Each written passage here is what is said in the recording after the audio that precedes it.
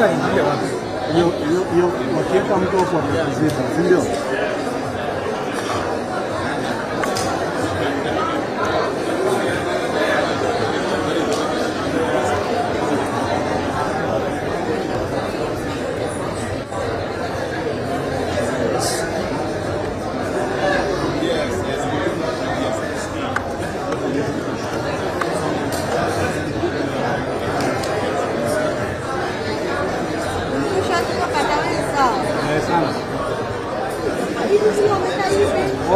Wote kama niko hapa saa 1:30.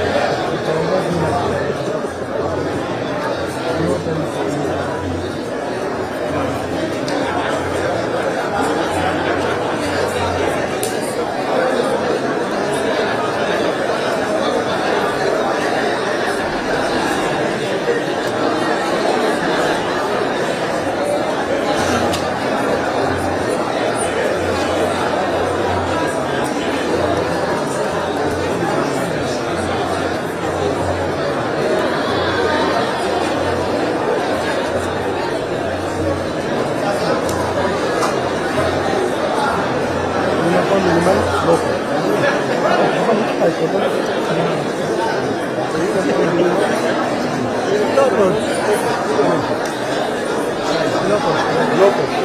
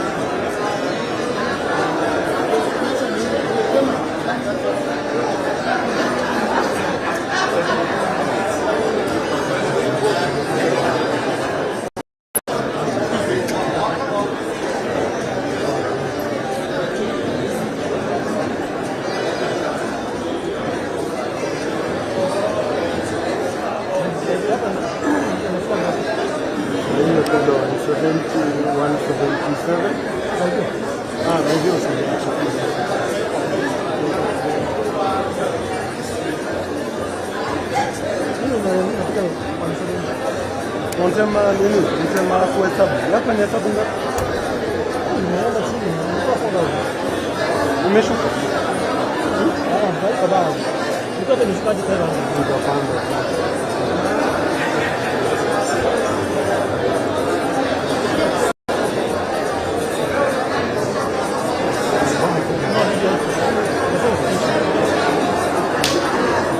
Basi neta hapa sipo hapo.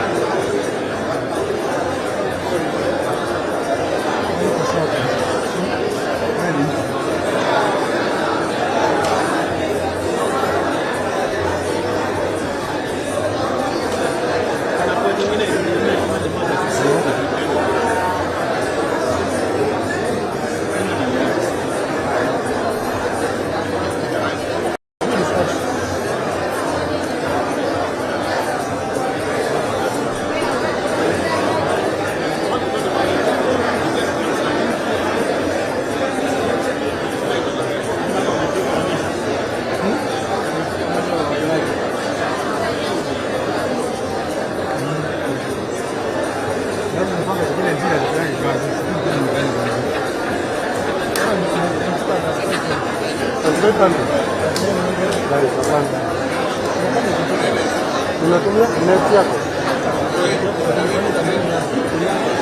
Nauliza kampuni hotspot ama naipata juu yangu asubuhi nimefanya ni kwa nzuri, nilipiga link asubuhi.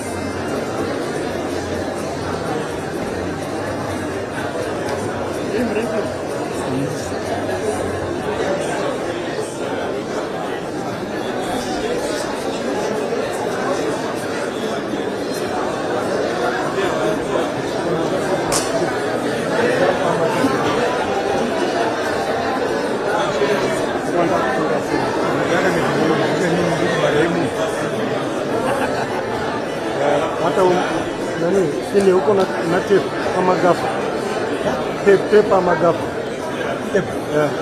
uko na isabi Iko huko nitasema. wewe uko na mmoja ndakuja kuroga hata Kama niko naye, niko naye. Yaani wako ofisi. nakuja kuroga kama ni kutoa kafara.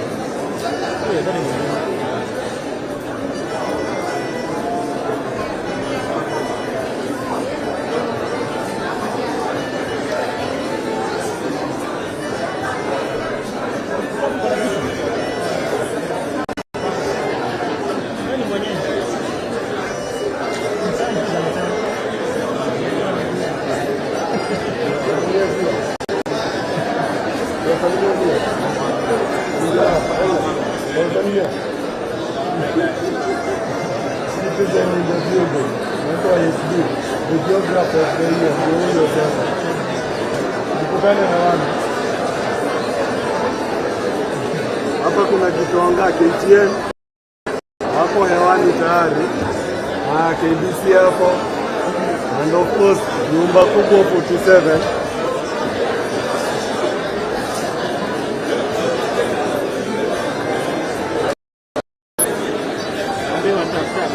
Bibi mama wako anasema utume pesa ya chakula.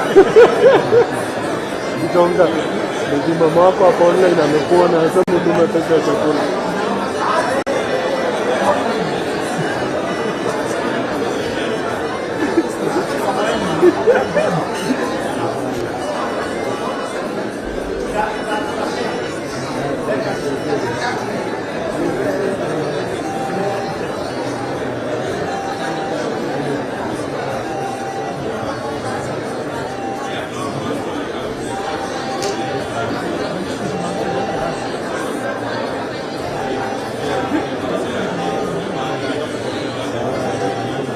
Wameshakuchukua?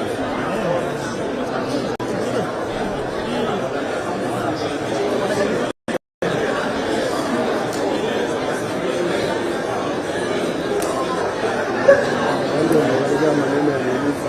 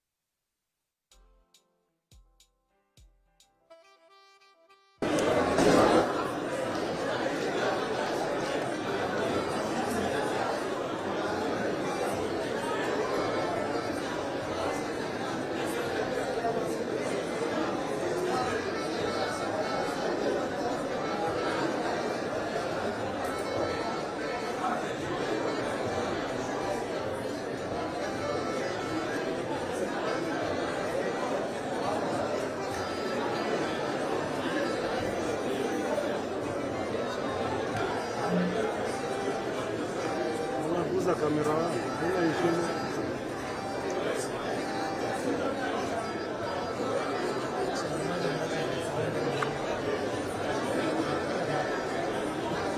Mwekea na sio nulize kama watacheza boom.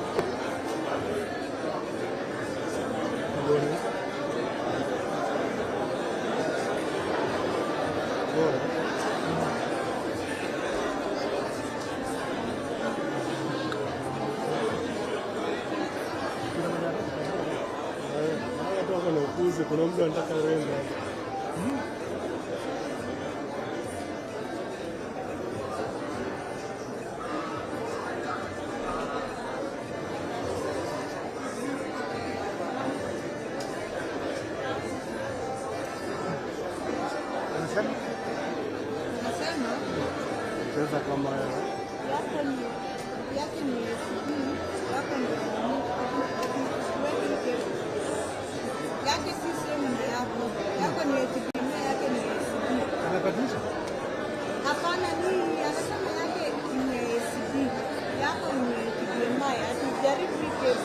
Jaribu kitu kingine.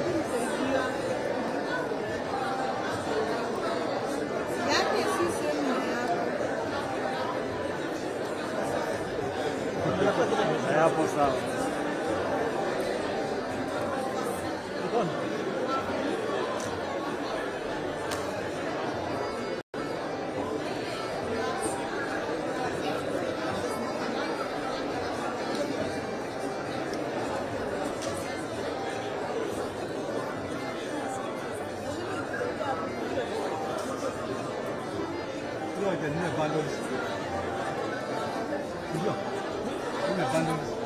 Bundles zinasalimia kule maizi.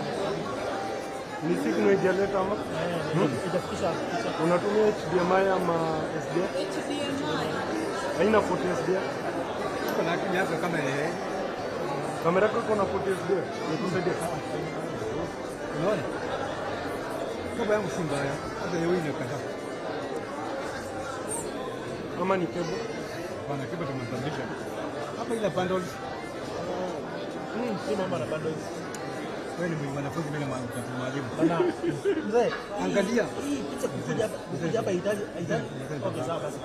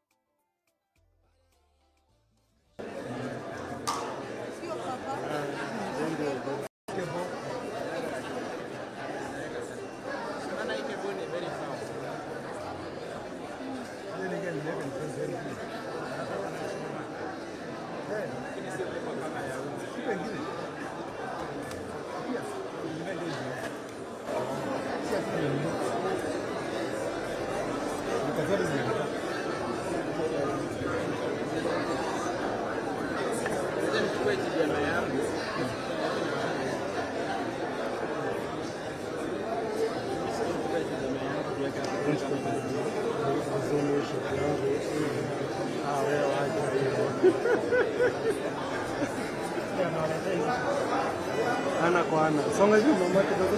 Pole kidogo. Sawa.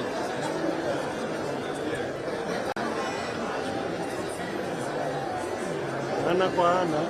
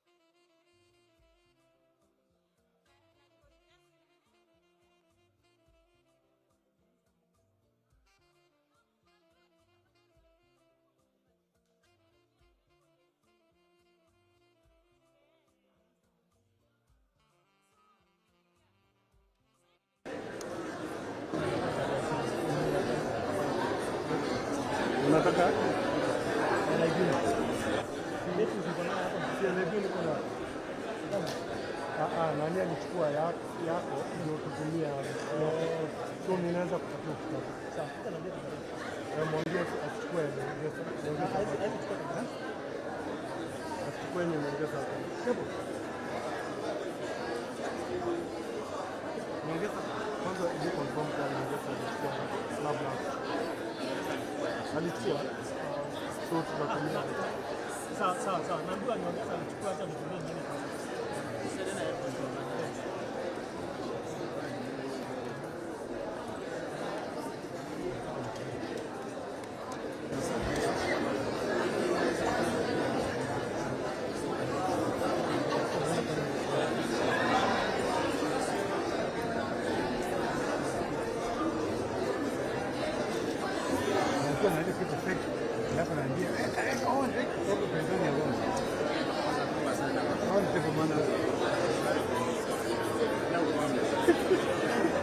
Jamaa kijana ana nini?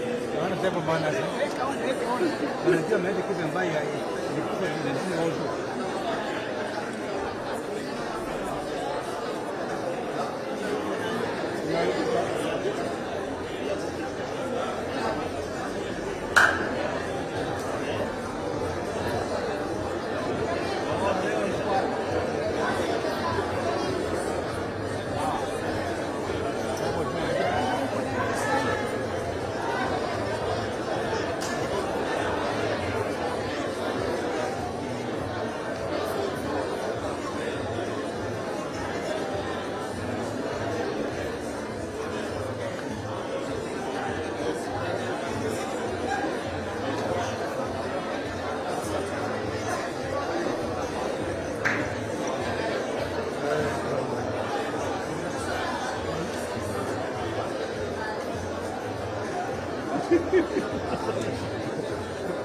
Mtu mmoja aseme silence in court.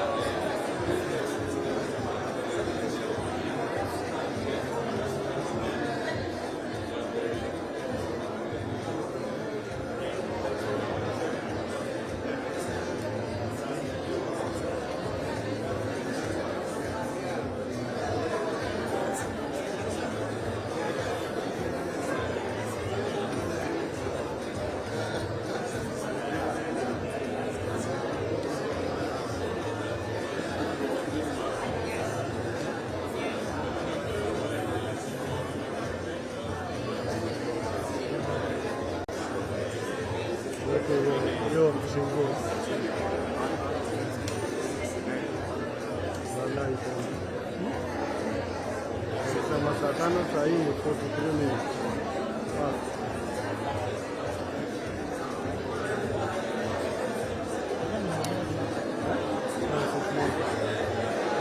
Kwa ndani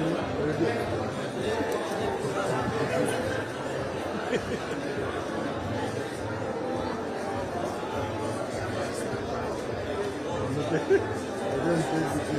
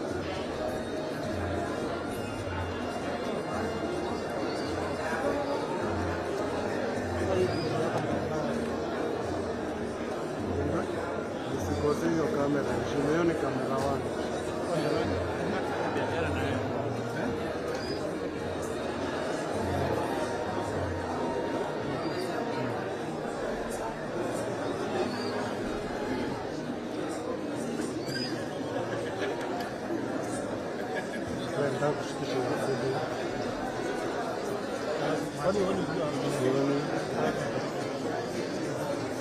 Wamekuhurumia tukakupea nafasi. Unaona kama umekuwa mkali.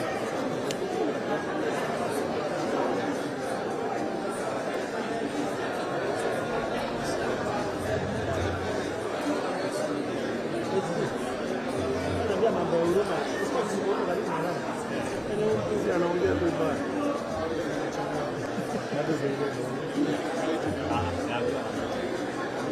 Mimi nimewazungumzia tu ikae hivi.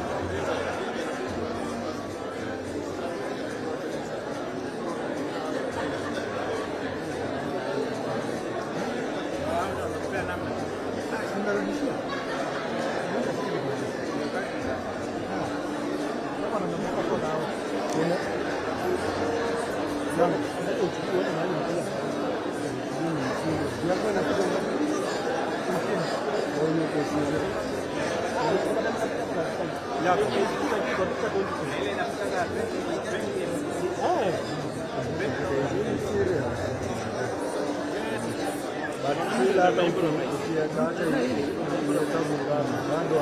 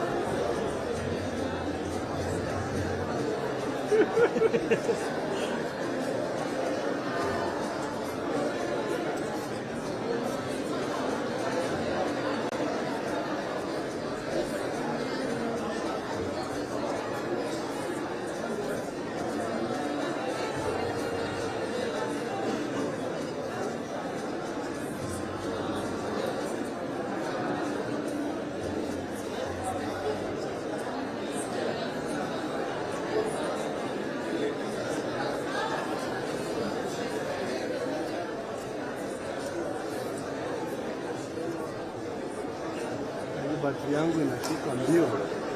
Acha niweke hii ndogo, niweke kubwa kwa moto. Acha weke mekeni.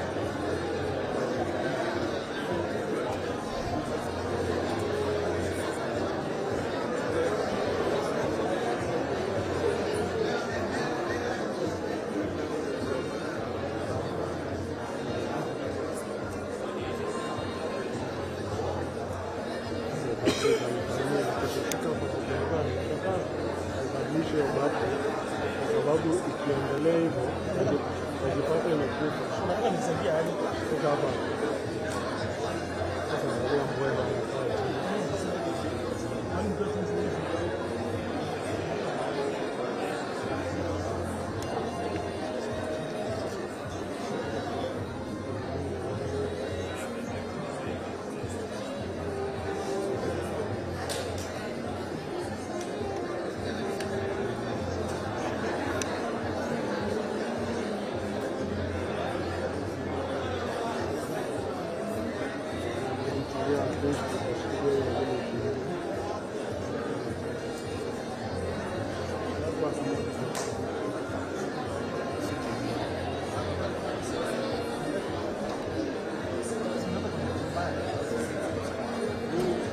State of the art.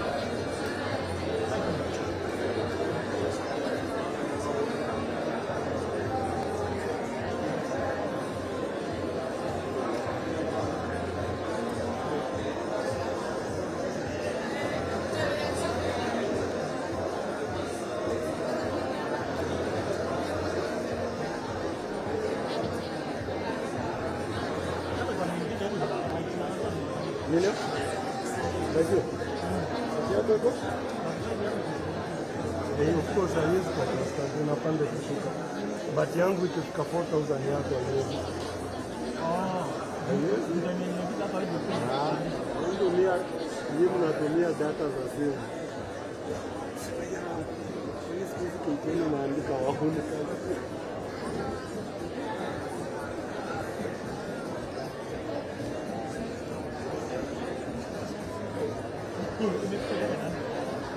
Yana nini?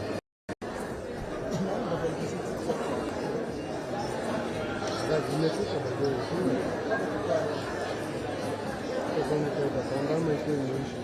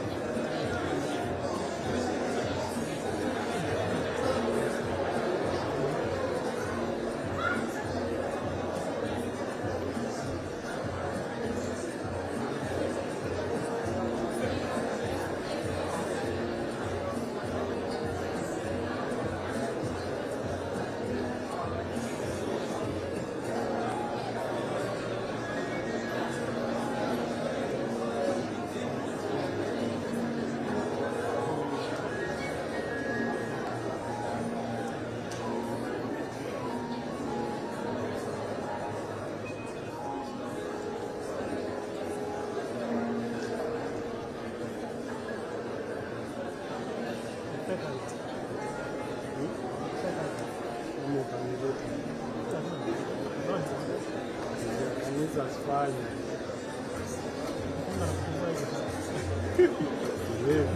Nitakwenda kupiga simu za kialafu, ndio.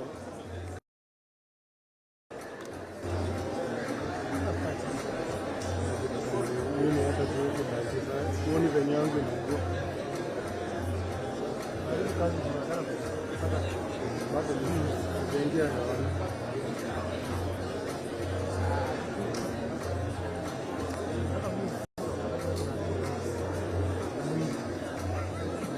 Ongea mbali, niweke internal bila niongee. Iko internal ya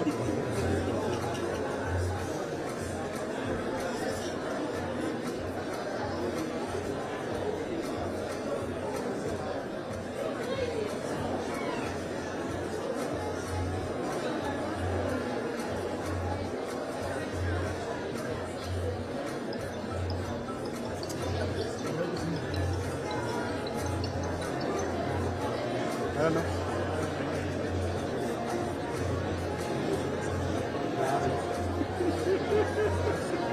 Nilikuwa ndani niko line kwa music. Asante, sikwajua niko line.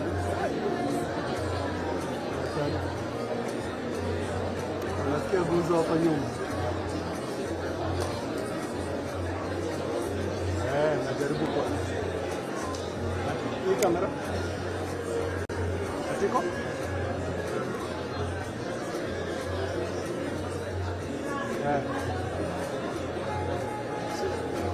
So nafikiria nikuwekee music.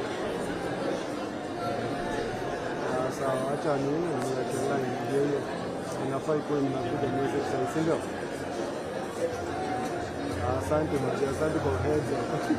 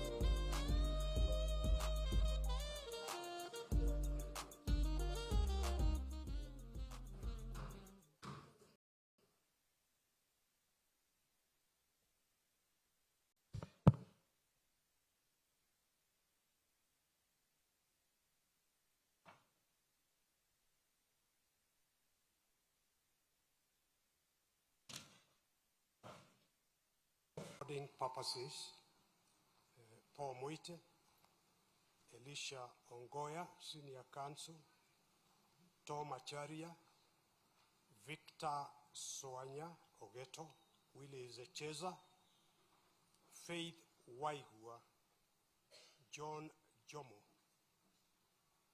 and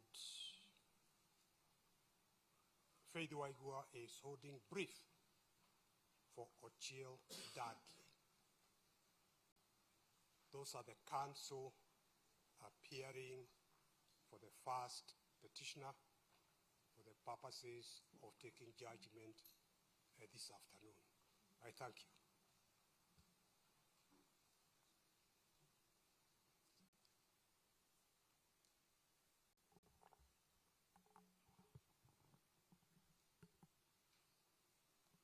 May it please the court. I'm Tess Wanjiru Kimoto Makazi from Tess Kimoto and Company Advocates, Kerugoya, Kirinyaga County, and I'm for the second petitioner.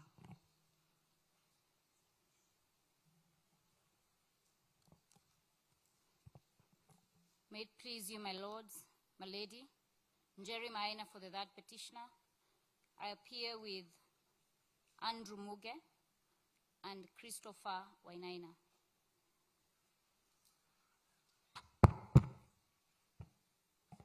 Your Lordship, Your Ladyship, my name is Ogada. I appear alongside my brother, Mr. Sakimpa.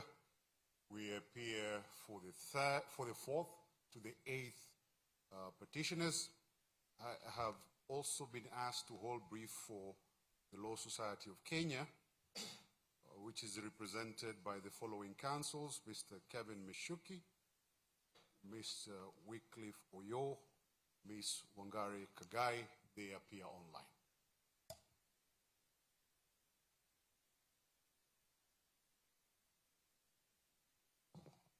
My Lord, the presiding judge, my Lord and my lady, if it pleases you, my name is Wamboi, Shadrach Wamboi. I appear for the 9th petitioner. I have the honor and privilege of holding brief for my senior, Mr. Dunstan Omari, Mr. Samson Nyaberi,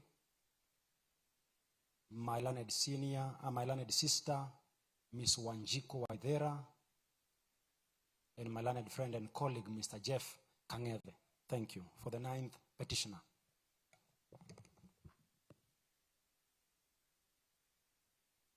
And Your Lordship, the presiding judge, and Your Lordship, and Your Lordship, Justice Mrima. My name is Kirago Wadhuta. Together with my learned senior, Mr. Kibe Mungai, and Mr. Peter Koira, for the 10th to 41st petitioners.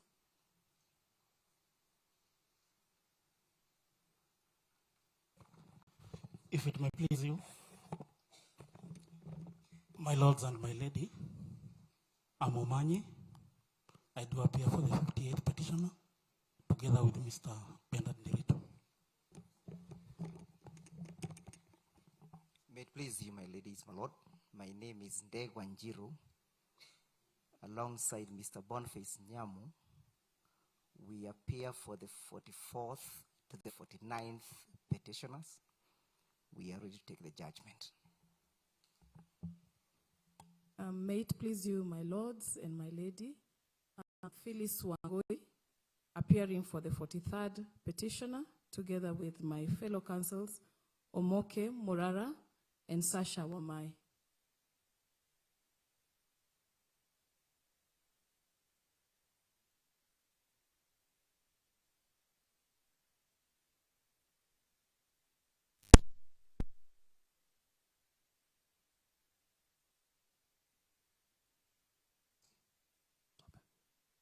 May it please Your Lordship and Your Ladyship.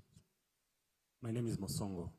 I appear for the 7th interested party, Kitocha Shiria, alongside Margaret Awor.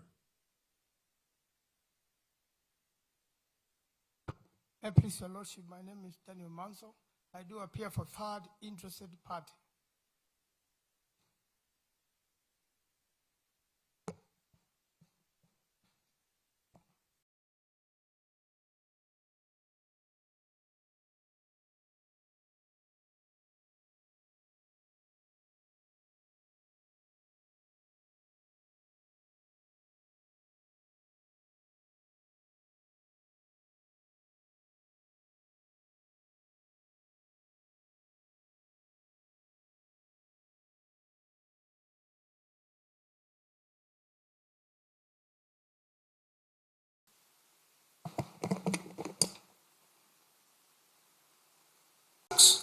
Bayer,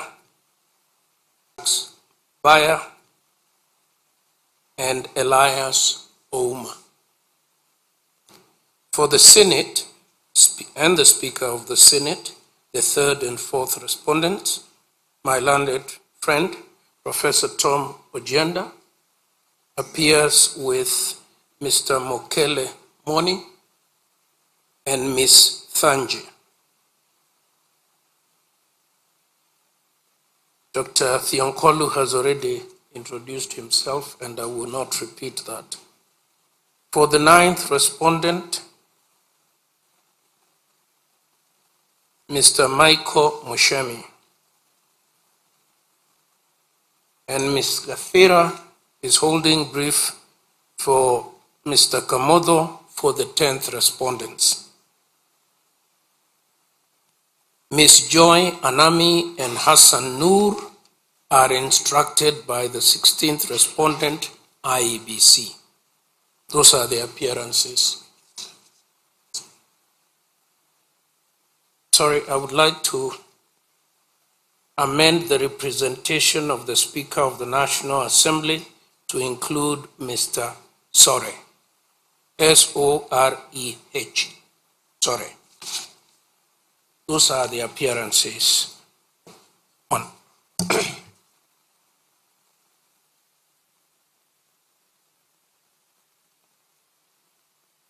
Judgment.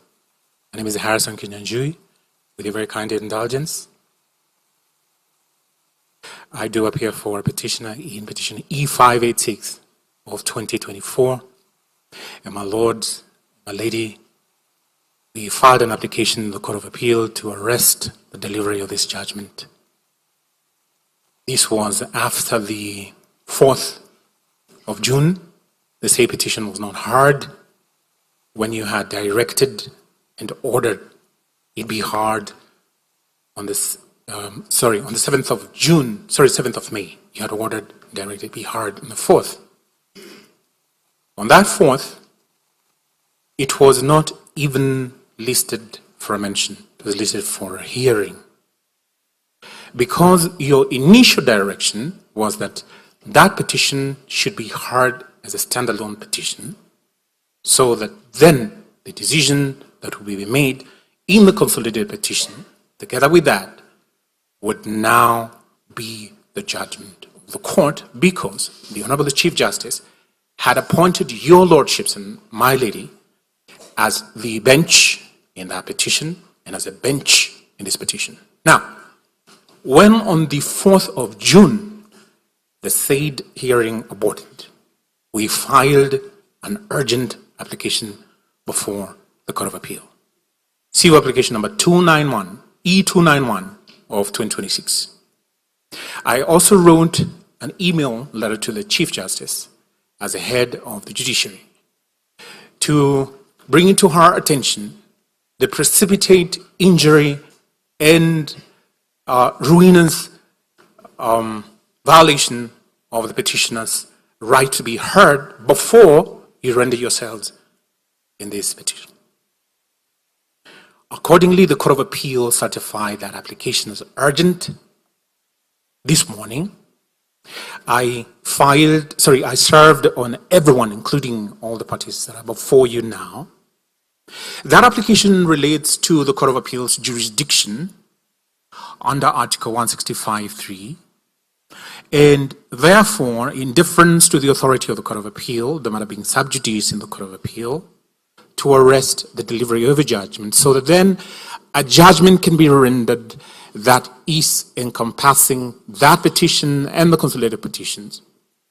I had, in deference to Section 20, subsection 1H of the High Court Administration and Organization Act, informed the Deputy Registrar of this court that that application pertains to the arrest of the delivery of your judgment.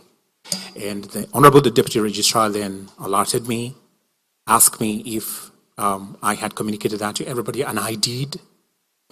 And therefore, in deference to the equivalent of the least pendants rule, that application being alive before the Court of Appeal, that this Honorable Court then defers the delivery of the judgment.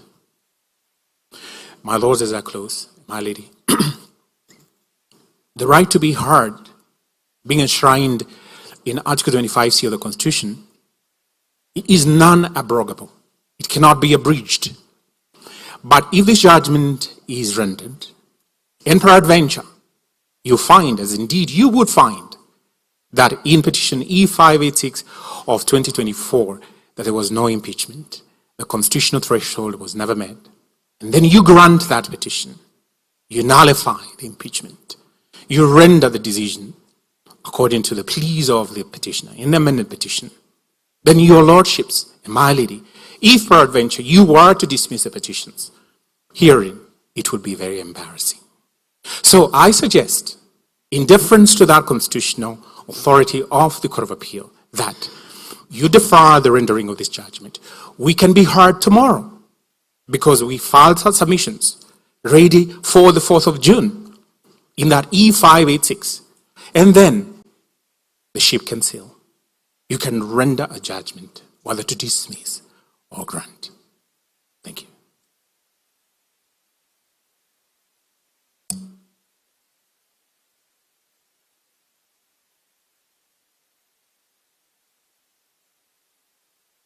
Do you have an order from the Court of Appeal on this issue?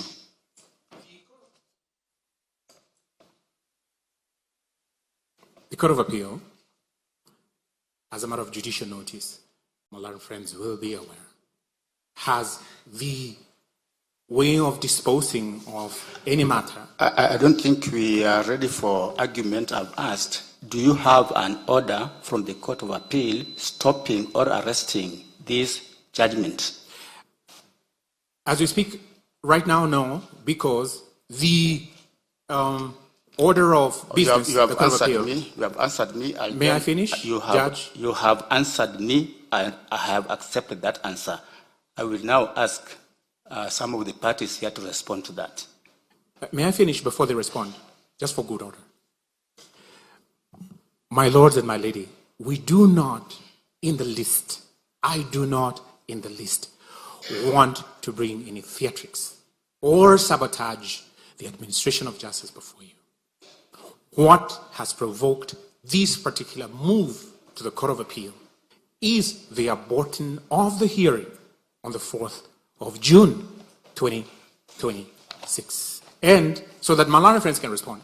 On the 7th of May, before you, learned Senior Counsel Professor Agitho Mugai gave me the podium so that then you could address everybody in E586. On that day, you gave, in the presence of everybody here, the 4th of June as a hearing date. So that as they address that, it is common ground that that petition was to be heard before the date to render the judgment was given. Thank you, Your Lordships. And thank you for giving me this opportunity. The subject matter raised by Mr. Kinyanjui relates to a file which is not before us here. And we have not taken any record in this particular file. But for the purpose of transparency, I will... At the Court of Appeal, and therefore it will be very curious for us to have our legitimate expectations to get a judgment today interfere with a matter in which we are not participating. In the absence of a formal directive from a court higher than this, the Court of Appeal stopping this judgment, we ask you to deliver our judgment as scheduled today. That's all. Thank you. Of the 44th petitioners, my lord, I associate myself with the submissions made by senior counsel. The fact that that file is not before you, my lord, cannot form the basis upon which this judgment can be deferred. And most important, my lord, counsel having not given sufficient reasons, my lord, for adjournment, my lord, or arresting the judgment, my lord, I think the legitimate expectations of the 4th to the 49th petitioners, my lord, is that you render yourself as you set your mind and yourselves to do this afternoon, my lord. We are opposed to that application. Thank you. In the interest of time, I will speak for all my colleagues, for the respondents, and we associate ourselves with the submission of learned senior counsel, Mr. Ngoya. Yes. Thank you. My lord, on behalf of the third interested party, we associate ourselves with the submissions of the lawyers for the petitioner, first petitioner, and wish that, my Lord, you could deliver judgment as it has been agreed before. I thank you, my Lord. Thank you.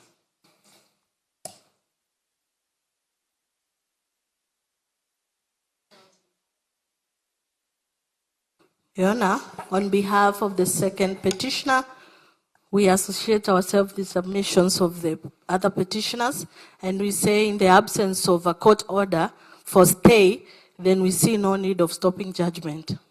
That's all.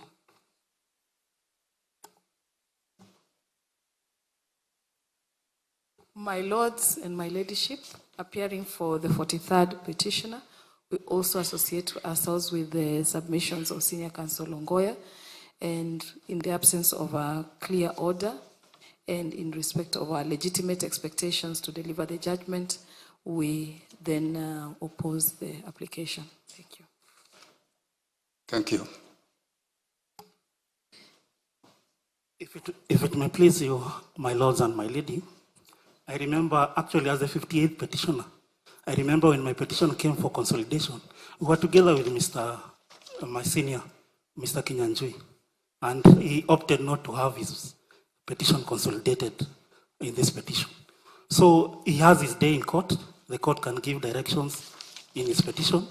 And there are also other petitioners who are not also consolidated in this matter. So for this, I will fully associate with the submissions that have been given by Mr. Ongoya that we proceed. Of May 2025, deconsolidated these E586 of 2024 from the consolidated petitions. That is a decision of the court, not my decision. Shouldn't the petitioner have abided by that decision? Yes, he did, and yes, he has. The 7th of May, everybody here was present when that decision was made to hear that petition. I'm answering, my lord, I'm answering because they say that this is something that I've just come up with to scuttle the hearing. It's my rejoinder, with tremendous respect, my lord. And I'm not going to take too long. I'm alive to the fact that this court is on a constitutional duty. My lord, the date for hearing was fixed in the presence of my lawyer friends. I served that application from the Court of Appeal in deference to the Court of Appeal's directions. And we cannot sit here and pretend as legal practitioners we do not know the practice of the Court of Appeal. The Court of Appeal is seized of these proceedings.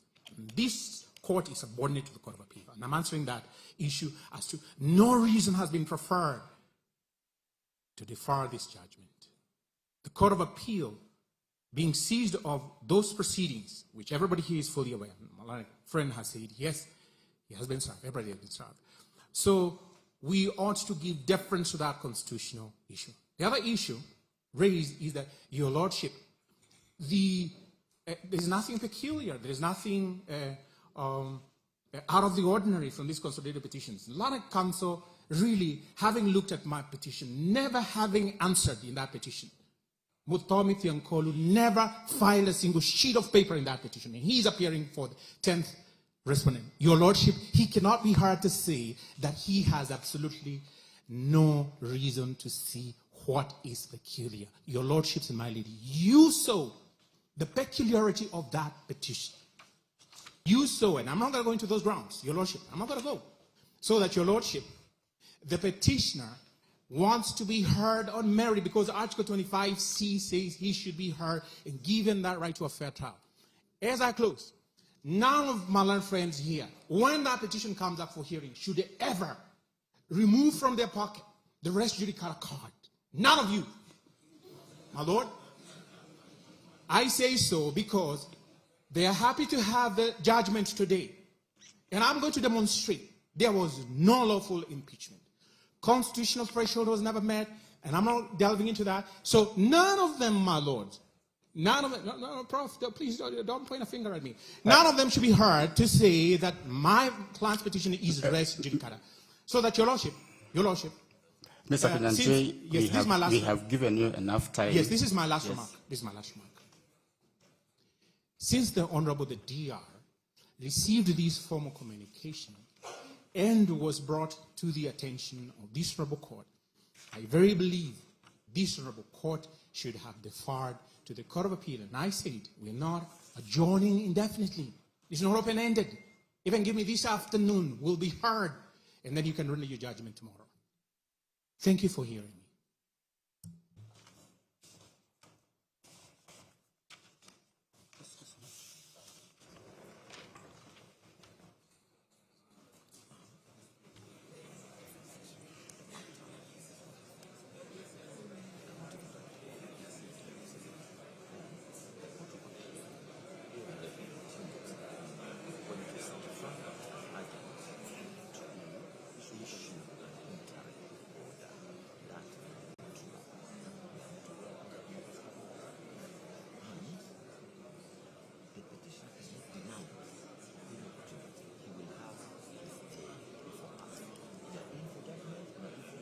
Mr. Kinyanjui, this is the brief ruling on that matter.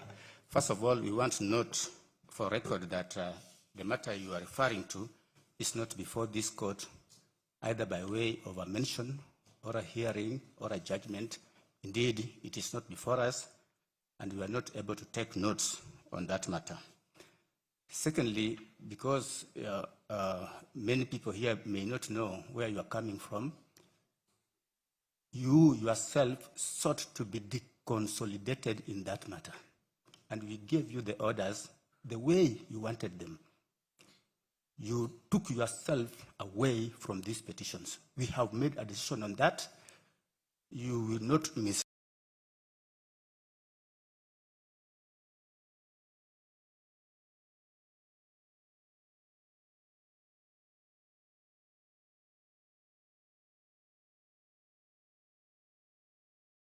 Cited that matter. If they wanted to stop us, we would drop our pens. Give us a court order from the Court of Appeal, then we'll drop our pen. We don't have anything like that. Lastly, we gave directions the last time we were having this matter. We said that your matter will be mentioned after today's ruling. And for record, and this is the last comment we're making on this issue, your matter is coming for a mention on 18th of June, 2026.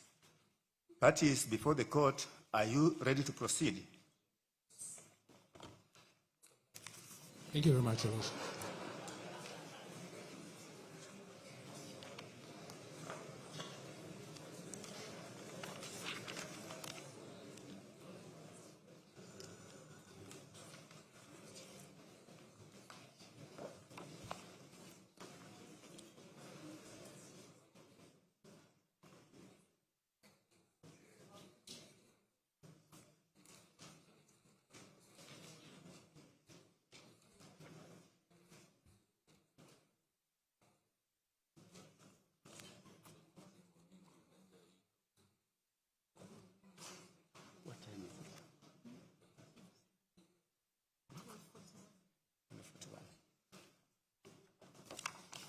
I take it that parties are now ready to take judgment in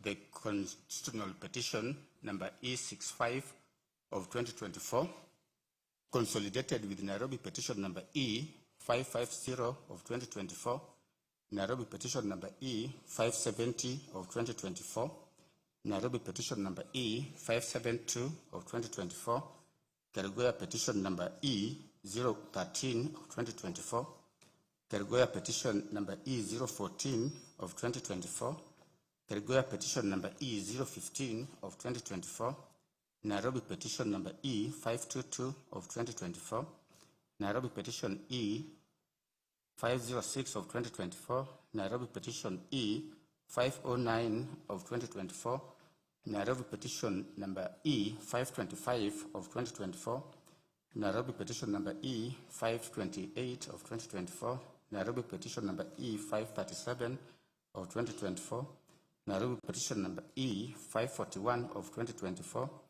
E567 of 2024, E576 of 2024, E586 of 2024, and E598 of 2024 between Honorable His Excellency Rigathi Gachagua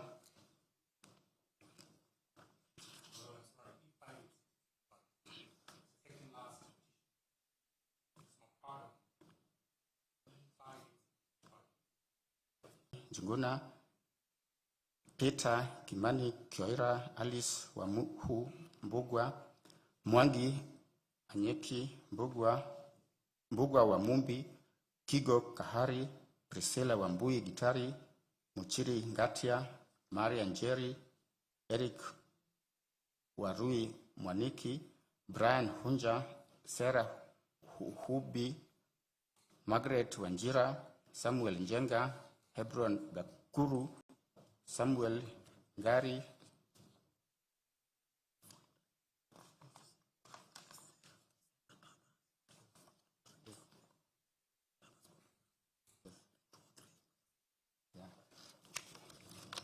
I accept, Council, that the parties are known. We can move ahead, and others versus the respondents.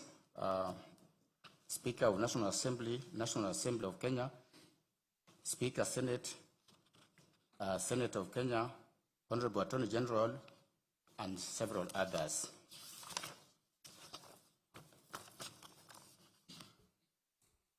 This is the judgment. For the sake of clarity, I believe the lead file in terms of the directions that this Honorable Court gave is E565. Yes. That is not quite what I heard. Yeah, that is the lead file. That is the position. Yes. Thank you. This is the judgment. We have a 350 page judgment, and we'll try as much as possible to read it. Introduction and background. In the general election of 9th of August 2022, the first petitioner, hereinafter referred to as His Excellency Gachagua, was elected as the Deputy President of the Republic of Kenya alongside His Excellency William Ruto, whom we refer to as President. Their election was upheld by the Supreme Court, paving the way for their swearing in on 13th of September 2022, beginning what was expected to be a full constitutional term under Article 145, Sub-Article 1, and Article 148, Sub-Article 6. That expectation, however, was cut short following the successful impeachment proceedings against His Excellency Gachagua.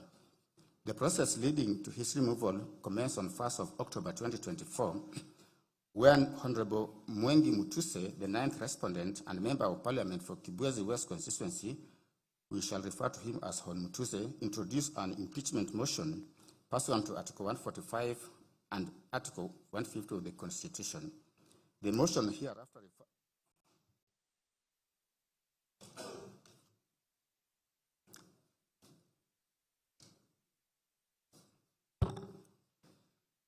The motion, referred to as impeachment motion, cited multiple grounds, including allegations of gross violation of the Constitution, incitement, and undermining government policy. The 11 grounds were as follows. Ground 1, gross violation of Article 10, Sub-Article 2A, B, and C, Article 27, Sub-Article 4, Article 73, Sub-Article 1A, and 2B, Article 75, Sub-Article 1C, and Article 129, Sub-Article 2 of the Constitution, and Article 147, Sub-Article 1, as read with Article 131, Sub-Article 2, C, and D of the Constitution. Ground 2, gross violation of Article 147, Sub-Article 1, and 152, Sub-Article 1 of the Constitution by undermining the President and the Cabinet and effective discharge of the national government's executive mandate.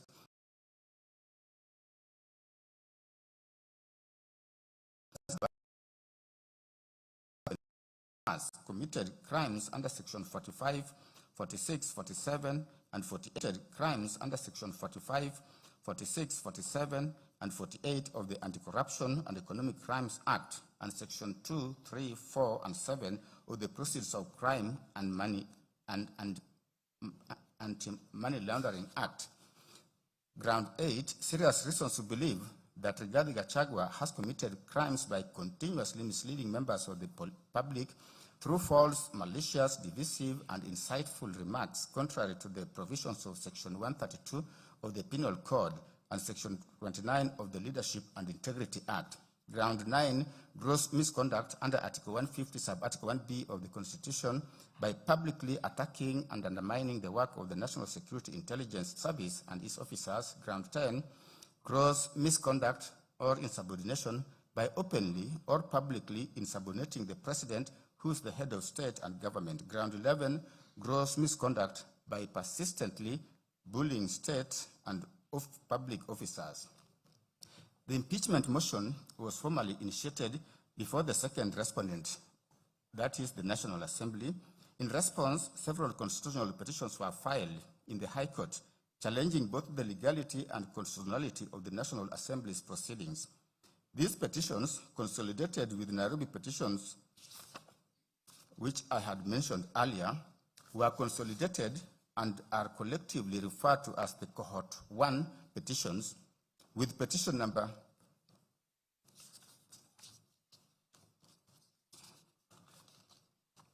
E522 of 2024 designated as the lead file. 56, that was Cohort 1 petitions. Cohort 2 petitions, where these petitions belong, the lead file is 565 of 2024. On 8th of October 2024, the National Assembly passed the impeachment motion. Subsequently, the resolution was transmitted to the Senate.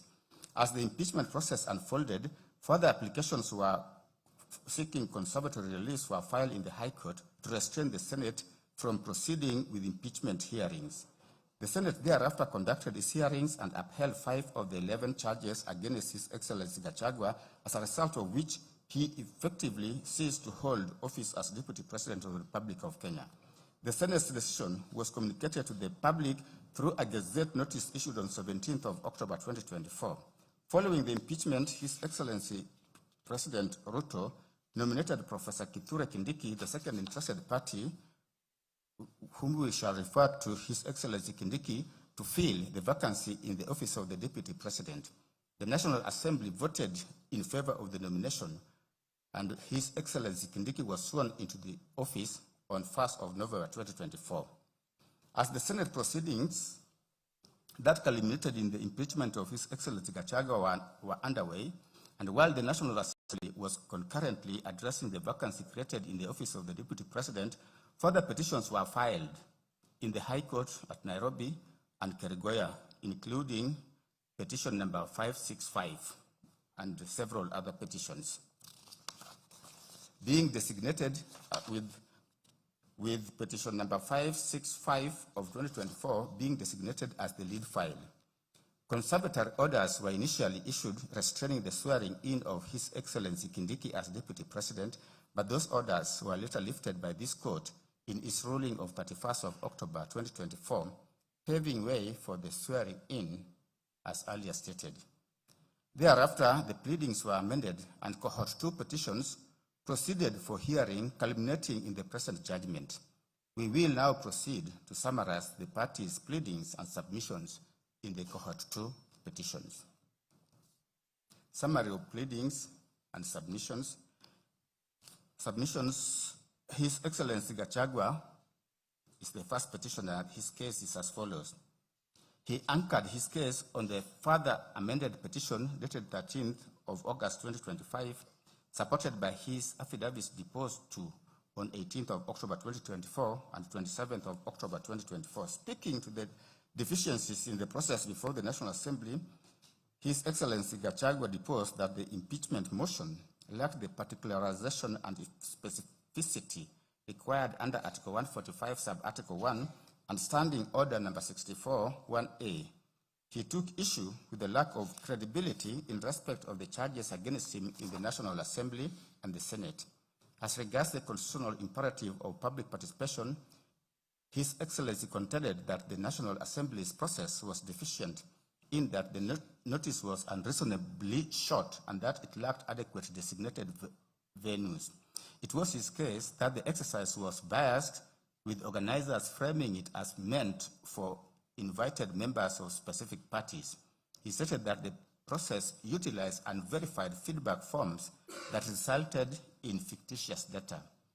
In alleging bias exhibited by the Speaker and Deputy Speaker of the National Assembly, His Excellency deposed that they made partisan statements and also failed to recuse themselves despite having conflict of interest as they were signatories to the coalition agreement that formed a substantial part of the evidence. It was his case that the Senate violated Articles 145, Sub-Article 3 to Sub-Article 6 by skipping the appointment of a special committee to investigate the charges against him, thereby denying him a crucial layer of fair hearing. He stated that Senate imposed an unconstitutional 10-day deadline on the plenary proceedings and unlawfully permitted the National Assembly to introduce new evidence by ambush. He was emphatic that the Senate violated his right to a fair hearing and dignity guaranteed under Article 50 and Article 28, respectively, when he was denied an adjournment. In further support of this position, Dr. Daniel Kibuka Gikonyo, a consultant cardiologist and founder of the Karen Hospital, saw an affidavit on 28th of April 2026 to confirm the medical status of His Excellency Gachagua on the day he was scheduled to defend himself before the Senate. Speaking to the key medical events, it was his evidence that on 17th of October 2024, at approximately 3 p.m., His Excellency Gachagua arrived at Karen Hospital with severe chest pain. He deposed that given his age and underlying risk factors including hypertension, his history of diabetes, stress, he conducted ECGs and blood tests and recommended a 48 to 72-hour admission to enable close monitoring, further evaluation, and appropriate medical management. It was his evidence that he supervised His Excellency Gachagua's care until discharge on 20th of October 2024. Far from the impeachment process, His Excellency Gachagua impugned the subsequent nomination and approval of His Excellency Kindiki. He asserted that the process was rushed and there was no public participation despite the dictates of Articles 10 and 118 of the Constitution. It was his case that the clearance from the Independent Electoral Boundaries Commission, or IEBC, was null and void since the commission lacked commissioners, and as such, the Secretariat was legally incompetent to clear the nominee. Further to the foregoing, it was His Excellency Gachagua's position that His Excellency Kindiki was disqualified under Chapter 6 due to gross human rights violation, including abductions, extrajudicial killings during the Finance Bill protest when he served as Interior Cabinet Secretary. Finally, His Excellency Gachagua averred that His Excellency Kindiki was not a member of the UDA party for the requisite 3 months preceding his nomination, and it was his case that the National Assembly unconstitutionally metamorphosed the process into an election rather than an approval under Article 149, Sub-Article 1. For this, all the 290 morality, not merely technical compliance. In analyzing the text of Article 145 and Article 150,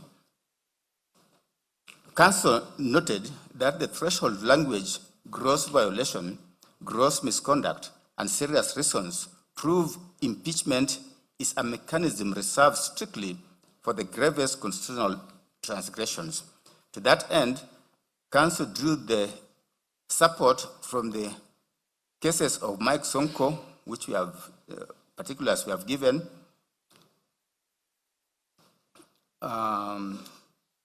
Muya and versus Tribunal appointed to investigate the conduct of Justice Martin Muya. We have given citation.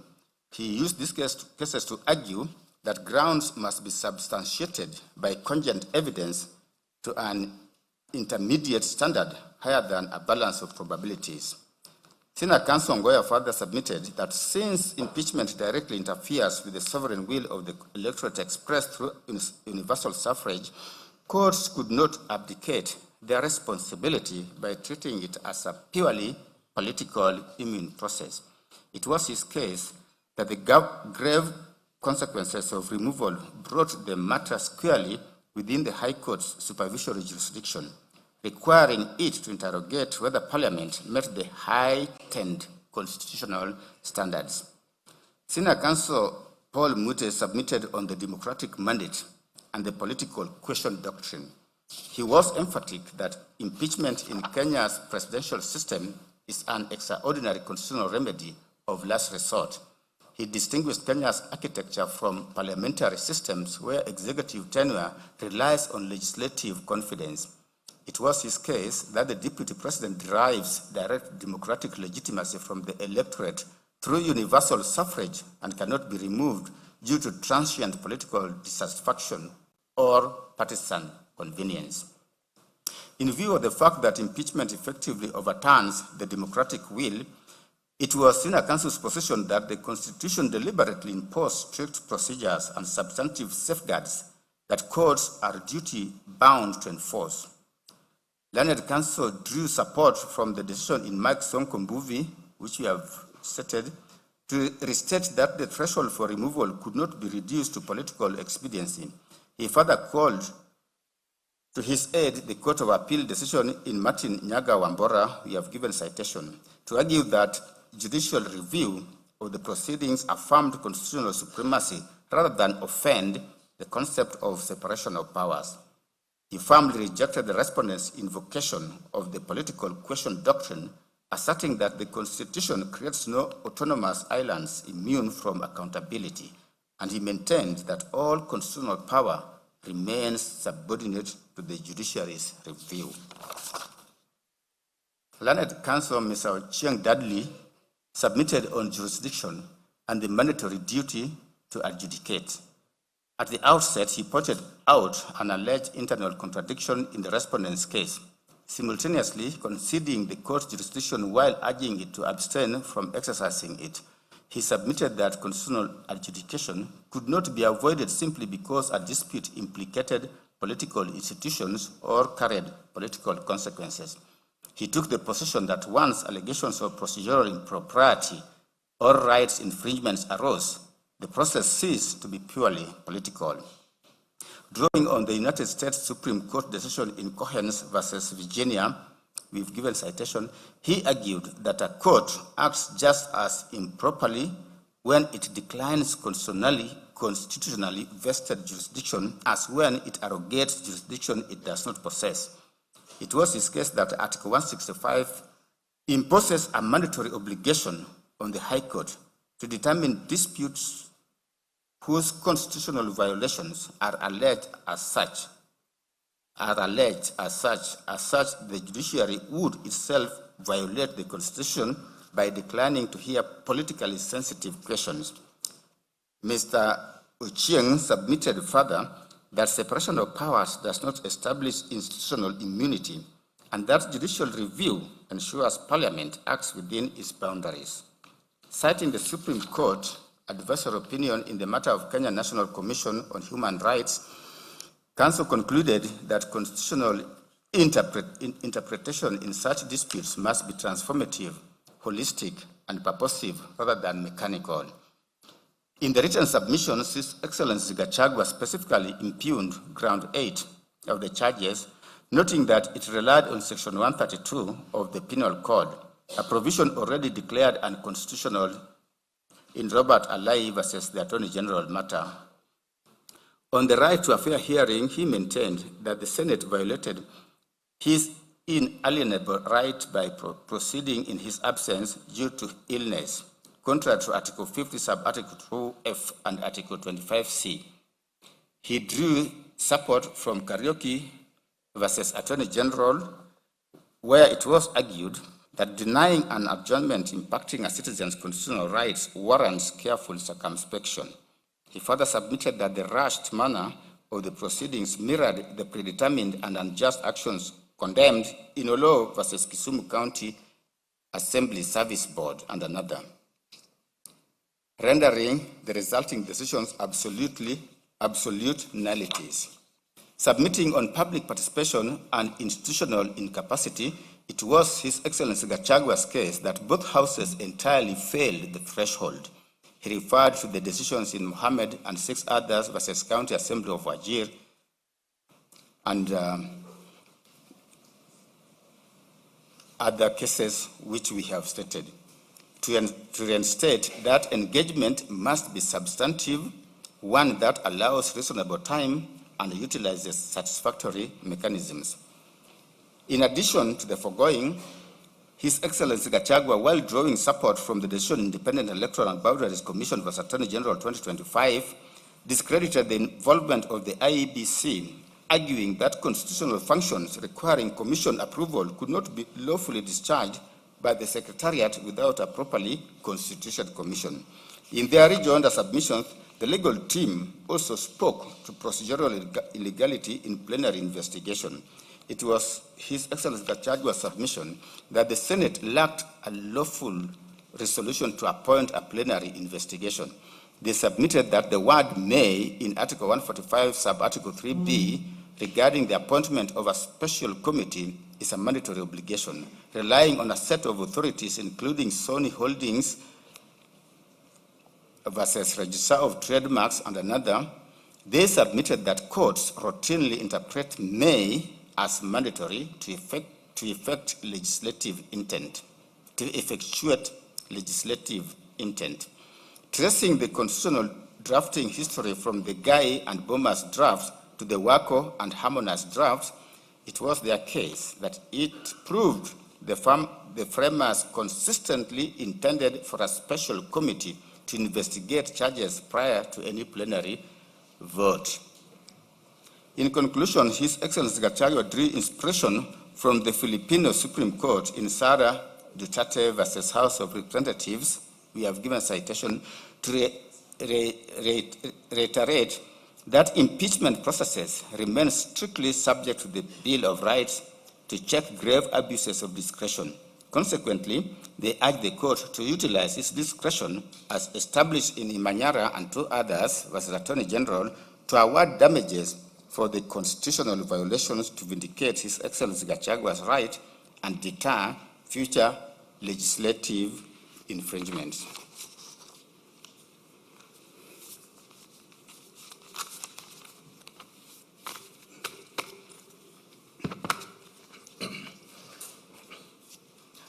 I will proceed from the second petitioner's case, that is Thomas Kimoto Maingi. Thomas Kimoto Maingi, the second petitioner in the consolidated petitions, filed a petition dated 25th September 2024 before the High Court at Kirugoya.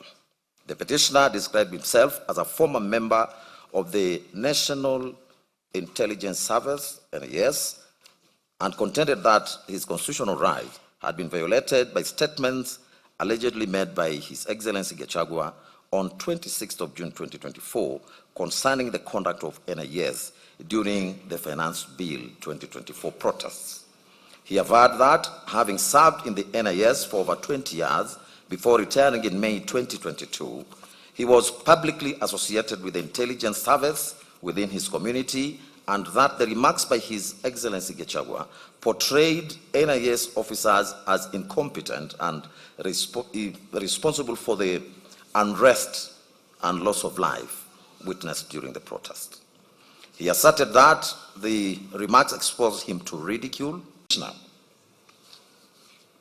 Alleged violations of Articles 10, 27, 28, 29, and 47 of the Constitution, claiming that the impugned statements amounted to discrimination, infringement of human dignity, psychological torture, and unfair administrative conduct. Consequently, the petitioner sought the following reliefs: that there be a declaration that the constitutional rights of the applicant as provided for under Articles 10, 27, 28, 29, and 47 of the Constitution have been violated by the respondents. B, that the first respondent be ordered to issue an apology to the NIS members and staff for the utterances and or speech made on the 26th of June 2024. C, cost of the petition, and D, any other relief the court may deem. The second petitioner did not, however, file any written submissions. The third petitioner's case. Honorable Njeri Maina, the third petitioner in the consolidated petitions, filed the petition dated 2nd of October 2024, That was later amended on the 9th of October 2024 before the High Court at Kerugoya. She is the current woman representative in the National Assembly for Kirinyaga County. She stated that she brought the petition on her own behalf and on behalf of the residents of Kirinyaga County, and in public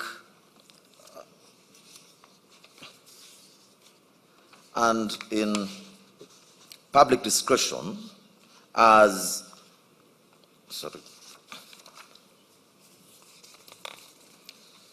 and in public interest, her petition also principally challenged the constitutionality, legality, and procedural propriety of the impeachment proceedings commenced against His Excellency Gachagua. She contended that public participation process undertaken by the National Assembly in relation to the impeachment motion was ineffective, inadequate, and constitutional owing to the short notice periods and inaccessible venues. She took issue with the insufficient dissemination of information, defective response templates, lack of proper facilitation of members of the public, and the alleged failure by Parliament to comply with court orders directing constituency-level public participation. She further asserted that the impeachment process violated Articles 10, 47, 48, 145, and 150 of the Constitution, and challenged the constitutionality of Standing Order number 64-2 of the National Assembly Standing Orders on the basis that it imposed an unconstitutional 7-day timeline for disposal of impeachment proceedings, thereby undermining meaningful public participation. Honorable Maina also questioned the legality of the Senate's decision to conduct the impeachment proceedings in plenary instead of through a special committee under Article Gender Principle under Articles 27, 81B, 102, 161 highlighted in court. She identified the following issues for determination. 1, whether the public participation exercise conducted by the National Assembly on the 4th of October 2024 met the constitutional threshold under Article 118 of the Constitution. B, whether the yes-no templates deployed by the National Assembly violated constitutional requirements for meaningful public participation. 3, whether the Senate violated Article 118 by not conducting public participation at the Senate stage. 4, whether the Senate violated Article 145, 3B by failing to appoint a special committee of 11 members. 5, whether Standing Order 64-2 prescribing a 12-day impeachment timeline is constitutional. 6, whether the impeachment process violated Article 50 on fair hearing protections. And 7, whether the impeachment proceedings were conducted by impartial officers as required by Article 50, sub-Article 1 of the Constitution. Honorable Maina submitted that on the 3rd of October 2024, Honorable Justice Mongo, a judge of the High Court sitting at Kerugoya, ordered inter alia that public participation be undertaken at the constituency levels so as to accord the public an opportunity to engage and offer their representations. That these orders were duly served and were never appealed, stayed, varied or reviewed, and as such, they remain binding on the respondents absolutely. Speaking to the obligation to obey court orders, Honorable Maina submitted that such obedience is foundational to the rule of law as was held in Law Society of Kenya and 3 others versus Inspector General of Police and 4 others reported in 2024 KEHC KLR. She submitted that this obligation extended even to cases where the person affected by an order believes it to be irregular or void, as was held in Refrigeration and Kitchen Utensils Limited versus Gulab Chand, Popatlal Shah, and others, the civil application number Nairobi 1339 of 1990. She further submitted that proper compliance required reasonable notice and not the same day or the next day notice. Physical accessibility at constituency level with open, identifiable venues in each of the 290 constituencies, facilitation of engagement, including civic sensitization, information, language diversity, disability access, and hearings as the primary mode, including oral and interactive engagement. Learned Counsel further submitted that the orders were not obeyed and only 200,000 participants countrywide who made up to 0.4% of the Kenyan population turned up for the exercise. Council decried the one-day notice published on a Saturday, whose contents were vague as they referred to constituency offices without addresses and times. She also pointed out that no hearings were ever organized, no facilitation was provided, and that CDF offices were closed and the MPs absent. Honorable Maina submitted that she became aware of the purported exercise only past midday and that none of her counterparts within the Kirinyaga County were aware of the exercise. She further submitted that even the citizens who visited the constituency venues found them locked and no officials or staff were in sight. It was submitted that the National Assembly faced a binary choice of obeying the Constitution through the court order or preserve Standing Order 64-2, which provided for 7 days deadline. They chose the latter, which Honorable Maina describes as contempt, dressed as obedience.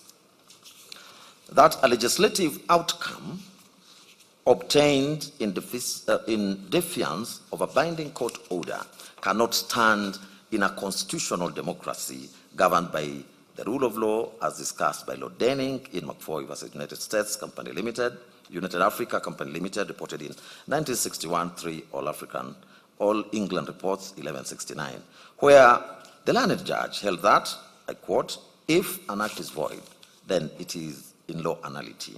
You cannot put something on it and expect it to stay there. It will collapse, end of quote. Honorable Maina also took issue with the yes and no template as constitutional fraud, as the National Assembly deployed a standardized template reducing 7 complex constitutional allegations into binary tick box questions. That citizens were asked whether they supported impeachment on each ground without being supplied with evidentiary material, explanatory memoranda, and His Excellency Gachagua's response, relying on the Supreme Court and British American Tobacco BAT versus Cabinet Secretary for Health 2019, which we'll hereinafter be referring to as the BAT case. She articulated attributes of meaningful participation to include clarity of the subject matter for the public to understand structures, processes that are clear and simple, opportunity for balanced influence from public, commitment to the process such that views can influence outcomes, and inclusive and effective representation. She also listed integrity and transparency of the process and capacity to engage on the part of public, including sensitization of the subject matter. Honorable Maina admitted that the digital-only, English-only mechanism systematically excluded rural residents, the elderly, persons with disabilities, the non-English speakers, and the non-English speakers. She stated that there were no physical venues for explaining the template or receiving oral views, that were only in 10, that there were only 10 pictures of people attached as evidence of attendance for the 5th October exercise, and that they were contained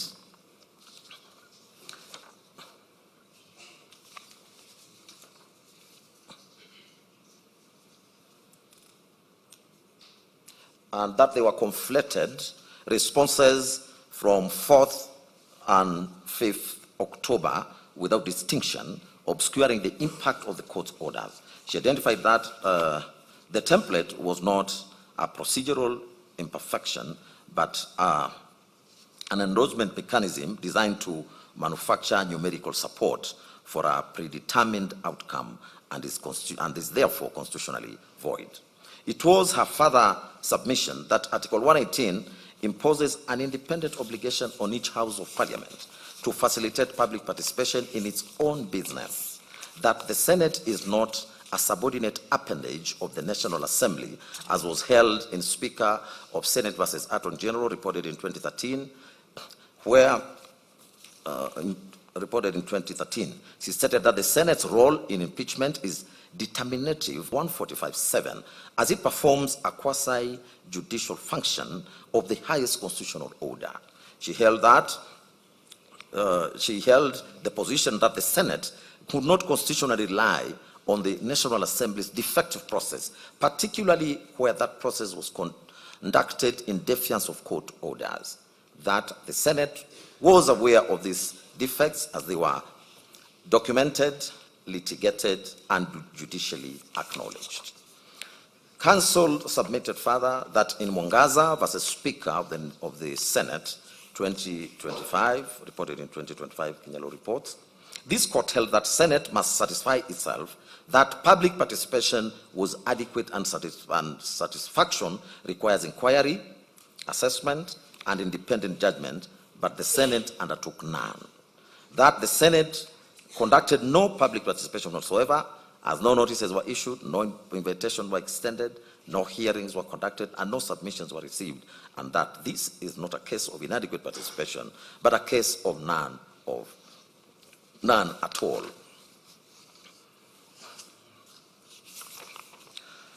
It was also her submission that Article 145, Subarticle 3B of the Constitution provides that the Senate may appoint a special committee comprising 11 members of its members to investigate the matter.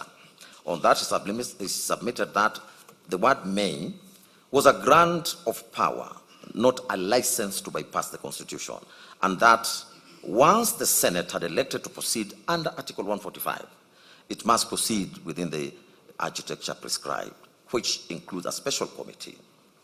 She further stated that under Article 145, Subarticle 6, it provides that the Senate jurisdiction to vote is triggered only if a special committee reports that allegations have been substantiated, and absent a committee report, the gateway to plenary determination was not opened.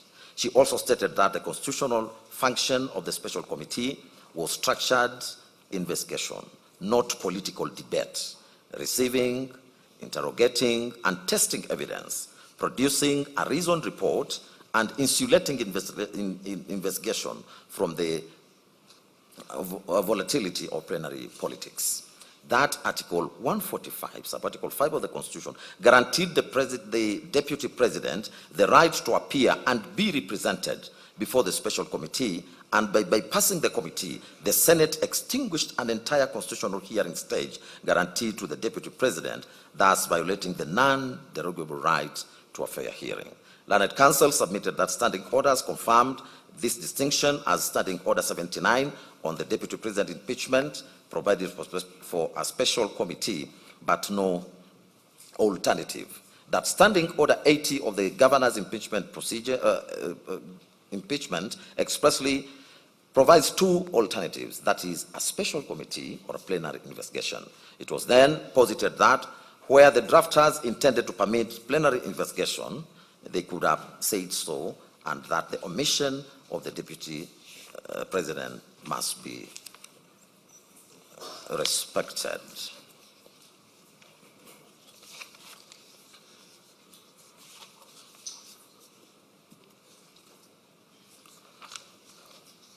Learned Counsel drew parallels to Section 33(3)(b) of the County Governments Act, which provides that the Senate may appoint a special committee in governor impeachments, and that the courts, including Wambora, have held that this confers discretion, and the Senate has lawfully proceeded in plenary.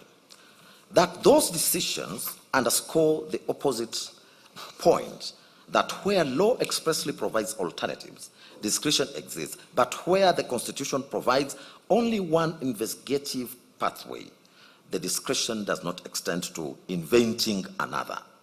She submitted that by proceeding to plenary determination without appointing a special committee, The Senate acted without jurisdiction, bypassed a constitutionally mandated investigative stage, and extinguished a guaranteed hearing right. She also submitted that Senate had collapsed constitutionally distinct phases into a single political exercise, and the impeachment proceedings were therefore unconstitutional, null, and void ab initio. It was a further submission that Standing Order 64-2 lay at the heart of the constitutional infirmity, as it imposed unreasonable timelines that rendered compliance with the Constitution impossible. Council invoked Article 2.4 of the Constitution, which provides that any law that is inconsistent with the Constitution is void to the extent of the inconsistency. She placed reliance on Orange Democratic Movement Party versus Speaker of the National Assembly, reported in 2024, where this court affirmed that standing orders cannot override the Constitution nor substitute the constitutional requirements of public participation as expounded by the courts. In that light, Parliament's invocation of good faith was faulted, it being argued that Standing Order 64-2 structurally precluded constitutional compliance. She submitted that where standing order made adherence to constitutional obligations impossible, such a standing order is itself unconstitutional. It was further submitted that Standing Order 64-2 embodied a deliberate parliamentary choice to prioritize political expediency over constitutional safeguards. By prescribing rigid timelines, it ensured that once an impeachment motion gained initial traction, the process would be driven to conclusion before public sentiment could evolve, before courts could intervene meaningfully, or before the affected office holder could mount an effective defense.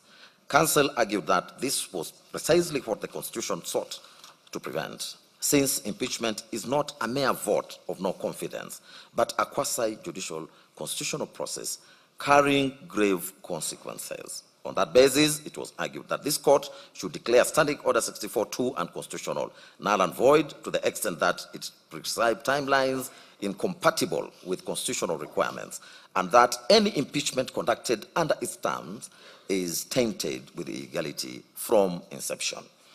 On the question of whether His Excellency Gachagua was accorded a fair hearing, Honorable Maina submitted that he was hospitalized with chest pains on the eve of the Senate proceedings. Despite medical evidence of incapacity, the Senate proceeded with a hearing and voted, thereby violating the most basic tenet of the fair hearing rule, audi alteram partem, meaning no person shall be condemned unheard.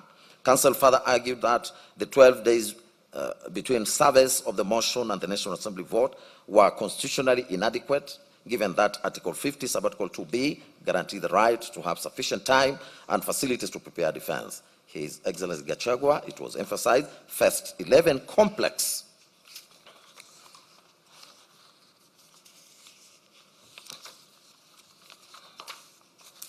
constitutional allegations, including gross violation of the Constitution, abuse of office, and corruption, for which 12 days was structurally insufficient. As the Supreme Court affirmed in Sonko case, which we referred above, impeachment proceedings attract the protections of Article 50, and where a fair hearing is denied, the process collapses. On the issue of bias and predetermination, learned counsel submitted that both Speakers of Parliament, as presiding officers over the impeachment motion, were constitutionally required to maintain impartiality, but acted contrary. It was argued that they assumed the role of initiators and proponents of the impeachment, thereby transforming into advocates for the motion rather than neutral arbiters. In particular, Speaker Moses Wetangula of the National Assembly was said to have participated in public statements endorsing the impeachment before presiding over the proceedings. Counsel emphasized that the test for bias is objective, where a reasonable, fair-minded observer would conclude that there exists a real possibility of bias, and submitted that the Speaker's public statements and advocacy for impeachment satisfied this threshold. Where the presiding officer is biased, she argued, the proceedings are fundamentally unfair, and the failure of the speakers to rescue themselves irredeemably tainted the process.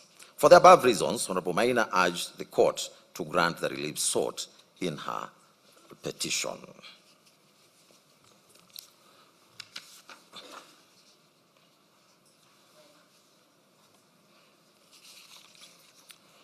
Next is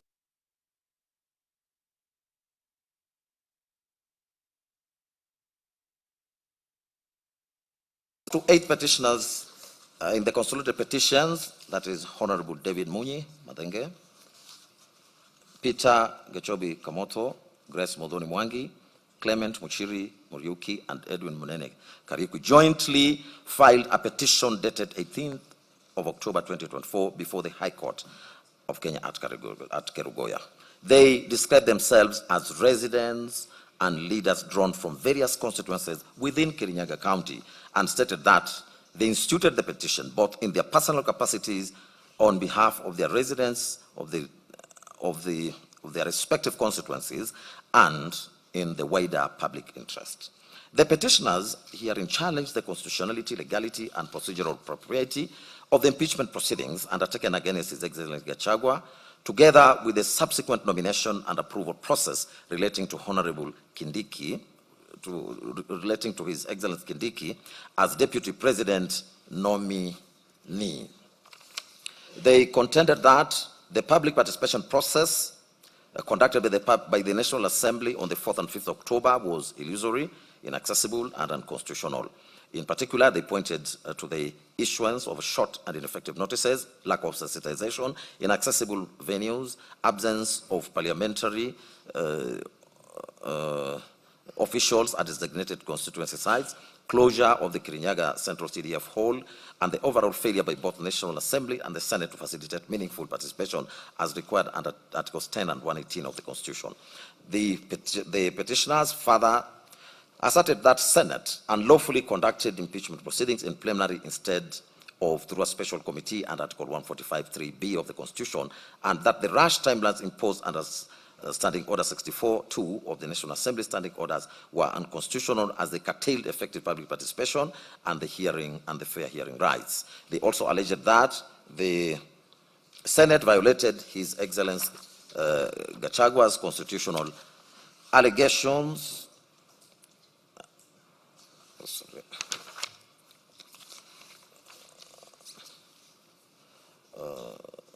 They also alleged that the Senate violated His Excellency Gachagua's non-derogable rights under Article 25(c) and 50 of the Constitution by refusing to adjourn proceedings on the 17th of October 2024, despite his hospitalization and medical emergency, thereby denying him an adequate opportunity to be heard. In addition, the petitioners challenged the legality of the nomination and approval process of His Excellency Kindiki as Deputy President nominee, contending that the process contravened Sections 3 and 6 of the Public Appointments Parliamentary Approval Act, Chapter 7 of the Laws of Kenya, for want of adequate notice and public participation. The petitioners then sought the following prayers. A declaration that the appointment of Professor Kithure Kindiki, the second interested party herein, as Deputy President of the Republic of Kenya is invalid, null and void.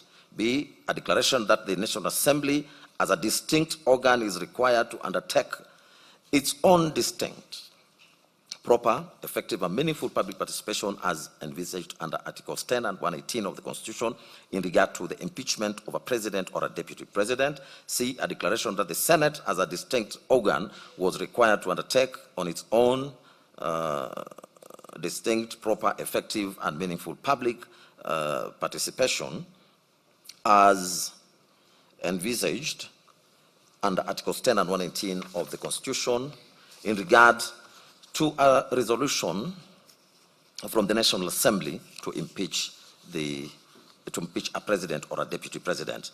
D, a declaration that the public participation as scheduled by the first and the second respondent on 4th of October regarding the special motion was not a proper and effective and meaningful public participation as envisaged in Articles 10 and 18 of the Constitution.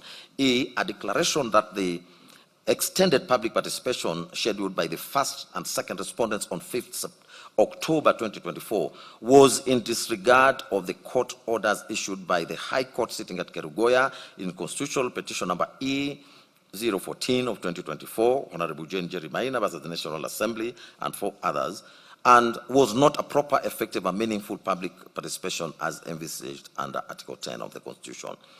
F, a declaration that the impeachment process as against the first interested party was undertaken by the first and second respondents in view of the impugned, improper, ineffective, and meaningful public participation held on the 4th and 5th October was unconstitutional and therefore void.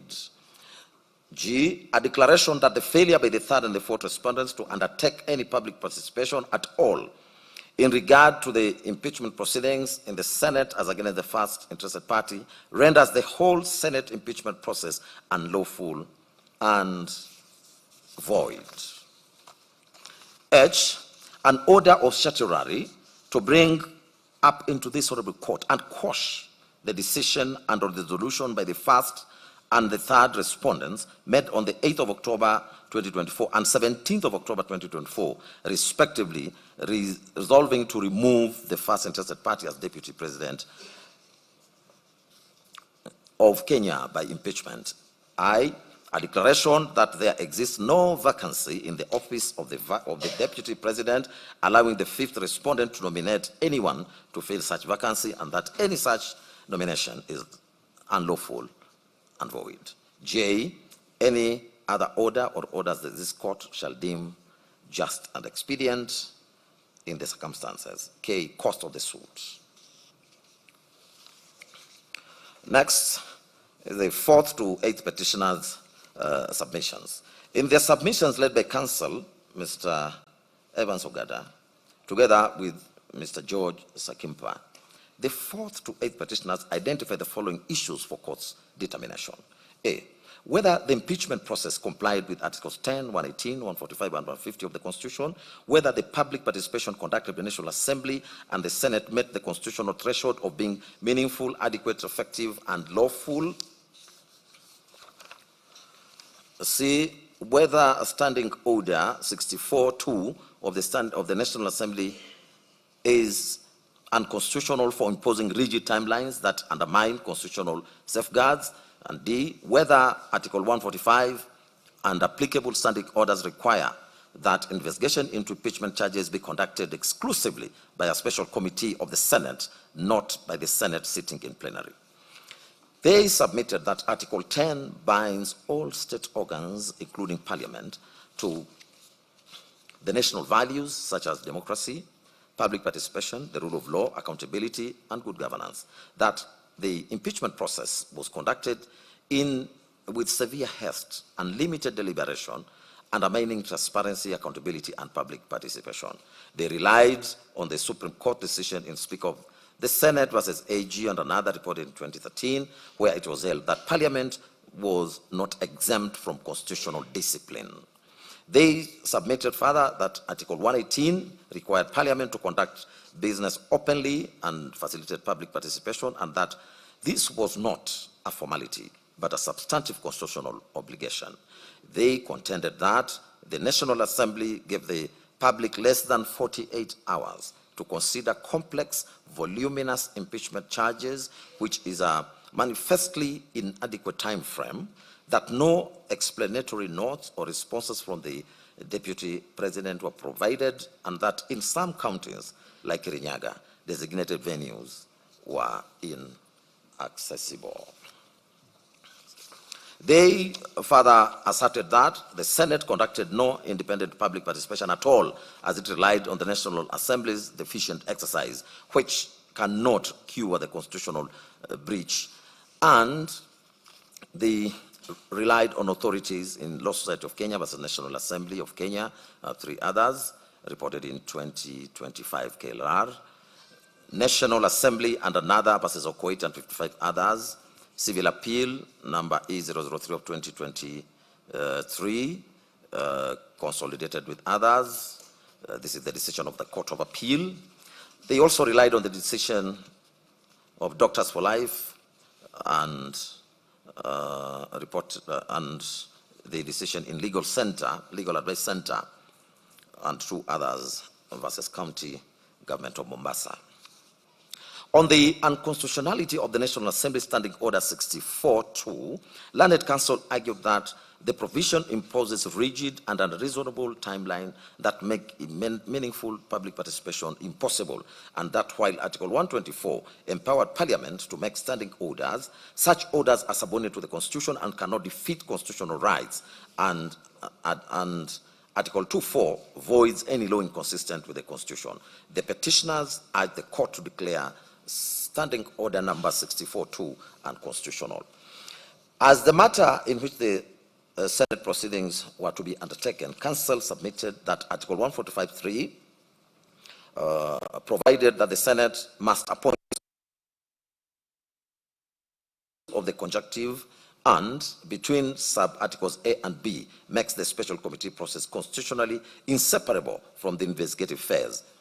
That Articles 145, Sub-Article 4, Sub-Article 5, and Sub-Article 6 refer exclusively to the special committee, and that there is no mention of plenary investigation or under expresso inius est exclusio ulteriors, that excluded all other modes of investigation. The petitioners submitted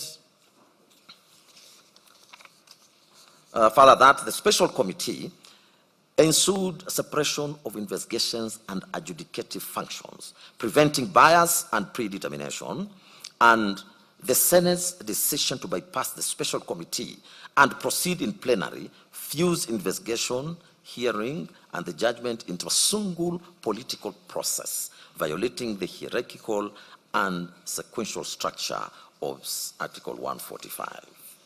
Learned Counsel placed reliance on Martin Nyaga, Wambora, and three others was the Speaker of the Senate. This is the Court of Appeal decision, where the Court of Appeal held that the removal of a governor, which mirrors Article 145, is hierarchical and sequential in nature. Counsel argued that the Deputy President was denied a constitutionally prescribed procedural safeguard available to state officers facing removal, thereby violating Article 27 on equality and non-discrimination. They further submitted that Article 50, Sub-Article 1 guarantees the right to a fair hearing, which is expressly protected as non-derogable under Article 25C. Proceeding with impeachment proceedings while the Deputy President was hospitalized and rejecting a reasonable request for adjournment amounted to a gross violation of natural justice. Counsel emphasized that fairness was the unassailable foundation of any removal process. In support, they cited Gachagua versus Speaker of the National Assembly and three others, High Court decision, where the High Court reaffirmed that the right to a fair hearing as non-derogable and that any violation renders the process null and void. Counsel concluded by submitting that the Constitution does not permit Parliament to sacrifice legality at the altar of expediency, and urged this court to reaffirm constitutional supremacy and protect the sovereignty of the people of Kenya.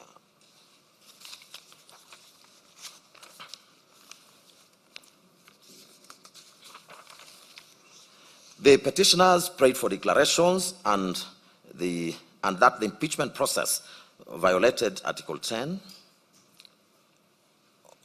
118, 145, and 150. A declaration that Standing Order 64-2 is unconstitutional, a declaration that the Senate unlawfully bypassed the special committee, and orders quashing the impeachment resolution. We'll now proceed to the 9th petitioner's case. Sheria Mtaani na Shadrack Wamboi, a public benefit organization, filed the petition dated 18th of October 2024, together with a supporting affidavit sworn by Dorcas Mwai, an advocate of the High Court of Kenya, and a director thereof. The petitioner stated that it is established to assist members of the public in assessing justice, protecting constitutional rights, and promoting the rule of law, constitutionalism, accountability, and good governance.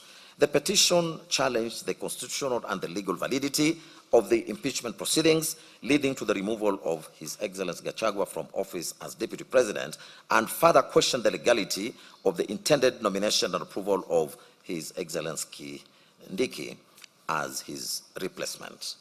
It contended that the Senate proceedings conducted on the 17th of October 2024 violated His Excellency Gachagua's constitutional rights under Article 25C, 47, 50, and 45, sub-Article 5 of the Constitution.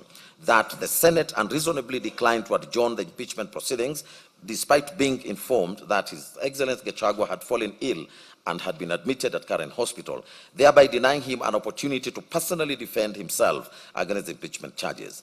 It was further alleged that the Senate acted in breach of the constitutional requirements of fair hearing, procedural fairness, and natural justice by proceeding with the impeachment in the absence of His Excellency Gachagua, while allowing the proceedings to continue on the basis of strict constitutional timelines. It asserted that although the Constitution contemplated an expeditious impeachment process, the constitutional timelines could not override His Excellency Gachagua's non-derogable right to a fair hearing and adequate opportunity to defend himself. Sheria Mtaani na Shadrack Wambui further complained that the proceedings before Senate were rushed, insensitive, and conducted in a manner that prioritized speed over substantive justice and constitutional safeguards. Additionally, the ninth petitioner challenged the legality of the subsequent process initiated by His Excellency the President to nominate His Excellency Kindiki as Deputy President under Article 149 of the Constitution. It was contended that the nomination violated Articles 82, 88, and 137 of the Constitution because IIBC was allegedly not properly constituted and therefore incapable of lawful verifying the constitutional qualifications of any nominee to the office of the Deputy President. Sheria Mtaani na Shadrack Wambui also argued that His Excellency Kindiki's nomination contravened Article 137 of the Constitution on the basis that he remained a serving Cabinet Secretary for Interior and National Administration at the time of his nomination.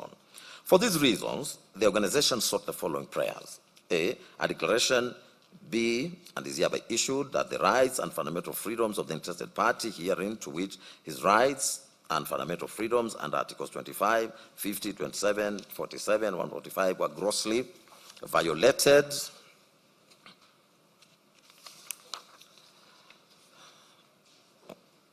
by the third respondent on the 17th of October 2024 for declining to grant him an adjournment on the Senate sitting deliberating on his removal from office by way of impeachment. B, a declaration does hereby issue that the decision by the third respondent to have the interested party removed from office by way of impeachment to the extent that it was done in gross violation of Articles 25, C, 50, 27, 47, and 145.5 of the Constitution is, was, unconstitutional to the extent of its unconstitutionality, and null and void ab initio. C, a declaration that any subsequent replacement of the interested party, if at all, to the office of the Deputy President of the Republic of Kenya was unconstitutional and therefore null and void ab initio.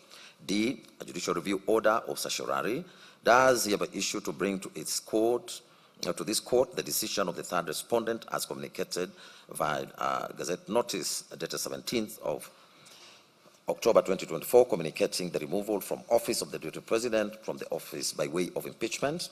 E, a judicial review order of certiorari does hereby issue to bring to this court the decision of the President of the Republic of Kenya nominating His Excellency Kithure, His Excellency Kindiki as the Deputy President of the Republic of Kenya for the purpose of quashing and the said appointment, and that the said appointment failed the qualification for the Deputy President as provided for under Article 137(2) B and 3 of the Constitution. F, alternatively, this court be pleased to make a declaration that the appointment of the Deputy President by the President to fill in the vacancy arising from the removal of the interested party from office pursuant to Article 149 of the Constitution must be read together with Article 82 and 88 of the Constitution to give the IEBC its constitutional mandate to approve the name of the nominee as proposed under Article 149 of the Constitution. G, a declaration be made that the approval of Professor Kithure Kindiki, or any other person as Deputy President of the Republic of Kenya is subject to Article 82 and 88 and 137 of the Constitution. Costs of the petition be provided, interest on one above at court rate till payment in full, and this court be pleased to make any further and other relief as it may deem fit in the circumstances. In respect of the 9th respondent submissions, led by Counsel Shadrach Wamboi, the 9th respondent identified 3 principal issues for court's determination. A, whether the nomination of a deputy president can be legally finalized or approved in the absence of a fully constituted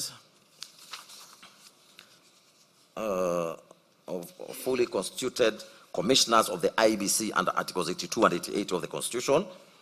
B, whether the Senate's refusal to grant His Excellency Gachagua an adjournment due to documented illness during the impeachment proceedings constituted a breach of the rights to a fair hearing and natural justice under Articles 25C, 47 and 50 of the Constitution. And C, whether the nomination of Honorable Kindiki while serving as a cabinet secretary is constitutionally infirm for violating eligibility criteria under Article 148 as read with Article 137.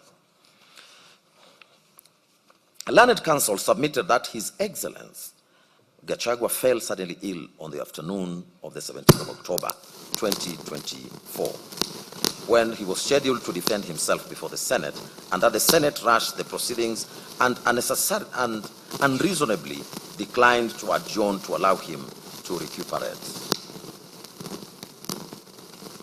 That the Senate proceeded with ex parte proceedings leading to his removal from office in his absence, which violated Articles 25C, 51, 47, and 145.5. The organization relied on the Supreme Court decision in Kidero and 4 others versus Waititu and 4 others, reported in 2014, which affirmed that fair hearing incorporates the audi alteram partem principle, and also referred to the Court of Appeal in Judicial Service Commission versus Mutava and another, reported in 2015, KLR, which held that rules of natural justice apply to all bodies exercising judicial, quasi-judicial, or administrative duties. It submitted that Senate has no prescribed time limitation for completing impeachment proceedings, and the rushing was unjustified. It was the organization's submissions that Article 148.1 requires that a person nominated as Deputy President must satisfy the requirements of Article 137 and 137.1b, or 137, and that Article 137.1b provides that a person is not eligible for nomination as President and by extension Deputy President if they hold any other state office, and that Article 260 defines state officer to include a cabinet secretary. It submitted that at the time of his nomination and parliamentary approval on 18th of October 2024, His Excellency Kindiki was serving as the cabinet secretary for Interior, and therefore he did not satisfy the constitutional eligibility criteria, rendering his nomination null and void ab initio. It was the organization's further submission that at the material time in October 2024, the IBC was not fully constituted and it lacked the requisite number of commissioners as the previous commissioners had resigned or retired. Articles 82 and 88 establishes a constitutional architecture requiring a lawful and fully constituted IBC to oversee electoral and nomination processes, and that the Supreme Court in IBC versus AG Advisory Opinion number 4 of 2024, reported in 2025, held that a clear distinction must be drawn between administrative continuity by the Secretariat and the exercise of constitutional authority vested in the Commission as a collegial entity. It submitted that the exercise of constitutional functions reserved for the Commission under Article 88, sub-Article 4, cannot be lawfully discharged in the absence of a properly constituted commission with the requisite quorum. It was further submitted that in the absence of commissioners, IBC was constitutionally incapable from undertaking its mandated electoral processes, and that the approval of a deputy president nominee, the second highest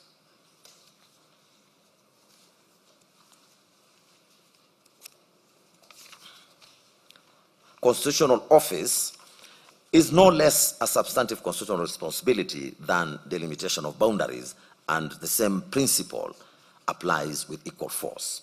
The organization urged this court to apply Article 10 on the national values and principle of governance that brings all state organs, Article 20, Subarticle 3b in the Dubie Pro Libertate doctrine, that where in doubt, the court ought to adopt the interpretation that most favors enforcement of a right or freedom enunciated in Jacqueline Okuta and another versus AG, High Court reported in 2017, and that it further submitted that the unconstitutional exercise of a legislative mandate cannot be shielded from judicial scrutiny, as was held in Commission for Implementation of Constitution versus National Assembly of Kenya and two others, 2013, KLR reported. In the end, the petitioner prayed that the petition be accordingly allowed.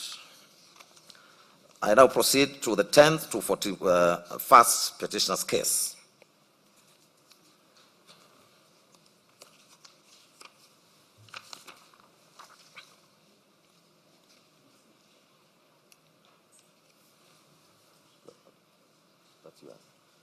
That's yours. Proceed.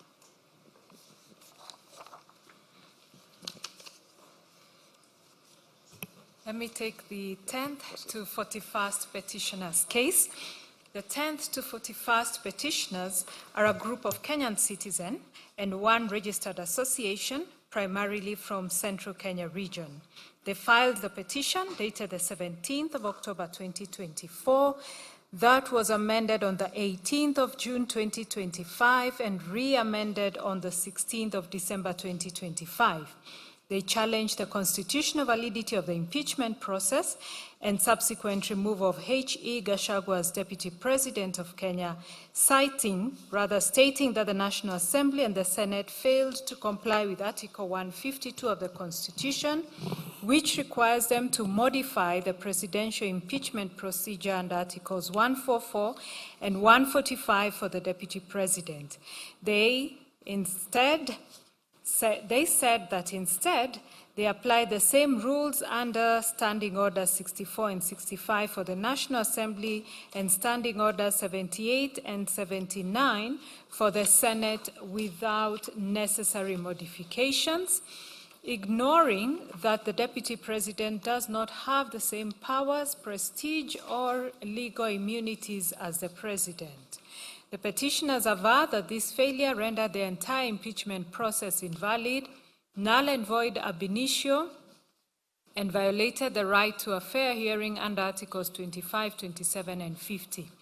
It was their further position that the impeachment was not a genuine parliamentary process, but was engineered, sponsored, and bulldozed by political and financial inducements to capture Parliament, turning it into a tool to remove the DP and settle political scores, thereby subverting the sovereign will of the people who elected the Deputy President in the August 2022 general election. They asserted that the President and the Deputy President were elected on a joint ticket and that the impeachment violated the rights of the petitioners and other voters from the Central Kenya region who voted for that joint mandate. The petitioners also highlighted and incorporated arguments from Nairobi High Court Constitutional Petition 356 of 2024. In that matter, it was alleged that both H.E. President Ruto and H.E. Gachagua had violated their oaths of office and the Constitution through various actions. Specifically, it was claimed that the President accepted foreign gifts valued at approximately Kenya shillings 240 million in the form of paid-for jet hire and fuel costs for a state visit to the United States, thereby exceeding the legal threshold permitted for such gifts. It was further alleged that the President entered into a secretive treaty with the United States to designate Kenya as a non-NATO ally without tabling the agreement before the National Assembly and Senate as required by constitutional oversight. Additional claims included intimidation and threats directed at members of parliament to bypass oversight, as well as inducement of political defections to artificially control the majority party coalition. The petitioners accused the president of using state violence to criminalize and suppress the Gen Z, otherwise read the Generation X Good Governance protests, as well as the July 2023 protests against oppressive taxation and the high cost of living, and that he distributed state appointments along acute ethnic lines. Additionally, H.E. Gachagua was faulted for publicly dividing Kenyan citizens into shareholders and non-shareholders in quotes, based on political alignments, whereas H.E. President Ruto is accused of spending hundreds of millions of public funds to conduct avoidable by-elections caused by appointing sitting MPs and senators to the cabinet. The petitioners further argued that the Kenya Kwanza coalition agreement binds H.E. President Ruto to nominate a replacement deputy president from the Gikuyu, Embu, or Meru communities, which is the same region as the impeached deputy president. They sought a declaration that the president's power to nominate a new deputy president was subject to certification by the IEBC, that the nominee meets qualifications under Articles 99 and 137, stating that the 14-day and 60-day timelines in Article 149 were meant to ensure public participation across all 90 constituencies. Consequently, the petitioners asked the court to declare the nomination and approval of H.E. Kindiki as the new deputy president as unlawful, null, and void. The petitioners thus sought the following reliefs from this court. 1, a declaration be issued to declare that the first petitioner was impeached by the National Assembly and removed by the Senate under a procedure that violated Articles 27, 50, and 150 sub-Article 2 of the Constitution. 2, a declaration be issued to declare that the first and second respondents have violated the rights of the petitioners and other voters and residents of Central Kenya region by failing to govern together in accordance with their joint mandate secured during the presidential election held on the 9th of August 2022. 3, a declaration be issued to declare that the first petitioner was impeached by the Parliament under the respective standing orders of the National Assembly and the Senate that offends Article 150 sub-Article 2 of the Constitution. 4, a declaration be issued to declare that the impeachment of the first petitioner was null and void ab initio on account of the violation of Articles 25, 27, and 50 of the Constitution, read together with Articles 144, 145, and 150 of the Constitution. 5, a declaration be issued to declare that the second and third to 14th respondents have conspired and schemed to remove the second respondent from office through impeachment in violation of Articles 1, 27, and 38 of the Constitution. 6, a declaration be issued to declare that the second respondent violated Articles 110, 118 and 150 of the Constitution in passing a resolution on 8th October 2024 to remove the second respondent from office. 7, an order of certiorari be issued to quash the resolution of the second respondent passed on 8th October 2024 to approve the motion of impeachment of the first petitioner tabled on 1st October 2024 by the 9th respondent. 8, a declaration be issued to declare that the 6th respondent's power under Article 149 of the Constitution to nominate a person to occupy the office of the Deputy President is subject to certification by the Independent Electoral and Boundaries Commission under Articles 99 and 137 of the Constitution. 9, a declaration be issued to declare that the 14 days period prescribed under Article 149 for the President to nominate a person to occupy the office of Deputy President is to ensure compliance with Articles 10, 38, 99, and 137 of the Constitution. 10, a declaration be issued to declare that the 60 days period prescribed under Article 149(1) of the Constitution for the National Assembly to vote on the President's nomination to fill the vacancy in the office of the Deputy President is to ensure compliance with the requirement of public participation in all the 290 constituencies in accordance with Article 1, 10, 27, 38, 118, and 136 of the Constitution. 11, that by dint of Articles 1, 10, 27, and 38 of the Constitution, the first respondent is bound by the Kenya Kwanza Coalition Agreement dated the 5th of April 2022 to nominate a qualified person from either of the Gikuyu, Embu, and Meru communities to fill the vacancy in the office of the Deputy President occasioned by the impeachment of the second respondent. 12, a declaration be issued to declare that the sixth respondent's nomination and of approval, therefore, by the National Assembly of H.E. Honorable Kithure Kindiki, the second interested party herein, as Deputy President is unlawful, null and void ab initio. 13, the Honorable Court be pleased to issue an order of certiorari to quash the nomination by the National Assembly of Honorable Kithure Kindiki as a Deputy President via Gazette notice published in a special issue of the Kenya Gazette dated 18th October 2024. And 14, a declaration be issued to declare that by dint of Articles 1, 10, 27, 38, 91, and 132 of the Constitution, the citizens of Kenya from the Gikuyu, Embu, and Meru communities have a right secured by the results of the presidential election held on 9th August 2022 to have one of them to occupy the office of the Deputy President during the tenure of the first respondent as the President of Kenya. 15, a declaration be issued to declare that Standing Orders number 64 and 65 of the National Assembly Standing Orders violates Article 152 of the Constitution.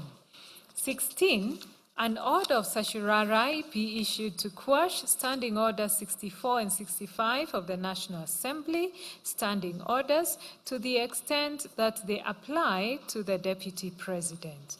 17, a declaration be issued to declare the Standing Orders number 78 and 79 of the Senate adopted on the 16th of June 2024 violates Article 152 of the Constitution. 18, an order of certiorari be issued to quash Standing Orders number 78 and 79 of the Senate as adopted on 16th June 2024 to the extent that they apply to the Deputy President. 19, an order of mandamus be issued to compel the National Assembly and the Senate, that is the second and fourth respondents herein, to promulgate a procedure for removal of the Deputy President by impeachment envisaged by Article 152 of the Constitution. 20, that a declaration be issued to declare that the first petitioner was impeached through a procedure that amounted to political persecution and vendetta prescribed by Articles 1, 3, 38, and 50 of the Constitution. 21, that a declaration be issued to declare that the sixth respondent engineered, sponsored, and bulldozed the impeachment of the first petitioners in a manner that amounts to abuse of power in violation of Articles 1, 3, 38, 50, and 131(2) of the Constitution. 22, costs of the petition be borne by the first and fifth respondents. The 10th and 41st petitioners' submissions In these submissions, the petitioners reiterated that the impeachment proceedings did not stem from legitimate constitutional violations. Instead, they arose directly from a severe political fallout and a politics of betrayal, in quotes, between HE President Ruto and HE Gachagua. They submitted that the impeachment motion was originally assigned to Sirisia MP, Honorable John Waluke, but however, due to his tainted image from a high-profile corruption case, Honorable Mutuse was brought in as a substitute mover to table the motion on the 1st of October 2024. The petitioners listed the following issues for the court's determination. A, whether the impeachment of H.E. Gachagua was a political witch hunt or a genuine procedure. B, whether H.E. Gachagua was impeached by the National Assembly and the Senate under a procedure that violated Articles 27, 50, and 152 of the Constitution. C, whether H.E. Gachagua was lawfully found guilty of Ground 1 of the Articles of Impeachment. D, whether the Standing Orders number 64 and 65 of the National Assembly and Standing Orders number 78 and 79 of the Senate, under which H.E. Gachagua was impeached, violate Article 152 of the Constitution. E, whether the Senate's failure to establish a special committee under Article 145(6) of the Constitution rendered the removal of H.E. Gachagua as null and void ab initio. Issue F, whether H.E. Gachagua was subjected to a lawful and fair trial by the Senate. G, whether the 1st to 11th respondents conspired or schemed to remove H.E. Gachagua from office in violation of Articles 1, Article 27, and 38 of the Constitution.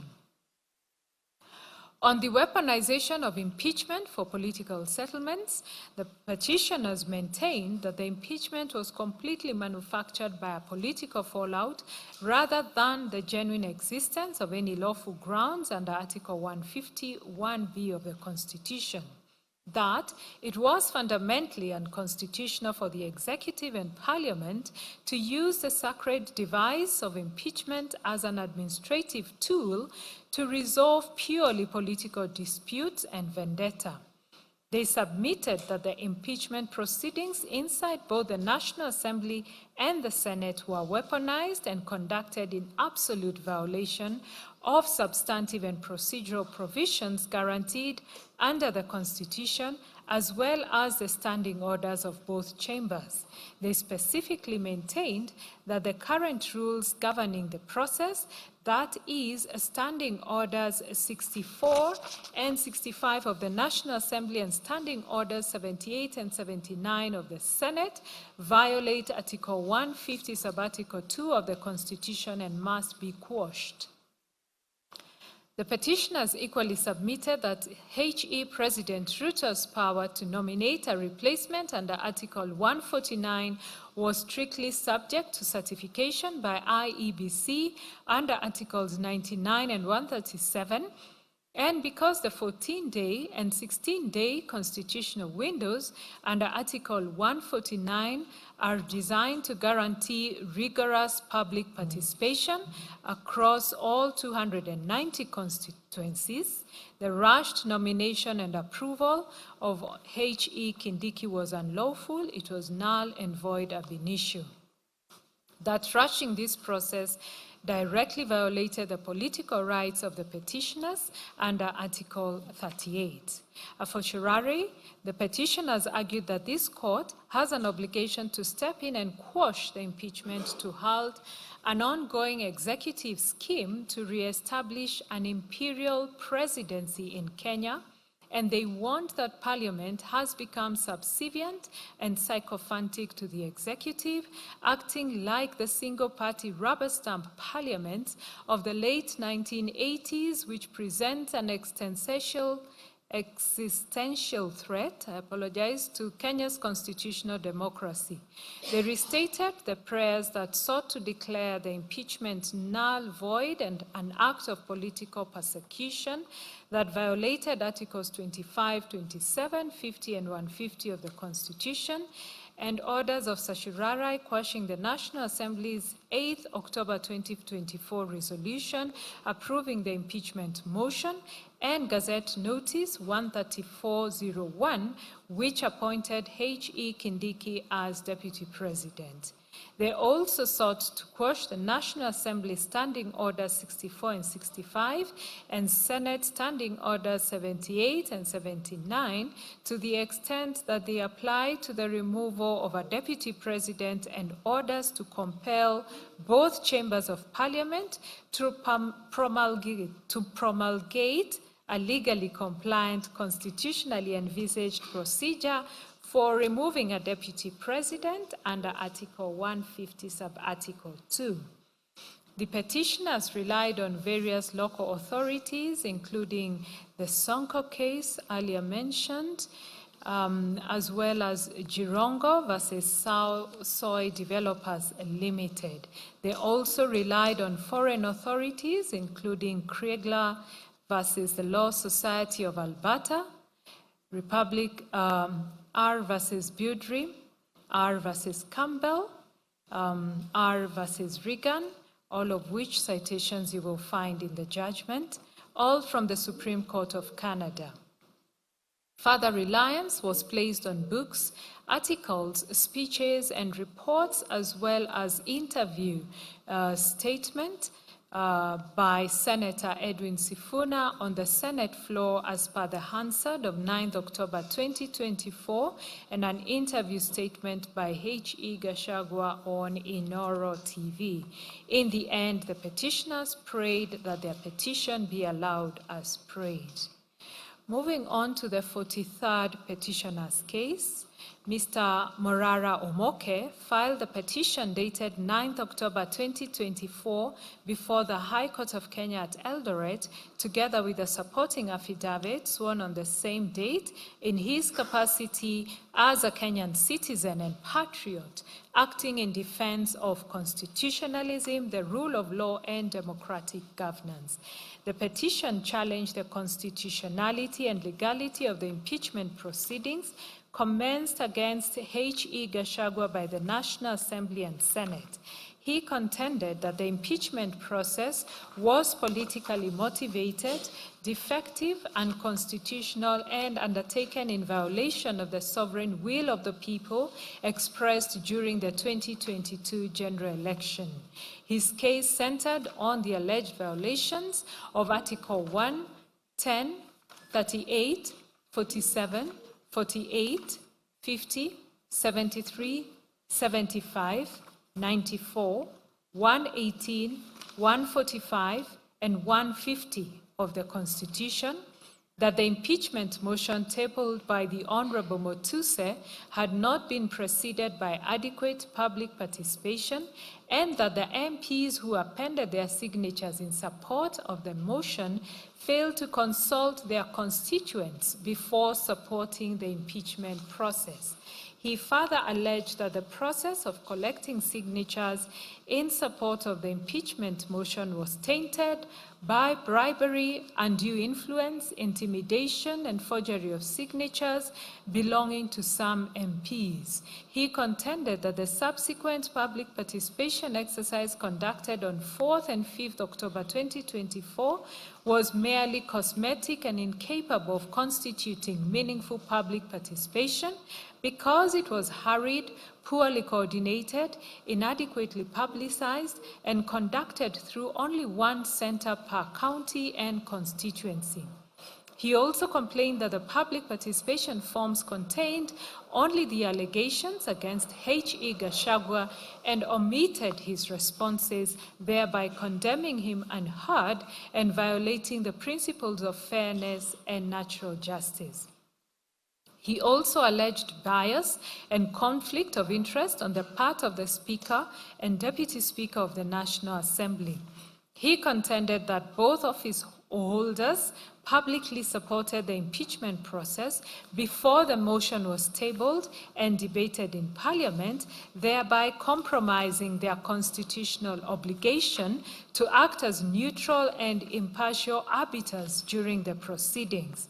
He asserted that the impeachment motion was politically motivated and arose from internal disputes within the UDA party, yet the parties involved had failed to exhaust internal party dispute resolution mechanisms under the party constitution before initiating impeachment proceedings.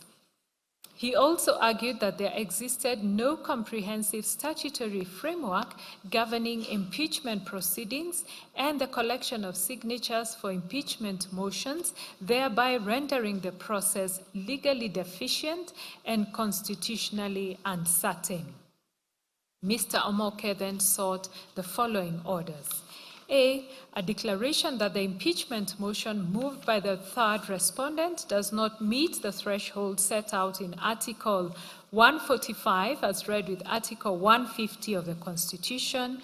B, a declaration that the impeachment of Geoffrey Rigathi Gachagua was unconstitutional. C, a declaration that the Speaker and Deputy Speaker of the National Assembly were biased and ought to have disqualified themselves from the impeachment process. D, a declaration that the impeachment motion violated the interested parties' rights under Article 32, 33, 38, 47, 48, 50, 73, and 75 of the Constitution of Kenya 2010. E, a declaration that the impeachment motion against the interested party was tabled in a manner that violates Article 110, 94, and 118 of the Constitution, as no public participation was conducted by Honorable Mutuse Ekomas Mwengi and by the members who appended their signatures prior to moving the impeachment motion in the National Assembly. F, a declaration that the impeachment motion, which was a result of a dispute in the United Democratic Alliance Party, was tabled before the National Assembly without exhaustion of internal remedies, contrary to the exhaustion doctrine and Article 159 of the Constitution of Kenya. G, a declaration that in the absence of an enabling legislation operationalizing the provisions of Article 150 of the Constitution of Kenya, there is no legislative and administrative framework within which the impeachment of the DP was anchored, and H, that each party bears its own costs. In his submissions, Mr. Omoke focused on two main issues, namely, whether the impeachment of H.E. Gachagua was unconstitutional and whether the lack of legislation to operationalize Article 150 of the Constitution vitiates the impeachment. He wholly adopted H.E. Gachagua's submissions dated 7th October 2025, submitting that the constitutionality of the impeachment transcends him and must be evaluated with a view to advancing constitutionalism and the rule of law. He maintained that public participation was inadequate and a sham, as the mover of the motion and the 291 MPs who appended their signatures in support of the impeachment motion did not conduct any public participation in their constituencies before signing, contrary to Articles 1, 10, 94, and 118 of the Constitution. That public participation was an afterthought, and when questions arose on 1st October 2024 about whether public participation should be conducted, the Speaker directed that it be held on 4th October 2024.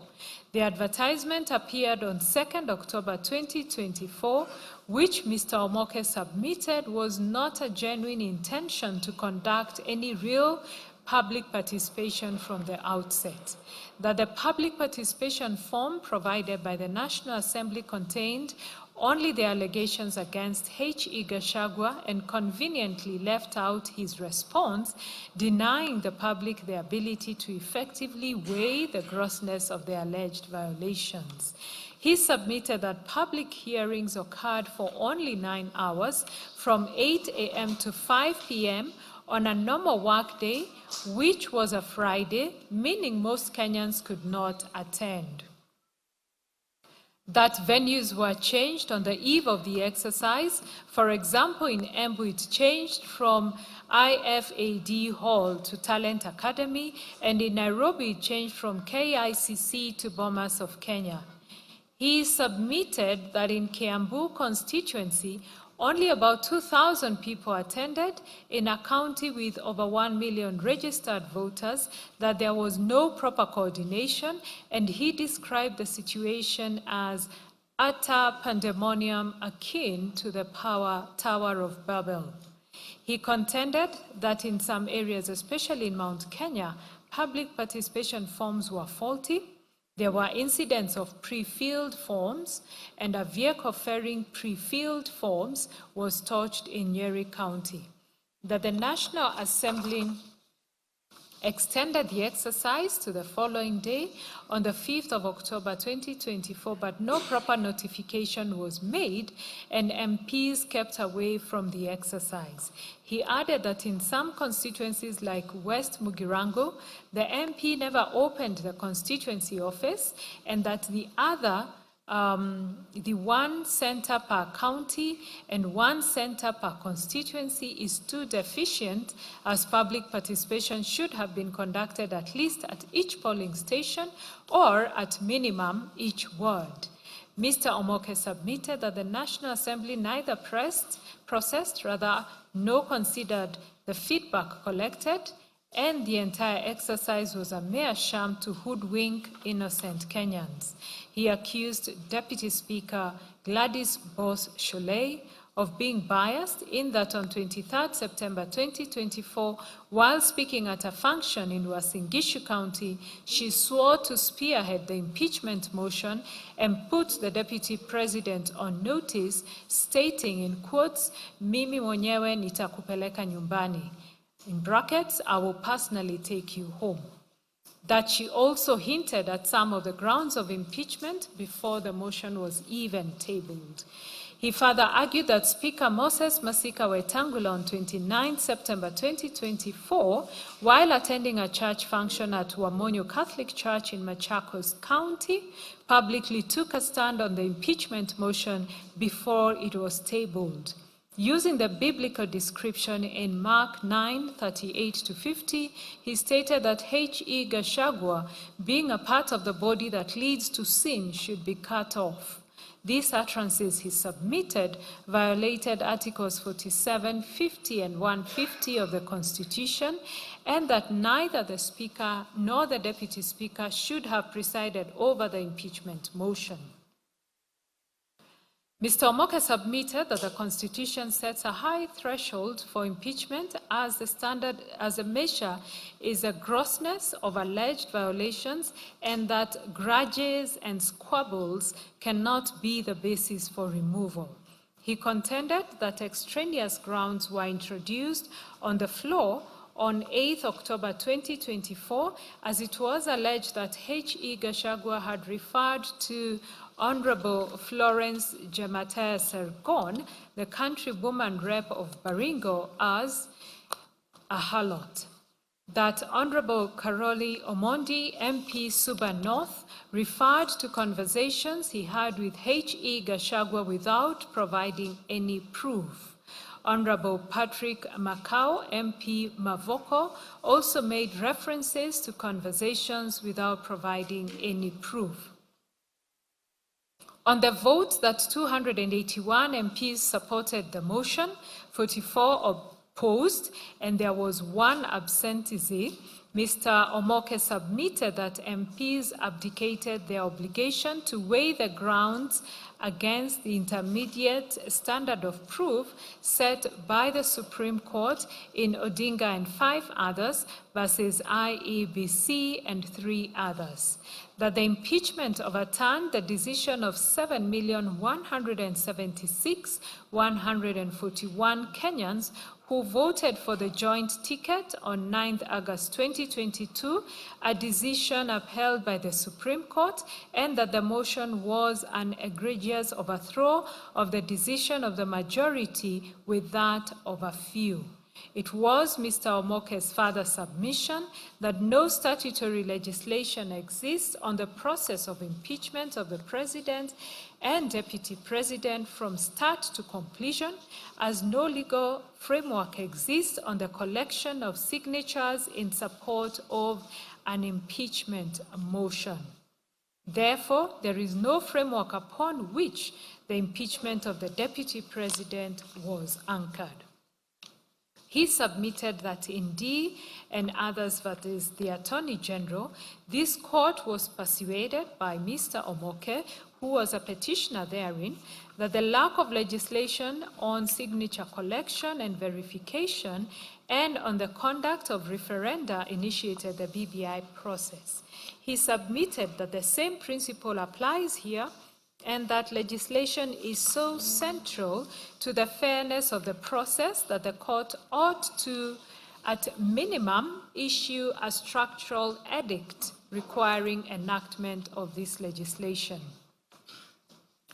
He submitted that areas requiring legislation include initiation of the impeachment process, how Parliament is to process impeachment, particularly public participation, and the actual impeachment trial, the replacement of an impeached Deputy President, provision for judicial intervention before an impeached President or Deputy President is replaced, including grant of conservatory orders to preserve the rights of the impeached official, and expeditious hearing of petitions arising from an impeachment. Mr. Omoke saw no reason why the court could not have maintained the conservatory orders in favor of H.E. Gachagua and had the petitions within a week or two. That the discharge of the orders, followed by an immediate declaration of a public holiday for the swearing in of a new Deputy President, left a mind-boggling question on the efficacy of Article 50 of the Constitution.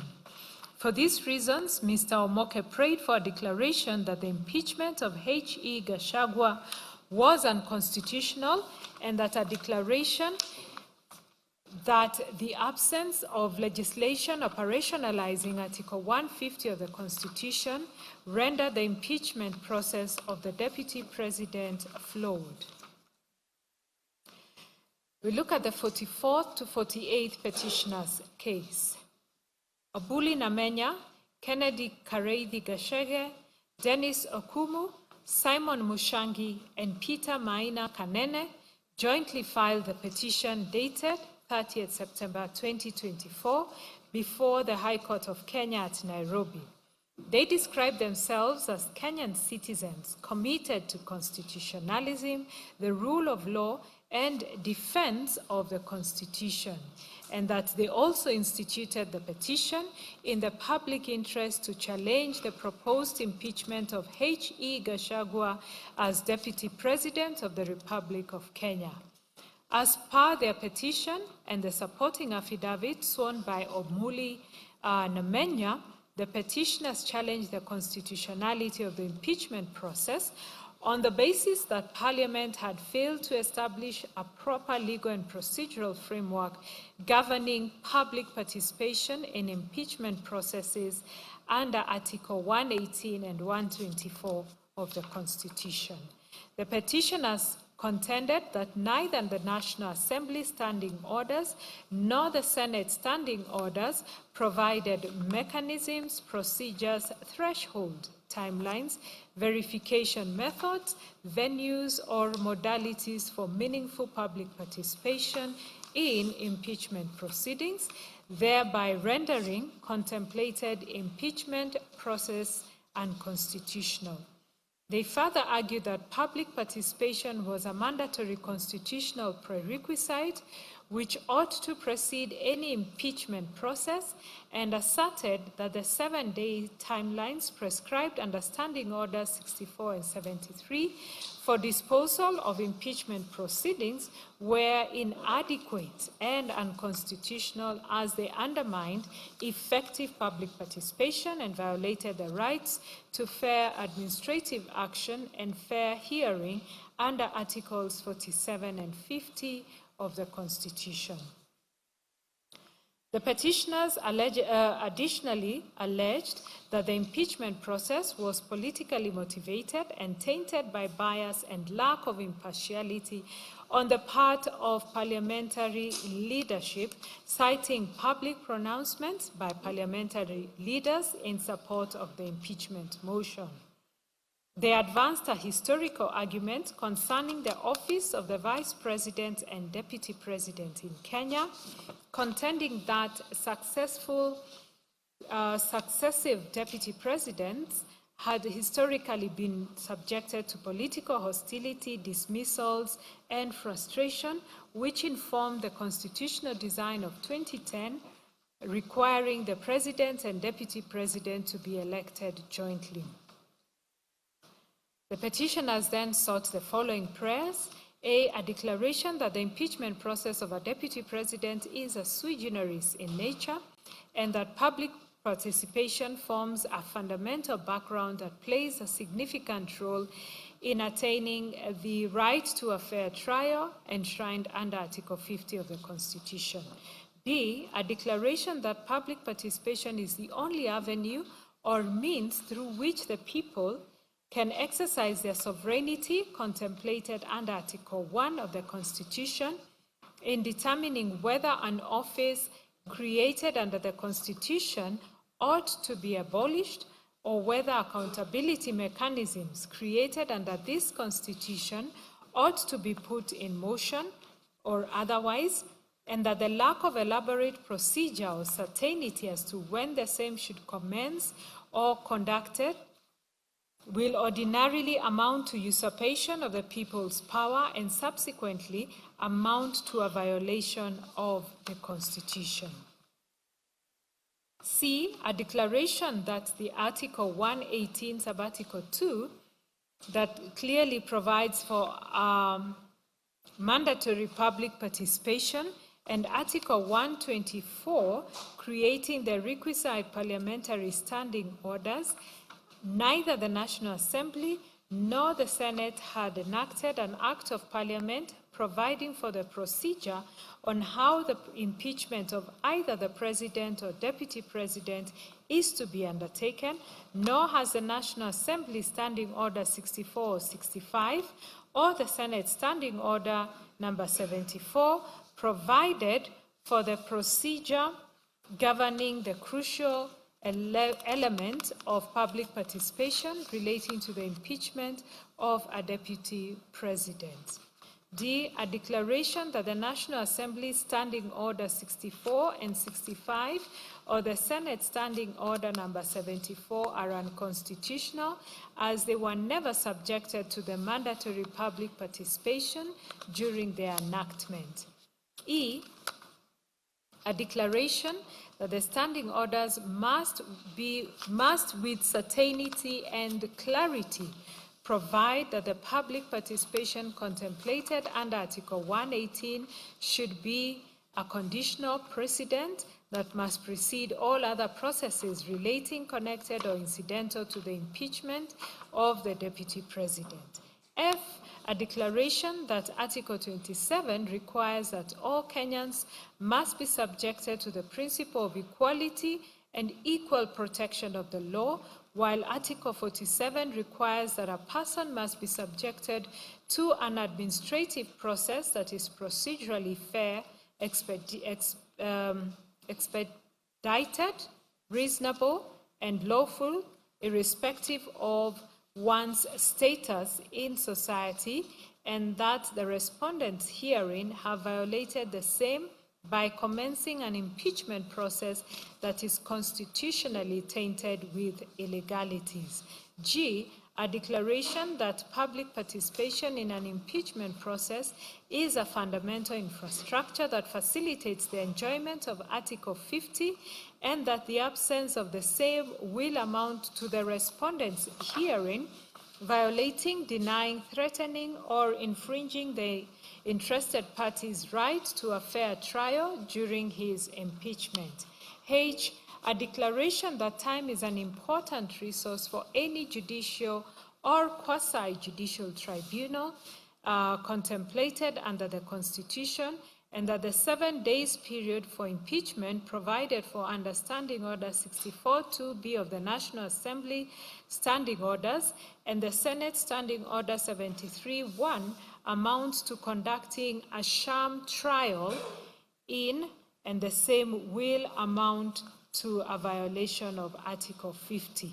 I, a declaration that Standing Order 64-2B of the National Assembly Standing Orders and the Senate Standing Order number 73-1 does not provide for the sufficient and adequate time for carrying out a qualitative, quantitative, meritorious, accurate, and secure public participation, the hearing and determination of the impeachment trial before Parliament that will result into a fair, just, impartial, and judicious determination of the impeachment trial as contemplated under Article 47 and 50 of the Constitution. J, a declaration that for purposes of authenticating and verifying the results of the participants taking part in the public participation, confirming all the requisite legal thresholds like that of citizenship, the total number of participants, public participation ought to be undertaken by an impartial state organ separate from Parliament. Looking at the 44th to 48th petitioners' submissions, led by learned counsel Mr. Njiro Ndegwa, the petitioners focused on the constitutional architecture governing impeachment of a deputy president, submitting that the process was fundamentally flawed because impeachment is a measure of last resort, not a primary accountability tool, and that the Senate failed to apply the mandatory modification rule under Article 152, which requires that Articles 144 and 145 be applied, in quote, with necessary modifications to the Deputy President. Mr. Ndegwa submitted that the proceedings violated fair hearing rights under Article 50, including the refusal to adjourn when the Deputy President fell ill, that the process was infected with bias, irrelevant considerations, and procedural violations of the Standing Order 75, 78, and 80, and that the cumulative defects render the entire impeachment null and void. The petitioners adopted and relied on H.E. Gachagua's submissions and the Wambora principles on quasi-judicial impeachment proceedings and identified the following issues for determination: whether the impeachment of the Deputy President met the constitutional threshold of a measure of last resort in light of the availability of alternative constitutional and statutory mechanisms, whether the constitutional framework governing the impeachment of a Deputy President under Article 150, Sub-Article 2, was properly invoked, applied, and distinguished from the regime governing the impeachment of a President under Article 145, whether the Senate complied with the mandatory requirement to apply Articles 144 and 145 with necessary modifications as contemplated under Article 152 and Standing Order 79. Whether the failure to apply the modification rule undermined the constitutional principles of sovereignty of the people, national values, and political rights, including the legitimate expectation of tenure. Whether the impeachment process satisfied the constitutional and jurisprudential standards applicable to quasi-judicial proceedings as articulated in the Wambora decisions. Whether the Senate's failure to comply with constitutional requirements renders the impeachment process null and void. Whether the impeachment process violated the Deputy President's right to equality and equal protection of the law under Article 27. Whether Parliament, in conducting the impeachment proceedings, acted as an impartial and unbiased quasi-judicial body as required by law. whether the debates and proceedings in both the Senate and the National Assembly were confined to the substantiation of the charges or were contaminated by irrelevant, extraneous, and prejudicial considerations. Whether the refusal to grant an adjournment upon the Deputy President falling ill violated his right to a fair hearing under Article 50, including the right to be present and to be adequately present, to adequately present his defense. Whether the Senate misapplied Standing Order 78 by proceeding under a plenary hearing without affording procedural safeguards and by improperly treating the proceedings as time-bound. Whether the impeachment proceedings violated the Deputy President's right to adequate time and facilities to prepare a defense under Article 50, Subarticle 2A, and the right to be heard under Standing Order 80. Whether the Senate acted in violation of its own standing orders, including Standing Orders 75, 78, and 80, and the legal effect of such violations. Whether sufficient time existed within the constitutional and procedural framework to accommodate adjournment and ensure a fair hearing, and whether failure to utilize such time rendered the process unconstitutional. Whether the continuation of proceedings in light of the Deputy President's illness violated his fundamental rights to life, dignity, health, and access to justice under Articles 26, 28, 48, and the state obligations under Articles 10, 19, 20, and 21. And finally, what reliefs are available where a constitutional process is found to be procedurally and substantively defective. Learned Counsel submitted that impeachment is not intended to be a primary or convenient mechanism for addressing alleged misconduct, but rather an extraordinary remedy reserved for the clearest and most compelling cases where no other lawful avenue exists. They argued that the Constitution establishes a graduated hierarchy of accountability, beginning with civil liability, criminal prosecution, and administrative action, and only thereafter impeachment. It was emphasized that Article 143 expressly removes immunity from civil and criminal proceedings for the Deputy President, unlike the President.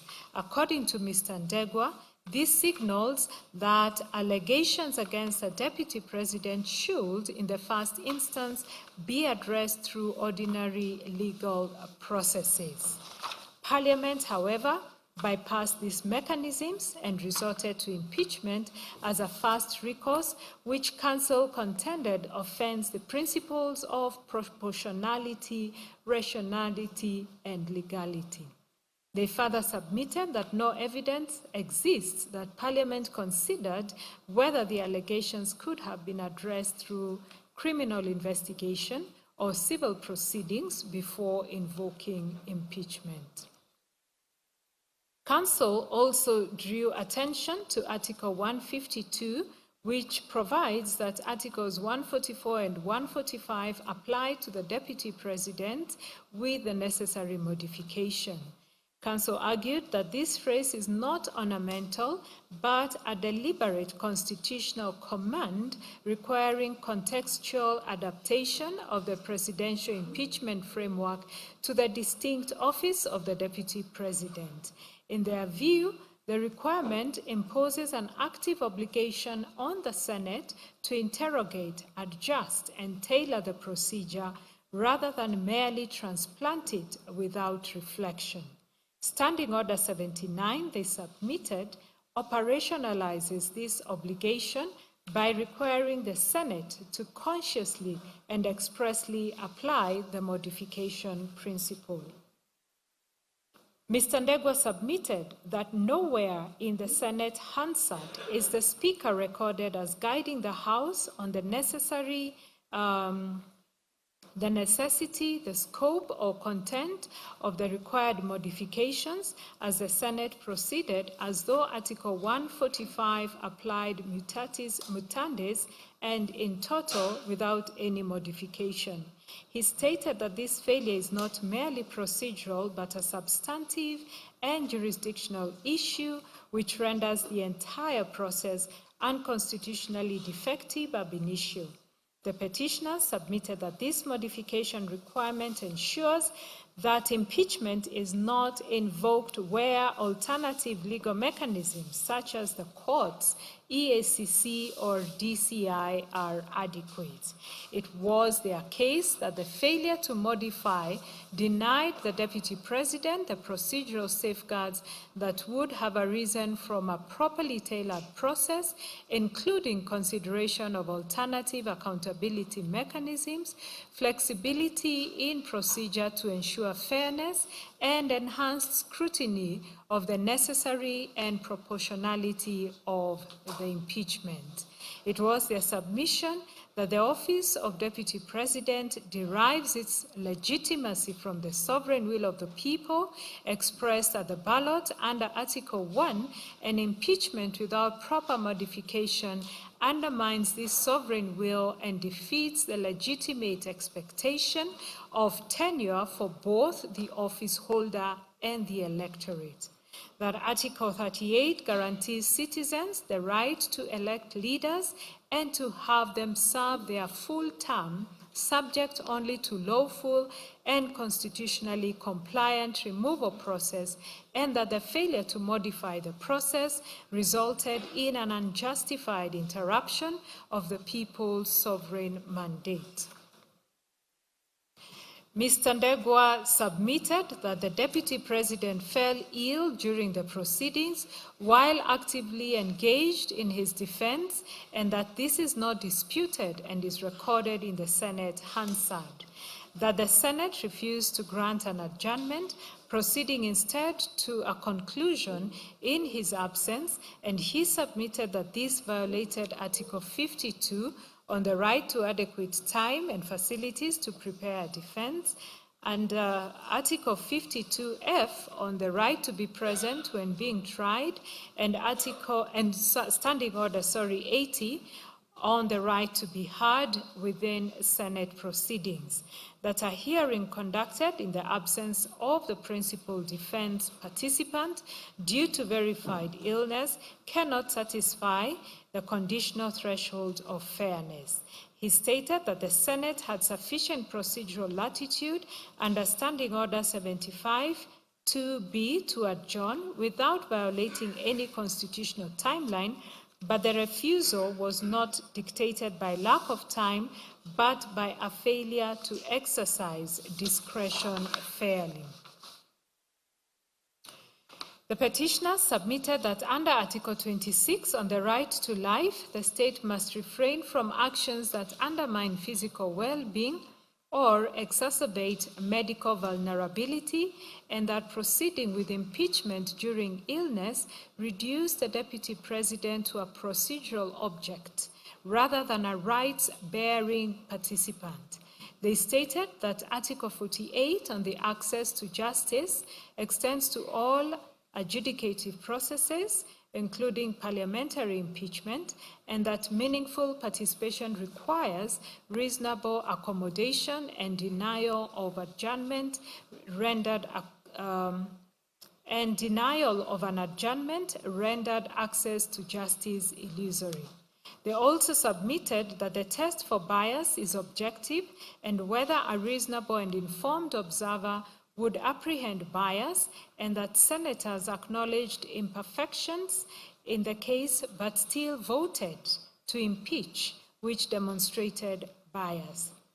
They urged the court to address the impeachment process as a whole, not in fragments, noting that the petitioners have demonstrated cumulative defects, including failure to apply the modification rule under 152, absence of impartiality and presence of bias, reliance on irrelevant and extraneous considerations, violations of fair hearing rights, misconstruction of the constitutional and procedural framework, and breach of Standing Orders 75, 78, and 80. They submitted that individually, each defect is serious, and collectively, they reveal a process that is constitutionally unsound from inception to conclusion. That Article 165(3)(d) Roman 2 vests the High Court with jurisdiction to determine whether anything done under constitutional authority is inconsistent with or in contravention of the Constitution.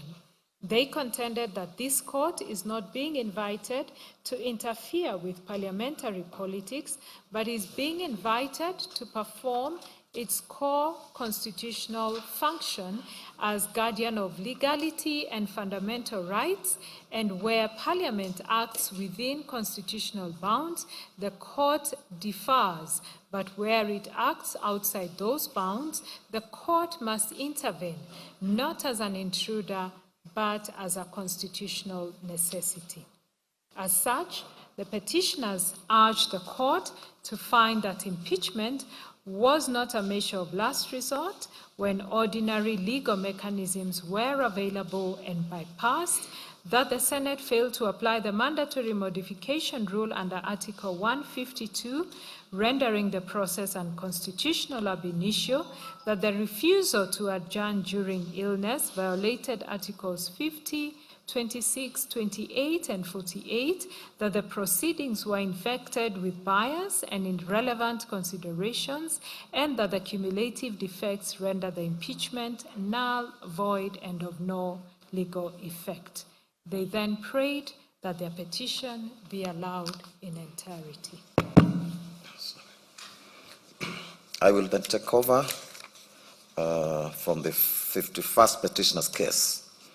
Caroline Wambui Mwangi, the 51st petitioner, in the consolidated petitions, filed a petition dated 26th of September 2024 before the High Court of Kenya at Milimani as a public-spirited Kenyan citizen and a defender of the Constitution. Ms. Mwangi contended that the impeachment process was unconstitutional, unlawful, and politically motivated. She relied on public statements allegedly made by Honorable Didmas Baraza and Honorable Gladys Posholei in September 2024, indicating that the impeachment of H.E. Gachagua had already been predetermined, and further referred to a motion by Honorable Danson Mungatana expressing displeasure with the conduct of His Excellency Gachagua.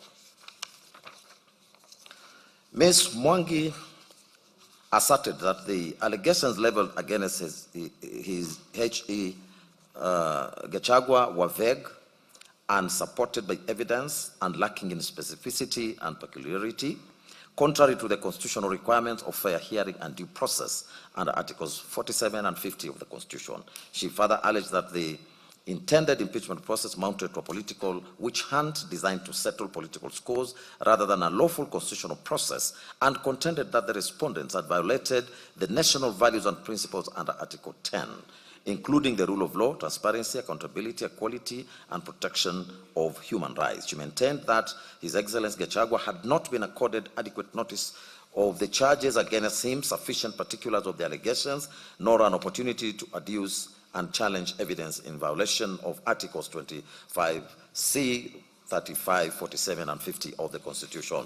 As such, she sought for the following orders. A declaration that within the purview of Articles 25C, 35, 47, and 50 of the Constitution of Kenya, a person facing impeachment proceedings under Article 150 is entitled to be informed substantially with with peculiarity and specificity and supported with evidence the grounds of impeachment before the commencement of the impeachment proceedings by the National Assembly and Senate.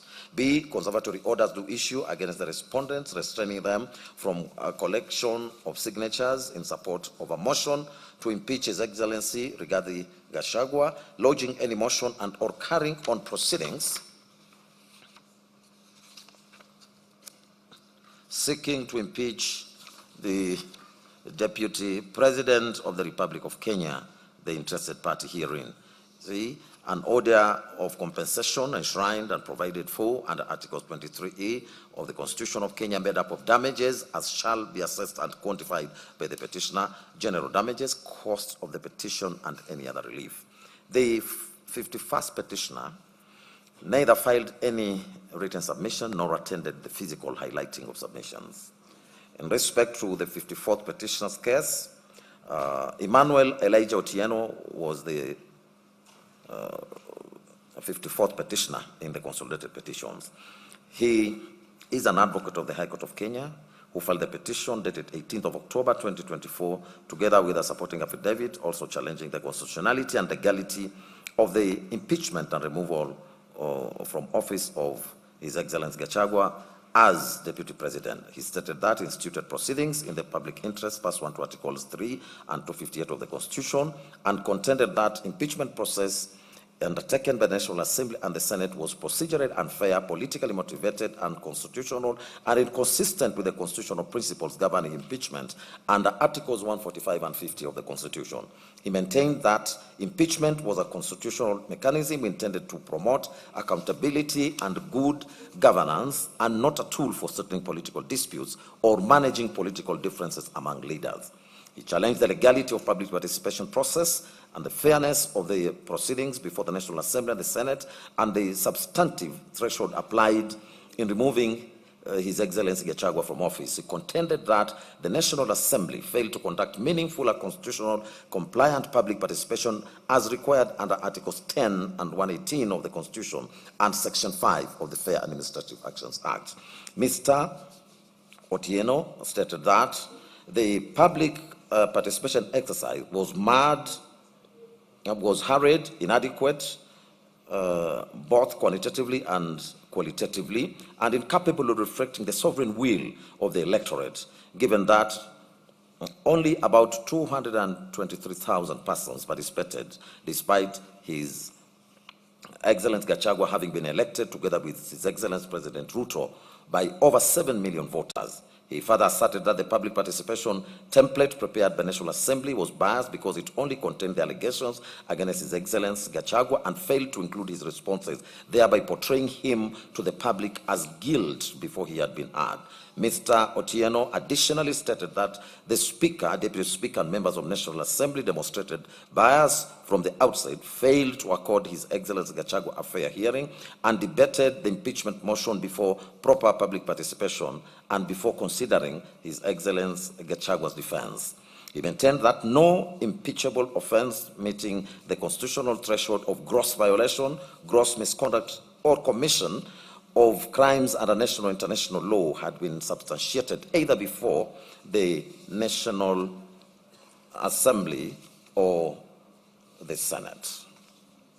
He further challenged the Senate proceedings, contending that the Senate violated His Excellency Gachagua's right to a fair hearing by proceeding with the impeachment despite his illness and hospitalization, and by failing to adjourn the proceedings to allow him an opportunity to personally testify. He therefore alleged violations of Articles 25C, 47 and 50 of the Constitution relating to the rights of fair hearing and fair administrative action. He sought the following prayers: A, a declaration, B, and is hereby issue that the public participation organized and conducted by the first respondent did not meet the requirements of Articles 118, 1B of the Constitution quantitatively and qualitatively. B, a declaration be and is hereby issued that the first respondent violated seventh respondent right to a fair administrative action under Article 47 of the Constitution and Section 4 of the Fair Administrative Actions Act. C, a declaration be and is hereby issued that the first respondent violated the right of the seventh respondent under Article 50, Sub-Article 1 of the Constitution 2010. D, a declaration be and is hereby issued that the resolution of the first respondent to impeach the seventh respondent was invalid and null and void. And E, respondent shall bear the cost of the petition. Likewise, the 54th petitioner neither filed any submissions nor attended the physical highlighting of the submissions. Next is consideration of the 55th and 56th petitioner's case. Stephen Mbugua Wanjiru and Gladys Nyambura Gituha jointly filed the petition dated 20th of October 2024, together with the supporting affidavit sworn by Wambugu Wanjohi. They stated that they were public interest litigants and defenders of constitutionalism. They challenged the legality, constitutionality, and procedural propriety of the impeachment proceedings undertaken against His Excellency Gachagua as Deputy President of the Republic of Kenya, as well as the subsequent nomination and approval process relating to His Excellency Kindiki as the Deputy President nominee. The petitioners contended that the impeachment process before both the National Assembly and the Senate were marred by procedural irregularities, bias, denial of fair hearing, and unconstitutional conduct, that the Speaker and the Deputy Speaker of the National Assembly had publicly pronounced themselves in favor of the impeachment before presiding over the proceedings, thereby violating the constitutional principles of impartiality, neutrality, and natural justice. The petitioners further challenged the adequacy and constitutionality of the public participation exercise conducted on the 4th and 5th October 2024, asserting that the notice period was too short to permit meaningful participation, that the questionnaires used by the National Assembly only presented the accusations against His Excellency Gachagua without his responses, and that the Parliament failed to avail documentary and electronic evidence to the public to facilitate informed participation. He further asserted that the Senate proceedings contending he further challenged the Senate proceedings, contending that the Senate violated His Excellency Gachagua's right to a fair hearing by proceeding with the impeachment despite his illness and hospitalization, and that by failing to adjourn the proceedings to allow him an opportunity to personally testify. He therefore alleged that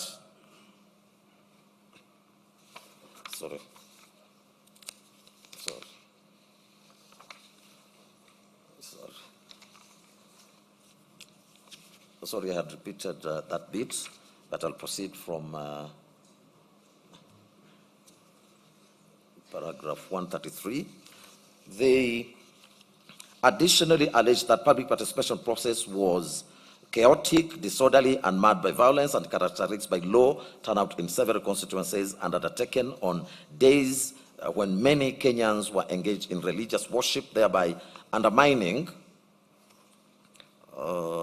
the constitutional threshold for meaningful participation under Articles 10 and 118 of the Constitution.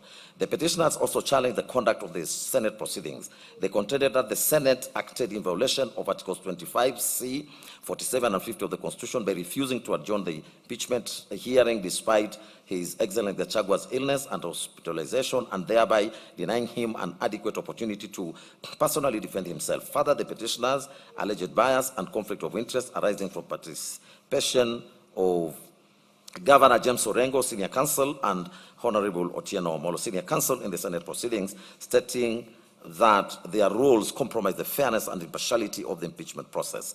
The petitioners maintained that the impeachment proceedings before both houses of Parliament were characterized by constitutional violations, procedural inconsistencies, and disregard for due process. The petitioners also challenged the subsequent nomination and approval of His Excellency Kindiki as Deputy President, contending that the nomination was tainted by the same constitutional and procedural violations that affected the impeachment process and was therefore null and void. As such, sought the following prayers: a declaration that the grounds of impeachment laid in the special motion dated 24th of September 2024 did not meet the constitutional and legal threshold for impeachment of a Deputy President, that a declaration do issue that public participation exercise conducted on the 4th and 5th of October was flawed and incapable of meeting the constitutional standards required for such processes, and the outcomes of this flawed participation do not reflect the will of the people and cannot be considered a legitimate basis for advancing the impeachment motion. See, a declaration that the impeachment process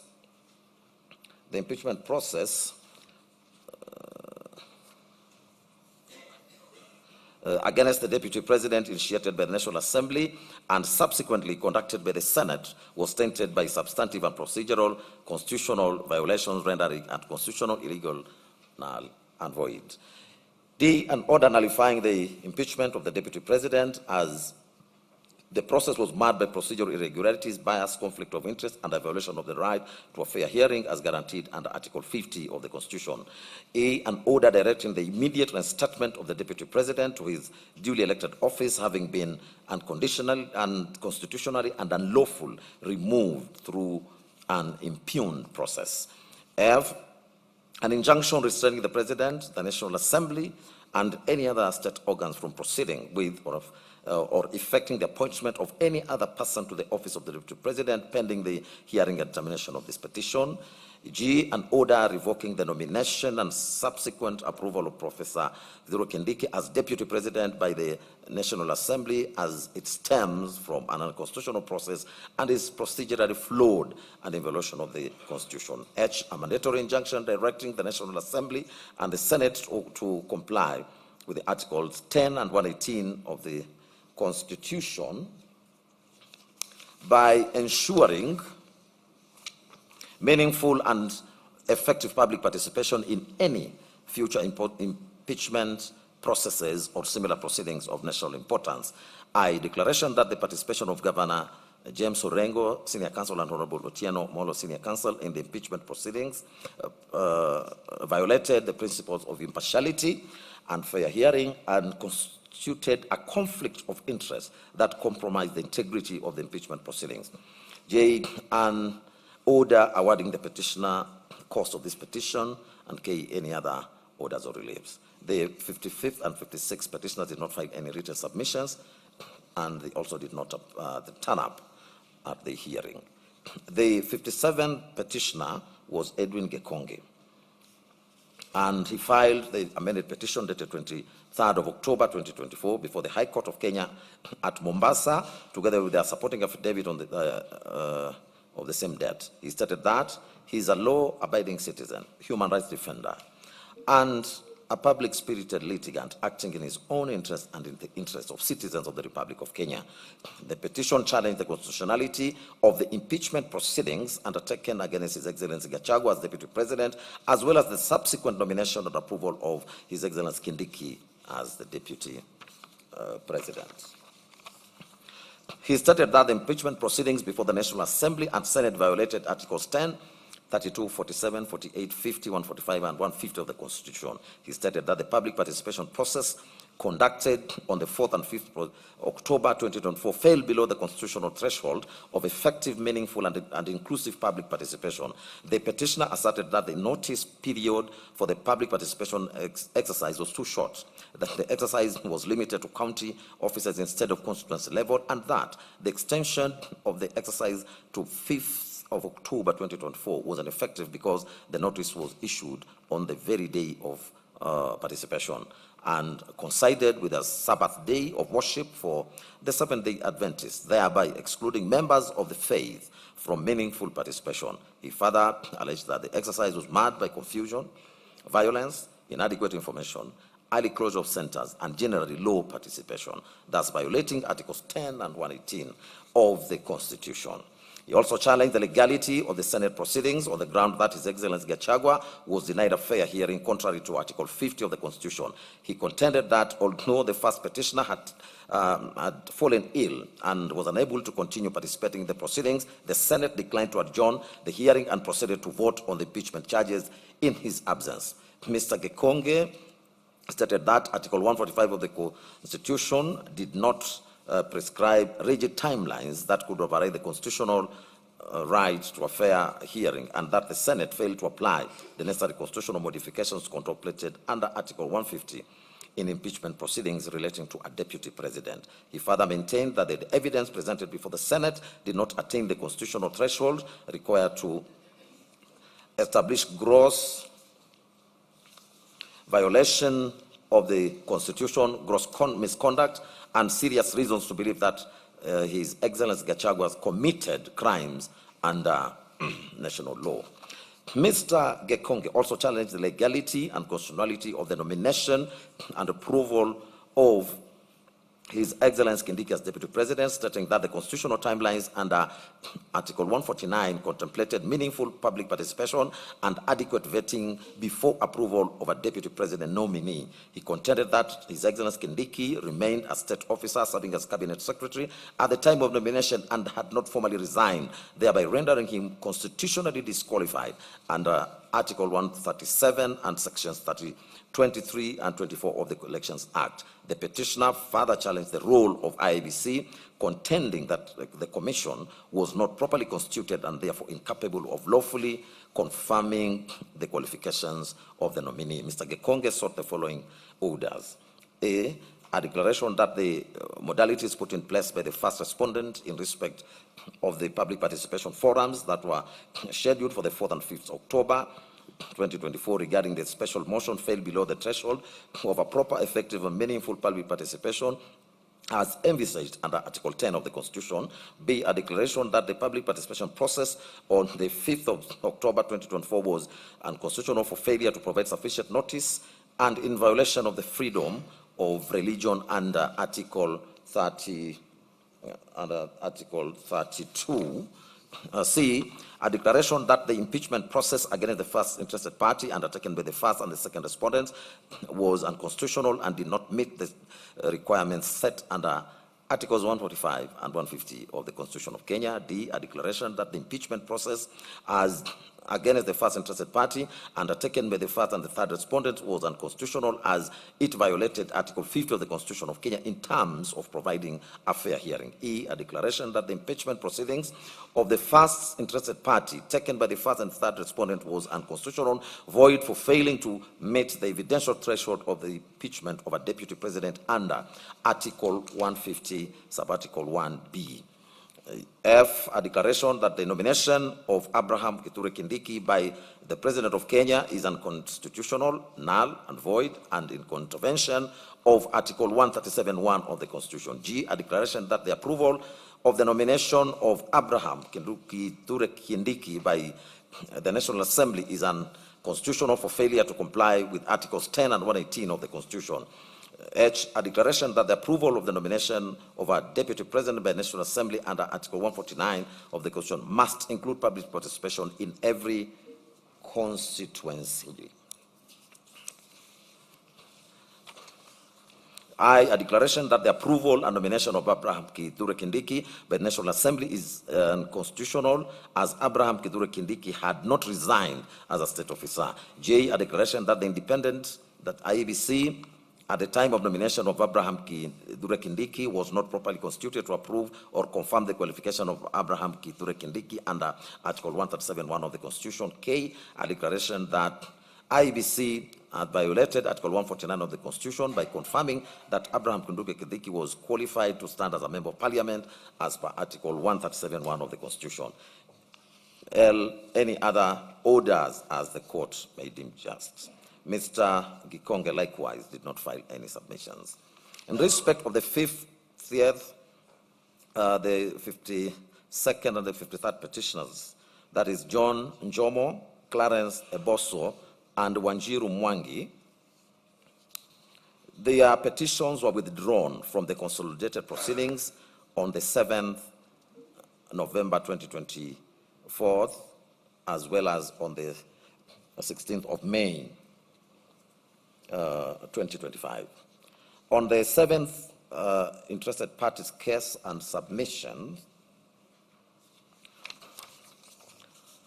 that is Kituo cha Sheria, it appeared as the 7th interested party in these proceedings and filed a replying affidavit sworn on the 15th of April 2026 by Dr. Wambua Kituku, who is its executive director, as well as written submissions of even debt.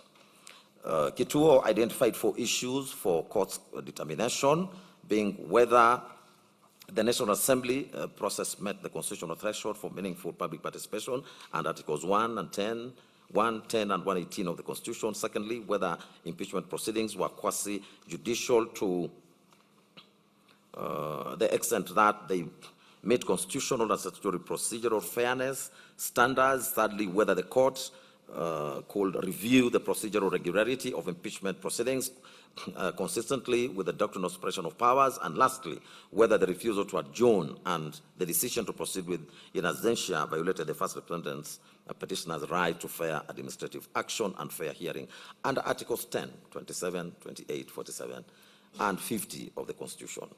Kituo cha sheria averred that Article 118 of the Constitution mandated Parliament to facilitate public participation and involvement in legislation and all other business of the Assembly and its committees. They further argued that the removal of a Deputy President from office was one of the most significant constitutional functions assigned to the National Assembly and the Senate, and directly affected the sovereign will of the people. It was their understanding that public participation in such a constitutional process had to be both quantitative to mean that a sufficient number of citizens had to be reached and accorded an opportunity to participate, and qualitative to mean that the participation had to be meaningful and capable of influencing the decision-making process. Kituo further averred that the one-day public participation notice given by the Speaker of the National Assembly and the National Assembly itself was inadequate to reach a substantial portion of the Kenyan population, particularly ordinary citizens who relied on accessible and localized communication channels. They deposed that the said notice did not necessarily reasonably reach rural communities, citizens without access to national media, citizens relying on vernacular radio stations, and those who depended on local public fora for information. It stated that National Assembly reduced 290 potential local hearings to only 47 hubs for public engagement forums, including venues such as Kiambu Social Hall, Gatundu, Nakuru ASK Shule, and Tomboya Labour College, thereby drastically limiting accessibility and diluting representation. Kituo cha sheria averred that the National Assembly and the Senate did not take adequate steps to ensure that sufficient citizens were made aware of the intended impeachment process. In particular, they had failed to disseminate information through churches, mosques, temples, public barazas, community meetings, vernacular radio stations, and county-level public participation forums. They further averred that the alleged public participation conducted by the National Assembly and the Senate lacked adequate structures for public engagement, including ICT-based platforms for the submission of views, decentralized citizens forums, structured mechanisms for receiving memoranda from citizens across counties, and organized town hall meetings. As a result, members of public were largely reduced to observers of the proceedings rather than participants in the process. They deposed that in the impeachment proceedings conducted by the Senate, by the Speaker of the Senate and the Senate on the 16th and 17th of October, His Excellency Gachagua was denied an opportunity to appear and be heard, to be present when being tried, and to challenge the evidence. That during the proceedings on the material day, it was communicated to the Speaker of the Senate, and the Senate, that is Excellency Gachagua, was present but subsequently fell ill. He was then rushed to hospital for urgent medical attention, and his legal counsel duly communicated his admission to hospital to the Speaker. Notwithstanding the request for adjournment on this ground, the Senate declined the request and proceeded to hear the case in the absence of His Excellency Gachagua and his counsel. The Senate subsequently decided to remove His Excellency Gachagua from office by impeachment for gross misconduct and on grounds of violation of the Constitution. Kituo stated in the proceedings of that the proceedings of the removal from office of the Deputy President before the Senate involved the reception of evidence, evaluation of contested facts, and the making of determinations that directly affected the fundamental rights of His Excellency. Those proceedings, therefore, ought to have been procedurally fair and to have accorded him an opportunity to be present during the trial, to be cross-examined, to be re-examined, and to fully clarify any allegations made. However, the Senate, in disregard of the quasi-judicial nature of the proceedings, reached its determination without affording His Excellency those rights. Kituo cha Sheria contended that declining an adjournment request when His Excellency suffered severe and involuntary pain constituting a medical emergency was inhumane and unreasonable. They further averred that the one-day public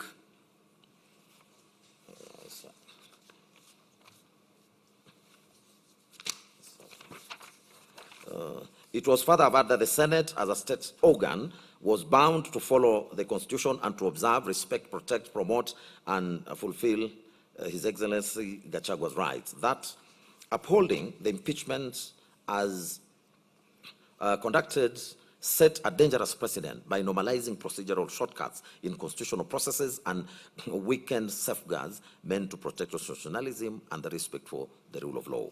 The absence of cross-examination in the present case was, in his view, a novel and serious procedural omission that contravened national values and principles of governance, including good governance, integrity, transparency, accountability, fairness, human dignity, equality, social justice, inclusiveness, equality, human rights, non-discrimination, and protection.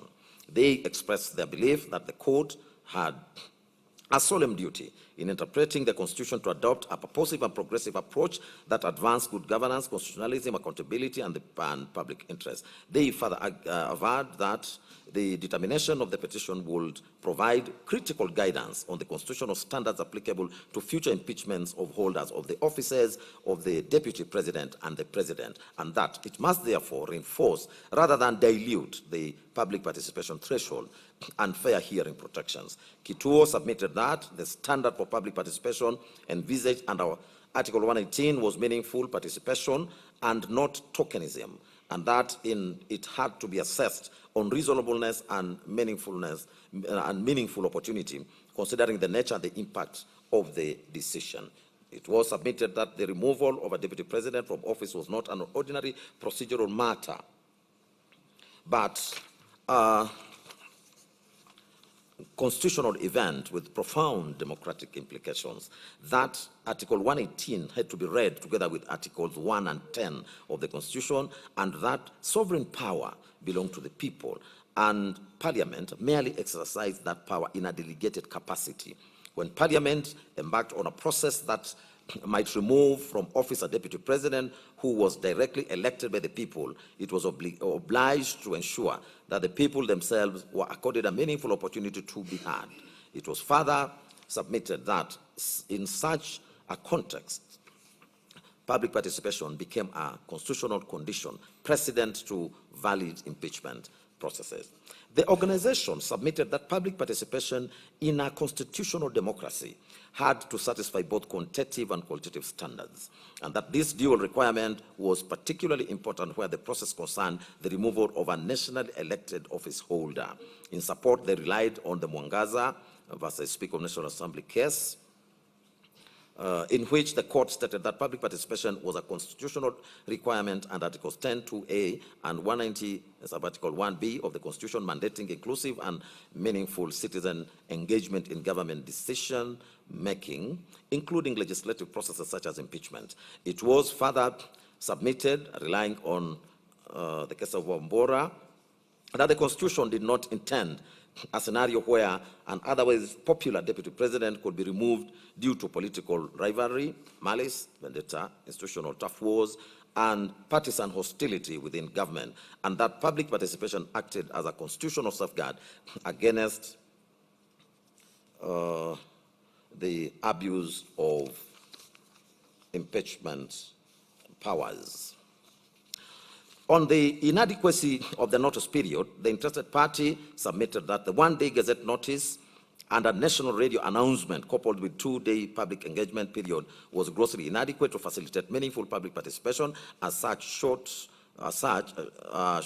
time could not reasonably reach most Kenyans, particularly ordinary citizens who relied on accessible and localized information channels.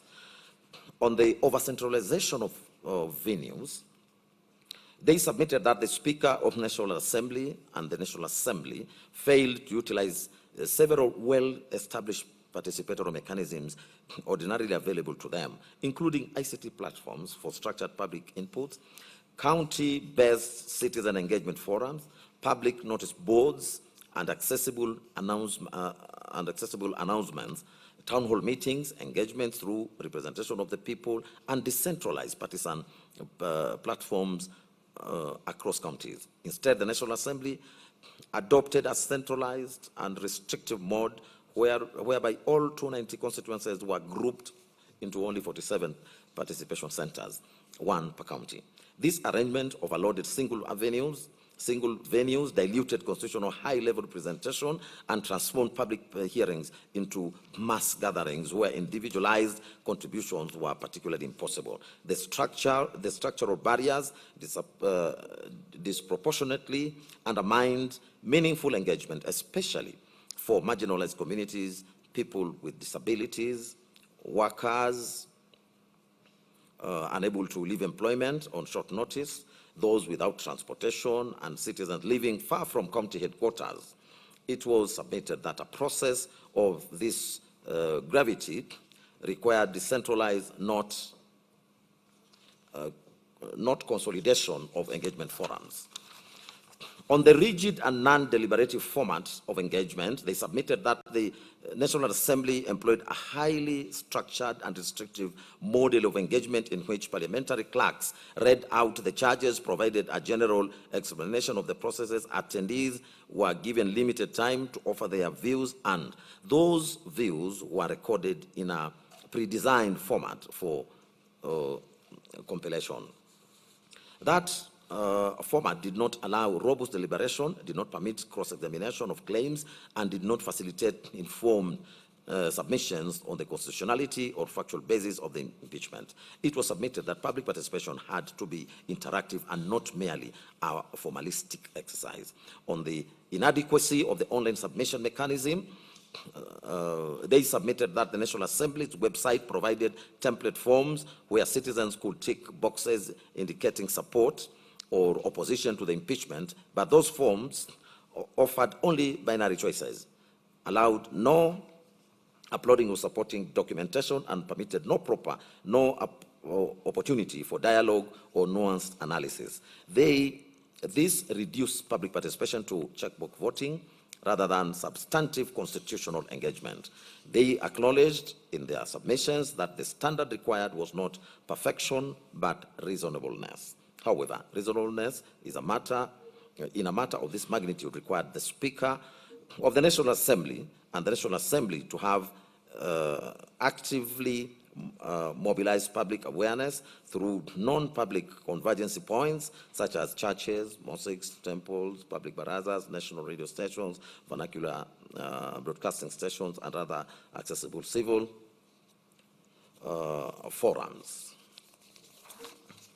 The failure to which those avenues significantly restricted the reach of the notice and consequently diminished participation. The process was submitted to have been conducted on an extremely short notice, centralized into two venues, and structured in a rigid and non-deliberative manner, and procedurally shallow through form-based engagements, all of which demonstrated a failure to meet constitutional standards and called into question the validity of the impeachment of His Excellency Gachagua.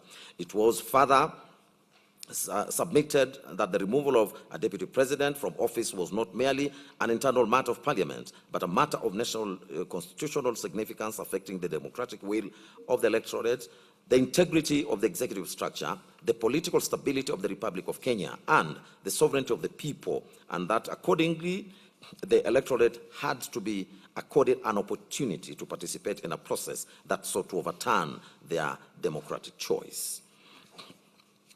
Kituo cha Sheria submitted that even where Parliament acted within its constitutional mandate, when it undertook a process that received and evaluated evidence and reached determinations adverse to rights, reputations, and the tenure of office, it was obliged to meet minimum content on procedural fairness. It was submitted that the Senate proceedings bore all the hallmarks of a quasi-judicial trial from pleadings, evidence, contested facts, adverse finding to a grave sanction in the form of removal from office. And that Articles 47 and 50 of the Constitution and the Fair Administrative Actions Act 2015 therefore applied with full force. Impeachment of a national executive was not a mere political debate, but a structured constitutional trial with legal standards burdened with reputational, civil, and democratic consequences, which made the rights to be present, to cross-examine, and to be re-examined all the more imperative. It was submitted that Article 50, read together with Article 25C of the Constitution, and that scored that fair trial rights were non-derogable in substance, relying on Stephen Odede versus Court Marshall, in which the court confirmed that the right to a fair hearing and right and fair trial ought not to be unduly impeded, and that a trial body had to be circumspect in purporting to limit and take away such crucial rights, since Article 25C specifically provided that there was never to be any derogation from the right to a fair hearing. It was further submitted that while impeachment was sui generis, the logic of adversarial testing of allegations applied with equal, if not greater force.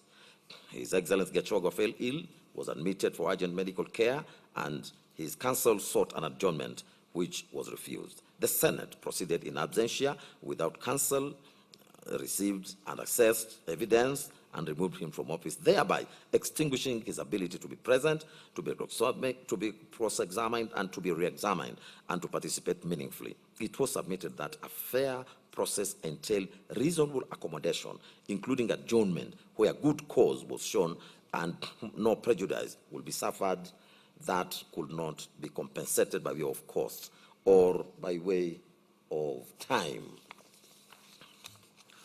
Kituo cha Sheria relied on Githiga and 5 others versus Kiruti Factory Company Limited, in which the Supreme Court confirmed that the right to a fair trial indicated that the right to a fair hearing indicated that an individual shall not be penalized by a decision affecting his rights or legitimate expectation unless he had been given prior notice of the case against him, a fair opportunity to answer, and the opportunity to present his case. It was submitted that this was precisely what was not accorded to His Excellency Gachagua.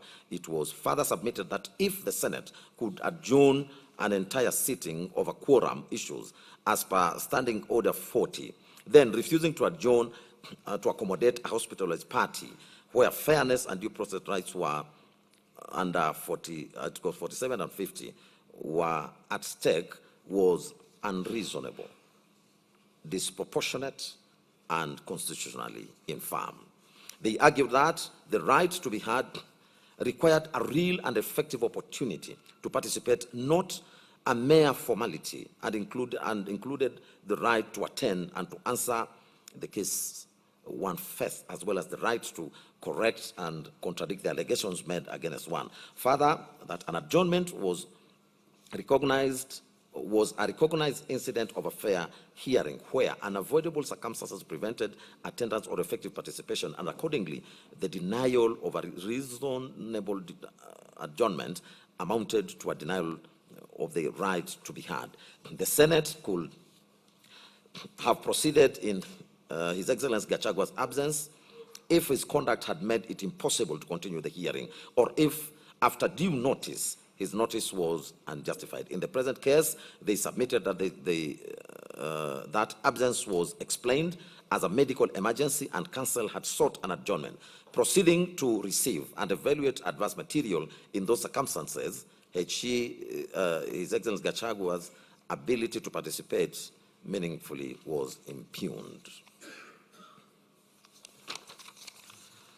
It was further submitted that in impeachment, the public interest was best served by accuracy and fairness, not speed for its own sake, and that where adverse oral evidence was received and weighed, cross-examination was then crucial for testing credibility, the denial of which followed out fairness and tainted the decision. It was submitted that expedition could not cannibalize fairness, and that Articles 10, 47, and 50 demanded reasonable accommodation, especially where a short adjournment would have cured the prejudice occasioned by a medical emergency. Kituo cha Sheria submitted that courts had emphasized committee and institutional respect, and that impeachment was principally a political and constitutional accountability process, but that Parliament had not been insulated from judicial scrutiny where constitutional requirements were breached. Relying on the Mwangaza case, Kituo cha Sheria recalled the court's pronouncement that impeachment was an invaluable safeguard against impunity and an abuse of office that had to be jealously protected and must not be allowed to become an avenue for fighting political proxy wars or resurrecting ballot box contestations. The court further stated that the court further stated therein that watering down impeachment, lowering its bar too low, or allowing it to become a facade, masking hidden political interests, ran the risk of Kenyans losing confidence in the process, and that the intervention of courts came far down the impeachment path, making it the duty of the primary duty bearers to ensure that impeachment remained a constitutionally envisaged. Kituo cha Sheria submitted that constitutional review was therefore available to term procedural impropriety in the exercise of public power, even in political charged arenas. Further reliance on the relying on the Wambora case, Kituo cha Sheria recalled the Court of Appeals statement that the process of removal lay entirely in the County Assembly, wherein it was initiated, and the Senate, wherein it was concluded, but that the court might only come in when necessary to confirm that the process had been properly followed as laid down in the Constitution and the statute. Accordingly, they submitted that the question before the court was not how the Senate should have voted, but whether it had obeyed the Constitution in getting there. It was submitted that Article 10 of the Constitution bound all state organs, whenever they applied or interpreted the Constitution, or enacted, applied, or interpreted any law, or made or implemented policy, public policy decisions, and required good governance, integrity, transparency, accountability, human dignity, equality, social justice, inclusiveness, equality, human rights, and non-discrimination. An impeachment that shut out the subject's presence, cross-examination and re-examination, especially in a medical emergency, subverted human dignity, equality of arms, and accountability, and was thus unconstitutionally infirm. Kituo cha Sheria was not asking the court to supervise the National Assembly and the Senate debate or to substitute their judgment, but only to ensure that in reaching their determination, the constitutional procedures were observed. They sought a declaration that the impeachment proceedings conducted on the 16th October 2024 by the Senate were procedurally unfair, unconstitutional, and ultra-vires. A declaration that the Senate, acting as a quasi-judicial body, violated Articles 47 and 50 of the Constitution by denying cross-examination, re-examination, and a reasonable adjournment in the alternative. A reasonable adjournment. In the alternative, if the court was minded to preserve the proceedings, an order of remit directing the de novo hearing before the Senate in strict conformity with constitutional and statutory fair hearing requirements, including presence, representation, examination, disclosure, and reasonable determination, and such other orders as the court may deem fit to vindicate the Constitution and the public interest in a lawful, rational, and fair impeachment process. Kituo cha Sheria concluded its submissions by urging the Constitution that the Constitution erected procedural safeguards precisely because impeachment was a constitutional earthquake, where the Senate refused a short adjournment despite His Excellency Gachagua's hospitalization, proceeded in absentia, and delivered the ultimate sanction without the presence, cross-examination, and re-examination of the accused. The process failed the constitutional test. It was submitted that this court ought to intervene not to rewrite politics, but to enforce procedure, and in so doing, preserve Kenyans' commitment to the rule of law, constitutionality, accountability, and human dignity. We'll now proceed to responses and submissions to the consolidated petitions. We'll start with the second and the seventh respondents' cases.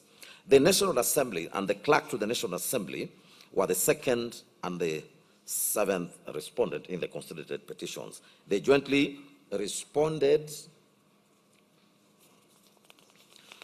to the petitions through replying affidavits sworn by its clerk, Samuel Joroge, on the 9th of October 2024 and the 21st of October 2024, and the grounds of opposition dated 4th of October 2024. They asserted that the impeachment process was entirely constitutional, lawful, and procedural fair, and that all actions were taken, all actions taken complied with Articles 145, 150, and 118 of the Constitution, as well as the National Assembly standing orders, as well and the court directives. They further posited that the impeachment of the Deputy President followed Article 150, Sub-Article 2 of the Constitution, which applies Articles 144 and 145 of the for the President with necessary modification, and that Standing Order 65-2 of the National Assembly explicitly states that Standing Order 64 applies to the Deputy President with necessary modifications as well.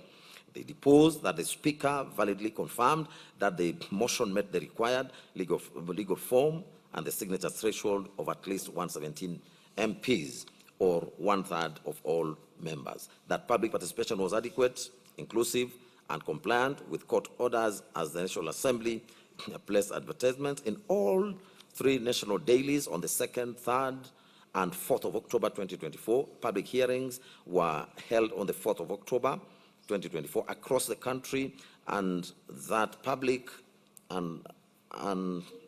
the public will submit views by way of email, post, hand delivery. A dedicated template in English and Kiswahili was provided, and they were also able to visit the constituency offices. The respondents contended that upon being served with a court order on the 3rd of October 2024, they extended public participation to the constituency level until 5th of October 2025, and that a public participation report was published. They asserted that the process was real and not illusory, that public participation was not part of the Deputy President defense, as it was meant to gather general public views to inform the Assembly, and that holding it first preserved the integrity and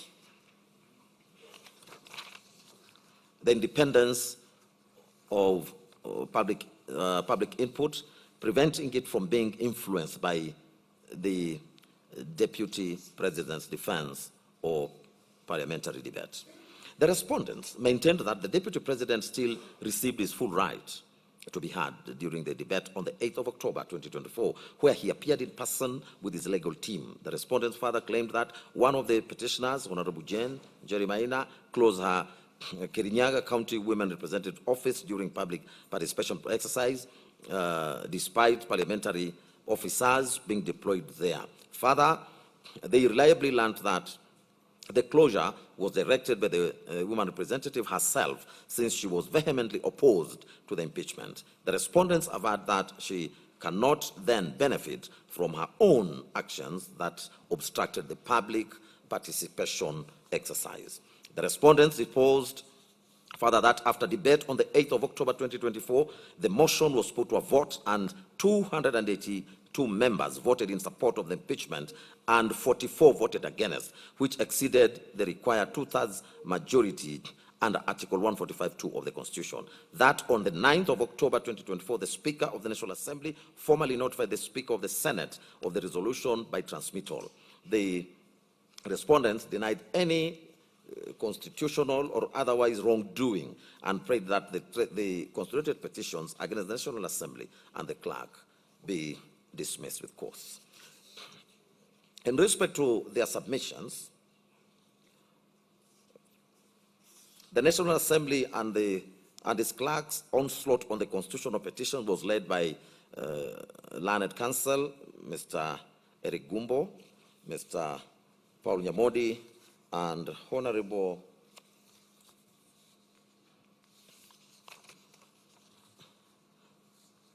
Gitonga Murugara. They identify the following issues for this court's determination. A, what is the extent of this court's jurisdiction to hear and determine the constituted petitions relating to the impeachment of His Excellency Gachagua? B, whether the sub judice rule under Standing Orders 89 and 103 of the National Assembly and the Senate Standing Orders bars parliamentary proceedings on impeachment where judicial proceedings are pending. C, whether the impeachment proceedings before the National Assembly were valid. D, whether the petitioners have demonstrated any valid grounds for challenging the impeachment proceedings conducted before the Senate. E, whether the impeachment unconstitutionally subverted the sovereign will of the electorate expressed in the 2022 general elections contrary to Articles 1, 2, and 38 of the Constitution. F, whether the nomination, approval, and appointment of Honorable Kindiki as the Deputy President was invalid, and whether the petitioners are entitled to any of the reliefs sought. The National Assembly and clerk submitted that the impeachment of His Excellency Gachagua as Deputy President was constitutionally valid, procedurally proper, and politically necessary to uphold accountability and the rule of law. They also defended the subsequent nomination, approval, and appointment of Honorable Kindiki as Deputy President as fully compliant with the Constitution. Their positions remained that an impeachment is a political process, not a judicial one, and that the Constitution vests sovereign power in the people exercised through their elected members under Article 1, that the Constitution mandates public participation, strict timelines, and bicameral supermajority representation requirements of the 2/3 in both houses, making the impeachment framework rigorous and transparent. They submitted that the comparative analysis with the United States, Philippines, Brazil, South Korea, and Nigeria shows that Kenya's process aligns with global presidential systems where impeachment is a constitutional safeguard against abuse of office. On the High Court's jurisdiction under Article 165 of impeachment proceedings, they submitted that such power is only residual and supervisory, not appellate, that impeachment is a political process entrusted to Parliament, and courts should not interrogate the substantive merits of impeachment charges. They added that the court's role is limited to ensuring procedural compliance and protection of individual constitutional rights, and citing the cases in Wambora and Sonko. They asserted that the courts must show deference to Parliament in matters where the Constitution grants Parliament discretion. Learned counsel also cited the decision in the Supreme Court of Philippines in Re Sara Duterte, which similarly held that courts will not encroach on co-equal branches on political questions. It was their further submission that Standing Order 89 of the National Assembly and 103 of the Senate do not absolutely bar discussion on matters pending in court, and a matter is sub judice only if discussion is likely to prejudice fair determination of active proceedings. They stated that the petitioners did not raise any sub judice objection during the parliamentary proceedings, and they cannot raise it now. The National Assembly and clerk submitted that the Constitution itself imposes tight timelines under Article 145, that is 2 days to notify Senate, 7 days to convene a Senate, and 10 days for the committee investigation. They contended that impeachment is urgent, as prolonged proceedings will cause political uncertainty and undermine governance. The standing order were a legitimate excess of parliamentaries' power under Article 124 to regulate its internal affairs, and that timelines are constitutionally anchored and not subject to judicial invalidation, as was held in Mbarak Issa Kombo's case.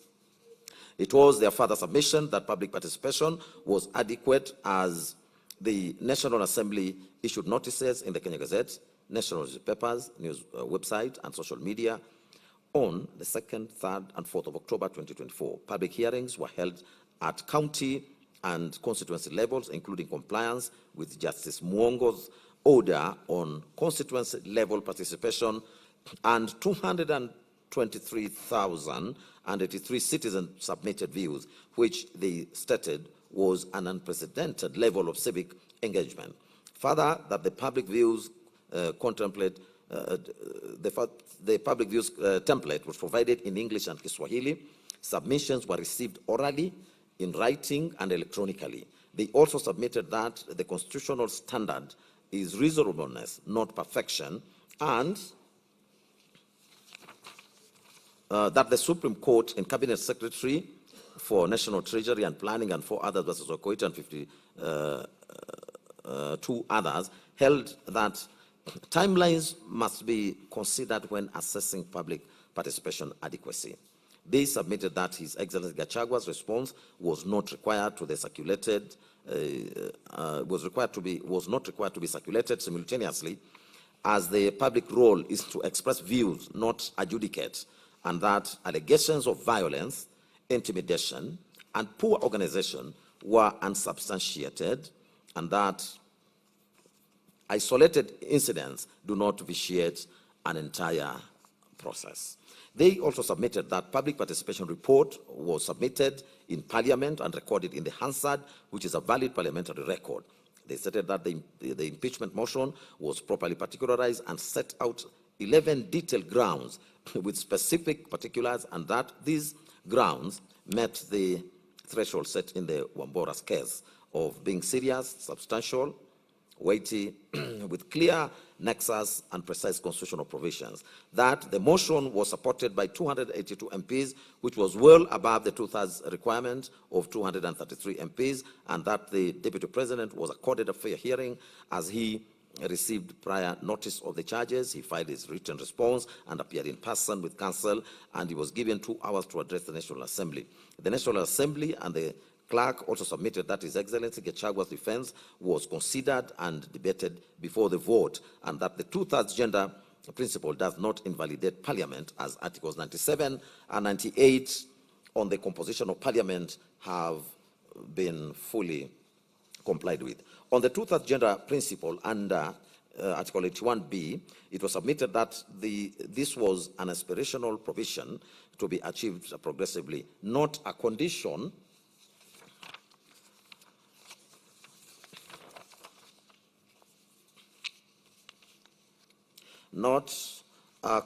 precedent to Parliament's validity, and that Article 261 provides a mechanism for addressing legislative delays, and that no advice from the Chief Justice or action by the President has occurred to dissolve Parliament. They contended that accepting the petitioner's argument would void all legislation and action since 2013 and will be delays, and that no advice from the Chief Justice or action by the President has occurred to dissolve Parliament. They contended that accepting the petitioner's argument would void all legislation and action since 2013 and will be an absurd and constitutionally impermissible outcome. On the allegation of bias against the Deputy Speaker, they submitted that allegations were unproven, and further that the Deputy Speaker only performed administrative and procedural functions and that she did not vote. Further, no recusal motion was raised during the proceedings. They stated that the test for bias is objective, as stated in the Supreme Court in Rawal and others, and that the threshold had not been met in this matter. Council added their voice to the position that the Senate handled the impeachment hearings by hearing the charges in plenary, since Article 145, Subarticle 3A, mandates the Senate convene and hear such charges. That Article 145, Subarticle 3B, uses the word may, and therefore the appointment of special committee was discretionary and not mandatory. And the semicolon and in Article 145, Subarticle 3 do not convert the discretionary power into a mandatory obligation. They reiterated that the Senate motion to appoint a special committee on the 9th of October failed as it was not seconded, and the Senate then properly proceeded in plenary. They relied on the Supreme Court Court and Sonko case that confirmed that for governors, the Senate may proceed in plenary or by the committee, and that the same applies to the Deputy President.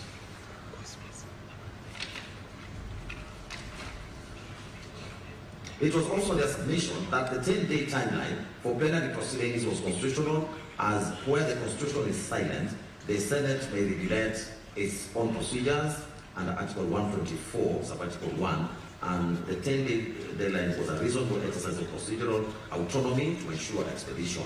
Council submitted that impeachment must be concluded without undue delay, and the timeline reinforced accountability and good governance. It was their father's position that His Excellency Gachagua received a fair hearing in the Senate, as was represented by counsel throughout. He was cross-examined at the National Assembly. He cross-examined National Assembly witnesses, and he filed witness affidavits on the 12th and 13th of October 2024. They contended that the Senate did not refuse an adjournment unreasonably, as senior counsel Moite was given from 2:30 p.m. to 5 p.m. to contact His Excellency Gachagua, that no medical evidence of either a doctor of either a doctor's report or prescription was provided to the Senate, and that the Senate offered to adjourn until Saturday 19th, October 2024 within the constitutional time frame, but this motion failed on a vote. The National Assembly and the clerk submitted further that the decision to proceed in absentia did not violate fair hearing, as His Excellency Gachagua had already filed his evidence and opted out after cross-examining the National Assembly's witnesses. That no new evidence was introduced. All material before the Senate had already been placed before the National Assembly and forwarded to the Speaker, and time allocation was not disproportionate, as both parties were accorded equal time. The National Assembly submitted that it also could not call all its witnesses due to time constraints, and that this was a consequence of expedition and not bias. They further submitted that the Senate had no independent duty to conduct public participation, which under Articles 10 and 118 applies primarily to legislative functions. The Senate, when hearing impeachment, acts as a quasi-judicial capacity, not a legislative one, and that public participation occurs at the National Assembly during the initiation stage, not at the Senate at the trial stage. Council submitted that comparative practice in South Africa, USA, and in the USA, Nigeria, and Brazil confirms that the upper house role is adjudicatory, not participatory, and that the court in Mwangaza versus Speaker of the Senate held that public participation in gubernatorial impeachment occurs at the county assembly level, and the same applies in equal measure in this matter. The respondents contended that allegations of bias against the Senate Speaker remained unproven, as a Speaker's role is presiding and procedural, and he has no deliberative vote. That mere coalition membership does not establish bias, and that the petitioners have not pointed to any specific act or omission showing a real possibility of bias. They restated that the test for bias is objective, and the petitioners failed to meet it, as well as in respect of the Senate Speaker. It was the submission of the National Assembly and the clerk that the participation of Honorable Orengo and Honorable Amolo as counsel did not invalidate the proceedings, in that Article 77(1) restricts gainful employment that is inherently incompatible with state office, and that presenting a part in proceedings is not such an employment. That any alleged illegality would affect the advocates personally and not the validity of the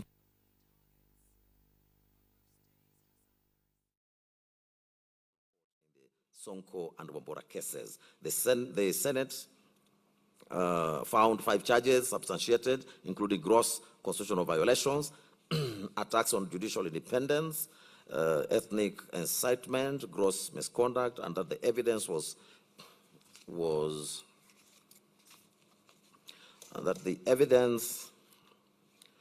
substantial and credible, including His Excellency Gachagua's own public admissions. Learned counsel submitted and urged that the court should not undertake a merit review of the Senate findings. Council reiterated that impeachment does not subvert the sovereign will, including His Excellency Gachagua's own public admissions. Learned Counsel submitted and urged that the court for removal of elected officials for gross misconduct, constitutional violations, and crimes, and that the joint ticket of the President and the Deputy President does not create legal inseparability, as they are separate constitutional offices with distinct and accountability mechanisms and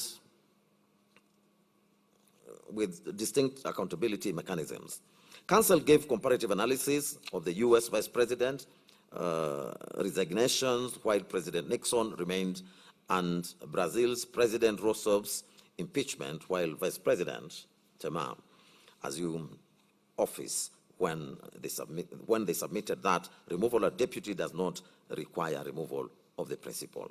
They contended that Article 150 of the applies Article 145 with necessary modifications, and that this acknowledges distinct offices and not a merger. On the validity of His Excellency Kindiki's nomination, approval, and appointment, the National Assembly and the clerk submitted that a lawful vacancy arose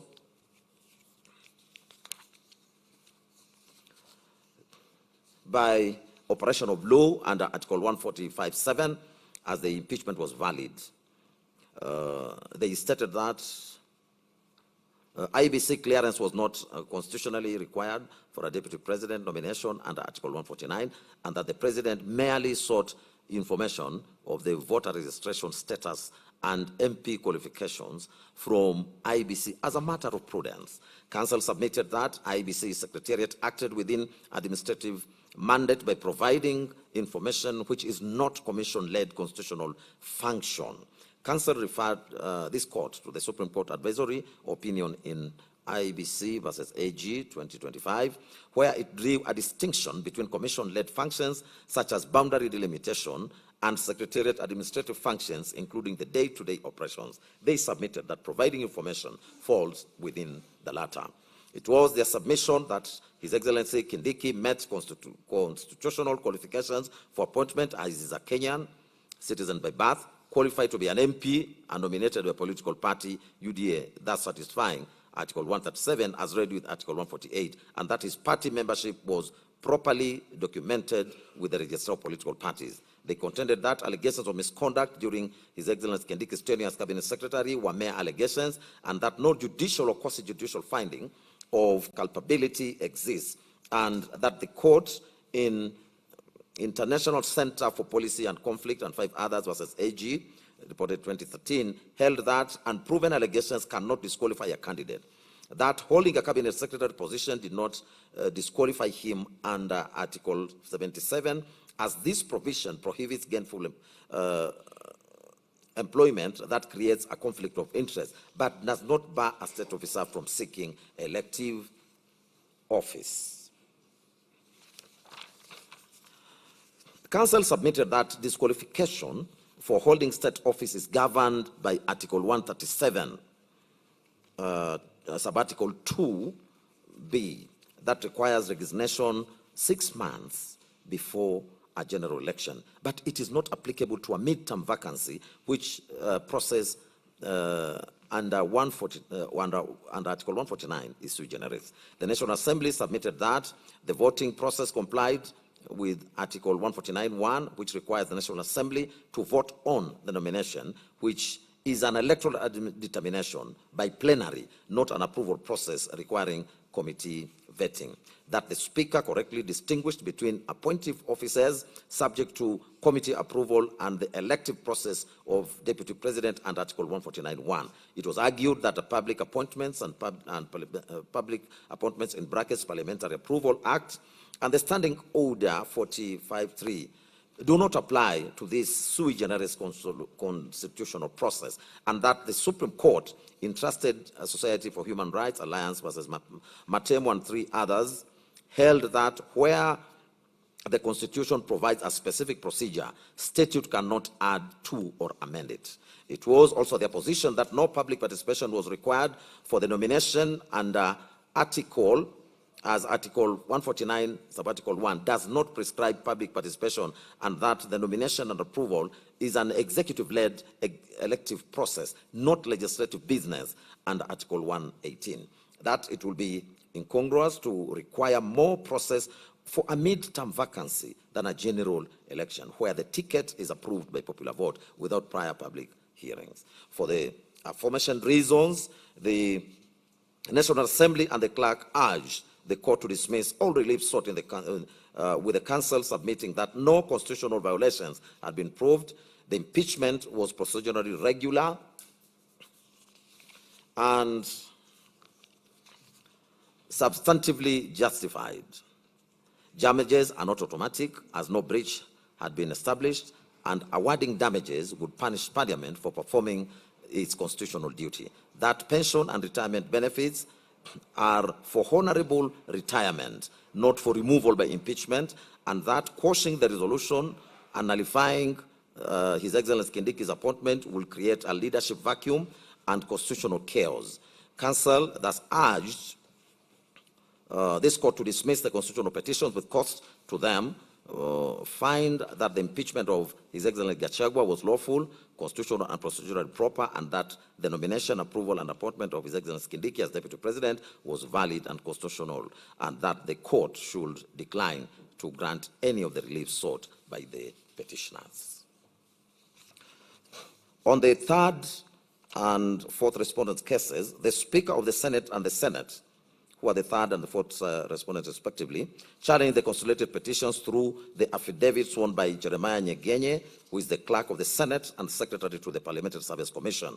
The affidavit was deposed on the 21st of October 2024. From the outset, it was their case that under Articles 93(1), 96, Sub-Article 4, and 145 and 150 of the Constitution, the Senate is mandated by with the role of considering the impeachment of a deputy president. They asserted that process is guided by the National Assembly's Standing Order 64 and 5, which dictates the procedure for introducing and supporting an impeachment motion. To that end, it deposed that on the 1st of October 2024, Honorable Mutuse introduced a motion in the National Assembly seeking the removal of His Excellency Gachagua on the basis of 11 grounds,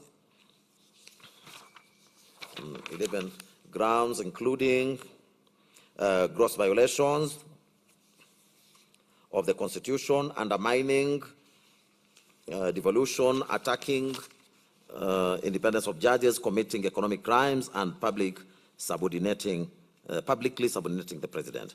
It was their position that the National Assembly conducted extensive public participation from 2nd to 5th of October 2024 and formally approved the motion on the 8th of October 2024. Following the approval, the Speaker of the National Assembly notified the Speaker of the Senate of the resolution in a letter received on the 9th of October 2024, which included the motion, electronic evidence, relevant Hansard reports, public participation, advertisement, and reports, and court orders.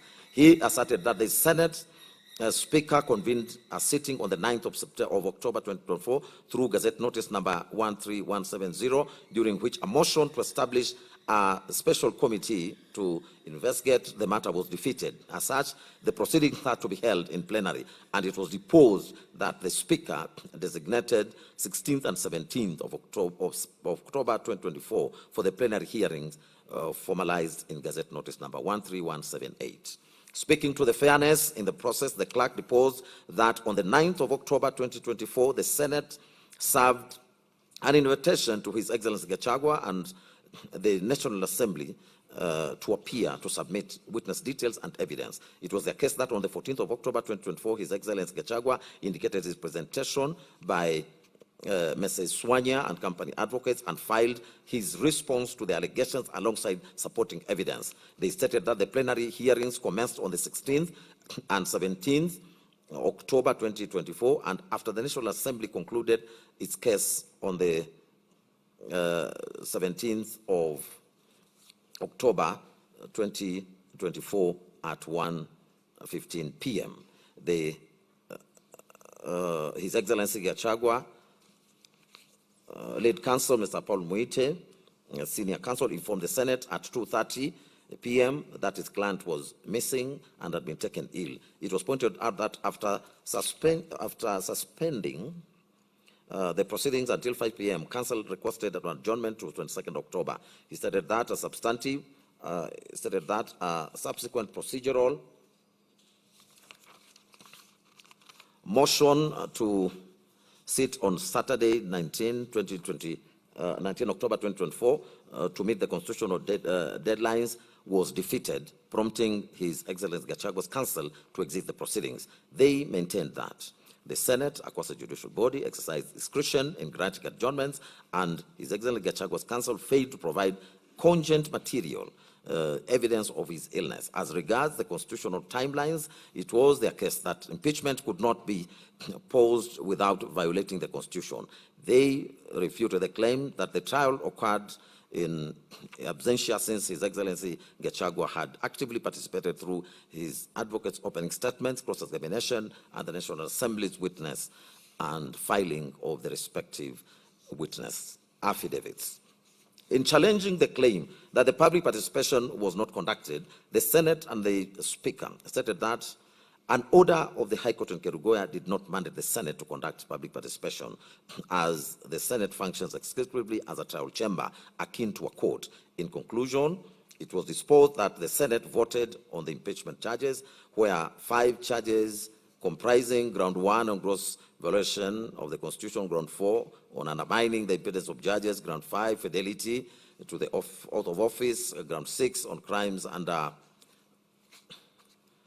national cohesion, and ground 9 on gross misconduct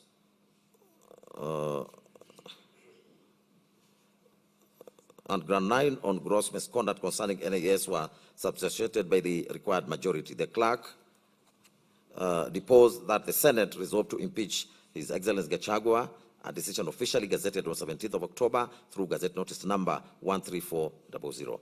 On the foregoing, this court was urged to find that the impeachment power is inherently political and vests solely in Parliament, which triggered the political question doctrine, thereby inviting this court to exercise judicial restraint. Ultimately, the Speaker of the Senate and the Senate prayed that the petitions be dismissed with cause. The third and fourth respondents filed submissions dated for the 24th of April 2026, and they were highlighted by their legal team led by Professor Tom of Gender Senior Counsel, Mr. Edwin Mukele, Ms. Mercy Thanji, Ms. Opola, and Honorable Hilary Sigei. They maintained that the entire impeachment process meticulously complied with all constitutional timelines, including standing orders and the principles of natural justice. On the question whether His Excellency Gachagua was accorded a fair and reasonable opportunity to be heard, they submitted that the hearing aligned with the due process and the Audi Alteram Partem rule. To define the threshold of a fair trial, they relied on the Black's Law Dictionary, 7th edition, at page number 725, and the Halsbury's Laws of England, 5th edition, 2010, volume 61, at paragraph 639. The dictionary defines the right to be heard as follows, and I quote: the rule that no person is to be condemned unless that person has been given prior notice of the allegations against him and a fair opportunity to be heard is a fundamental principle of justice. This rule has been refined and adapted to govern the proceedings of bodies other than judicial tribunals, and a duty to act in conformity with the rule has been imposed by the common law on administrative bodies not required by statute or contract to conduct themselves in a manner analogous to a court. End of quote. To bolster their case, the Senate and the Speaker referred to the President in Evans, Kidero, and 4 others, was Ndungu Waititu and 4 others, 2014 Supreme Court decision, which approved the Supreme Court of India's decisions in Indru Ramchand, confirming that a fair hearing possesses 2 elements, namely the opportunity must be given and it must be reasonable. Counsel drew further support from the Uganda Supreme Court in Obiga versus Electoral Commission and another, and in Saulo Kandie versus James Kwambai Cheruyot, which is a Court of Appeal decision, to illustrate the right that the right to be heard is fulfilled when a party is supplied with the opposing evidence and given a full venue to present their case, comment, or call witnesses. As regards the sufficiency of written evidence and constructive waiver, they stated that His Excellency Gachagua fully participated in the initial phases of the trial by filing comprehensive responses, witness statements, and documentary of video exhibits, which legally constituted his defense in chief under Rule 6 of the second schedule to the Senate standing orders. They submitted that an oral hearing is not an absolute prerequisite for natural justice, and they fortified their position through the decision in Economic Freedom Fighters and 3 others versus Speaker of National Assembly. This is a South African case, and the Kenya Revenue Authority and Menginya versus Menginya Salim Magara's case.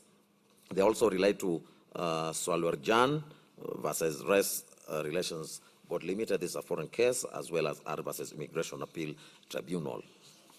They also referred to the case of Jacob Ochanda versus Kenya Hospital Association Limited, to demonstrate that a hearing can be fairly conducted through written representations. The Speaker and the Senate faulted His Excellency Gachagua, stating that because he chose to walk out of the proceedings after the Senate had voted down an adjournment, it was deliberate boycott. They implored the court to find that voluntary absence constituted a constructive waiver of the right to be heard orally. Support to that end was drawn from various authorities, among them Regina versus Jones, R versus Governor of Brixton Prison, and the Ghanaian Supreme Court case in the Republic versus High Court of Accra. They affirmed that the Senate acted within its lawful discretion when it denied His Excellency Gachagua's request to adjourn the proceedings due to his sudden hospitalization. In reference to the decision of the Supreme Court in Sonko and the Mate, the Senate and the Speaker emphasized that courts must be slow to interfere with the internal affairs and the procedural discretion of Parliament.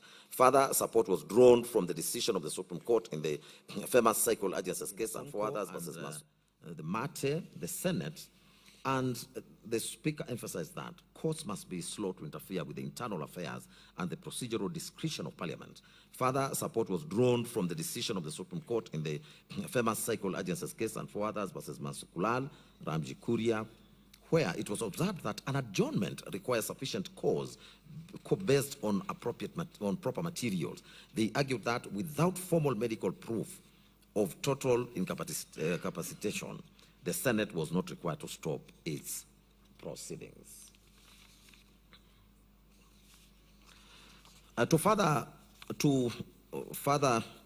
credence to the foregoing position, they found support from the decision in Serem versus Republic, Court of Appeal decision, and Okaka, and whether investigation of charges met the requisite standard of proof. The Senate asserted that it thoroughly investigated and voted on each individual charge according to the established intermediate standard of proof, which is above a balance of probability but below reasonable doubt threshold. It was their case that the standard was set by the Supreme Court in the Sonko case, which declared that proving even a single charge is legally sufficient to sustain an impeachment. Consequently, they submitted that the court must decline to reevaluate the evidence or substitute its own finding for the political question decided by the Senate under Article 96, Sub-Article 4 and Article 145, Sub-Article 3 of the Constitution.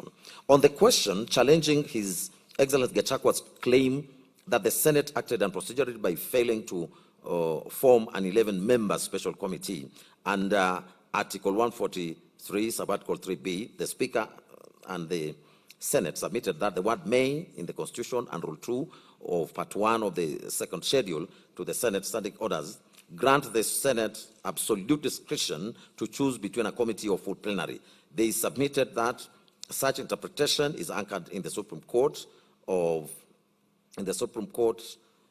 case in the matter of the Speaker of Senate rendering or referencing the matter of interim independent electoral commission and the Court of Appeal decision of Cooperative Bank of Kenya Limited and versus Banking Insurance Finance Union, which is a Court of Appeal decision.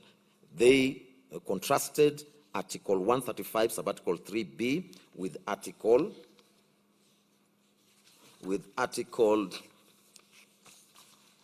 152, Subarticle 7 of the Constitution, which uses the mandatory phrase, shall appoint, when dealing with the dismissal of Cabinet Secretary. It was their case that since a motion to form a special committee was moved but failed to be seconded under Standing Order 70, the Senate properly proceeded in plenary, meticulously satisfying the oversight parameters affirmed in the by the Supreme Court decision in the Sonko case.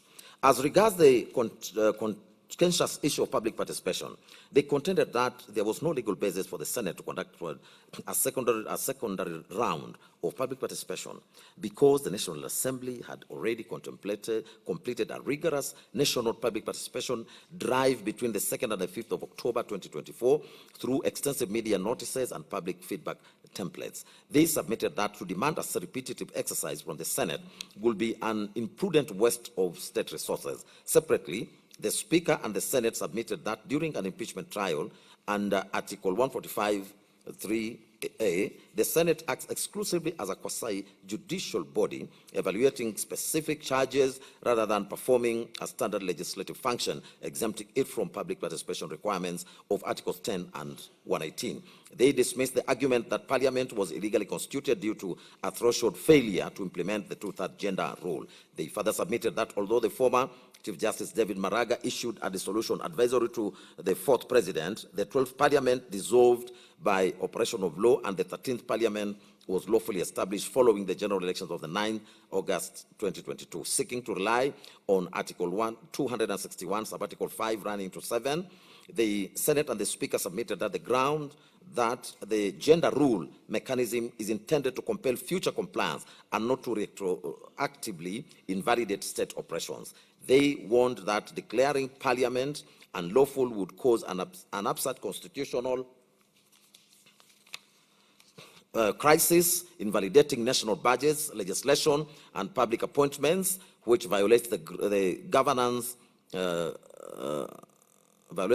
promotion mandate of Article 259 of the Constitution. They urge the court to practice judicial restraint as the gender dispute is actively pending before a 5-judge bench in Conchela and others as the Chief Justice and President of the Supreme Court in Kenya and others.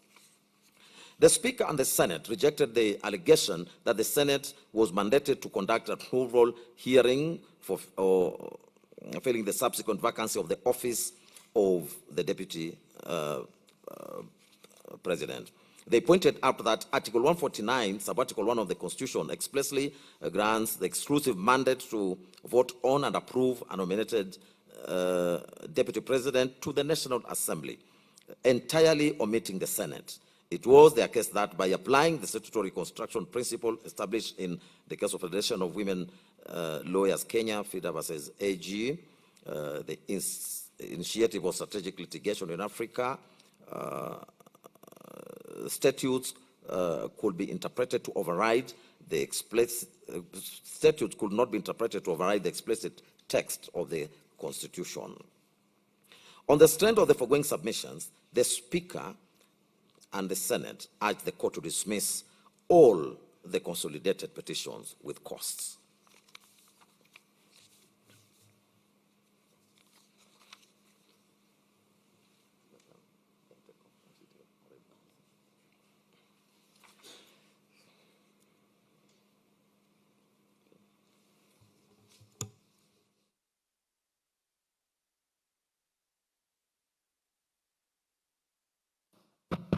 I will take over from the 5th respondent's case.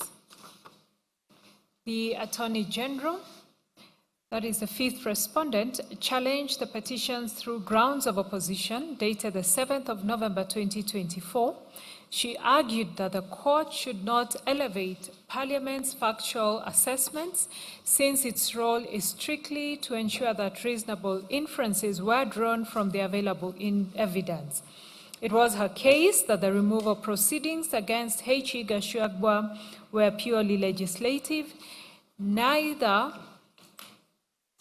entirely administrative nor judicial, and therefore were not subject to standard administrative or judicial review as suggested under Article 47(3)(a) of the Constitution. Further, the Attorney General asserted that the court could not substitute the legislature's discretionary decision with its own, as doing so would constitute a usurpation of the constitutional functions of an independent branch of government. She maintained that the proceedings before the legislature were lawful, efficient, expeditious, and procedurally fair, since the adopted procedure successfully balanced the need to protect H.E. Gachagua's constitutional rights, safeguard the process from abuse, and prevented unnecessary disruptions to public administration. Regarding public participation, the AG clarified that the Constitution did not permit members of the public to vote on an impeachment motion, as that discretion was expressly reserved for legislators who constitutionally represent the sovereign will of the people. It was explained that the National Assembly's role in the impeachment process was strictly preliminary and did not reserve for legislators who constitutionally represent the sovereign will of the people. It was explained that the National Assembly's role in the impeachment process was strictly preliminary and did not bind the Senate, which acted as a distinct state organ responsible for substantive proceedings and the ultimate decision. It described the consolidated petitions as disguised appeals regarding the merits of Parliament's decision and argued that the judiciary lacked an appellate relations made by elected officials. Finally, the Attorney General defended the subsequent nomination and voting into office of His Excellency Kindiki, and it was her case that the replacement process under Article 149(1) of the Constitution was sui generis, qualifying neither as an election nor an appointment, which meant that the provisions of Article 137 did not apply. The Attorney General concluded that there were no procedural infractions that affected the outcome, that the transition process was conducted within constitutional timelines by the proper constitutional repositories, and that the consolidated petitions lacked merit. The fifth respondent's submissions are dated 4th March 2026. They were orally highlighted by a team of counsel led by Professor Githu Muigai, Senior Counsel, alongside the Solicitor General, Mr. Shadrach Mose, Mr. Emmanuel Bita, now a judge of the High Court, and Mr. Charles Mutinda. The Attorney General submitted that accountable governance was a core part of the Constitution, which established removal from office through impeachment as one of the tools of governance amongst the many avenues of exercising oversight and facilitating accountability. He relied on the Supreme Court decision in Sonko, where the Apex Court stated that its purpose was to ensure integrity in leadership and prevent abuse of public office. It was the Attorney General's submission that the removal proceedings for a Deputy President were textually committed by the Constitution to the National Assembly and Senate, and that both institutions were vested with exclusive power to remove the Deputy President, subject only to procedural requirements set out in the Constitution and in the standing orders, that both houses were free to determine the procedures for receiving and considering the evidence necessary to discharge their duty to conduct impeachment hearing. With regard to the constitutional basis for impeachment, the Attorney General cited Articles 150, 144, and 145 of the Constitution, which she submitted established a sequential two-stage process. In the first stage, a member of the National Assembly initiated the process by filing a notice of motions supported by at least a third of all the members, which motion, if passed by at least two-thirds of all the members, was then transmitted to the Senate for substantive hearing.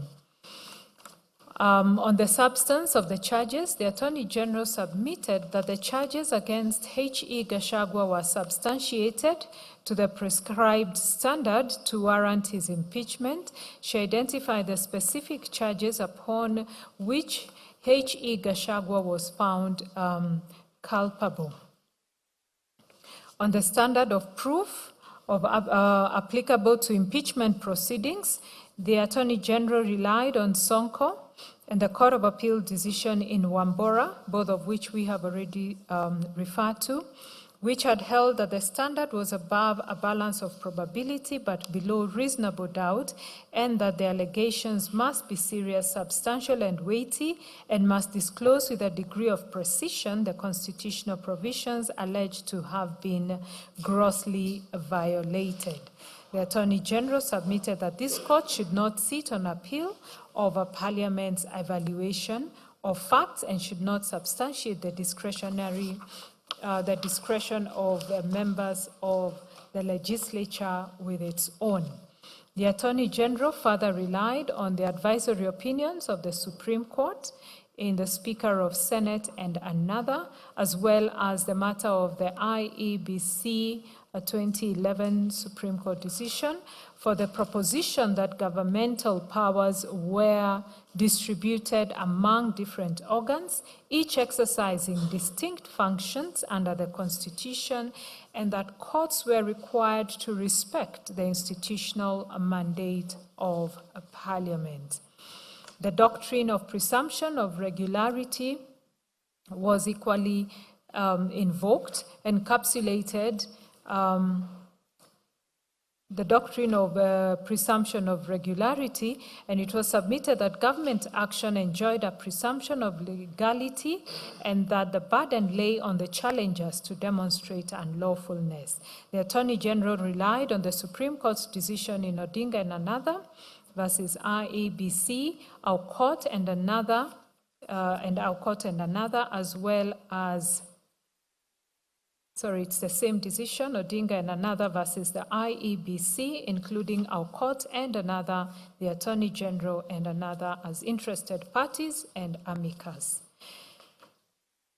On a comparative method, comparative jurisprudence, the Attorney General submitted that both the United States and the Philippines recognize the political nature of impeachment proceedings, and the power is vested in the legislature, thereby warranting judicial deference to the merits of legislative decisions.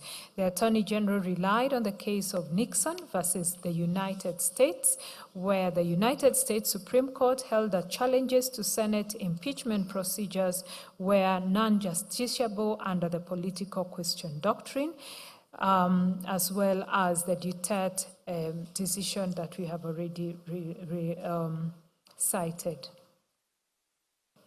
On the part of the petitions relating to the nomination and approval of H.E. Kindiki, the Attorney General submitted that the provisions of Article 149 envisaged a sui generis procedure for the nomination and assumption into office of a Deputy President. It was the Attorney General's submission that the process under Article 149(1) was neither an election in the traditional sense nor an appointment, as the text of the Constitution employed neither of those terms. In support of the sui generis nature of the process, the Attorney General drew on comparative constitutional provisions from the USA, Ghana, and Nigeria, each of which provided for a distinct mechanism of filling a vacancy in the office of Vice President through presidential nomination and legislative confirmation. The Attorney General submitted that as H.E. Kindiki was nominated by the President within 14 days after the vacancy arose, and the National Assembly voted on the nomination within 60 days, there had been no infringement of either the text or the spirit of the Constitution. Moving to the 9th respondent's case, the Honorable Mutuse responded to the consolidated petitions through a replying affidavit sworn on 22nd October 2024. He deposed that on 1st October 2024, pursuant to Article 150B, read with 145 of the Constitution and the Standing Order 64 and 65, he gave a notice of a special motion for the removal from office by impeachment of H.E. Gachagua. He was aware that the special motion was a time-bound exercise pursuant to the Standing Order 64-2 and 65, which required that it be disposed of within 7 days of the notice from office by impeachment of H.E. Gachagua. He was aware that the special motion was a time-bound exercise pursuant to the Standing Order 64-2 and 65, which required that it be disposed of within 7 days of the notice being given, failure to which it would be deemed as withdrawn. Honorable Mutuse averred that while Articles 145 and 150 of the Constitution and Standing Orders did not expressly require public participation in a special motion, Article 118(1)(b) of the Constitution imposed on the Speaker of Parliament the obligation to facilitate public participation in legislative and other business of Parliament and its committees. He deposed that it was in that spirit that the National Assembly, with a view to facilitate public participation, invited members of the public to submit their views, and public hearings were thereby conducted across all the 290 constituencies on 4th October 2024. A notice dated 4th October 2024 by the Clerk of the National Assembly extended a period of public participation to 5th October 2024. Honorable Mutuse confirmed that on 8th October 2024, Honorable Millie Odhiambo MP tabled a public participation report before the National Assembly. Honorable Mutuse further deposed that on the 3rd of October 2024, the High Court sitting in Kerugoya issued orders directing the National Assembly to organize, facilitate, and conduct further public participation at the constituency level, and that the National Assembly complied with those orders by extending the exercise to the 5th of October 2024. Honorable Mutuse stated that following the tabling of the public participation report, the members of the National Assembly debated the special motion and that H.E. Gachagua appeared in person for the hearing. After debating and hearing both parties, the members of the National Assembly met the threshold set under Article 145(2) by passing and approving all 11 grounds of the special motion. Honorable Mutuse affirmed that the entire impeachment process, from the tabling of the special motion dated 26 September 2024 at the National Assembly to the Senate's resolution, had fully complied with all legal procedure provided in the Constitution and relevant laws. Honorable Mutuse emphasized that this court had a judicial and not a political mandate, and that its function was to certify whether all procedural provisions of law had complied with constitutional principles, which was a judicial function. He averred that the issues raised by the petitions raised a political question, a principle of law that referred to cases that courts could not resolve because they involved questions about the judgment of actors in the executive or legislative branches and not the authority of those actors. Honorable Mutuse also cited the position taken by courts in Paraguay, India, Lithuania, and the Philippines to demonstrate that jurisdiction practicing a presidential system of government had been appreciative of the political question doctrine in impeachment matters. He tabulated comparative examples of impeachment proceedings of USA presidents to show that in those jurisdictions the fate of impeachment was left to political devices as opposed to judicial determination. Honorable Mutuse further deposed that under Article 94(2) of the Constitution, the National Assembly and Senate manifested the diversity of the nation and represented the will of their people and exercised their sovereignty. In conclusion, he urged the court to appreciate the prudential standing principle of self-restraint as a jurisdictional limitation on its power and pray that the petitions be dismissed. Honorable Mutuse filed written submissions. Those were dated the 15th of February 2026 and were supplemented on 5th of May 2026. They were anchored on two issues: whether H.E. Gachagua was validly impeached, and secondly, whether the impeachment process was procedural. He submitted that H.E. Gachagua was impeached on grounds on various grounds under the Constitution, violation of national laws, and gross misconduct arising from his conduct. It was Honorable Mutuse's submission that the question for the court was not the political wisdom of impeachment, but whether the grounds for removal had met the constitutional threshold under Article 145(1). Honorable Mutuse further reiterated his position that public participation was not expressly required under Article 145 and 150 or the standing orders, and relied on the case of BAT, submitting that even if there were allegations of lack of public participation, the same would not automatically vitiate the process. He further submitted that the petitioner's demand for public participation in the Senate was legally untenable, as the Senate acted as a quasi-judicial forum during impeachment processes. He submitted that the duty of Senate was to ensure a fair hearing for the accused, not to solicit public opinion on the charges.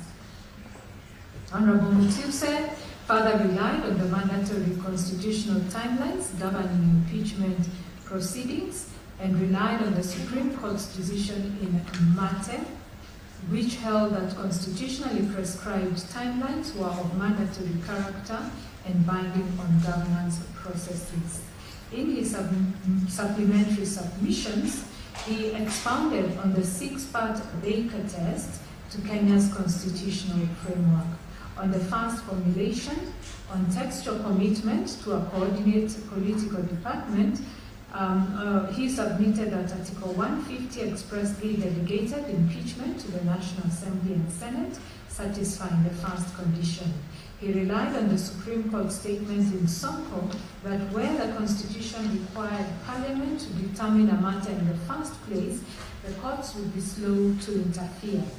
On the second formulation, on the lack of judicially discoverable and manageable standards, he submitted that Article 145(7) envisaged the finality of the Senate's determination with no provision for judicial appeal or standard or review. On the third formulation, on the impossibility of deciding without an initial policy determination, he submitted that assessments of gross misconduct incompatible with the high calling and dignified status of the office and serious reasons to believe crimes had been committed were inherently political and policy-laden beyond the competence of courts. On the fourth formulation, on the impossibility of independent resolution without expressing lack of respect for coordinate branches, Honorable Mutuse submitted that a merit review of the Senate's determination would substitute the court's judgment for that of elected representatives, constituting a profound expression of disrespect for a coordinate branch. On the fifth formulation, that is the unusual need for adherence. He as Deputy President. He submitted that to reopen the impeachment question at that stage would create constitutional chaos, cast doubt on the legitimacy of the current office holder, undermine executive suitability, expose the political life of the country to prolonged chaos, as cautioned in Nixon. On the sixth formulation, on the potentiality of embarrassment from multifarious pronouncements, Honorable Mutuse submitted that if the court entertained a merit review and reached a different conclusion from the Senate, conflicting pronouncements from different arms of government would undermine political, rather public confidence in all institutions and weaken the constitutional order. Honorable Mutuse therefore urged the court to appreciate the prudential principle of judicial self-restraint as a jurisdictional limitation on its power to hear and determine consolidated petitions on the basis that they raised a purely political question whose determination would be tantamount to subverting the will of the Kenyan people. He accordingly prayed that the consolidated petitions be dismissed with costs. The 10th respondent's case, the 10th respondent was the United Democratic Alliance, UDA, who challenged the petitions through grounds of opposition dated 6th October 2025. UDA claimed that the petition is untenable since it irregularly and craftily sought to convert political grievances into constitutional disputes, contrary to the Supreme Court decision in Sonko.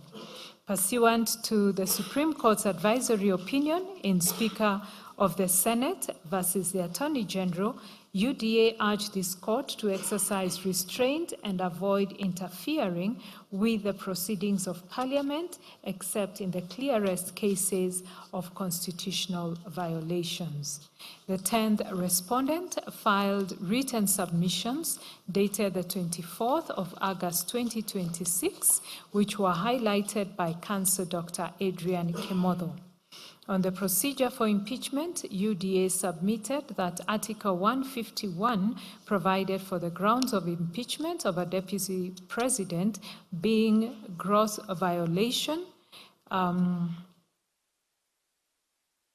of a provision in the Constitution or any other law, serious reasons to believe that the deputy president had committed a crime under national or international law or gross misconduct. It's admitted that Article 152 applied the provisions of 144 and 145 with necessary modifications to the removal of the deputy president. The UDA submitted that having been accorded a right to be heard both at the National Assembly as well as the Senate's stage and to be represented in the proceedings, His Excellency Gachagua was found culpable of publicly attacking and undermining the work of the NIS and its officials, undermining the institutional, functional, and decisional independence of judges, and persistently making inflammatory, reckless, and insightful public utterances threatening to discriminate against and exclude sections of the people of Kenya from public service appointments and allocation of public resources amounting to gross violation of the Constitution.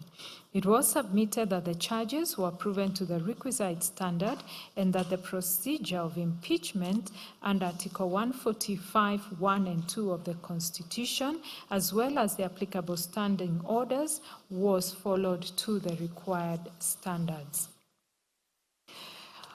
On the nomination and approval of H.E. Kindiki, UDA submitted that Article 149(1) of the Constitution required the President to nominate a person within 14 days of a vacancy arising and the National Assembly to vote on the nomination.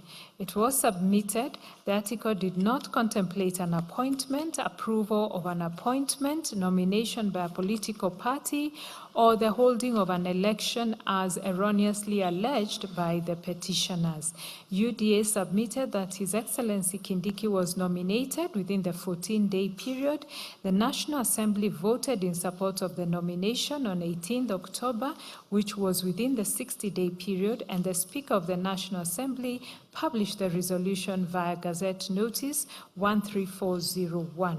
It was submitted that the nomination, approval, and swearing in of His Excellency Kindiki were all done in accordance with the law and without any violation of Article 149 of the Constitution.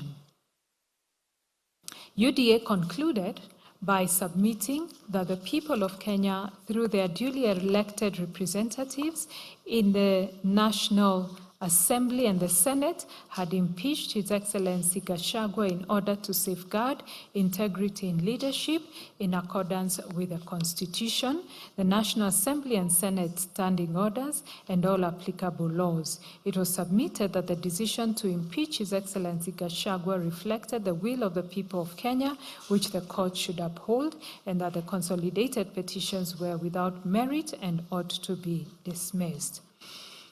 I look at the 16th respondent's case. That was the IEBC.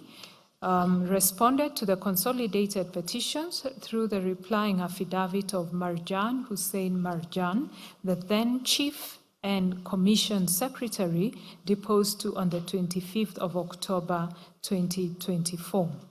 IEBC refuted the petitioner's claims that it was legally incapacitated. Deposed to on the 25th of October 2024. Its case primarily addressed two distinct legal issues raised by the petitioners, namely the constitutional validity and capability of IEBC as currently constituted, and the purported role of the IEBC in clearing or approving a deputy president appointed under Article 149 of the Constitution.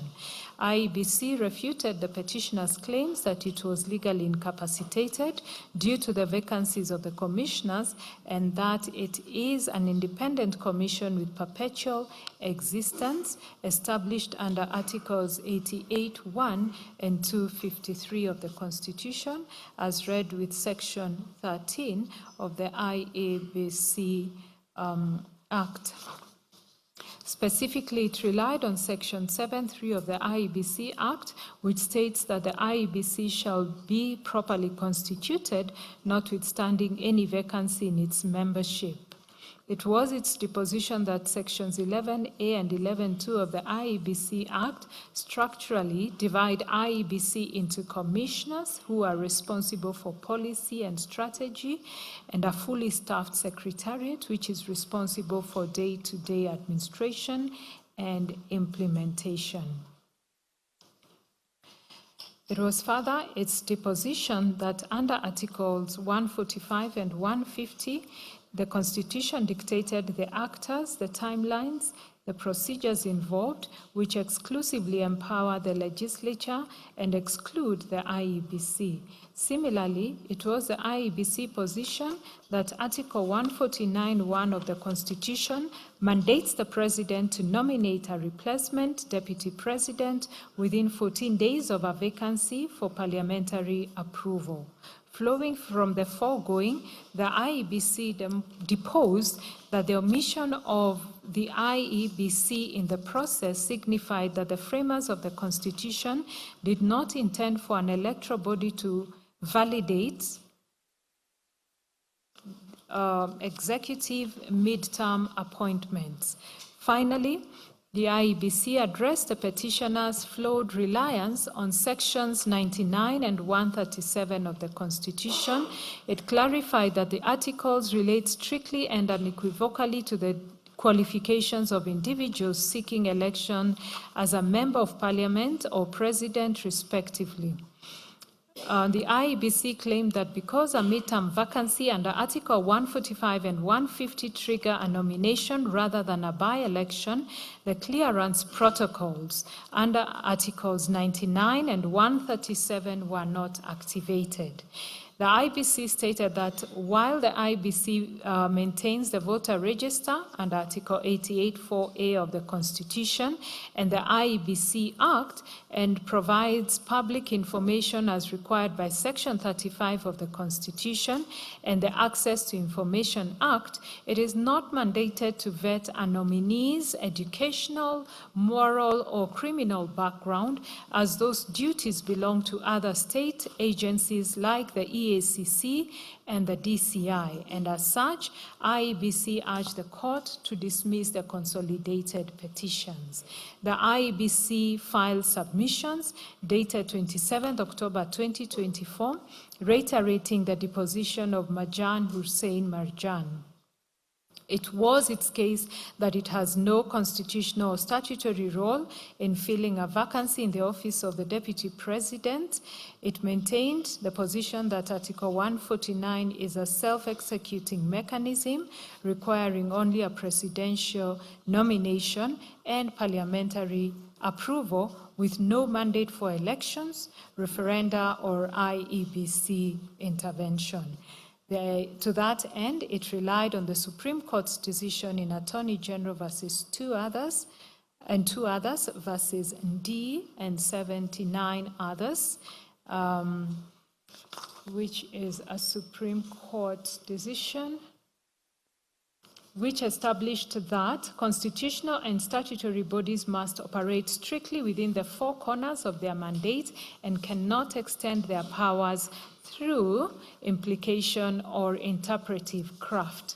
It submitted that compelling it to participate in the deputy presidential appointment process would validate the doctrine of separation of powers, violate the doctrine of separation of powers by encroaching on the explicit functions of the President and the National Assembly.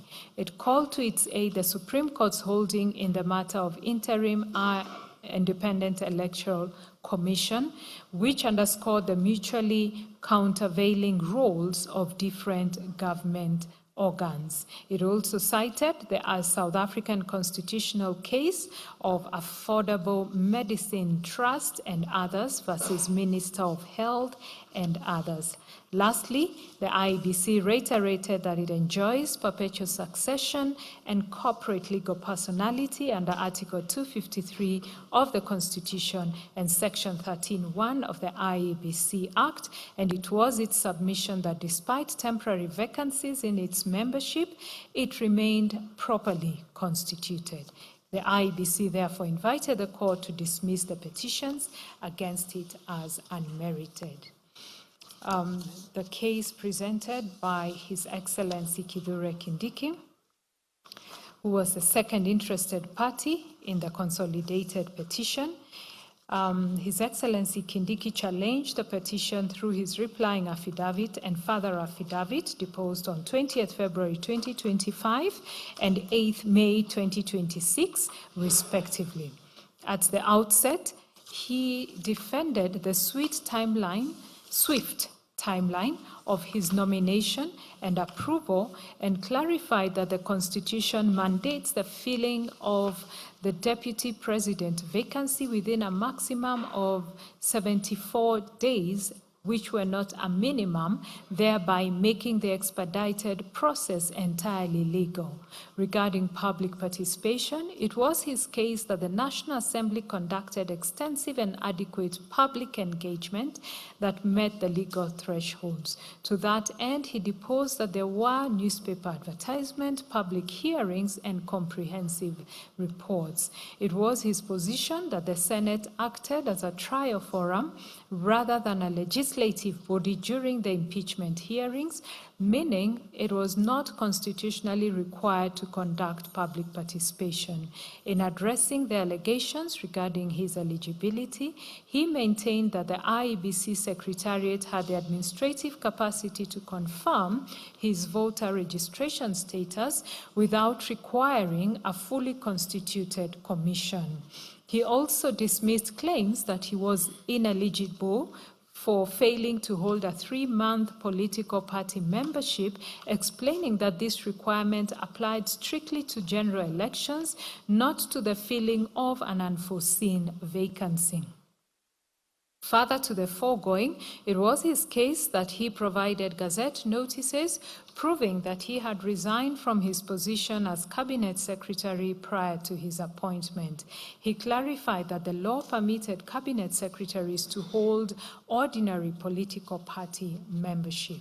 As regards the Senate refusal to grant His Excellency Gachagua an adjournment after he allegedly fell ill during the trial, His Excellency Kindiki observed that His Excellency Gachagua was granted an opportunity to appear in person and be represented by advocates of his choice before both houses of parliament. He deposed that he made both oral and written representation at both houses of parliament, challenged the inculpatory evidence before houses of parliament, and through cross-examination of all adverse witnesses in the trial held at the Senate. Further, he deposed that H.E. Gachagua appeared healthy during his initial testimony and found it highly suspicious that he failed to present any formal medical diagnosis or report to the Senate to substantiate the sudden illness. He argued that granting the requested 3-day adjournment would have violated strict constitutional timelines under Article 145(4) of the Constitution that required the Senate to conclude impeachment proceedings within 10 days, failure to which would have potentially plunged the country into a constitutional crisis. In his supplementary affidavit, His Excellency Kindiki opposed the late introduction of medical records by Dr. Daniel Gikonyo. He faulted the affidavit for having been sworn a year and a half after the impeachment events and was introduced only after the primary petitioner had already closed their case. He highlighted material inconsistencies regarding the timing, preparation, and late disclosure of the medical records. Specifically, he highlighted that they were never presented to the Senate, the primary constitutional forum. His Excellency Kindiki urged his case further through written submissions dated the 1st of October 2025, which were highlighted by Learned Counsel Dr. Modhomi Thiankolu, Senior Counsel, and Mr. Kenson Muteithia. They structured it to symmetrically address both the substantive and procedural validity of the impeachment process in the National Assembly and the Senate, as well as the constitutional legality of His Excellency's nomination and election. Regarding the substantive validity of the impeachment, Dr. Thiankolu, Senior Counsel, submitted that His Excellency Kindiki was lawfully apologies, there's a mistake here. That His Excellency Gachagua was lawfully removed from office on 5 distinct counts, which included making persistent inflammatory public statements, undermining the decisional independence of the judiciary, and publicly attacking the NIS. To support the argument that the judiciary should not substitute its own judgment for that of Parliament, it was his case that the Supreme Court, in the case of Sonko, and the High Court decision in Wambora, held that the courts exercised only supervisory jurisdiction over impeachment disputes and could not act as a super legislature to review the sufficiency of the evidence presented to Parliament. In defense of the procedural mechanisms employed His Excellency Kindiki urged that the National Assembly fulfilled its mandate by adequately informing the public and facilitating public participation, referring to the BAT case. He further implored the court to find that the strict 12-line impeachment timeline was a rigid constitutional framework, and to fortify its position, he referred to the Supreme Court's decision in Mate, where it was observed that timelines were not subject to alteration. In challenging the claim of denial of the right to fair hearing, His Excellency Kindiki asserted that the Senate's refusal to grant a 3-day adjournment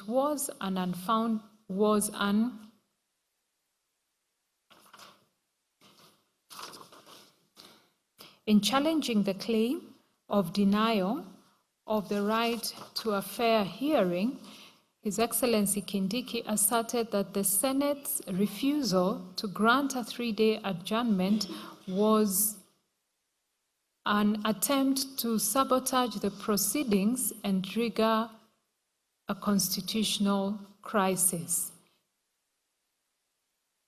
It was his position that His Excellency Gachagua had failed to produce medical evidence to substantiate his sudden illness. He reiterated that granting the adjournment would have blatantly violated the strict, non-modifiable constitutional timelines. Turning to the validity of His Excellency Kindiki's assumption of office, Dr. Thiankolu submitted that his speedy nomination, electoral clearance, and political party membership was justified. He drew support from the court's decision on 31st October 2024, which established that the critical functions of the Deputy President's office abhorred a vacuum and demanded expeditious action. Finally, His Excellency Kindiki contended that the statutory laws governing appointive state offices, such as the Public Appointments Parliamentary Approval Act, did not apply to the elective office of the Deputy President. We now come to issues for determination.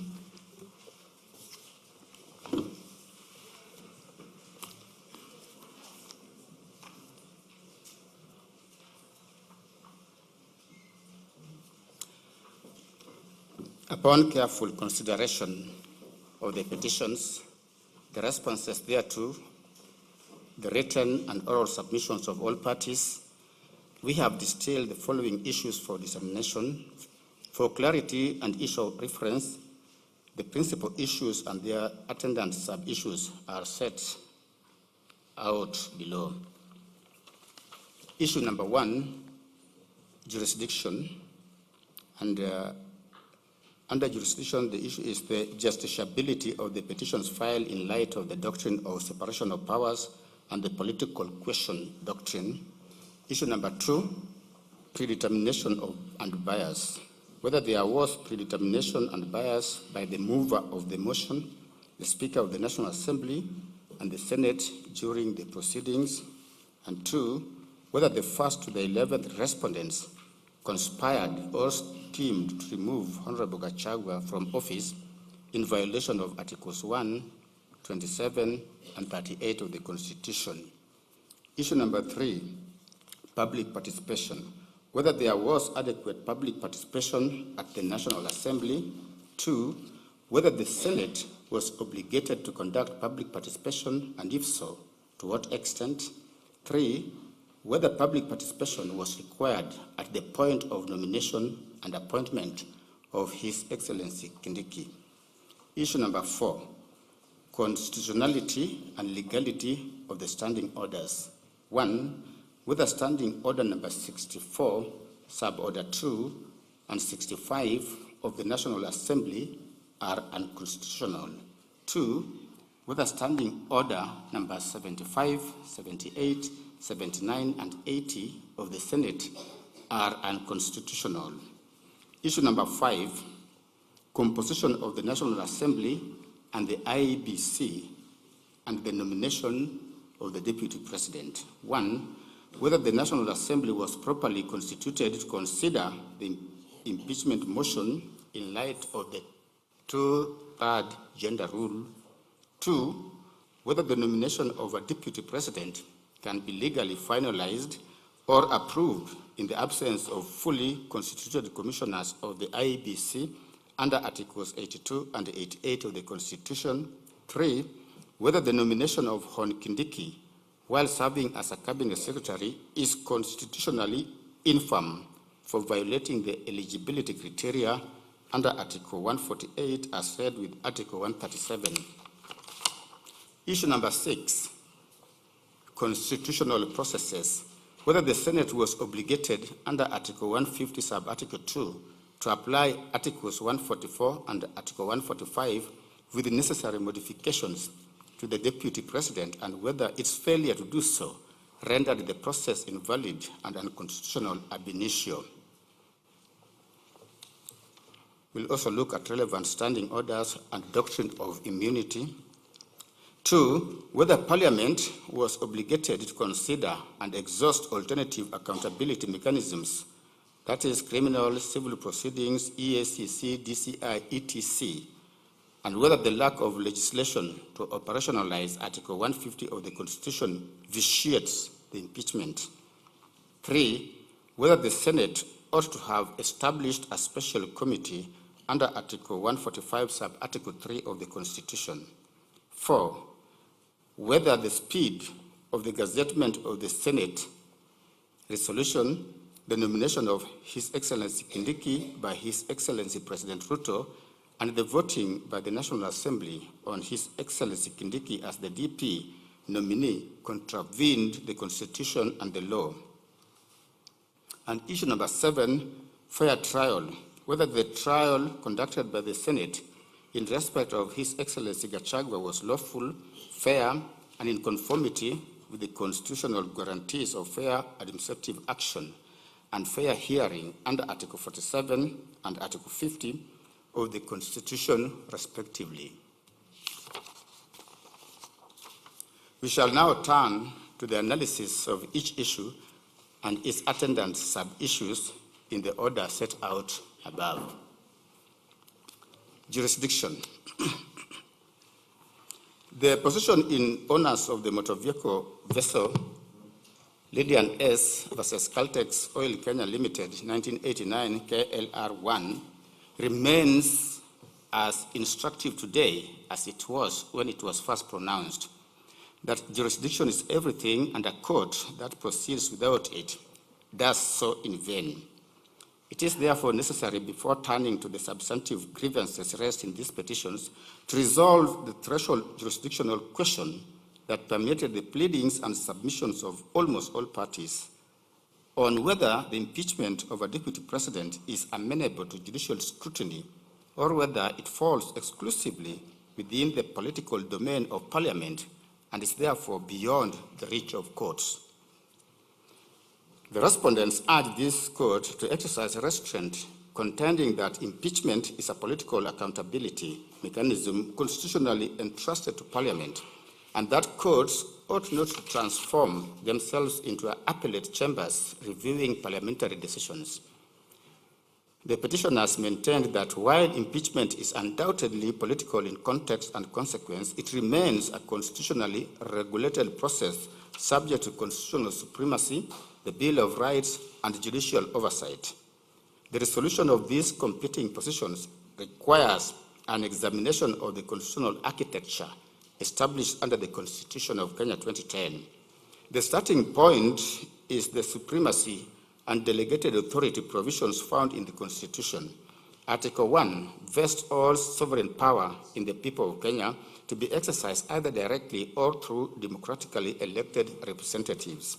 Parliament, the executive, and the judiciary are therefore not sovereign institutions in themselves. They are repositories of delegated sovereign authority, deriving their legitimacy from and remaining accountable to the people. Article 2 declares the Constitution to be the supreme law of the Republic, binding all persons and all state organs at both levels of government. The inevitable consequence is that no state organ, including Parliament, enjoys immunity from constitutional scrutiny. The Constitution of Kenya does not recognize parliamentary supremacy. It entrenches constitutional supremacy, and that supremacy is absolute and admitting of no exception. The Supreme Court gave authoritative expression to this principle in Justice Kariuki Mate and another versus Martin Nyaga Wambora and another 2017 EKLR, where it emphasized that no arm of government is above the law, that this being a constitutional democracy, the Constitution is the guiding light for the operations of all state organs. It further determined that the court's mandate, where it applies, is for the purpose of averting any real danger of constitutional violation. It follows, as a matter of necessary constitutional logic, that whenever Parliament exercises authority under Articles 145 and Article 150 of the Constitution, it does so not as a sovereign body wielding unreviewable discretion, but as a constitutional organ exercising delegated authority within and subject to the limitations that the Constitution prescribes.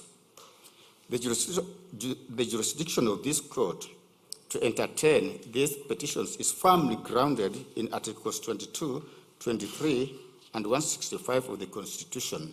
Article 165, sub-article 3D, expressly empowers the High Court to determine questions of constitutional interpretation, including whether anything done under the authority of the Constitution or any law is inconsistent with or in contravention thereof, and it is precisely that question that lies at the heart of these proceedings. Article 23 vests in this court jurisdiction to enforce the Bill of Rights and to grant appropriate relief where constitutional rights and freedoms have been violated, are threatened, or are likely to be infringed. The breadth of that jurisdiction is a deliberate constitutional design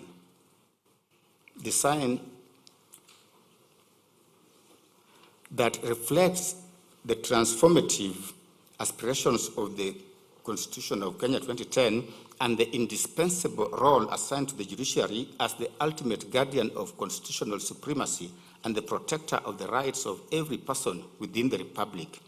This court does not approach the jurisdictional question as one of first impression. In its ruling delivered on 31st of October 2024, this bench considered and conclusively determined the self-same jurisdictional challenge that the respondents now seek to resurrect. The court held that the broad jurisdiction vested in the High Court under Articles 23, 22, and 165 extends to determining whether the powers exercised by the National Assembly and the Senate in impeachment proceedings conformed to constitutional requirements. Had the framers of the Constitution intended to exclude the High Court's jurisdiction in matters arising under Article 145, they would have done so in express terms, as they demonstrably did in relation to certain proceedings under Article 144. The argument that impeachment proceedings are beyond judicial scrutiny sits uneasily with the constitutional text. The Constitution contains no provision excluding impeachment from judicial review and no clause creating islands of authority immune from constitutional control. Where allegations are made that constitutional procedures are violated, rights infringed, or constitutional standards disregarded, as in the present case, this court would itself violate the Constitution were it to decline jurisdiction merely because the dispute arises in a politically sensitive context. As Chief Justice Marshall observed in Cohens versus Virginia, 19 U.S. 6-264 in the year 1821, the court said, "It is most true that this court will not take jurisdiction if it should not, but it is equally true that it must take jurisdiction if it should. We have no more right to decline exercise of jurisdiction which is given than to usurp that which is not given. The one on the other, or the other, would be treason to the Constitution," close quote. That observation resonates fully within Kenyan's constitutional order. The presence of political implications does not extinguish this court's constitutional duty to interpret, protect, and enforce the Constitution. Even within the argument on separation of powers, this court accepts that impeachment is principally a parliamentary function under Articles 145 and 150. However, separation of powers does not mean separation from the Constitution. As the Supreme Court held in the matter of the Speaker of the Senate and another 2013 KLR, none of the arms of government can claim an exclusive preserve free from constitutional scrutiny, and it is the responsibility of the courts to ensure that the exercise of power by state organs remains within constitutional bounds. The Court of Appeal affirmed in Mumu Matemu versus Trusted Society of Human Rights Alliance and 5 others, that was in 2013, that the Constitution establishes not a rigid wall of separation, but a system of separation of powers tempered by checks and balances within which no arm of government is superior to another. The doctrine therefore requires mutual respect among constitutional institutions, not mutual exclusion, and Parliament cannot invoke it as a shield against constitutional accountability. Within the realm of impeachment proceedings, specifically the Supreme Court in Justice Karaoke Mate and another versus Martin Nyaga Wambora of 2017, the Supreme Court signaled that it would be reluctant to question parliamentary procedures as long as they did not breach the Constitution, and that the mandate of the courts is restricted by the doctrine of separation of powers to deciding on matters of individual rights and fundamental freedoms, and not to inquire into how the County Assembly and the Senate perform duties in which they alone have discretion, nor to review the merits of the decision to impeach. We are therefore satisfied that this court is being correctly called upon to scrutinize and pronounce itself on the constitutional regularity of the impeachment process. To do so neither impinges upon nor offends the doctrine of separation of powers.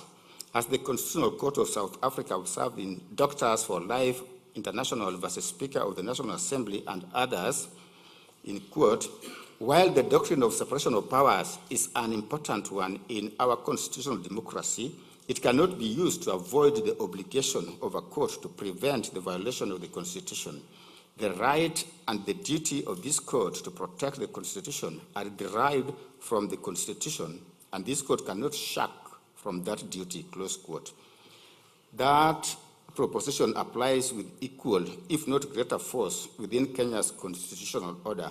To decline the obligation of constitutional adjudication in deference to the political character of impeachment proceedings would not be an act of judicial restraint, but an act of judicial abdication.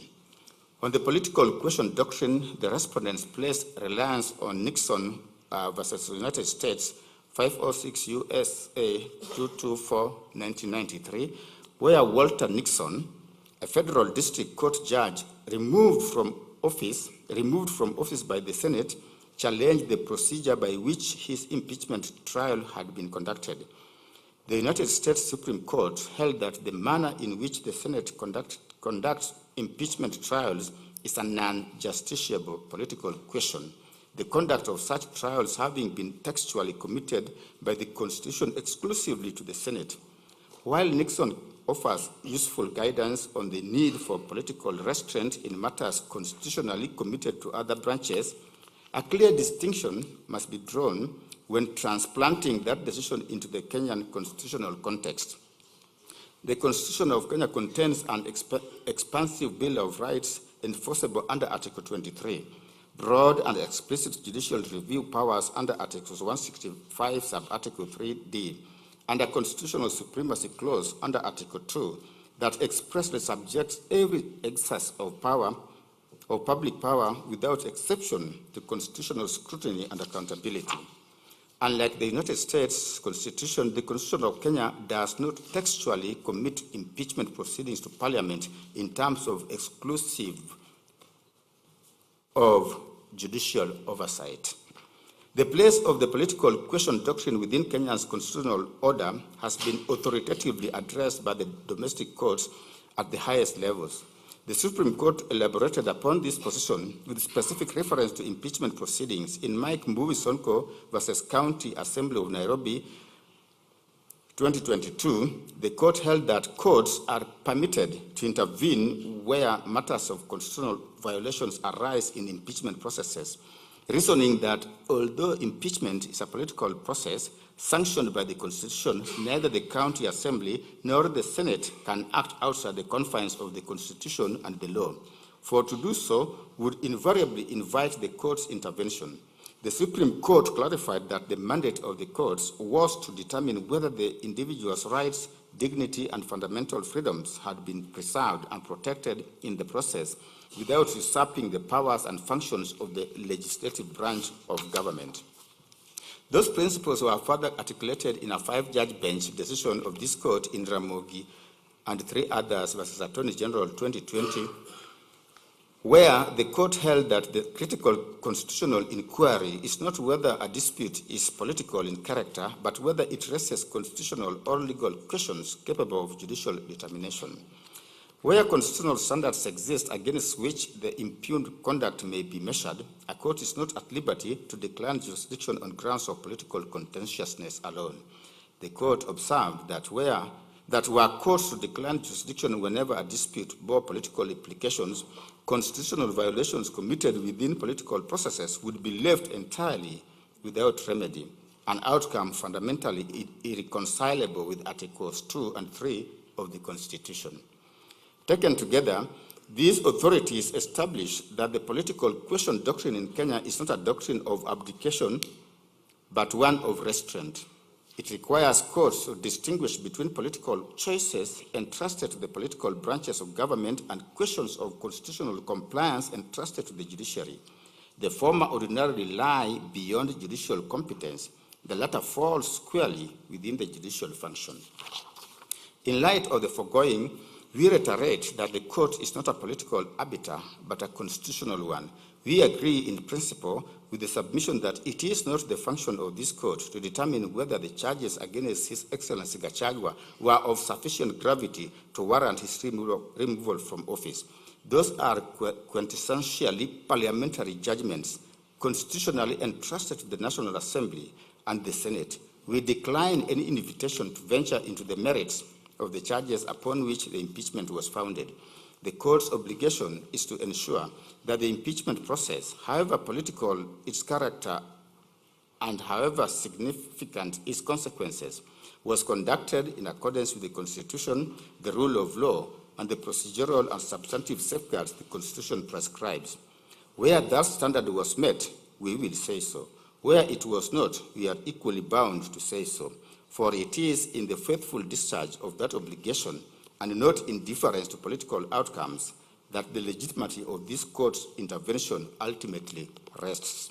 Accordingly, we find that the impeachment proceedings challenged in these petitions are justiciable, and that this court possesses jurisdiction under Articles 23, 22, and 165 of the Constitution to determine whether the National Assembly and the Senate acted within constitutional bounds, complied with constitutional procedures, respected constitutional rights, and remained faithful to the constitutional safeguards governing the impeachment of a deputy president. Second sub-issue, predetermination and bias. The petitioners contended that the impeachment proceedings against His Excellency Rigathi Gachagua was tainted by actual bias, apparent bias, conflict of interest, and predetermination on the part of the speakers of the National Assembly and the Senate, members of Parliament, senators, and other constitutional actors involved in the impeachment process. It was their case that various public statements, political conduct, and procedural decisions demonstrated that the outcome of the impeachment had effectively been determined before the proceedings commenced, and that the constitutional actors involved had failed to approach the process with the impartiality and openness required under Articles 27, 47, and 50 of the Constitution. The constitutional foundation of the petitioner's claim lies principally in Article 27, 47, and 50 of the Constitution. Article 27 guarantees equality before the law and the equal protection and equal benefit of the law. Article 47 guarantees every person the right to administrative action that is lawful, reasonable, and procedurally fair. Article 50, sub-article 1 guarantees every person the right to have any dispute that can be resolved by the application of law determined in a fair and public hearing before a court, or where appropriate and independent and impartial tribunal or body. The constitutional requirement of impartiality is not confined to court of law. Whenever a constitutional body exercises adjudicative, disciplinary, investigative, or quasi-judicial authority affecting rights, interests, status, or public office, the process must comply with constitutional standards of fairness, impartiality, and procedural propriety. This principle was affirmed by the Court of Appeal in Sholei versus Judicial Service Commission and 3 others in 2013, and the Judicial Service Commission versus Mbalu Mutava and another civil appeal number 52 of 2014, where the court emphasized that constitutional and administrative decision-making processes are subject to the requirements of procedural fairness and natural justice.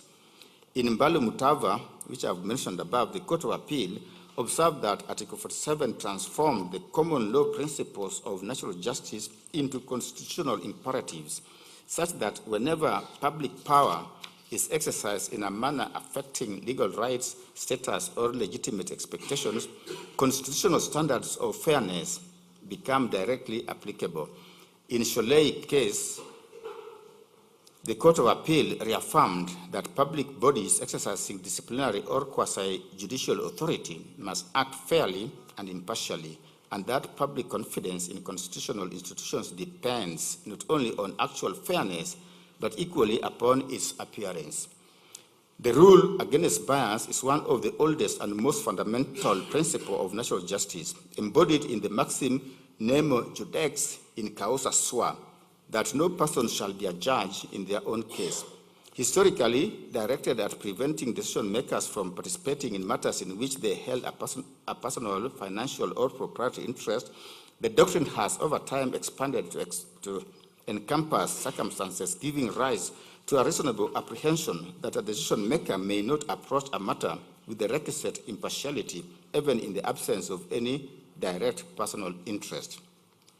The modern test for apparent bias was authoritatively stated by the Supreme Court in Rai and 3 others versus Rai and 4 others, 2013, KLR, where the court adopted the objective test and held that the inquiry must be conducted from the perspective of a fair-minded and informed observer. The court emphasized that allegations of bias cannot be founded upon speculation, conjecture, suspicion, or dissatisfaction with the outcome of proceedings. There must exist objective circumstances capable of giving rise to a reasonable apprehension that the decision maker may not bring an impartial mind to bear on the subject. The Supreme Court reaffirmed and elaborated upon these principles in Kaplana, Rawal, and 2 others versus Judicial Service Commission in 2016. Observing that the question is not whether a party genuinely believes that a tribunal is biased, but whether a reasonable and informed observer, having considered all relevant facts, would conclude that there exists a real possibility of bias.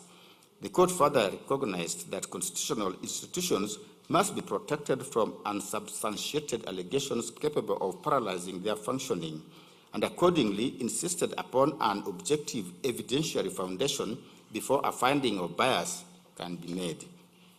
Similarly, in Tunoi and another versus Judicial Service Commission and another civil appeal number 6 of 2016, the Court of Appeal reaffirmed the enduring principle first established in R versus Sussex Justices ex parte McCarthy, 1924, 1 KB 256, that justice must not only be done, but must manifestly and undoubtedly be seen to be done, and underscored that public confidence in constitutional institutions depends significantly upon the appearance of impartiality and not merely its substance.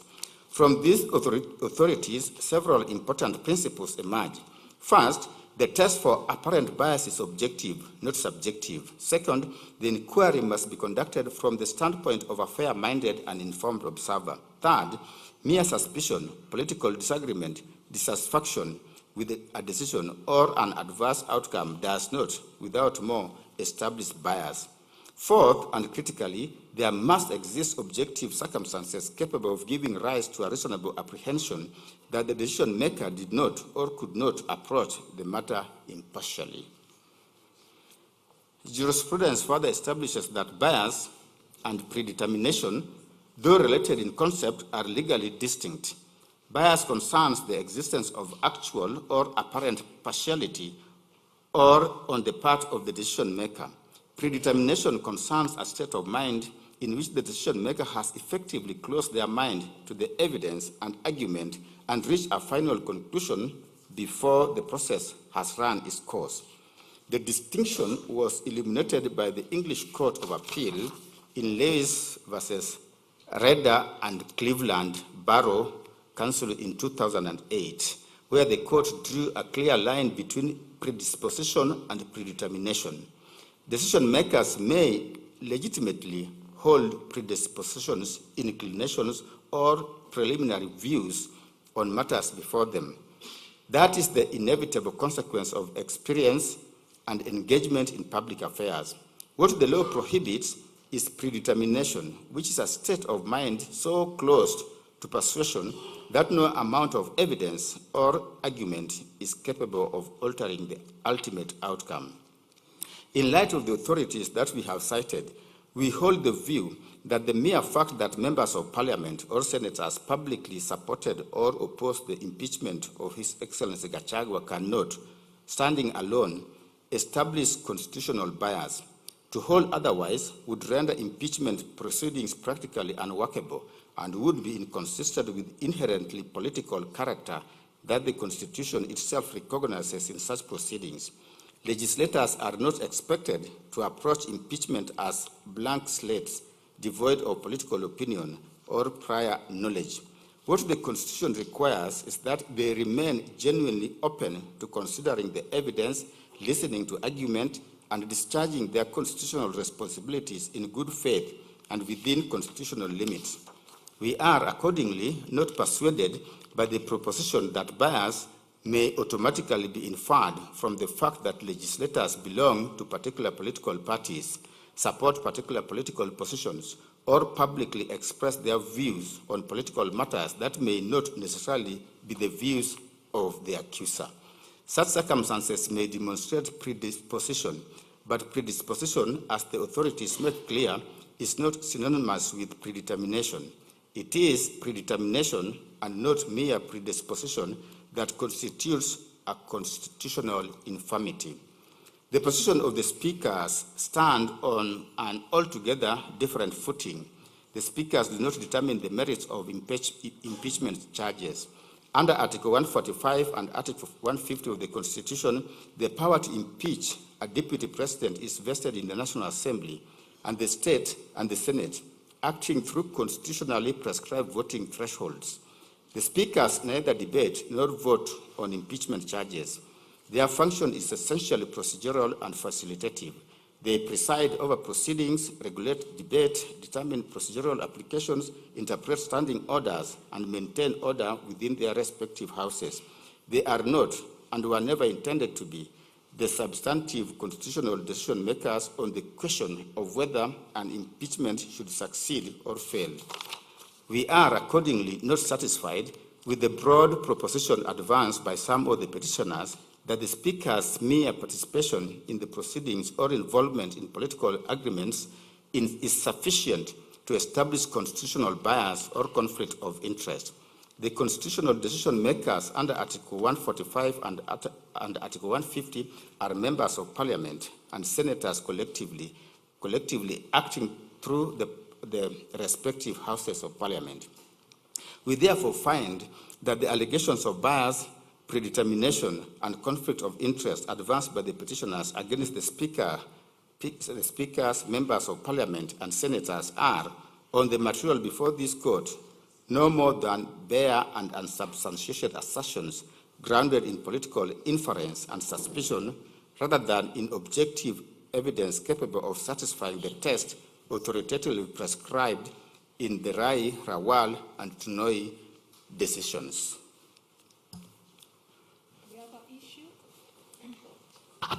The other main issue relates to public participation. In dealing with this topic, we address ourselves to three distinct but interrelated questions. First, whether the public participation exercise conducted by the National Assembly met the constitutional threshold required under Articles 10 and 118 of the Constitution. Second, whether the Senate, upon receipt of the impeachment motion, was itself obligated to carry out a public participation exercise before voting on the impeachment. And third, whether the public participation was required at the point of nomination and appointment of His Excellency Kindiki as Deputy President. The petitioners collectively contended that public participation in the impeachment process was constitutionally deficient, inadequate, and in certain stages wholly absent, rendering the entire process null and void. Their challenge was mounted at the three levels, and the petitioner advanced, they attacked the National Assembly's public participation exercise as being deficient, both in substance and procedure. They argued that the public was given less than 48 hours to digest complex charges, that the template used reduced the participation to binary support or not support choice, that His Excellency Gachagua's own response was withheld, depriving citizens of balanced information, that many venues were inaccessible, changed without notice, or restricted to party members. They also pointed to defiance of conservatory orders requiring constituency-level hearings, the vagueness of the same-day notice of the 5th October 2024, anomalies in the participation report, such as a report support rate exceeding 100%, and tabling of that report moments before the debate. They also concluded that the scale of participation of about 200,000 citizens out of a population of 52 million was negligible and incapable of meeting the constitutional standards. With respect to the Senate, they contended that Senate conducted no public participation at all, no notices were issued, no hearings convened, no submissions received. They emphasized Senate's role was determinative and quasi-judicial, and therefore attracted an independent obligation to facilitate public participation. They argued that this obligation could not be discharged vicariously through the National Assembly, and that by proceeding without its own engagement, the Senate compounded the defects of the Assembly's process and arrogated sovereign power that the Constitution requires to be exercised by the people. Finally, they challenged the approval of H.E. Kindiki as Deputy President and argued that no public participation preceded the vote, yet that approval constitutes what is known as other business under Article 118, 1B, which requires public involvement. They highlighted the compressed timelines in the Senate impeachment vote on the 17th of October, the nomination of His Excellency Kindiki the same night, and approval by the National Assembly the following morning as evidence that the process was concluded overnight without public input. They distinguished this midterm vacancy scenario from a general election, noting that in elections, the people exercise sovereignty directly through the ballot, whereas in midterm appointments, public participation is the only available mechanism for engaging the people's will. And on that basis, prayed for declaration that the nomination, approval, and appointment of His Excellency Kindiki were unconstitutional. The respondents, quite in summary, maintained that the National Assembly's public participation exercise was adequate, it was reasonable, and fully compliant to the constitutional requirements. They argued that notices were disseminated through the Gazette, through newspapers, through Parliament website and social media, and that multiple channels of participation were available. They defended the 2 to 3 day notice period as reasonable, given the strict timelines under Article 145.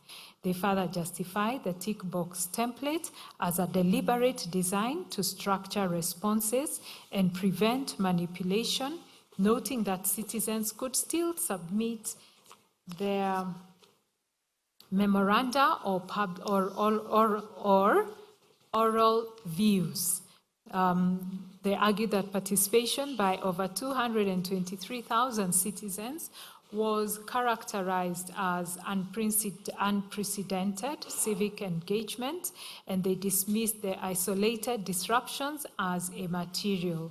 They argued that there was no obligation to share His Excellency Gachagua's report with response with the public, since the public's role was to express views, not to adjudicate.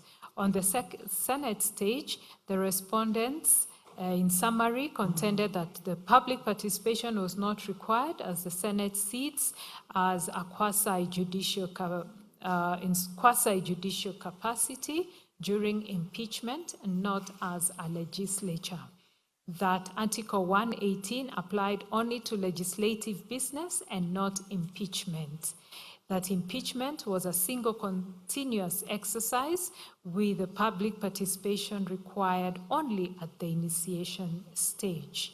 Regarding the nomination and approval of His Excellency Kindiki, they submitted that public participation was not required, that Article 149(1) established a unique self-executing process where the National Assembly voted as an electoral college exercising delegated sovereignty rather than conducting legislative business, that the Constitution's silence on participation in this context was very deliberate, and that elected MPs themselves embody public representation, that the debate was open, televised, and recorded, and they concluded that the nomination, approval, and appointment of His Excellency Kindiki were fully compliant with the Constitution. We have considered the cases advanced by both parties and take the following position on this issue. It is common ground among the parties, and this court affirms that public participation is not merely a procedural formality, but a foundational constitutional value, one deeply woven into the democratic fabric of this nation. It is an expression of the sovereign will of the people, who, by virtue of Article 1, Subarticle 1 of the Constitution, are the ultimate repository of all sovereign power. That sovereignty, though delegated to state organs under Article 1(3), is not thereby surrendered. It is retained by the people and continuously exercised through, amongst other mechanisms, active and meaningful participation in the process of governance. Public participation is therefore not a gift of the state to the citizen, but a constitutional right that the state is obligated to facilitate, to protect, and to give full effect to. Under Article 10(2)(a) of the Constitution, public participation is expressly enumerated as one of the national values and principles of governance. Article 10(1) makes clear that the national values and principles of governance bind all persons, state organs, state officers, and public officers whenever they make or implement public policy decisions, apply or interpret the Constitution or any law. The imperative of public participation finds further and specific expression in the context of Parliament in Article 118 of the Constitution, which reads as follows: Parliament shall, A, conduct its business in an open manner, and its sittings and those of its committees shall be open to the public, and B, facilitate public participation and involvement in the legislative and other business of Parliament and its committees. At its core, public participation refers to an active process of interaction and engagement among various stakeholders who have an interest in or are affected by a particular decision or course of action. The word active is of constitutional significance. It signals that the Constitution does not contemplate a passive, cosmetic, or performative exercise in which the exercise is merely notified of a decision, in which the public is merely notified of a decision already made. It demands instead a genuine and substantive process which the people are afforded a real and meaningful opportunity to shape the decisions that affect their lives. In essence, public participation is the mechanism through which the governed speak to those who govern and through which the exercise of public power is continuously tethered to the will, values, and interests of the sovereign people. The robust jurisprudence on this subject in Kenya supports this position. The Supreme Court, in the matter of National Land Commission, this is an advisory opinion application number 2 of 2014, placed the principle of public participation at the very core of the concept of checks and balances in governance, recognizing it as integral to the manner in which various arms of government discharge their constitutional functions. Subsequently, in the British American Tobacco Kenya PLC versus Cabinet Secretary for Ministry of Health, commonly referred to as the BAT case, the Supreme Court delimited the following binding framework for public participation. The principles are that, as a constitutional principle under Article 10.2 of the Constitution, public participation applies to all aspects of governance, that the public officer and or entity charged with the performance of a particular duty bears the honors of ensuring and facilitating public participation, that the lack of a prescribed legal framework for public participation is no excuse for not conducting public participation, and the onus is on the public entity to give effect to this constitutional principle using reasonable means. That public participation must be real and not illusory. It is not a cosmetic or a public relations act. It is not a mere formality to be undertaken as a matter of course just to fulfill a constitutional requirement. There is need for both quantitative and qualitative components in public participation. That public participation is not an abstract notion, it must be purposeful and meaningful. That public participation must be accompanied by reasonable notice and reasonable opportunity. Reasonable participation. That public participation is not an abstract notion, it must be purposeful and meaningful. That public participation must be accompanied by reasonable notice and reasonable opportunity. Reasonableness will be determined on a case-to-case basis. That public participation is not necessarily a process consisting of oral hearings. Written submissions can also be made. The fact that someone was not heard is not enough to annul the process. That allegations of lack of public participation does not automatically vitiate the process. The allegations must be considered within the peculiar circumstance of each case, including the mode, the degree, the scope, the extent of public participation is to be determined on a case-to-case basis. Additionally, in Cabinet Secretary for National Treasury and Planning and 4 others versus Okiya Mtata, the Supreme Court held that the constitutional threshold for public participation is one of reasonableness, that the process must afford the public a genuine and meaningful opportunity to be heard, and that Parliament must take reasonable measures to ensure the proposal, views, and suggestions received. The court spoke as follows. In the BAT case, this court established the standard that duty bearers must meet and the threshold courts should use to determine whether duty bearers have fulfilled their obligations with respect to public participation. This threshold is set at a reasonableness standard. In its guiding principles on public participation, this court defined this threshold as follows: that public participation must be accompanied by reasonable notice and reasonable opportunity. Reasonableness will be determined on a case-to-case basis, close of quote. This and the broader corpus of jurisprudence firmly established that when the Constitution, the Constitution demands is not necessarily the most intensive form of participation in every case, but always a form that is meaningful, purposeful, and proportionate to the nature and gravity of the decision being made. This principle finds its clearest expression in the decision of the Constitutional Court of South Africa in Doctors for Life International versus the Speaker of National Assembly and others, where the court held that the degree and nature of participation must be calibrated to the subject matter and the potential impact of the decision on affected persons. The proposition has been consistently adopted by our courts in Mui Coal Basin Local Community and 15 others versus the Permanent Secretary, Ministry of Energy. The Court of Appeal affirmed that decisions of greater consequence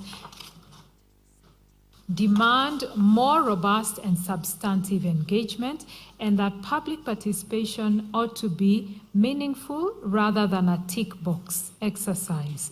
The High Court reinforced this position in Robert Gakuru versus Governor Kiambu County and Institute for Social Accountability versus the National Assembly, where it held that the standard of participation required is directly informed by the gravity and reach of the decision in question. We believe that it is within this rich conceptual context that the courts must approach questions about the adequacy of public participation in any given case, whether arising from the legislative process or from any other exercise of public power in which the Constitution demands the people's involvement. The focus ought to be on whether the participation that occurred was real, substantive, and meaningful. As we now turn to apply these principles to the specific facts of this matter, we do so bearing in mind that the constitutional standard is not one of perfection, but equally it is not one of mere tokenism. The standard is meaningful participation, and that standard must be assessed with rigor, sensitivity to context, and fidelity to the constitutional vision of a government that is truly of, by, and for the people. Certainly, the impeachment of a deputy president is not an ordinary legislative act. It is amongst the most consequential, solemn, and irreversible decisions that any parliament can make. It involves the removal from office of a person who holds the second highest constitutional office in the republic, and an office to which the holder was elected by the sovereign will of the people through a general election. The gravity of that decision cannot be overstated. It affects not only the individual whose tenure is at stake, but the constitutional architecture of the executive, the stability of government, and the democratic expectations of millions of citizens who cast their vote in the 2022 general election. It is precisely because of this gravity that the public participation required in connection with an impeachment process must be held to a standard that is both qualitatively and quantitatively meaningful. It is equally against this exacting standard that we assess the public participation conducted by the National Assembly in connection with the impeachment of His Excellency Gachagua. On the question of notice, the National Assembly adduced evidence that notices of the public participation exercise were published in multiple newspapers of wide national circulation, including the Daily Nation, the Standard, the Star, and Taifa Leo, on the 2nd, the 3rd, the 4th, and the 5th of October 2024. We recognize that the publication of the notices in both English and Kiswahili was a deliberate effort to reach citizens across the linguistic divide and to ensure that the exercise was not confined to the English-speaking, urban, and formally educated segment of the population.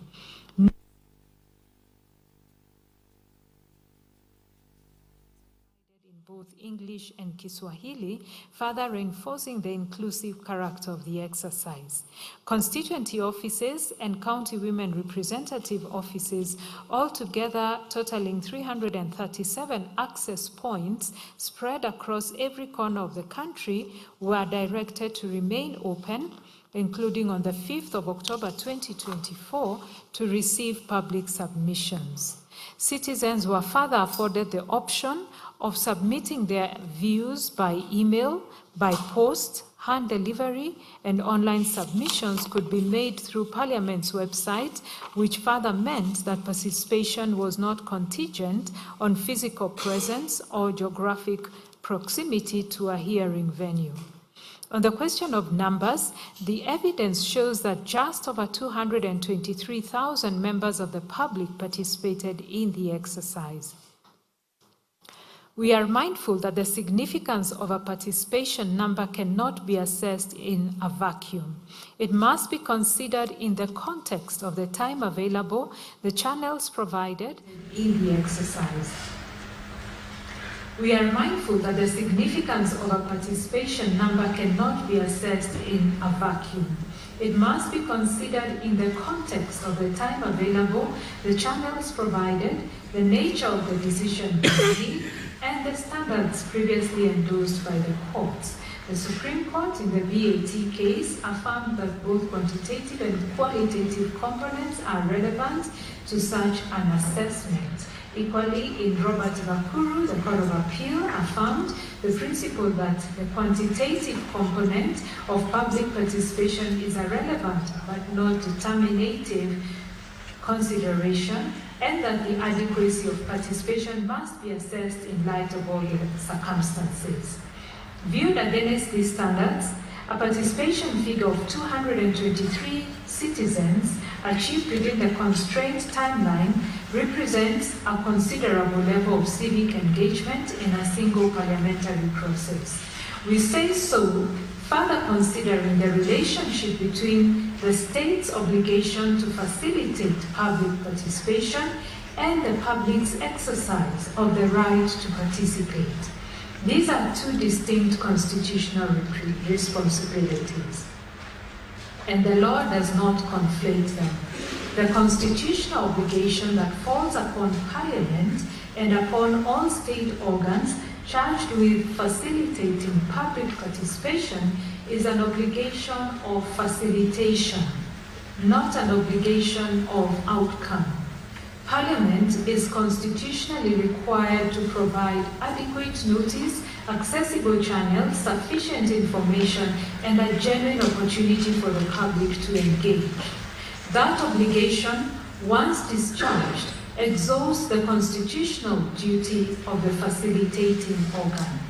At least that is our understanding of the Supreme Court's pronouncement in Cabinet Secretary for National Treasury and Planning that, I quote, based on the textual markers herein, Parliament's duty is to facilitate public participation and involvement in the legislative and other business of Parliament and its committees.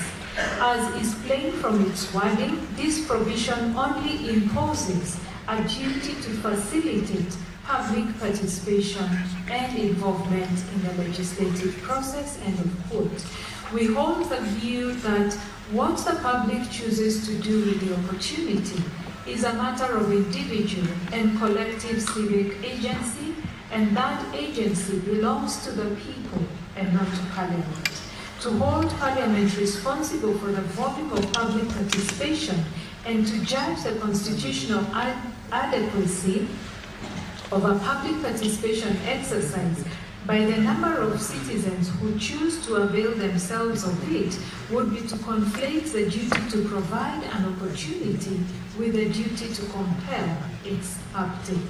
We take the position that a process that was accessible to all but availed by a few is not, by reason of low turnout alone, constitutionally deficient, provided that the low turnout was not the product of inadequate notice, inaccessible venues, suppression of participation, or any other failure on the facilitate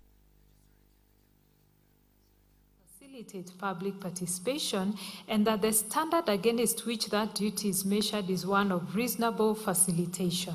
It therefore follows that the adequacy of the exercise ought not to be measured by the number of members of the public who ultimately chose to engage, or by whether any particular outcome was achieved. The true measure is whether the state discharged its obligation to create conditions in which meaningful participation was genuinely possible. We are therefore persuaded that the appropriate legal standard against which compliance by the National Assembly must be measured is not one of perfection, but one of reasonable sufficiency in the circumstances. As we have stated, the Constitution does not demand flawless execution of public participation.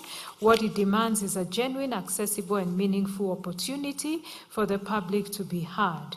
Even accepting, as we do, that logistical and operational challenges may have arisen in certain isolated cases, which is not an uncommon occurrence in any large-scale nationally coordinated exercise conducted under time pressure, such localized deficiencies would not invalidate the entire process, as guided by the Supreme Court in the BAT decision. The evidence before this court shows that the door was opened widely, accessibly, and in good faith. Additionally, the fact that His Excellency Gachagua's response to the charges was not availed to the public during the window does not, without more, render the exercise deficient. The purpose of public participation in the impeachment process is substantively and functionally distinct from the adversarial hearing to which the respondent is entitled. The public was called upon to express its views on whether the allegations assessed on their face were of sufficient gravity to warrant a removal of a constitutional office holder. It was not and was never intended to be a mini trial of the charges. The Constitution vests the final decision-making authority in the National Assembly and the Senate, both of which are representative bodies exercising a delegated mandate from the people. These institutions heard, considered, and weighed both the allegations and His Excellency Gachagua's full response before proceeding to vote. On the question of compliance with the court orders of 3rd October 2024, which directed the National Assembly to organize public participation at least at constituency level, we find upon careful evaluation of the evidence placed before us that the National Assembly took demonstrable and timely steps to give effect to those directions. A memo from the Clerk of the National Assembly contained at page 996 of the National Assembly's documents provided as follows. The title of the memo was Collection of Public Views on the Special Motion for Removal from Office by Impeachment of the Deputy President of the Republic of Kenya. And the Clerk of the National Assembly writes, as you are aware, the National Assembly is currently considering a special motion for the proposed removal from office by impeachment of His Excellency Rigathi Gachagua, the Deputy President of the Republic of Kenya. To facilitate this process, public hearings were scheduled to be held in all 290 constituencies on Friday, October the 4th, 2024, from 8 to 5 p.m. and members of the public were notified to submit their views to the constituency or county. Offices of all members of Parliament of the National Assembly notified to submit their views to the constituency or county offices of all members of Parliament of the National Assembly. By a court order issued on the 3rd of October 2024, the High Court in Kenya sitting at Kerugoya directed that the National Assembly organize similar public hearings closer to the citizens, at least at constituency level, on each constituency in Kenya to enable the constituents of members of Parliament responsible for the impeachment process nationally to engage with and participate on hearings and or any other suitable modes by which citizens at that level can participate and offer their representations. In this regard, you are required to continue facilitating and coordinating the public participation exercise on the special motion within your constituency or county office. Please ensure that you implement the following: availability of forms, ensure that copies of the public views template are physically available in your offices. In addition to the physical forms availed earlier, additional forms can be downloaded from the Parliament's website. 2, collection of views. Collate all views, including memoranda, completed public views template, and any other submissions relating to the exercise. Note to transcribe oral submissions into written form using the designated template. 3, submission of collected views. You are required to submit the collated views arranged per constituency to the collection center, which has been set up in Parliament Building, Nairobi, at the entrance of Bunge Tower. Alternatively, you may hand over the forms to the respective officers designated for your counties or constituencies as per the attached list. All submissions must be received by Sunday, the 6th of October, 2024. Please ensure that your respective offices remain open on Saturday, the 5th of October 2024, as from 8 a.m. to 5 p.m. to facilitate the exercise. Please utilize the operation facilities and resources available in your offices to print or photocopy the forms and to support any other aspects of this exercise. For seamless coordination, we have shared the contacts of parliamentary officers responsible for each county or constituency. I close the quote. The petitioners allege that no actual hearings were held at the constituency level, contending in effect that the exercise was a procedural facade. The allegation was effectively countered by substantial evidence presented by the National Assembly. This included the report of public participation on the proposed removal from office by impeachment of His Excellency Rigathi Gachagua, EGH, the Deputy President of the Republic of Kenya. The report contained a detailed analysis of the aggregated constituency tallies. See table number 4 at page 180 of the report. Supported by photographic documentation of the exercise conducted across multiple constituencies, as well as an official account comprehensively outlining the scope and substance of the proceedings. It is a well-settled evidentiary principle that a bare denial or unsubstantiated allegation cannot displace positive and particularized evidence to the contrary. The petitioners bore the burden of proving on a balance of probabilities that the public participation was an illusory or ineffective exercise. That burden was not discharged. It was also common ground that the public participation was tabled before the National Assembly on the 8th of October 2024. Members of Parliament had the opportunity to consider it before and during the debate.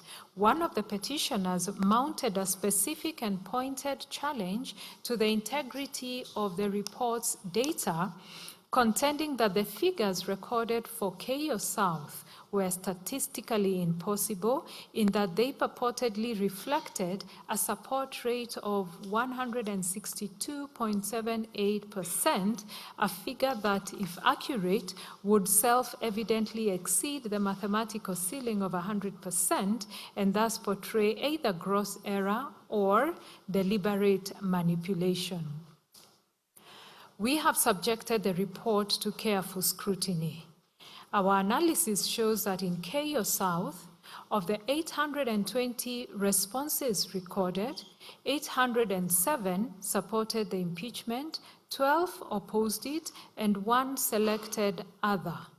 This translates to 98.41% in favor, 1.46% against, and 0.12% categorized as other. These figures, in our view, are mathematically sound and fall within the permissible range of 0 to 100% and disclose no statistical anomaly of the kind alleged. The petitioner's contention, presented as a statement of fact, is therefore not borne out by the document itself.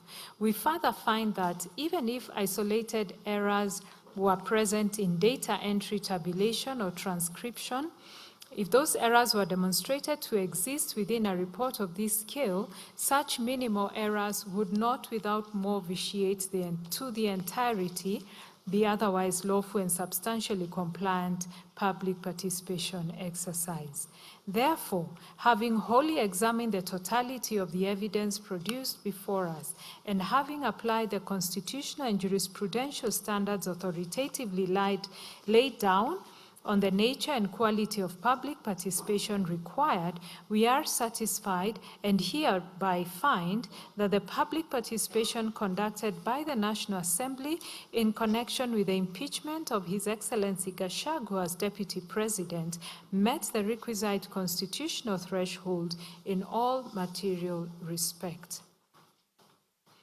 With regards to the Senate not conducting its own public participation, the petitioners contended that the Senate acted in violation of Article 118 of the Constitution by failing to conduct its own independent public participation exercise prior to deliberating on the impeachment of His Excellency Gachagua.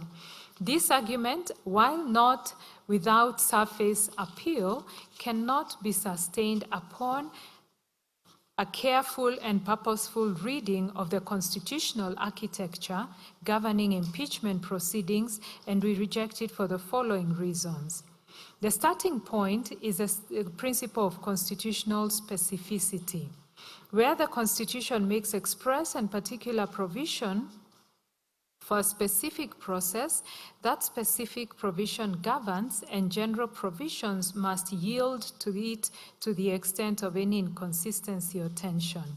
Article 145 of the Constitution prescribes with particularity the role and function of each House of Parliament in the impeachment process. Under that provision, the Senate's designated function is to hear the charges preferred against the Deputy President, to receive and evaluate evidence in respect of those charges, and to decide on whether the Deputy President should cease to hold office. This is, by its very nature, an adjudicative function, and one that is quasi-judicial in character, akin to the conduct of a tribunal. It is not a legislative or policy-making function. The Senate, at this stage of the process, sits not as a law-making body, but as a constitutional adjudicator, and the procedural obligations that attend to that role are correspondingly different. Article 118, by contrast, imposes obligations on Parliament in the conduct of its legislative and other business. It provides in material part that Parliament shall conduct its business in an open manner, that its sittings and those of its committees shall be open to the public, and that Parliament shall facilitate public participation and involvement in its legislative and other business. The operative phrase is legislative and other business.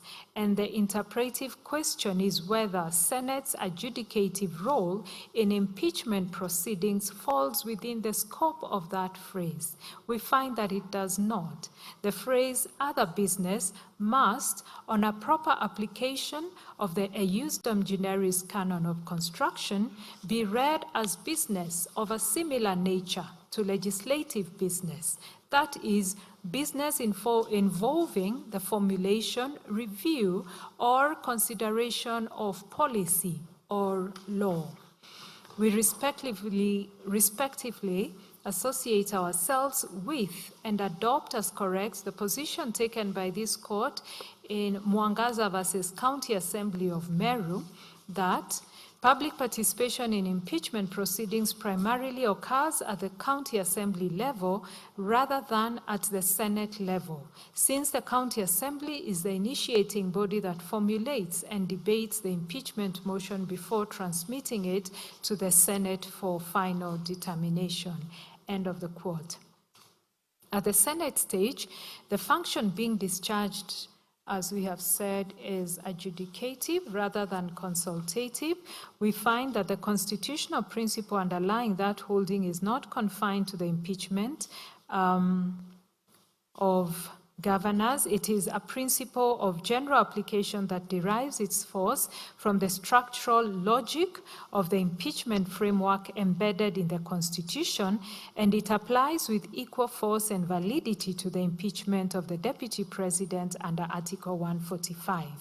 A second invocation of the same procedure in respect of the same charges, the same allegations, and the same subject matter at the Senate level serves no additional constitutional purpose. We therefore find that the Senate did not violate Article 10 or 118 by failing to conduct its own independent public participation. Finally, the question of whether public participation was constitutionally required for the nomination and approval of His Excellency Kindiki as Deputy President calls for a holistic interpretation of Article 149(1) of the Constitution, read in its proper textual, structural, and purposive context.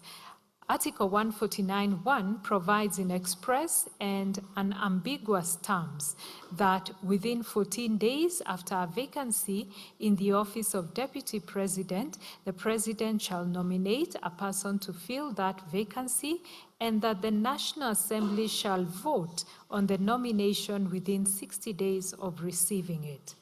The correct approach to that interpretive exercise is well settled. The Supreme Court affirmed in the matter of the principle of gender representation in the National Assembly and Senate that constitutional interpretation must be holistic and that no provision of the Constitution may be read in isolation, divorced from the broader architecture of the document of which it forms part. The court elaborated the context of that holistic approach in the matter of Kenya National Commission on Human Rights, holding that holistic interpretation requires contextual analysis, which is reading a constitutional provision alongside and against related provisions so as to arrive at a rational and principled understanding of what the Constitution must be taken to mean, having regard to its history, the issues in dispute, and prevailing circumstances. It is this disciplined, context-sensitive methodology that we apply to the question at hand. A holistic reading of Article 149(1) in its contextual context reveals compellingly that this provision is self-executing. It prescribes a complete and self-contained procedure of nomination by the President within 14 days, followed by a vote by the National Assembly within 60 days. It makes no cross-reference to any other article for supplementary procedure. Critically, it makes no mention of public participation, nor of committee vetting, nor of any other consultative mechanism. The framers of the Constitution were not silent on public participation by inadvertence. When they intended to require it, they said so in express terms. Article 118(1)(b) expressly mandates Parliament to facilitate public participation in its legislative and other business. The deliberate omission of any equivalent requirement from Article 149(1) is itself a constitutional signal that must be given interpretive effect. To read a public participation requirement into Article 149(1), where none appears in the text, would be to engage in precisely the kind of unbridled extrapolation that the Supreme Court cautioned against in Kenya National Commission on Human Rights. The constitutional text of 149(1) is further instructive in its precise choice of language. The provision directs that the National Assembly shall, and in quotes, vote on the nomination. This is a deliberate linguistic choice by the constitutional drafters, and it is not open to a court to substitute its own preferred terminology for that which the Constitution has expressly employed. As the Speaker of the National Assembly correctly ruled, the phrase vote on connotes an electoral determination, so that the National Assembly was in constitutional substance electing the Deputy President from among the nominee presented by the President and not approving an executive appointee in the manner of a parliamentary vetting process. That interpretation is faithful to the constitutional text and is consistent with the structural design of that provision. This understanding is further reinforced by Articles 1, 2, and 1(3) of the Constitution, which vest sovereign power in the people and provide for its delegation to, among other organs, Parliament. When the National Assembly votes on a nominee for Deputy President under Article 149(1), it is not acting as a conduit for public opinion, but exercising delegated sovereign authority on behalf of the people. The Constitution makes a deliberate structural choice not to provide for a by-election to fill a mid-term vacancy in the office of the Deputy President, electing instead to vest that determination in the National Assembly as the people's primary representative institution. That choice reflects a conscious constitutional calibration of the respective roles of participatory and representative democracy, a calibration that this court is bound to respect. To accept the petitioner's contention that public participation is a constitutional prerequisite for every decision of constitutional importance would be to obliterate the distinction between participatory and representative democracy and to impose an obligation on the National Assembly to conduct public participation before every significant vote, including the election of the Speaker, the Deputy Speaker, and appointment of committee chairs. That is plainly not what the Constitution requires. As this court confirmed in Okoiti and 6 others versus Cabinet Secretary for National Treasury and Planning, where it was held that the representative democracy as a complement to participatory democracy is independently and fully constitutionally recognized. The Supreme Court stated as follows, that Article 1(1) declares that the sovereign power belongs to the people of Kenya, and that power can be exercised only in accordance with the Constitution. Article 1(2) further proclaims that the people may exercise their sovereign power either directly or indirectly through their democratically elected representatives. It is this direct democracy aspect the Constitution provides for citizens to participate in referenda on certain constitutional amendments as outlined in Article 255. Additionally, It promotes a participatory approach to governance with Article 10.2a identifying democracy and participation of the people as national values and principles of governance. This is reinforced by specific constitutional obligations such as the duty imposed on Parliament under Article 118 1B to facilitate public participation and involvement in its legislative and other business. Conversely, the Constitution also provides for indirect democracy. In that regard, Article 1.3 states that sovereign power is delegated to specified organs, state organs, including Parliament and the legislative assemblies of county governments. Moreover, Article 94.1 of the Constitution provides that the legislative authority of the Republic is derived from the people and at national level is vested in and exercised by Parliament. This speaks to the representative aspect of democracy, which grants elected representatives the discretion to make legislative decisions on behalf of the people they represent, with the legislative discretion being balanced by the Constitution's commitment to participatory governance. End of quote. While it is unquestionably correct that Articles 110 and 118 of the Constitution apply to all state organs and to all public business, it does not follow that every discrete act of Parliament is intended or is attended by a mandatory public participation obligation. The vote contemplated by Article 149(1) is a discrete, constitutionally prescribed electoral act. It is not the making of a law, it is not the formulation of a policy, it is not the implementation of a public program. It is a binary determination of acceptance or rejection of a single presidential nominee in which there is no middle ground, no policy choice to be made, no legislative text to be drafted, and no program to be designed. Public participation, the purpose of which is to inform deliberative and policy-oriented public decision-making, would add nothing of constitutional value to a binary vote of this character.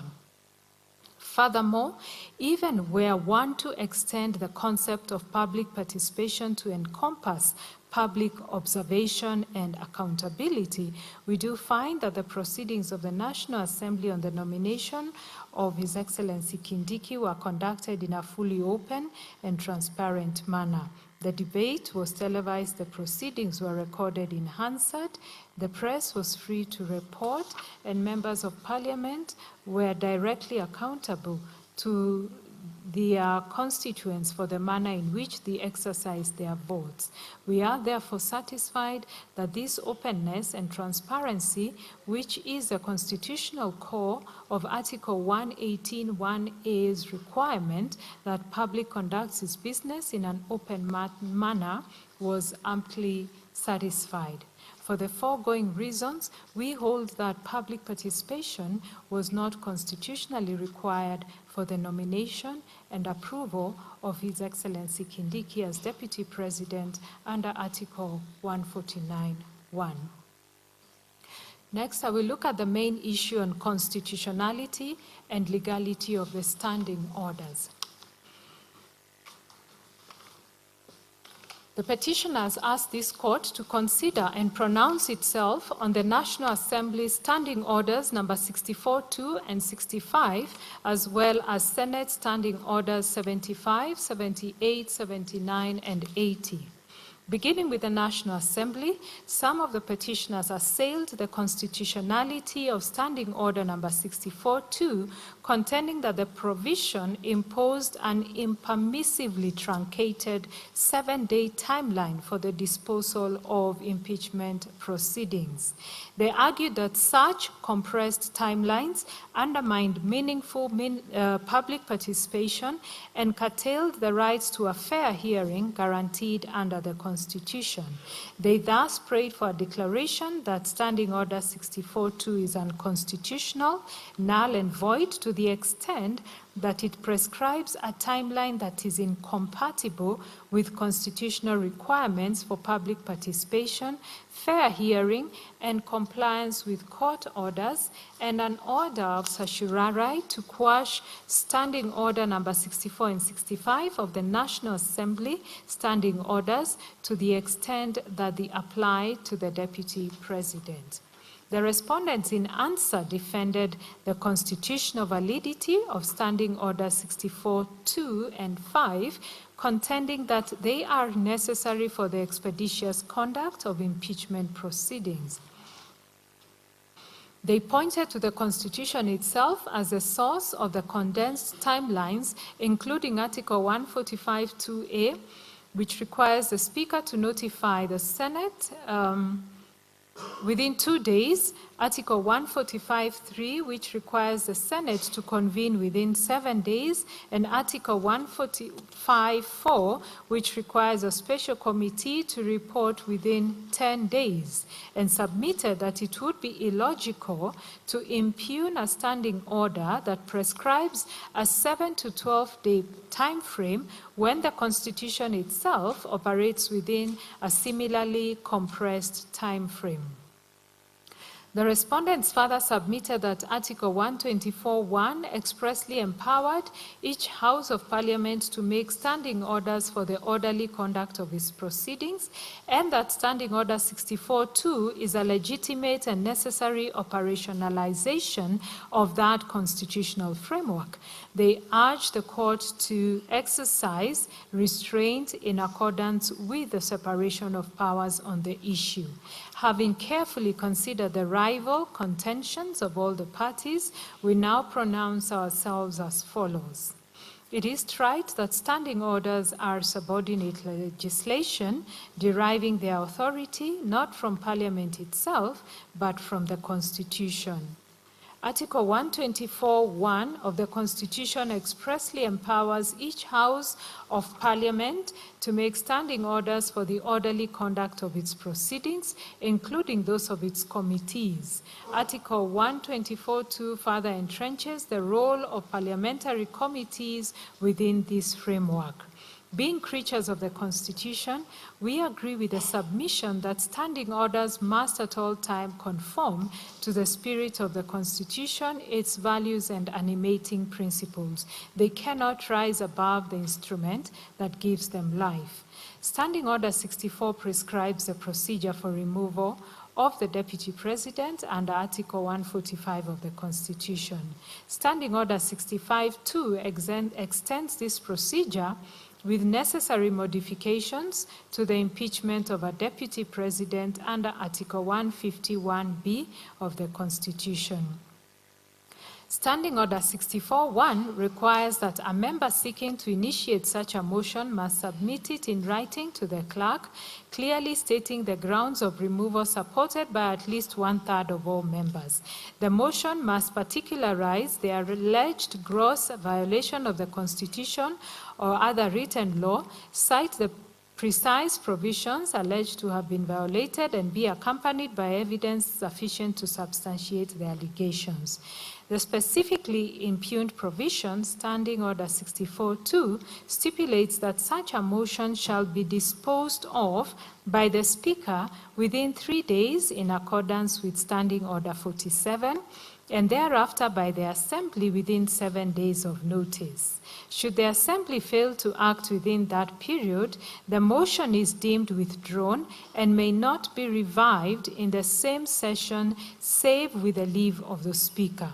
The combined effect is that once an impeachment motion is properly filed, it is subject to strict and unforgiving timelines. 3 days for the Speaker's action and 7 days for the Assembly's disposal, failing which the motion lapses in its entirety. It is these rigid timeframes that the petitioners impugned as unconstitutional. Now, the constitutional provisions engaged by the challenge are uncontested. Article 2(4) of the Constitution, which provides in terms that admit of no ambiguity that any law, including subordinate legislation that is inconsistent with the legislation with the Constitution, is void to the extent of the inconsistency, and any act or omission in contravention of the Constitution is invalid. Article 50, which guarantees the right to a fair hearing, and Article 10 and 118, which further enshrine public participation as a constitutional obligation binding on all state organs, including Parliament, in the exercise of their functions. We have examined at length the constitutional requirements and parameters that govern public participation in impeachment proceedings, and we have set out the applicable principles in detail in the preceding sections of this judgment.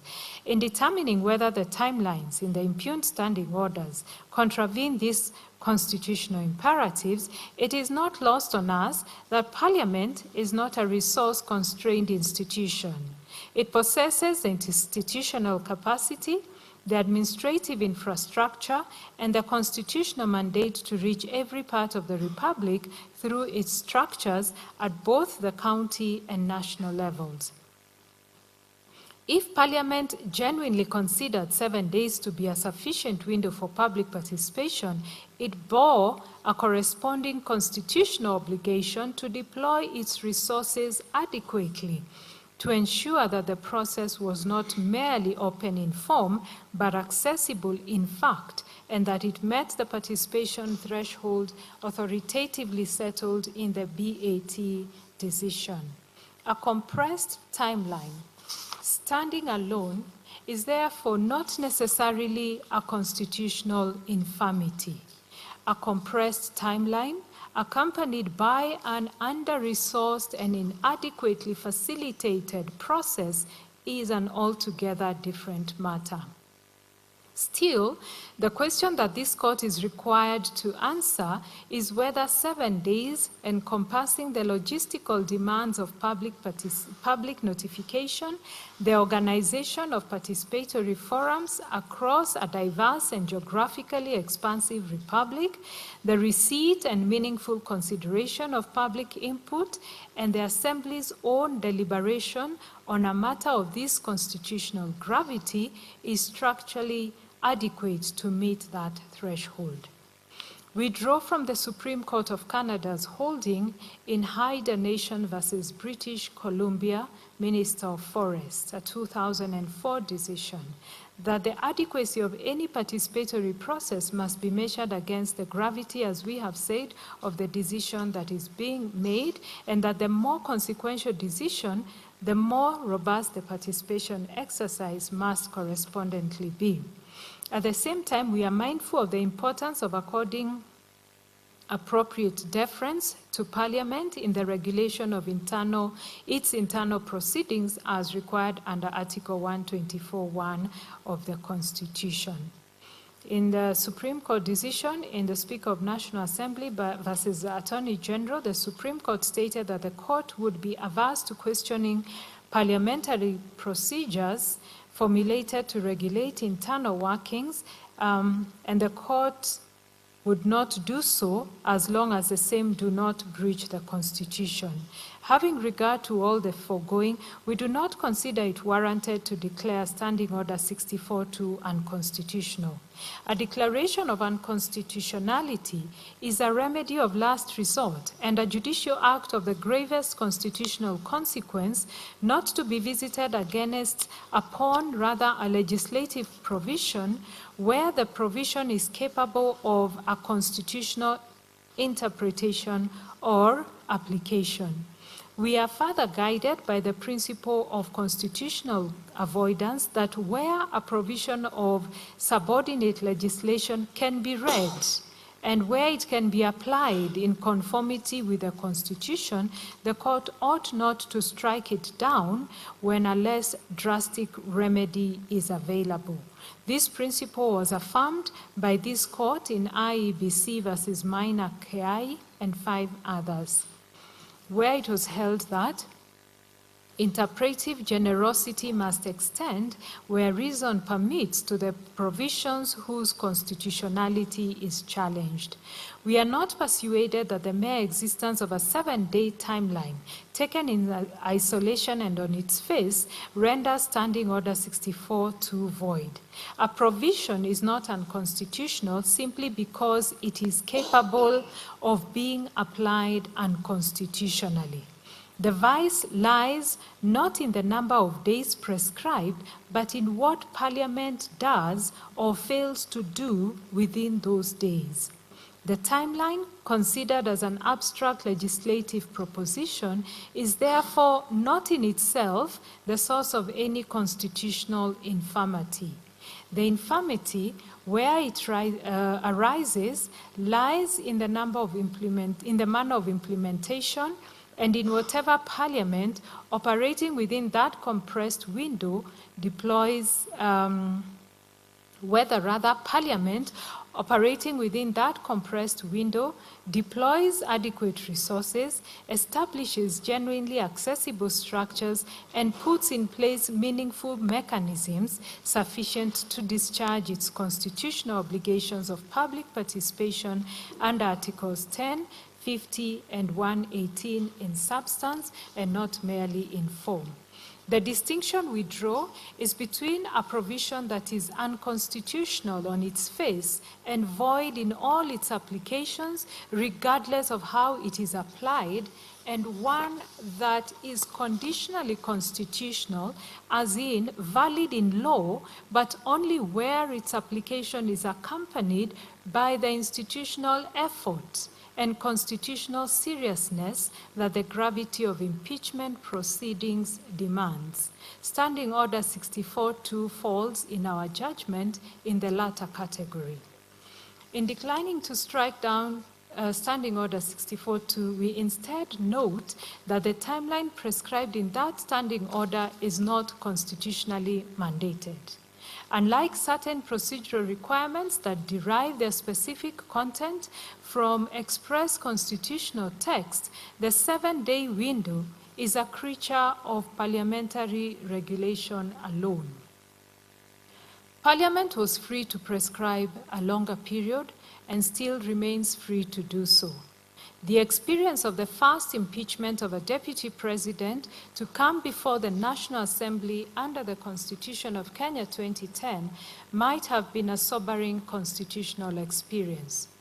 It may have exposed in real time the structural tensions that compressed timelines have the potential to create when applied to proceedings of national consequence.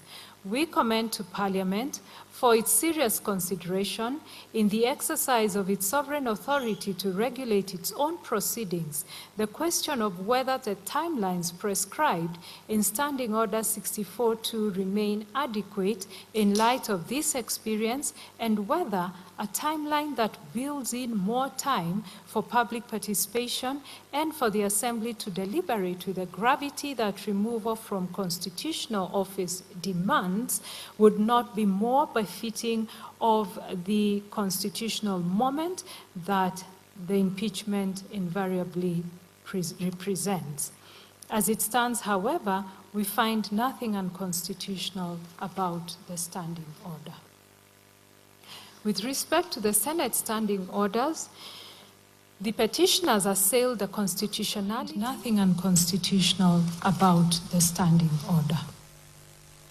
With respect to the Senate standing orders, the petitioners assailed the constitutionality of Standing Orders 75, 78, 79, and 80 to the extent that they apply to the Deputy President, advancing their challenge on 3 grounds. First, that Standing Order 79 was a mechanical imputation of the presidential impeachment framework to the Deputy President's distinct constitutional position without any effort to modify the required identify the required modifications as required by Article 150 to 152. Second, that the appointment of a special committee was mandatory under Article 145(3)(b, and that Standing Order 79 did not mirror this requirement.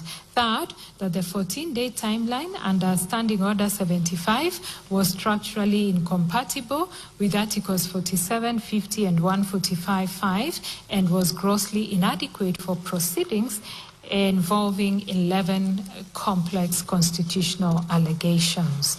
The respondents maintain that Article 145(3)(b uses the word may, which confers a discretion and not a mandatory obligation, that the fact that Standing Order 80 expressly provided for a plenary alternative, while Standing Order 79 did not, was constitutionally significant, as the discretion was conferred by the Constitution itself. They further submitted that Article 152 did not require a formal or recorded exercise of identifying modifications, and that the modifications were implicit in the different constitutional status of the Deputy President. They relied on Speaker of the Senate and another versus Attorney General and another for the proposition that courts should not read into the Constitution obligations that its framers deliberately chose not to include. We have considered the submissions put forward by the parties, and for the avoidance of doubt, standing orders, we provide verbatim what the Standing Order 75, 78, 79, and 80 all provide. Allow me not to go through that. The principle that standing orders must conform to the Constitution applies with equal force to the Senate as it does to the National Assembly, for the reasons we have already set out in the preceding section of this judgment. Our jurisdiction to examine that conformity is equally settled, and will rely on the case of Orange Democratic Party versus Speaker of National Assembly, and Ombogi and 9 others versus County Assembly of Nyamira. We note that Standing Order 78 largely mirrors the impeachment procedure provided for under Article 145. As such, the question of whether the special committee contemplated under standing orders is mandatory or discretionary, and the constitutionality of those standing orders is in the context of Article 145(3)(b, is addressed separately in the next ground.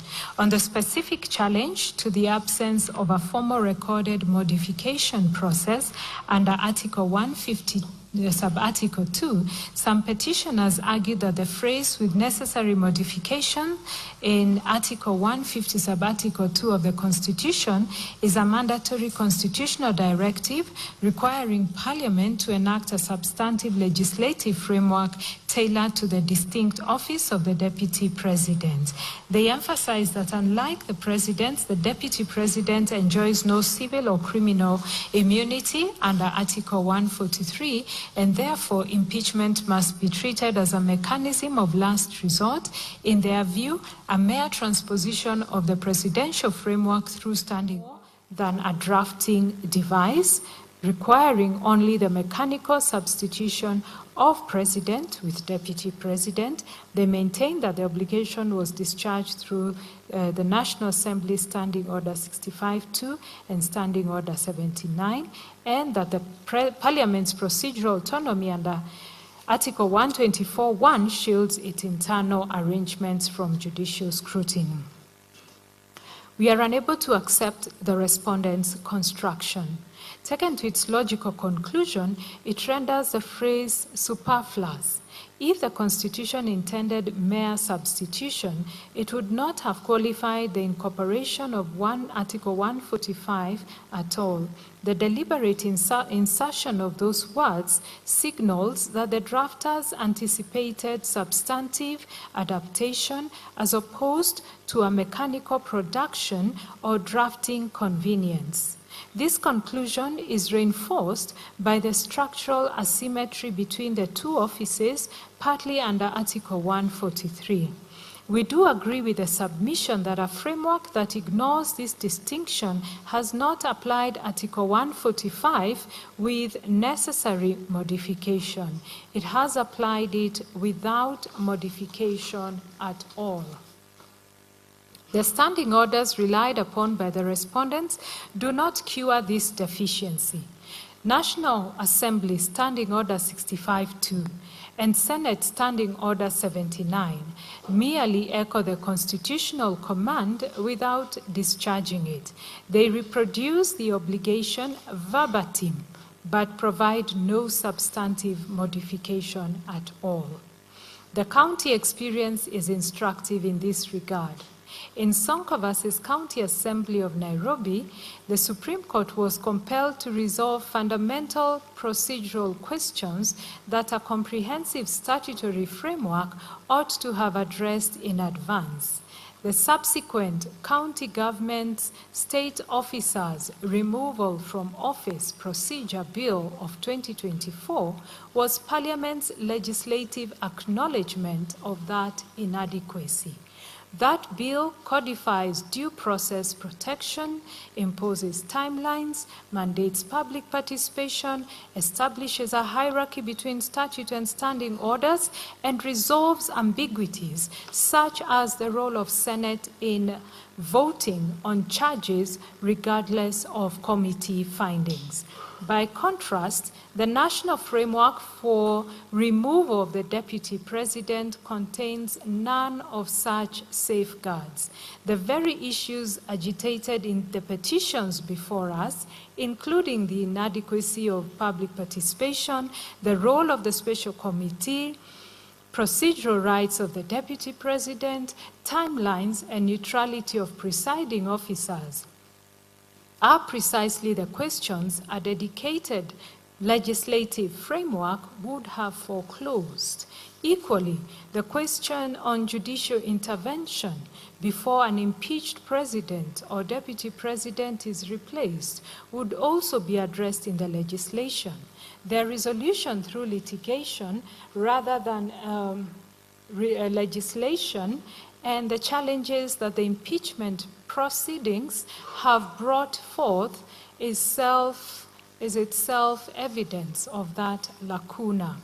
Courts do not legislate, but it is within the proper constitutional role of the courts to identify legislative gaps and invite Parliament to address them, particularly where those gaps carry the potential for constitutional crisis. We therefore find that the existing framework under Article 150 is structurally inadequate. The absence of a comprehensive structural framework does not preserve parliamentary autonomy. It transfers the resolution of fundamental procedural questions to the courts at considerable cost to institutional certainty and public confidence.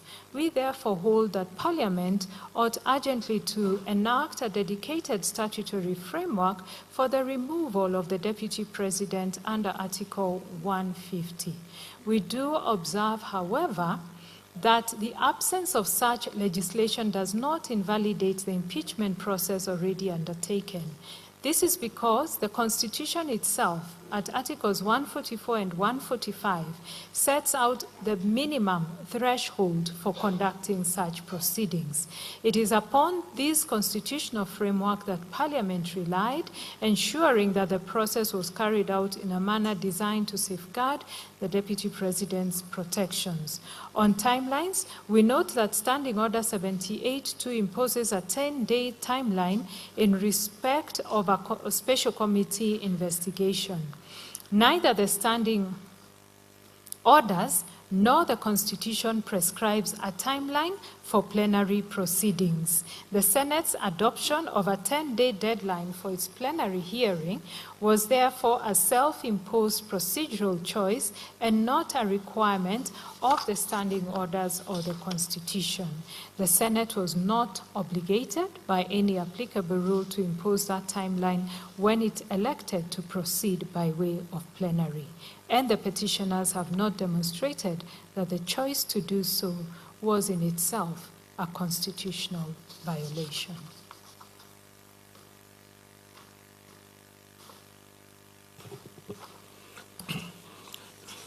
I will now deal with two issues, that is the composition of the National Assembly and IBC, and the issue of the constitutional processes. I'll start with the issue of composition of the National Assembly and the IEBC. Three main issues were raised under the heading, including whether the National Assembly was properly constituted to consider the impeachment motion, whether the nomination of His Excellency Kindiki could take place in the absence of fully constituted IEBC, and whether his nomination as Deputy President was infirm. We shall address these issues in turn. The third petitioner, Honorable Jane Njeri Maina, invited this court to declare that the National Assembly, as presently constituted, was not legally constituted for failure to comply with the constitutionally two-thirds gender principle under Articles 27, 81B, 100, and 261 of the Constitution. She submitted that, as a consequence, the National Assembly is incapable of entertaining or deliberating on the impeachment motion against the Deputy President. She therefore sought declarations impugning both the legality of the National Assembly and the validity of the proceedings arising from its resolution. The respondents opposed that contention. The National Assembly and its clerk maintained that the constitutional requirements concerning the composition of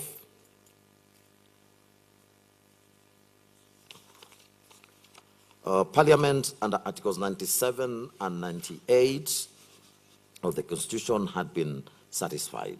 They admitted that they submitted that the two-thirds gender principle did not render Parliament unlawfully constituted or incapable of functioning, and that Article 261 itself establishes the constitutional mechanism for securing compliance where legislation or implementation has lagged. They warned that acceptance of the petitioner's proposition would invalidate all parliamentary business undertaken since 2013, an outcome they described as constitutionally untenable and absurd. The Speaker of the Senate and the Senate associated themselves with that position and further urged judicial restraint, submitting that despite that the dispute concerning implementation of the two-thirds gender principle remains actively before a duly constituted five-judge bench in Conchela and others. There can be no controversy that the two-thirds gender principle is a constitutional imperative. Article 81B decrees that not more than two-thirds of the members of elective bodies shall be of the same gender. Article 27 and Article 100 reinforce the constitutional commitment to equality, inclusiveness, and equitable representation. The courts of this country have consistently affirmed that gender principle is not ornamental constitutional rhetoric, but a binding constitutional stance that demands implementation. Equally, however, constitutional adjudication must be undertaken within the framework of the Constitution and the dispute resolution mechanisms it establishes. The question before us is not whether the two-thirds gender principle is obligatory. It undoubtedly is. Rather, the narrower and the more immediate question is whether the alleged non-compliance with that constitutional principle rendered the National Assembly illegally constituted as to deprive it of authority to entertain and determine an impeachment motion under Articles 145 and 150 of the Constitution. Article 261 of the Constitution speaks to the timelines within which legislation ought to be passed by Parliament. It also provides for the consequences of failure to pass legislation. On such a failure, a petition may be filed in the High Court, and the court may grant a declaratory order directing Parliament and the Attorney General to take steps to ensure that the required legislation is enacted within the period specified in the order and to report the progress to the Chief Justice. In the event Parliament fails to enact the legislation in accordance with the court order, the Chief Justice shall advise the President to dissolve Parliament, and the President shall so dissolve Parliament. The new Parliament shall then enact legislation within the terms contained in the court order, lest it faces similar consequences. The issue of failure by Parliament to enact the legislation on the gender rule has been litigated in courts for relatively long. Further, in an advisory opinion filed in the Supreme Court, other petitions under Article 261 have been filed in the High Court and declarations made. The Honorable Chief Justice even advised the President to dissolve Parliament. It was that advice that elicited the institution of Conchela and others versus Chief Justice Supra. The matter was recently determined by an expanded bench of this court via the judgment delivered on the 5th of June 2026, that is last Friday, where the advice to dissolve Parliament by the Honorable Chief Justice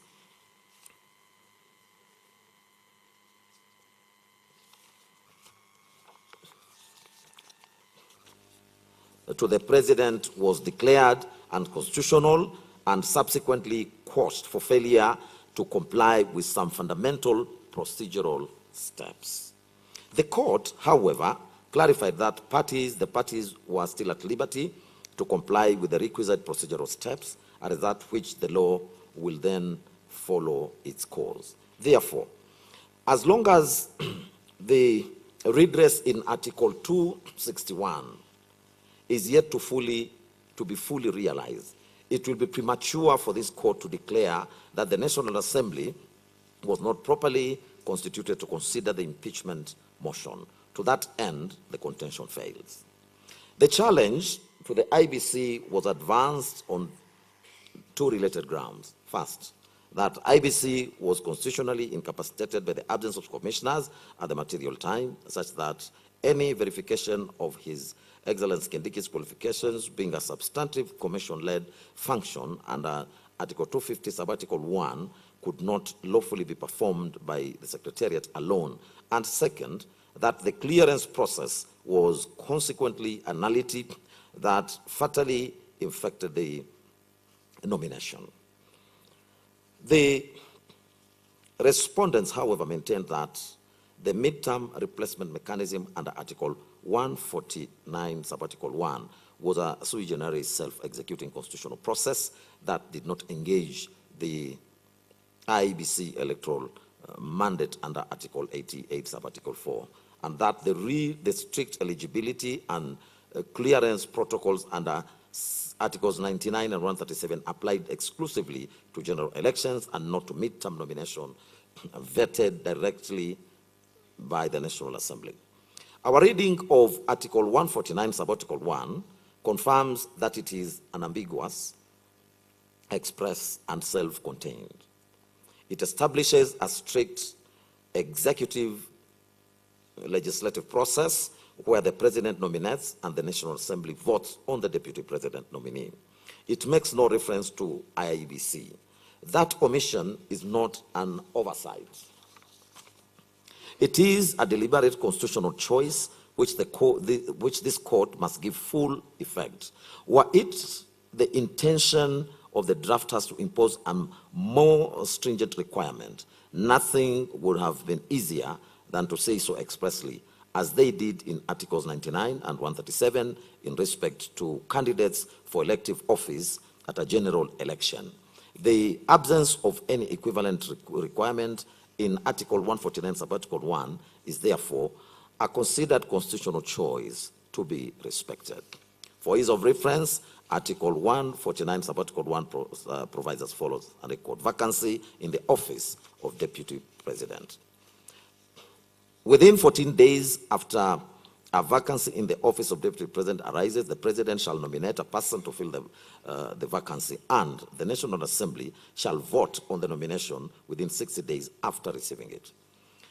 From a plain reading of the above, we are convinced that no clearance was required by the Deputy President, and that the vote by the National Assembly was an expression of representative authority by the sovereign's elected representative, precisely the constitutional mechanism that Article 149, Sub-Article 1 contemplates. Under Article 1 of the Constitution, sovereign power belongs to the people of Kenya and may be exercised either directly or through their democratically elected representatives.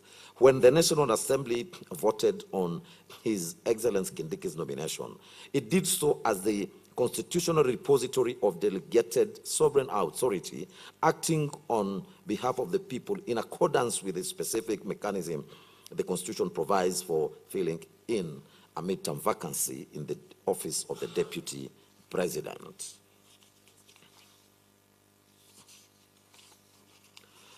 We equally accept the respondent's submissions that on the deliberate use of the word vote in Article 149(1 as opposed to the words approve or vet that the Constitution employs in other contexts.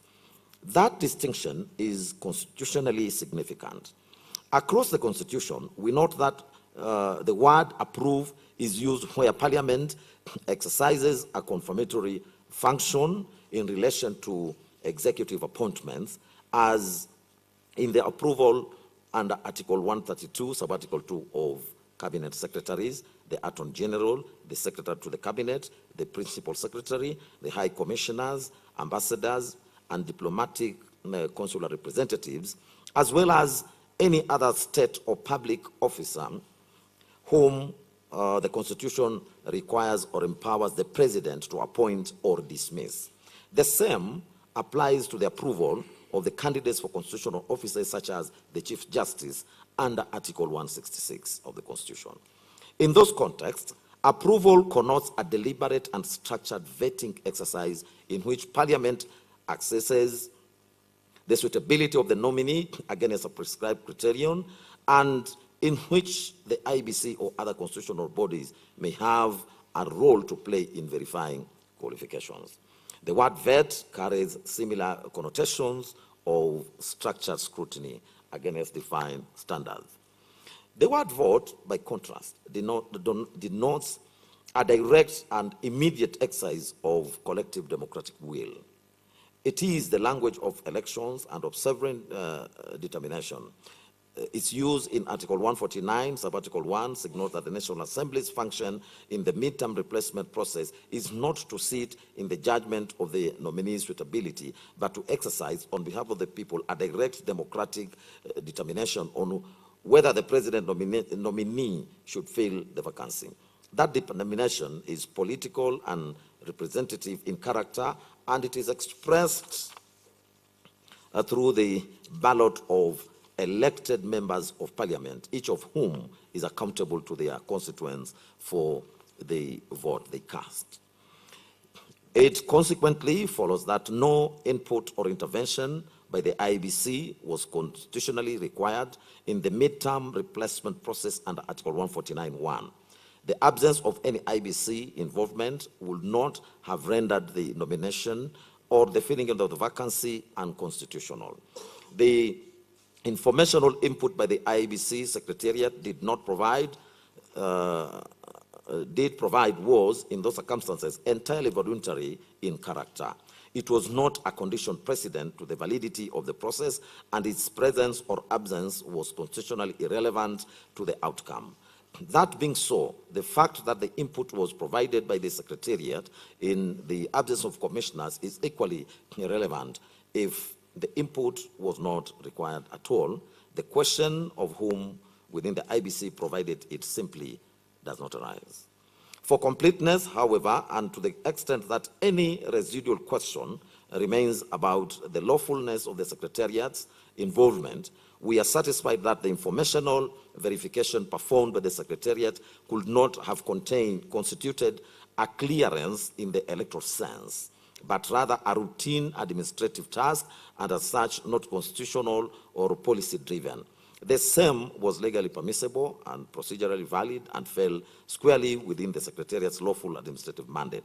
We draw from the advisory opinion number 4 of 2024 IBC and the Honorable AG, where the Supreme Court gave guidance on the dichotomy that exists between the role of the commissioners and that of the Secretariat in the following words.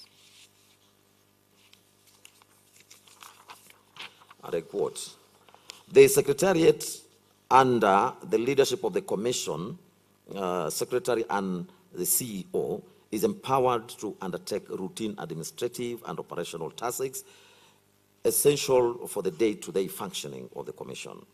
In the same vein, it is necessary to clarify that the absence of commissioners does not of itself vitiate or invalidate administrative actions taken by the Secretariat within the scope of its lawful mandate, including the execution of contracts, management of personnel, procurement, and other functions necessary for institutional continuity. Such acts remain valid and binding, and provided they fall within these bounds of statutory delegation and do not purport to usurp the constitutional function of the Commission as a corporate body," end of quote. To guard against institutional overreach, the Supreme Court carefully delineated where IBC's administrative mandate ends as follows, and I quote once again, "Having concluded as above, a clear distinction must be drawn between administrative continuity by the Secretariat and the exercise of constitutional authority vested in the Commission as a collegial entity.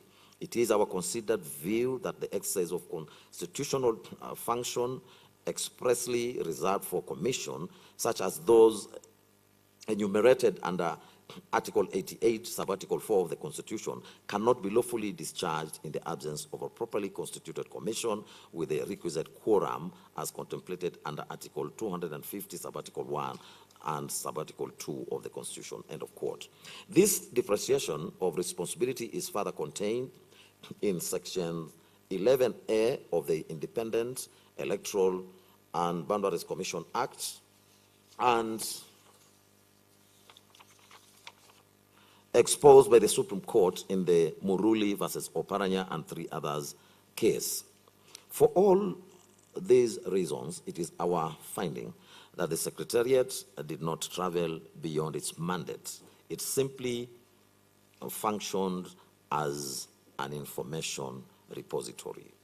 Having so found, we now move to the last sub-issue concerning the constitutional validity of His Excellency Kindiki's nomination.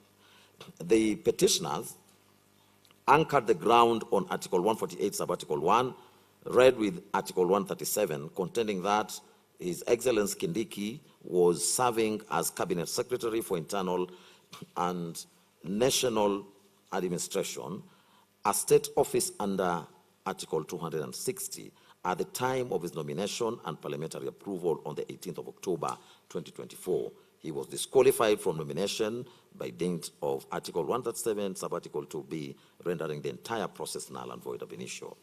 In contrast, the respondents who responded to this ground argued that the appointment process was completely legal and procedurally sound. They maintained that the filling of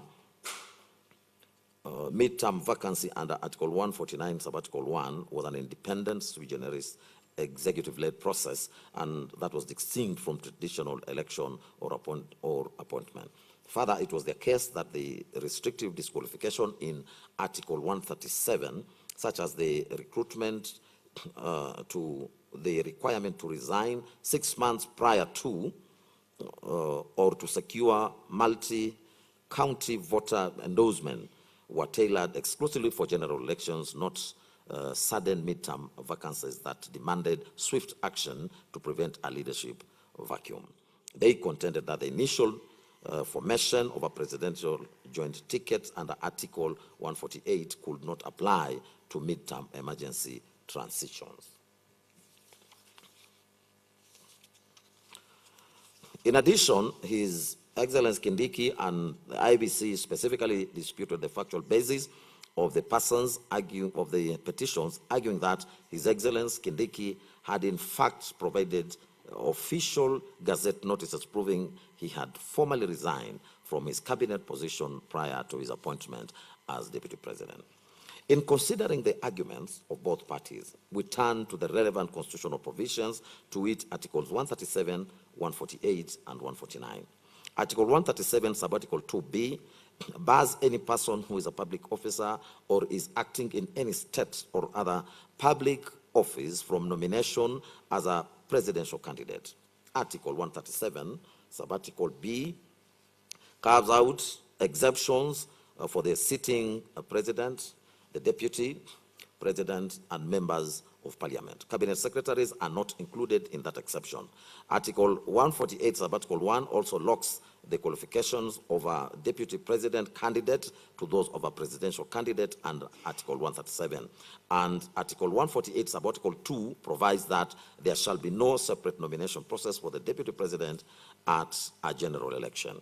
Article 149, subarticle 1, however, creates an entirely distinct pathway of filling a mid-term vacancy, as we have already observed, through a direct presidential nomination followed by a National Assembly vote. It makes no cross-reference to the electoral machinery or disqualification timelines that apply under Articles 137 and 148 in the general election context. A strict textual reading of Article 148, subarticle 1, and Article 137, subarticle 2b together would, if applied without contextual qualifications, bar an active cabinet secretary from nomination unless a timely resignation had occurred. However, we are satisfied that Article 149, subarticle 1, creates a sui generis process that cannot be evaluated by mechanical application of the general election framework.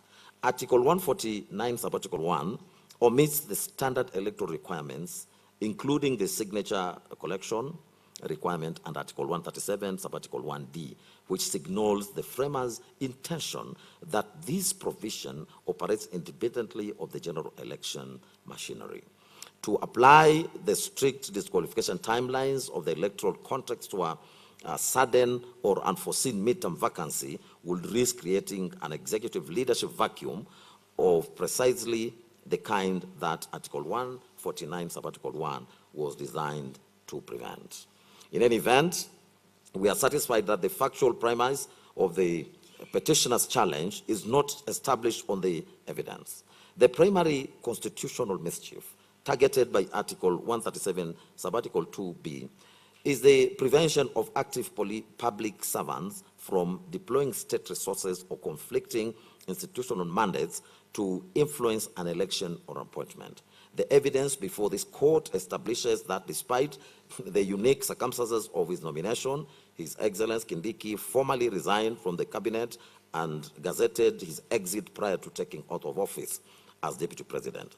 By severing his ties to the cabinet before assuming the deputy presidential office, the potential conflict of interest under Article 137, subarticle 2b is designed to address was lawfully cured. The core integrity parameters of Chapter 6 and Article 137 of the Constitution were accordingly satisfied. This ground of challenge therefore fails. Before concluding on this issue, we must address whether the speed with which the state resolution, with which the Senate resolution was gazetted, the President nominated Professor His Excellency Kindiki, and the National Assembly approved the nominee contravened the Constitution and the law.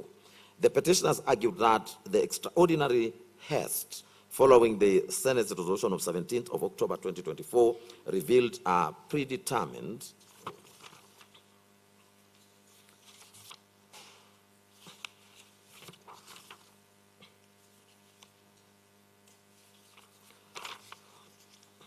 impeachment process. In their view, the immediate gazettement, swift presidential nomination, and expedited parliamentary approval were evidence of a prearranged outcome. They contended that such speed undermined constitutional values of transparency, accountability, public participation, fairness, and constitutionalism. The respondents, including His Excellency Kindiki, took the opposite position. They maintained that the Constitution itself anticipates expedition in matters concerning high constitutional office. Once a vacancy arose in the office of the Deputy President, they argued the President was constitutionally bound to act under Article 149. Prompt compliance with such a duty, they insisted, cannot be itself amount to constitutional impropriety. Turning to the Constitution, Article 149(1), we have already reproduced that section, that article. I don't need to go through it again. Proceed. This provision leaves no doubt that the framers of our Constitution deliberately contemplated speed in filling in a vacancy of the Deputy President's office. The rationale is evident, and it is to safeguard continuity and the stability in the national executive by requiring prompt action. Judicial President reinforces this principle. In Ali Hassan Joho and another versus Suleiman Said Shabal and others, this is a Supreme Court petition number 10 of 2013, the court held that constitutional timelines are substantive requirements, not procedural conveniences, and cannot be extended by legislation or judicial discretion. Similarly, in the Mankin Aramat versus Harun Meitamei, Lenpaka, and two others, the Supreme Court, it's a Supreme Court matter petition, the court emphasized that constitutional timelines are binding commands, cautioning against reliance on Article 159 to circumvent them. The same principle was affirmed in Moses Masika Wetangula versus Muskari Kombo, Muskari Nazi Kombo, and two others, and in Harun Meitamei Lempaka versus Lempakian Aramat, where the Court of Appeal underscored the constitutional significance of timelines. Collectively, these authorities highlight that timelines serve vital public interests, including certainty, legitimacy, and orderly governance. The Supreme Court's decision in Raila Odinga and 5 others versus Independent Electoral and Boundaries Commission and 3 others, this is presidential petition number 5 of 2013, is also instructive. Addressing timelines under Article 140, the court had the following to say, and I quote, according to Article 140 of the Constitution, it is clear that in the resolution of presidential election disputes, I repeat that. According to Article 140 of the Constitution, it is clear that expedition in the resolution of presidential election disputes is of essence, end of quote.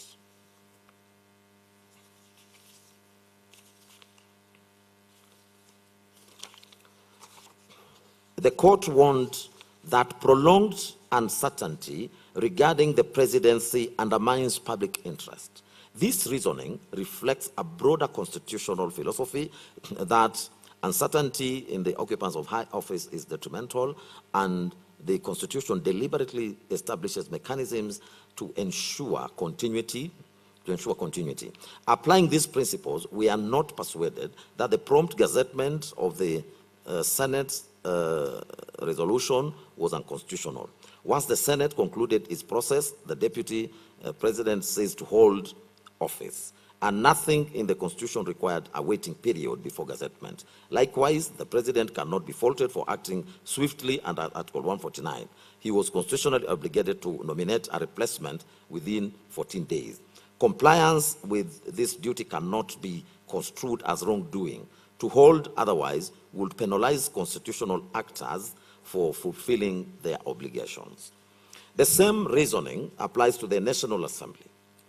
Article 149 allows up to 60 days to vote on a nomination, but it does not require Parliament to exhaust that period. Acting sooner than the deadline is not evidence of illegality. Speed alone does not establish predetermination. The law requires objective proof that a decision maker had closed their minds before exercising power. Mere expedition does not meet that threshold. We therefore find that the gazettement of the Senate resolution, the President nomination of His Excellency Kindiki, and the nomination National Assembly's approval did not contravene the Constitution simply because they were undertaken expeditiously. I will now turn to the constitutional processes. Under this heading, this court is called upon to interpret Articles 144 and 145 of the Constitution to determine whether the Senate was obligated to establish a special committee to investigate the charges against the Deputy President, or whether the formation of such a committee was discretionary. The court is equally invited to examine the procedures applied in the impeachment process, with particular focus on Article 150, sub-Article 2, and the extent to which, if at all, the Senate ran afoul the Constitution in that respect. Starting with the first issue, the dispute before us brings into sharp focus the jurisprudential tension embedded in Article 145 of the Constitution, and more particularly, Article 145, sub-Article 3b of the Constitution. Article 145, sub-Article 2 and sub-Article 3 detail the provision of removal in the following terms. I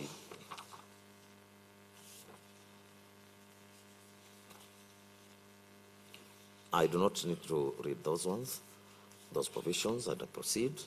The true import of Clause 3b cannot be discerned in isolation. It demands a historiographical examination and a forensic appreciation of historical continuum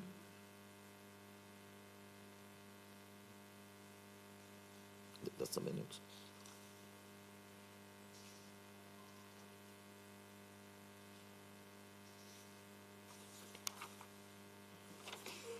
Yes, I proceed. The true import of Clause 3b cannot be discerned in isolation.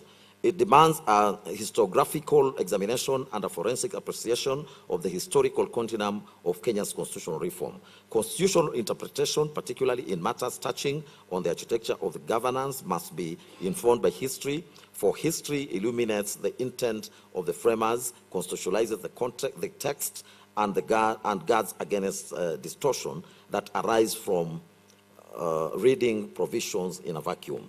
As the courts have consistently held, Constitution is not merely a legal,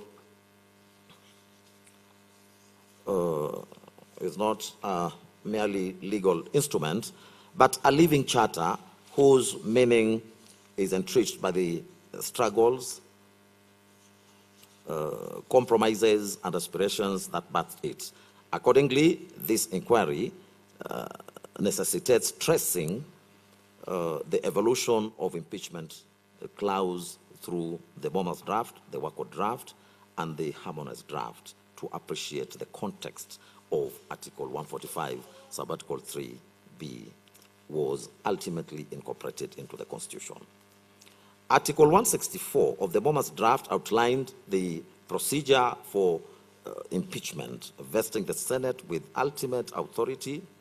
It provided that upon receipt of a resolution from the National Assembly, the Speaker of the Senate would convene the Senate, and if the motion was passed, a special committee of the 13-member will be appointed to investigate the matter. The language of the Bomas draft was rigid and prescriptive. The investigatory phrase was mandatory, was the inescapable mechanism for digesting evidentiary complexities prior to a final vote. If the committee found the allegations unsubstantiated, no further proceedings would ensure. For avoidance of doubt, it provided as follows. The Speaker of the Senate shall, if Senate is then sitting or has been summoned to bring the motion to the notice of the Senate for the consideration within 7 days, or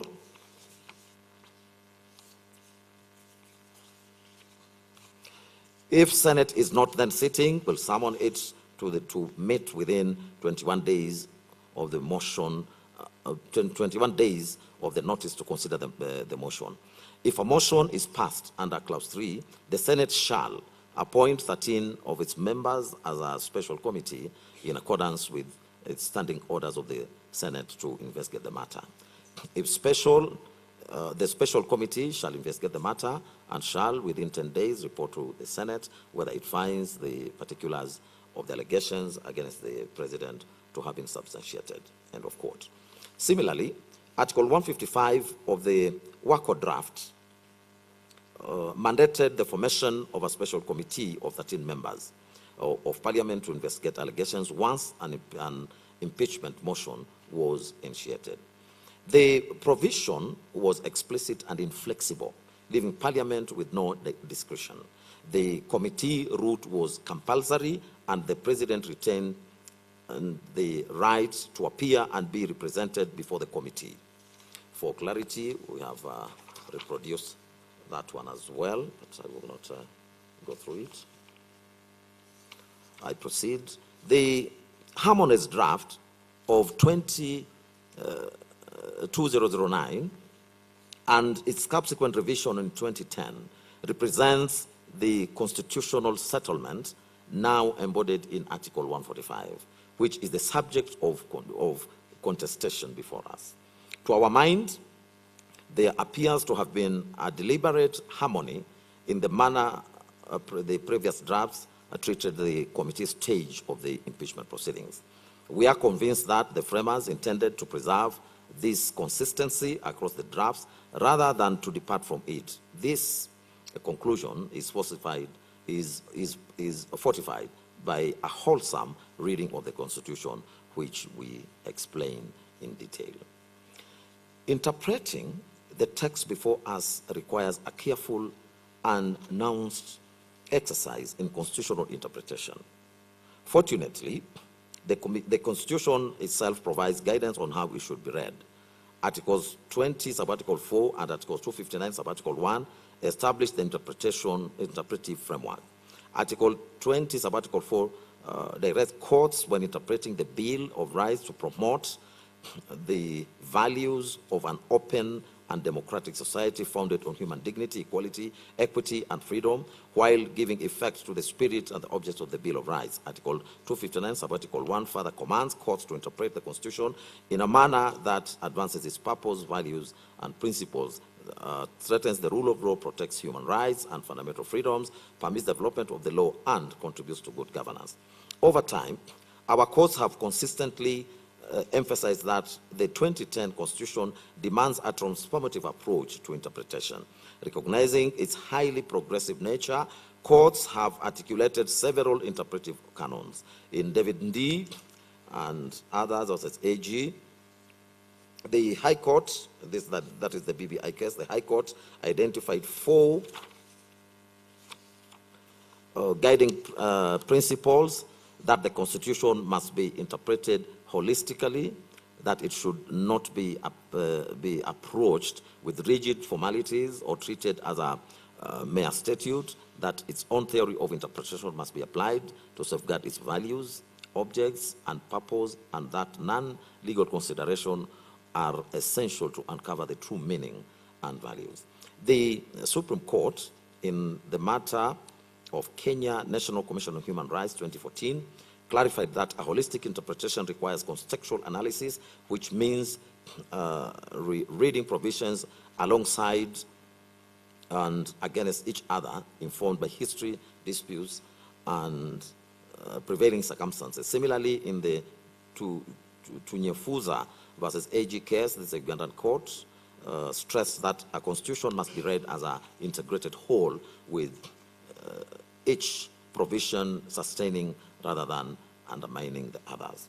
The principle that the Constitution must not be interpreted through rigid formalism was also emphasized by the Supreme Court in Interim Independent Electoral Commission 2011 and the Communication Commission of Kenya versus Royal Media Services 2015.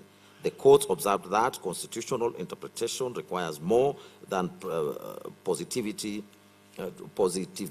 approaches. The court noted that Articles 20, subarticle 4, and Articles 259, subarticle 1 incorporate non-legal considerations such as historical, social, cultural, and political realities that must inform judicial reasoning. The court highlighted that Kenya's modern Bill of Rights envisages a human-based approach and social justice-oriented society, and judicial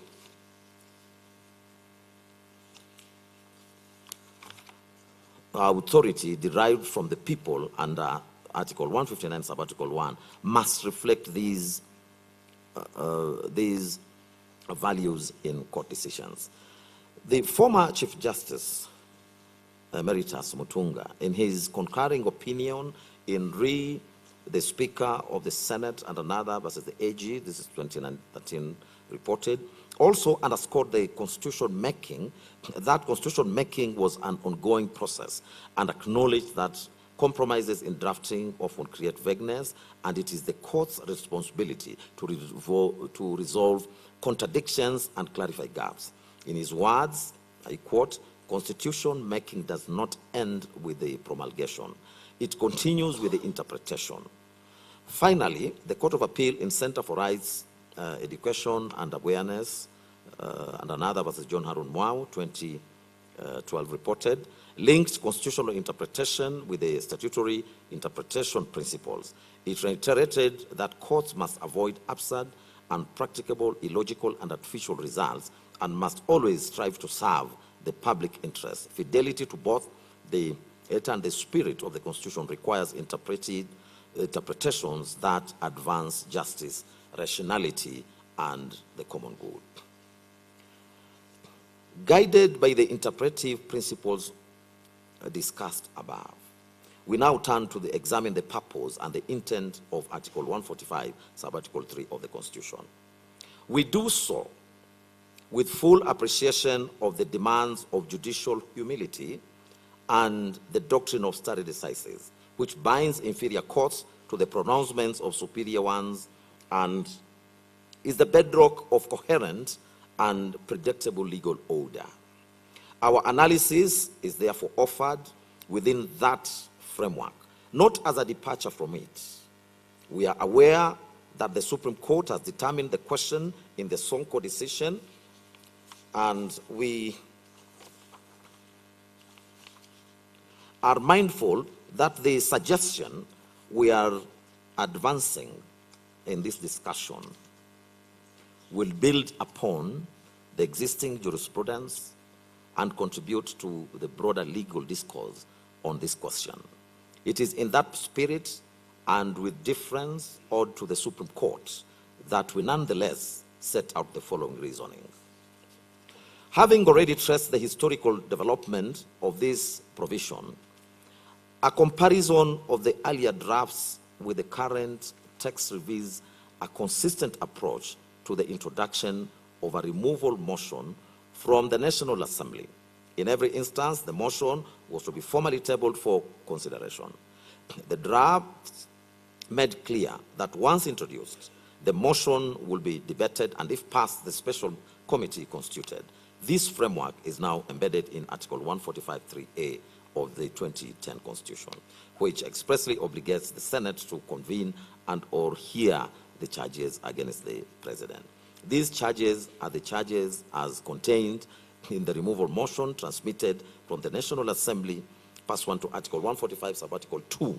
It is only after the Senate has heard the charges that Article 145, Sub-Article 3b comes into play.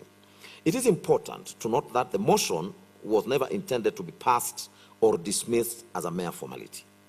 The House was called upon to consider, debate, and to resolve whether the motion should proceed or fail. If the motion failed, that marks the end of the matter, and no further proceedings will follow. Conversely, if Parliament determined that the matter warranted investigation, it passed a resolution allowing the impeachment motion to proceed, and a special committee is then formed.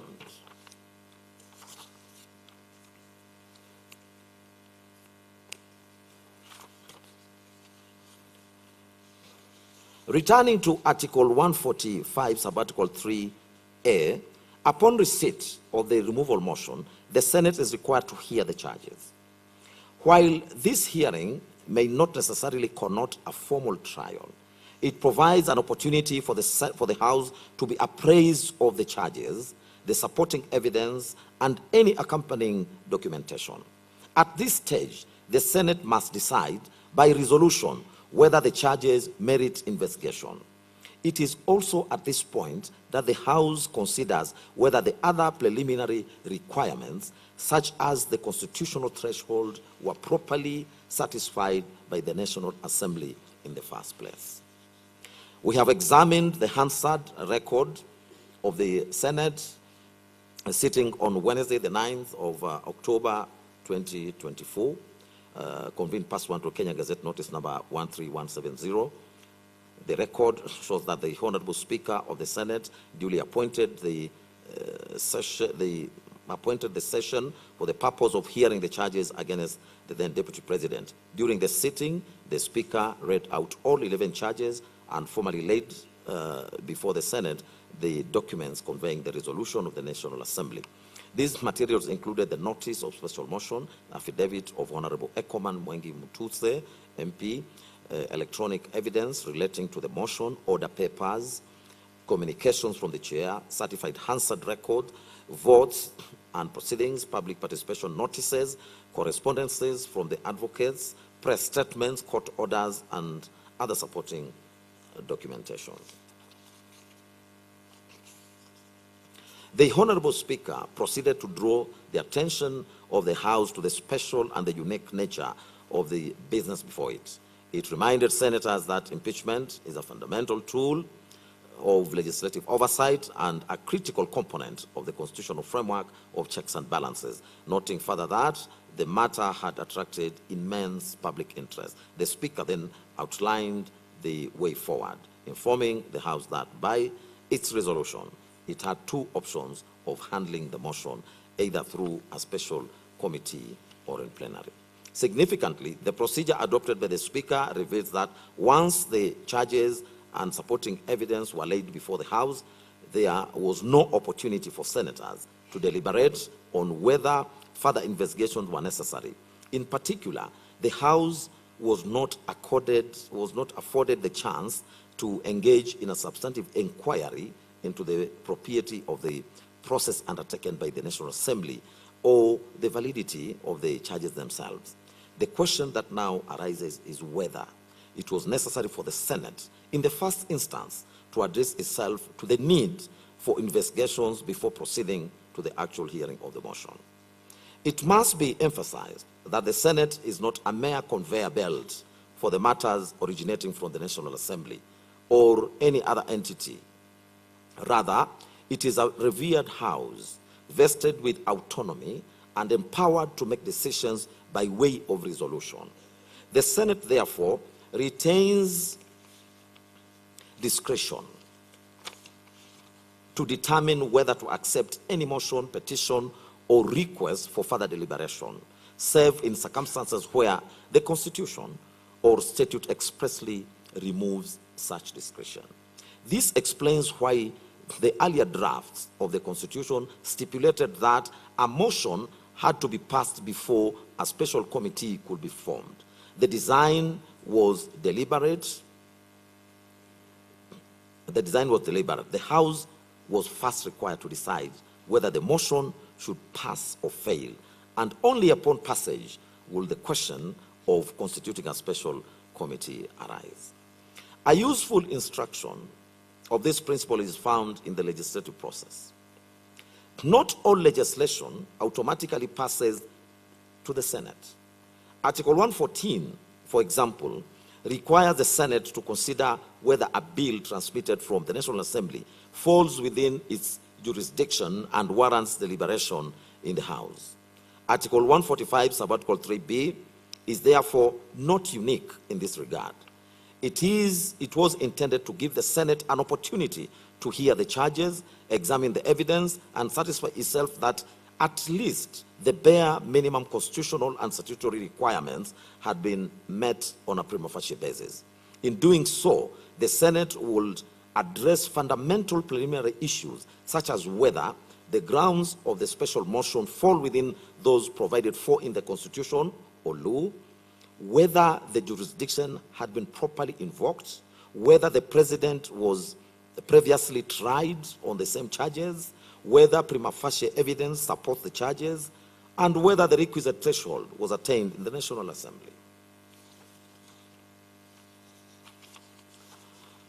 It is only after the Senate has addressed these preliminary issues that it proceeds to take a vote by way of a resolution on whether to admit the motion for a full hearing or to defeat it.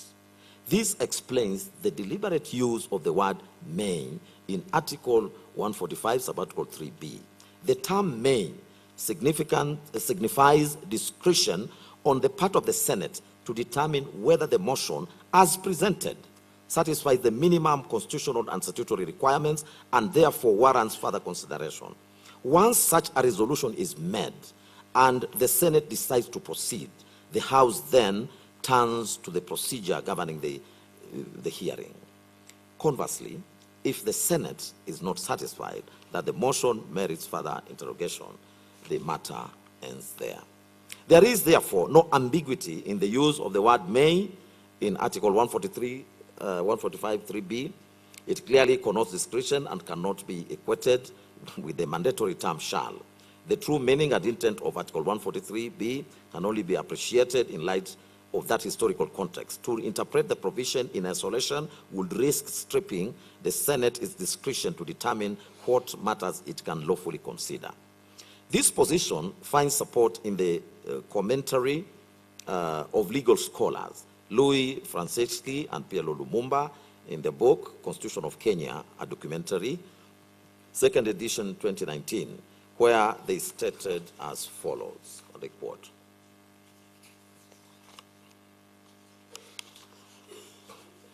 "In order to avoid abuse of Parliament's power to impeach a president, the Constitution appropriately provides for 2/3 majority threshold of the total number in both houses of Parliament. Furthermore, the Senate is called to constitute a special committee to investigate the charges against the president and present a report as opposed to just voting at the National Assembly. In order to ensure fairness of the Senate's committee proceedings, the president has the right to appear and be represented before the special committee during its investigation," end of quote. Upon careful perusal of the Senate Hansard, however, we did not find any debate or proceedings or resolution indicating that the House interrogated the motion as presented from National Assembly or resolved on the way forward. The record shows that once the motion was laid before the House, the charges were read out and the supporting evidence tendered. That was all. No resolution admitting the motion to a full hearing was made. The Senate instead proceeded to address, directly to address itself on the issue of the charges to be had. In our view, going by our rendition, we will not have approved this way forward. Having so established, we take the position that once Senate resolves to admit and proceed with the hearing of the motion, its discretion is spent. The only cause available is to appoint the special committee to investigate the matter. This conclusion flows naturally from the foregoing discussion and from the deliberate manner in which sub-articles 145, sub-article 4, 5, and 7 are structured. These provisions build upon the process once the special committee is constituted, setting out the subsequent stages of investigation and the right of the Deputy President to appear and be represented before the committee, the tabling of the committee's report before the plenary, a second opportunity to the Deputy President to be heard, and finally, the Senate's vote. We ask ourselves, if the intention had been to follow a direct plenary route, why would the drafters not have said so? Why would they have crafted such a detailed provision for the committee process, only to mention the Senate at the tail end of that process? The deliberate sequencing of sub-articles 145, 4, 5, 6, and 7 leaves no doubt in our minds that the committee mechanism was intended to be the exclusive path once the Senate resolved to proceed. The plenary option was never envisaged as a substitute for the committee process, but rather as the forum for receiving and debating the committee report. To hold otherwise, according to us, will create an absurdity in which the Senate as a house would investigate and then present to itself the investigative report for voting.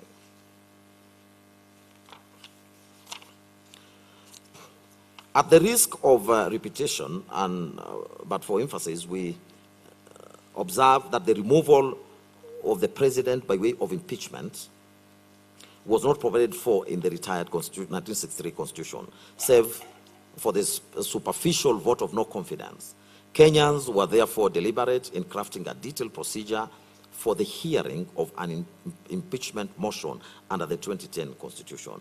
This procedure is well captured in the sub-articles to Article 145, which specify the number of members to be appointed to the special committee, the committee's role in investigating the charges, and the strict timeline of 10 days within which the committee must act. Sub-article 145(5) further commands the observance of the two distinct rights of the president. First, the right to appear before the committee personally, and second, the right to be represented. These rights are not synonymous. The right to appear is exercised by the president as an individual, whereas the right to be represented allows the president to appear alongside counsel or to have counsel appear on his or her behalf. These two rights must be juxtaposed with the right provided for in sub-article 145(6)(b), which grants the president an opportunity to be heard at the plenary once the committee finds any of the charges substantiated. This right is again distinct, as an opportunity to be heard is not limited to physical or oral hearing, but encompasses the broader ability to present a defense in whatever form the Senate deems appropriate. This interpretation ensures a generous reading of the rights of the president, who is afforded representation and opportunity to be heard both at the committee stage and again before the plenary. Such a generous interpretation is precisely what the Constitution commands. For all the foregoing reasons, we do find that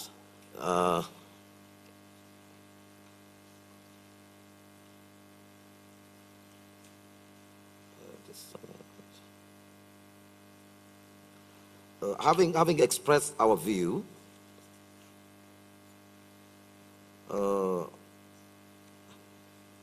we again defer unreservedly and with the deepest respect to the binding authority of the Supreme Court as settled in Soko versus County Assembly of Nairobi, where the court pronounced itself as follows.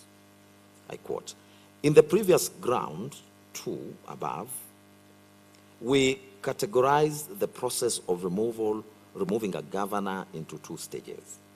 This is the second stage. From subsection 3 of section 33 of the County Government Act, the process moves to the Senate from the County Assembly.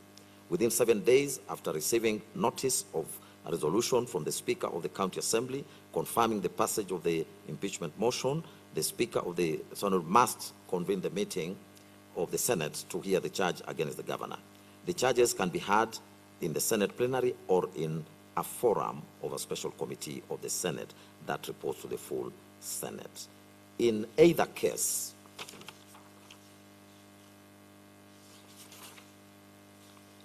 the governor is entitled to attend and to be represented by counsel during the investigations. It is only when sufficient evidence is presented to substantiate the claims that the Senate will according the governor an opportunity to be heard, vote on each of the charges. If a majority of all the members of the Senate vote to uphold any of the charges, then the governor shall cease to hold office. We reiterate that proof of even a single charge will be sufficient for purposes of Article 181 of the Constitution. But should the vote for removal fail, that brings the proceedings to an end. End of quote. That pronouncement represents that settled and binding position of law. We are constitutionally obliged to follow it, and we do so without reservation, notwithstanding the views which we expressed above. We observe in passing that although the Supreme Court pronouncement in Sonko was referred in the context of interpreting the County Government Act, the provisions of the Act mirror the virtual identical terms, the language of the Article 145 of the Constitution. That correspondence reinforces its application to the present matter. We now move to the final issue that we considered, and that is the issue of a fair trial. The gist of this issue turns on whether His Excellency Gachagua was subjected to a lawful and fair trial process within the meaning of Articles 47 and 50 of the Constitution. The petitioners contended that the Senate's conduct of the impeachment trial was fundamentally and irreparably flawed, falling far short of the constitutional standards of fairness, legality, and procedural propriety granted to His Excellency Gachagua under the stated provisions. Their challenge on this ground was advanced on several distinct and cumulative bases. They argued that His Excellency Gachagua was denied his right to a fair trial when, having fallen ill and being hospitalized on the 17th of October 2024, the Senate refused adjournment request and proceeded in his absence, ultimately voting on 5 of the impeachment charges. That the Senate was constitutionally bound under Article 145(3)(b) and 145(4)(6) to appoint a special committee of 11 members to investigate the charges. By defeating the motion to establish such a committee and proceeding by plenary, the Senate deprived him of his right under Article 145(5) to appear and be represented before an independent investigative body. Insulated from political pressure, and that the time afforded to H.E. Gachagua was grossly inadequate, only a few days to respond to 11 complex allegations and just 2 hours to present his defense compared to the extensive time given to the National Assembly. The respondents in defense maintained that the Senate had accorded His Excellency Gachagua a lawful and fair trial consistent with Articles 47 and 50 of the Constitution, that the Senate acted reasonably by granting a short adjournment and offering a further extension to 19 October 2024, and when the formal motion was defeated, they submitted that discretion had been properly exercised, especially since no medical evidence was produced. They maintained that the Constitution conferred discretion to proceed by way of a special committee or plenary under Article 145(3)(b), and denied that new evidence or witnesses were introduced at the Senate stage as alleged by H.E. Gachagua.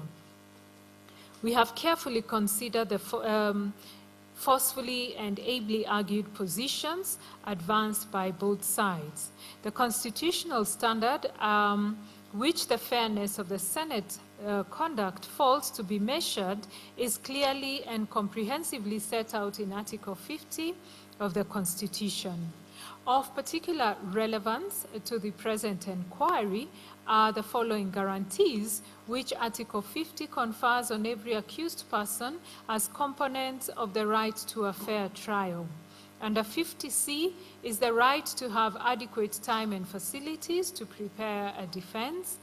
F, to be present when being tried, unless the conduct of the accused person makes it impossible for the trial to proceed. And K, to adduce and challenge evidence.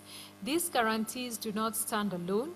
They are reinforced and complemented in the specific context of impeachment proceedings by the procedural rights expressly conferred by Article 145(5) and 145(6)(b) of the Constitution, which provide as follows.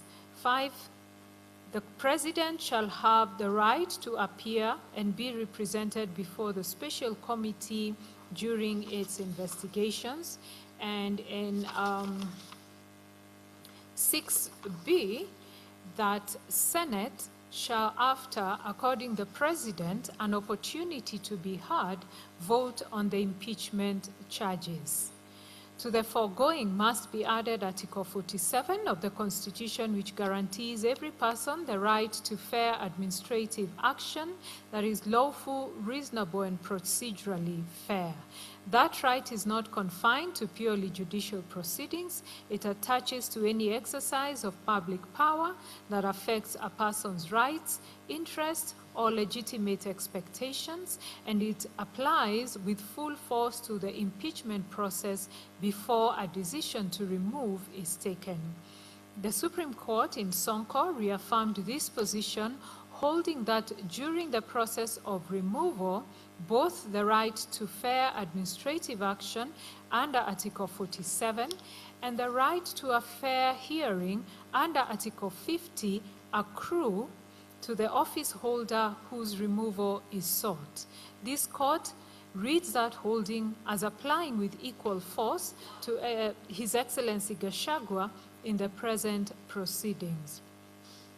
The Supreme Court further held that while impeachment is a political process, it is equally subject to constitutional discipline and the principles of natural justice, and that courts will not interfere with the merits of Parliament's decision unless a violation of fair hearing rights or procedural improprieties established.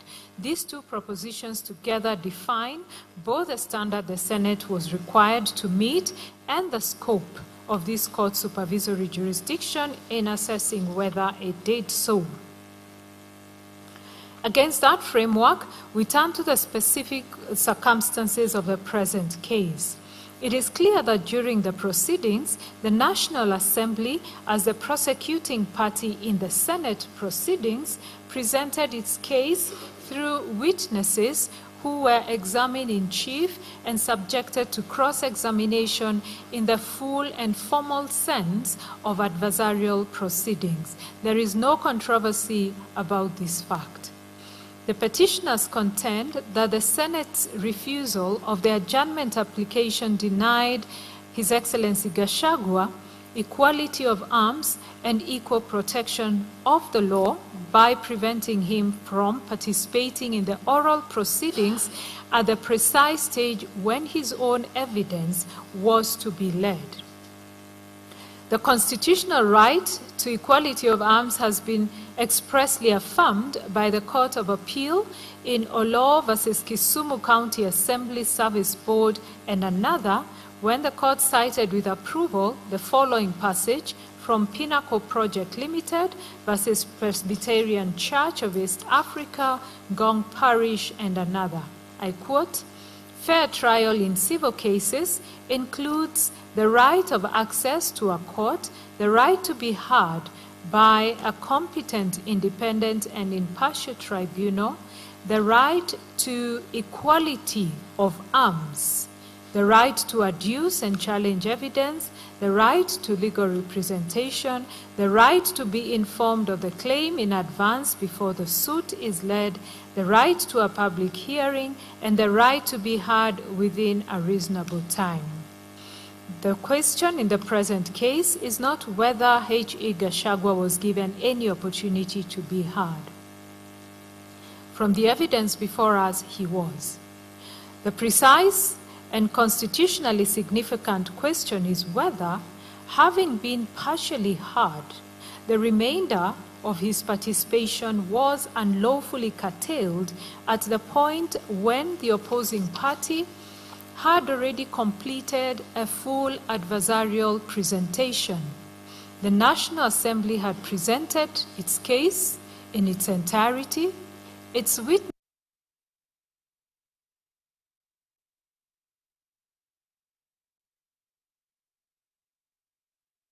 his.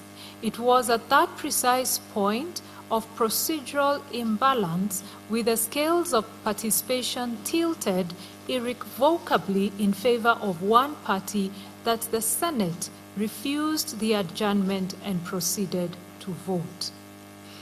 That is not a case of a party who was heard and then outvoted. It is a case of a party who was prevented from completing his hearing after his opponent had completed his. What we heard the petitioners to be saying is that His Excellency Gachagua critically was not merely a respondent who had filed documentary evidence. He was, on the uncontroverted evidence before this court, his own sole witness. He was the only person who could speak to the facts from his own personal knowledge, give a first-hand account of the allegations before him, and submit himself to cross-examination in a manner that would have allowed the Senate to assess his credibility directly. The respondents relied on the Court of Appeals decision in Kenya Revenue Authority versus Murgani, a 2010 decision, for the proposition that fairness does not always require an oral hearing, and that provided a body achieves the degree of fairness appropriate to its task, the manner in which it proceeds was a matter for its own institutional judgment. Drawing on local government vote versus Aldrich, as well as the case of Selvarajan versus Res Relations Board and R versus Immigration Appeal Tribunal, the Court of Appeal in the Murgani case concluded that a hearing conducted by way of written exchange may, in appropriate circumstances, constitute a fair hearing. We do accept that general principle as binding on us. However, Murgani is plainly distinguishable on the facts and context that are both material and decisive. That case concerned an administrative determination in which no oral proceedings had been conducted at all. Both parties were in a position of formal procedural equality. The written process was the established mechanism, and the question was simply whether the absence of an oral hearing was fatal to fairness. The present case is fundamentally different. The Senate did not choose at the outset to proceed by way of written submissions alone. It had agreed to a fully adversarial oral hearing with witnesses, examination in chief, and cross-examination. Having adopted that mode of proceeding, the Senate could not, at the moment His Excellency Gachagua was to take the stand as his own sole witness, abandon the adversarial framework it had established for itself without satisfactory reason. To do so was to apply different procedural standards to the two parties. That disparity is the antithesis of equality of arms and is irreconcilable with the constitutional guarantees of Article 47 and Article 50. The Hansard record of the Senate proceedings of 17 October 2024 confirms that following the confirmation by Paul Mwita Senior Counsel to the House that His Excellency Gachagua had been taken ill, several senators who rose to comment explicitly acknowledged on the floor of the Senate that H.E. Gachagua was unwell. Not one of these senators disputed the illness. They acknowledged it and then proceeded, notwithstanding that acknowledgement, to oppose the adjournment application. The circumstances must also be taken within the directions issued by the Speaker of Senate at the time. The Honorable Speaker stated in part as follows, I quote, "As this process is time-bound by the Constitution, to be concluded in not more than 10 days pursuant to Article 145 as read, together with Article 150 of the Constitution, and noting that the period provided for ends on Saturday, the 19th of October 2024, the only window open to the Senate, if it is so obliged, the requests for adjournment sought by counsel for the Deputy President would be to gazette Saturday, the 19th of October 2024 as a further and final day for hearing of this matter. Honorable Senators, ladies and gentlemen, such a request is not made to the Speaker, but to the Senate, and is accordingly a matter for the Senate to determine.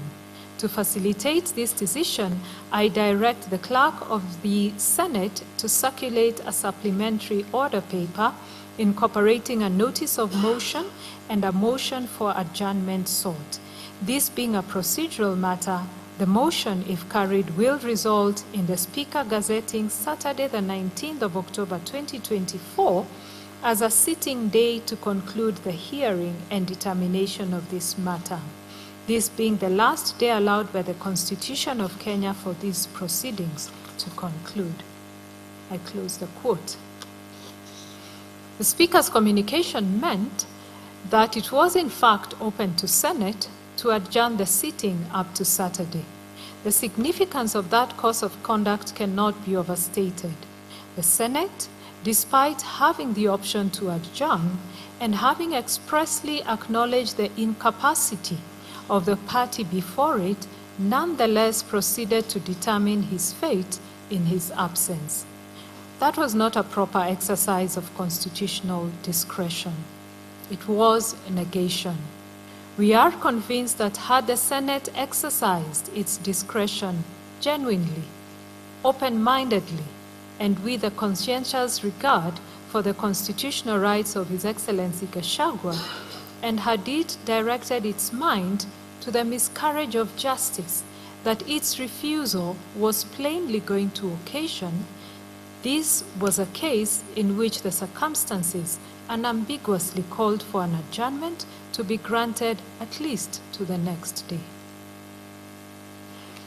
That conclusion is firmly supported by the Court of Appeal's pronouncement in Kariuki versus Attorney General, a 2014 decision, where the court held as follows, again I quote, while bearing in mind that whether to grant an adjournment or not is discretionary, and appellate courts are loath to readily question the exercise of discretion by the trial court, nevertheless, it must never be forgotten that the right to an adjournment to enable a party to adequately prepare his or her case in a criminal trial is underpinned by no less an instrument than the Constitution. The authorities cited above relate to exercise of discretion to grant or refuse an adjournment in a civil dispute. We are of the opinion that although the same principles are relevant in respect of applications for adjournment of criminal trials, nevertheless, because of the constitutional basis of that right and the potential impact on a citizen's liberty, the court is obliged to be more circumspect in rejecting an application for adjournment and to specifically consider whether denial of such a right guaranteed by the Constitution would result in miscarriage of justice. In denying the appellant's application for adjournment, the court-martial in that particular case also did not address its mind to the critical question of whether denial of the adjournment would occasion a miscarriage of justice. In Job Obanda versus Stage Court International Services Limited and another, this court, that is the Court of Appeal, was emphatic that where, amongst others, a judge fails to apply his mind to the question whether a miscarriage of justice might be occasioned to a party who is refused an adjournment, that would constitute sufficient basis upon which an appellate court would be entitled to interfere with the exercise of jurisdiction, close of quote. We say so with a full appreciation of the non-derogable nature of the right to a fair trial. It is not a right that yields to constitutional timelines or political exigencies. It is an absolute constitutional guarantee, and its violation cannot be justified by reference to any competing constitutional interest, however weighty or pressing that interest may be. This finding becomes even more compelling when one considers the Senate's misdirection in its interpretation of Article 145(4)(b). Senate appeared to imagine that it had 10 days within which to dispense the impeachment hearing itself. Yet, the text and structure of that provision, according to us, make it clear that the 10-day period was intended to apply exclusively to the special committee once constituted. We have addressed in detail our understanding of Articles 145(3)(b) and 145, sub-article 4 to 6 in the preceding section of this judgment, and we do not propose to repeat that analysis again here. Finally, we wish to make brief observations on the affidavit of Dr. Daniel Kibuka Gekonyo, sworn on the 28th of April 2026, which was admitted into evidence by leave of this court and tested by cross-examination when Dr. Gekonyo attended to give oral testimony. There is no doubt that the affidavit was not before the Senate on the 17th of October 2024 when the request for adjournment was made. And on that ground, we do agree with Senate's submission that it could not have informed the House's determination. The affidavit was additionally filed almost 2 years after the petitions were instituted, and no explanation was offered to us, including by Dr. Gekonyo himself, for that delay. For those reasons, we do not attribute significant probative value to it. The circumstances, as we have analyzed, were independently and collectively sufficient to warrant a reasonable adjournment. Dr. Gekonyo's evidence neither adds nor detracts from that conclusion. In conclusion, therefore, upon careful consideration of the consolidated petitions and following our deliberations and analysis, we now pronounce ourselves on the issues presented. On jurisdiction, we hold that the impeachment proceedings challenged herein are justiciable.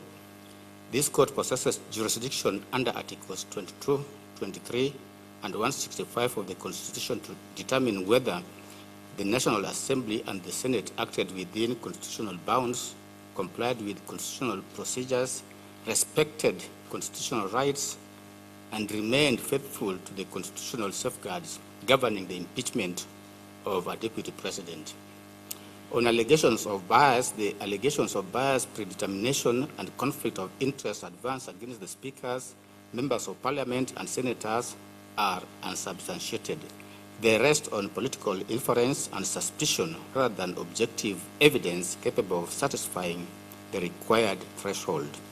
On public participation, we are satisfied that the public participation conducted by the National Assembly in connection with the impeachment of His Excellency Gachagua met the constitutional threshold. The Senate did not violate Articles 10 or 118 by failure to conduct its own independent public participation. We further hold that public participation was not constitutionally required for the nomination and approval of His Excellency Kindiki as Deputy President under Article 149, Sub-Article 1. Constitutionality and legality of standing orders. We find and hold that the impugned standing orders of the Senate and the National Assembly are not unconstitutional. Composition of the National Assembly, role of IEBC, and nomination of the Deputy President.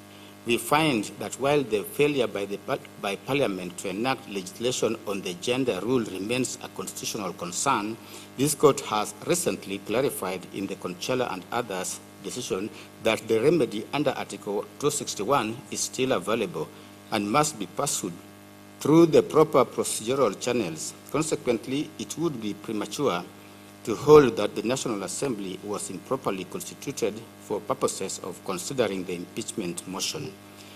We find that no input or intervention by the IEBC was constitutionally required in the midterm replacement process under Article 149, Sub-Article 1. The absence of IEBC involvement did therefore not render the nomination or filling of the vacancy unconstitutional. The gazettement of the Senate resolution, the President's nomination of His Excellency Kindiki, and the National Assembly's approval did not contravene the Constitution merely because they were undertaken expeditiously. We therefore affirm that the nomination and appointment of His Excellency Kindiki as Deputy President was valid.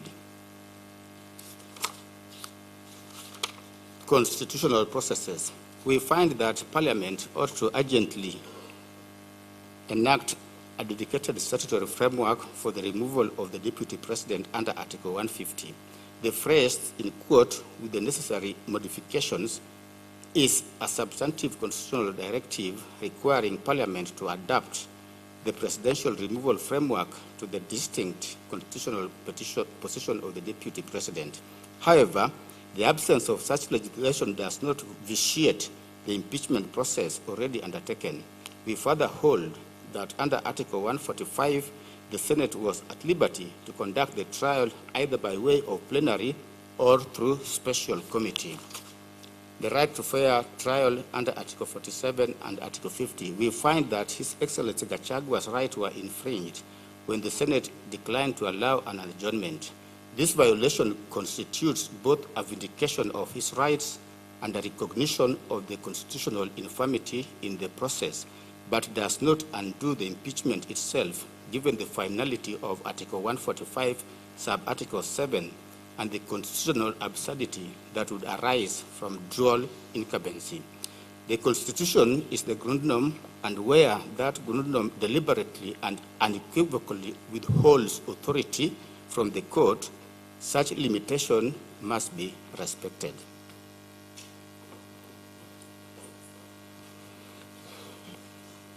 I will deal with the aspect of remedies.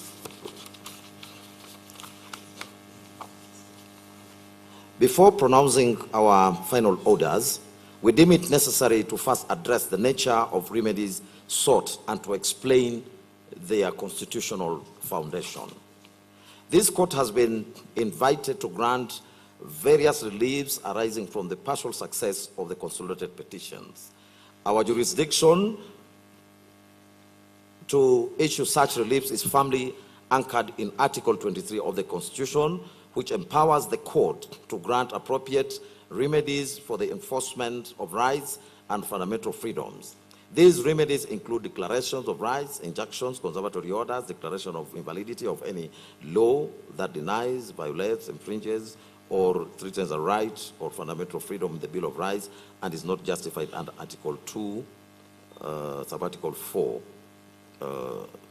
orders of compensation and orders of judicial review.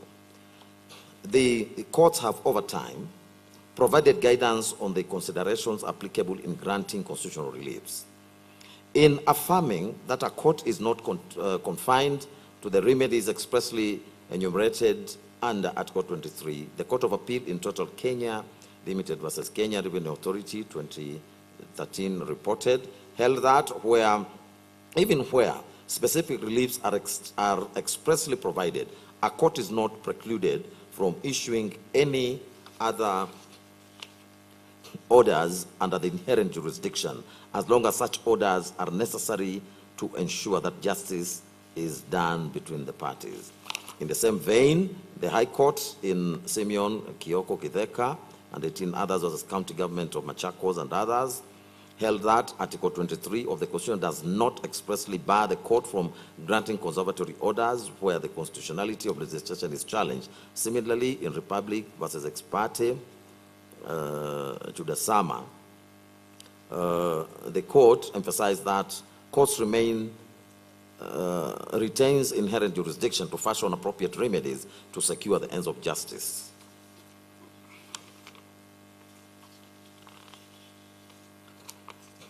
Speaking to the nature of appropriate reliefs, the Constitutional Court of South Africa in Force versus Minister of Safety and Security said as follows, and I quote, appropriate relief will in essence be relief that is required to protect and enforce the Constitution. Depending on the circumstances of each particular case, the relief may be a declaration of rights, an interdiction, an interdict, a mandamus, or such other relief as may be required to ensure that the rights enshrined in the Constitution are protected and enforced. It is, if it is necessary to do so, the courts may even have to fashion new remedies to secure the protection and enforcement of these all-important rights, end of quote. Regarding declarations and constitutional violations, the Court of Appeal in Gitobo, Imanyara, and others versus Attorney General, report in 2016, emphasized that constitutional remedies are not confined to declarations alone, but may extend to compensatory relief where rights have been infringed. The court observed that damages serve not merely as recompense to injured party, but also as a means of vindicating the Constitution itself, and ensures that violations are met with effective and meaningful redress. In referring to Lord Nichols at paragraph 18 and 19 of that decision, the Court of Appeal affirmed the position that, and I quote, when exercising this constitutional jurisdiction, the court is concerned to uphold and vindicate the constitutional right which has been contravened. A declaration by the court will articulate the fact of the violation, but in many cases, more will be required than words. If the person wronged has suffered damage, the court may award compensation. The comparable common law measures of damages will often be a useful guide in assessing the amount of this compensation. But this measure is no more than a guide, because the award of compensation under Section 14 is discretionary, and moreover, the violation of the constitutional right will not always be conterminous with the cause of action at law. An award of compensation will go some distance towards vindicating the infringed constitutional right. However, how far it goes will depend on the circumstances, but in principle, it will not suffice. It may not suffice. In fact, that the right is violated was a constitutional right adds an extra dimension to the wrong. An additional award, not necessarily of substantial size, may be needed to reflect the sense of public outrage, emphasize the public outrage, emphasize the importance of the constitutional right and the gravity of the breach, and to deter further breaches, end of quote. All these elements have a space in this additional, in the additional award. Redress in Section 14, sorry, that's still the quotation, which I did not go through it.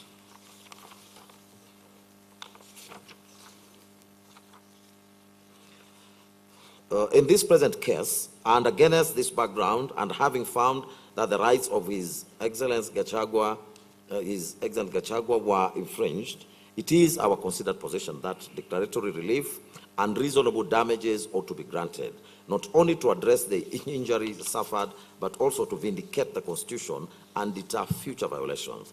We now turn to examine the efficacy of the other reliefs.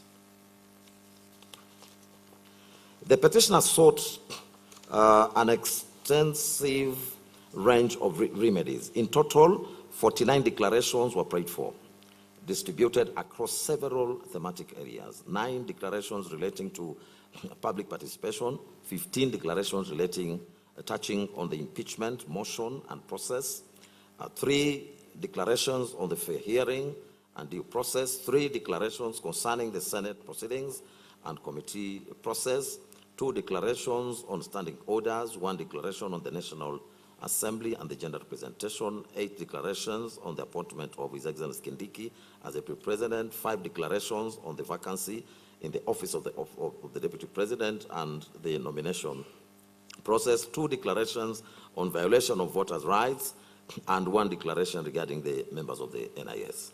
Beyond declaratory relief, the petitioner has also sought 5 orders in the nature of certiorari, 2 orders of mandamus, and 2 injunctive orders. They further prayed for a statement of His Excellency Gachagua to the office of Deputy President, an order for apology and cause. In addition, there was an elaborate prayer for damages and compensation.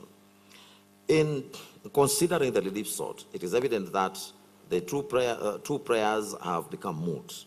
The first is the injunction that seeks to restrain the President, National Assembly, and any other state organ from proceeding with or effecting the appointment of any person to the office of the Deputy President pending the hearing and determination of the petitions. The second is the conservatory order restraining the respondents from collecting signatures, lodging any motion, or conducting any proceedings seeking to impeach the Deputy President. For clarity, these prayers are disallowed.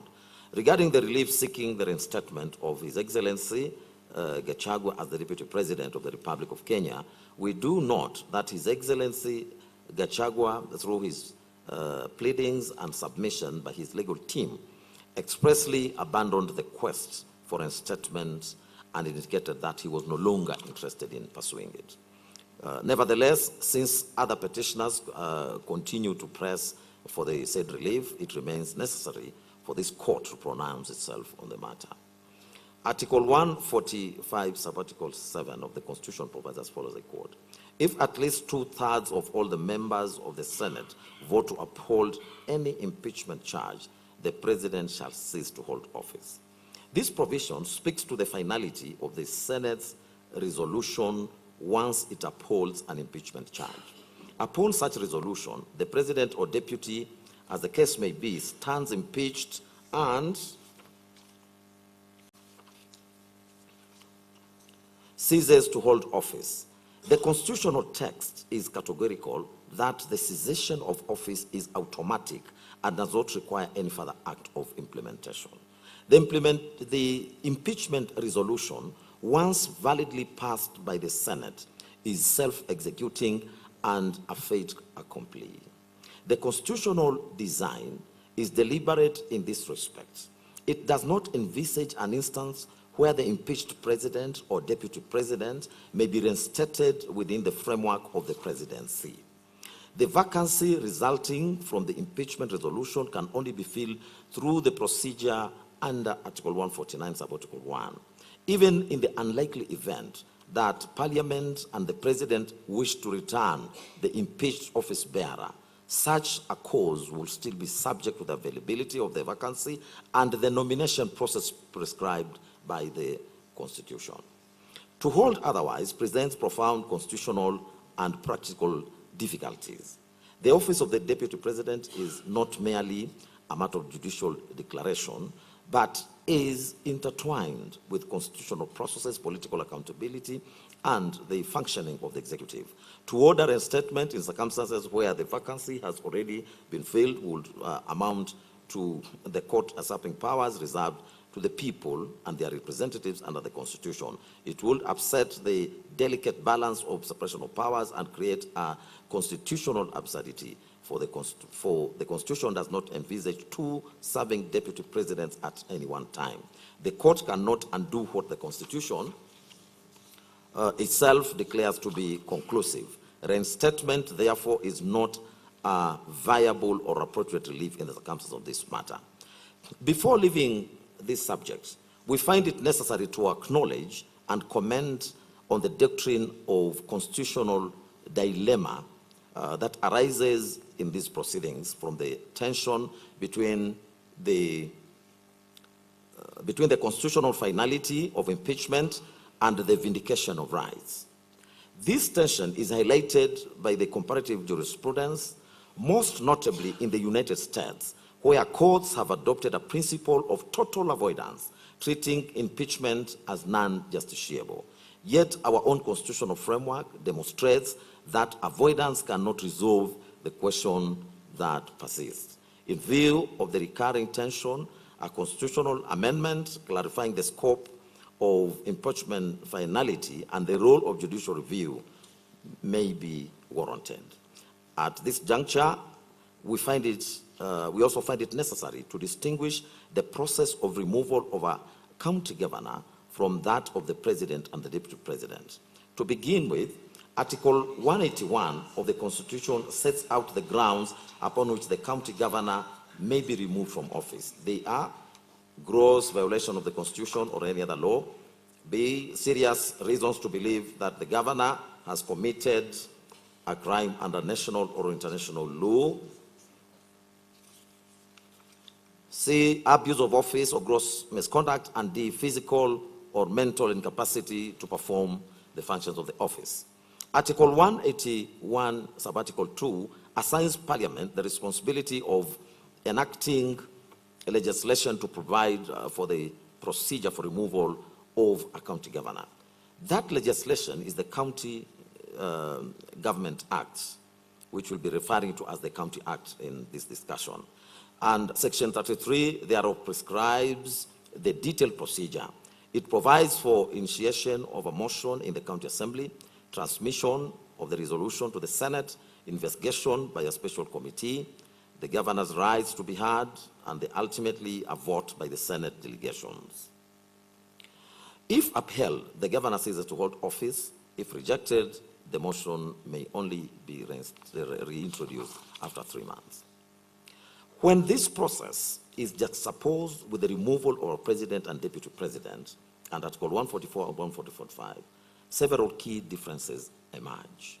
First, whereas the president and the deputy president may be removed either on grounds of incapacity or impeachment, a county governor is removable only on the 4 grounds enumerated in Article 181. Section 33 of the County Act, however, introduces impeachment terminology, thereby expanding the constitutional parameters in a manner that is troubling. Second, the removal of the president and the deputy president is provided for directly in the Constitution, while the removal of a governor is legislated under the County Act. This distinction is critical. Under Article 2, subarticle 4, legislation is subordinate to the Constitution and may be declared unconstitutional by a court, whereas constitutional provisions themselves cannot be impugned. Thus, while the Senate vote under Articles 144, subarticle 10, and 145, subarticle 7 is final and beyond judicial review, the Senate vote under Section 33, subsection 7 of the County Act is susceptible to challenge. Courts may proceed to stay and quash a resolution to remove a governor and even halt the filling in of the vacancy, but such judicial interventions cannot be imagined in the case of a president or the deputy president.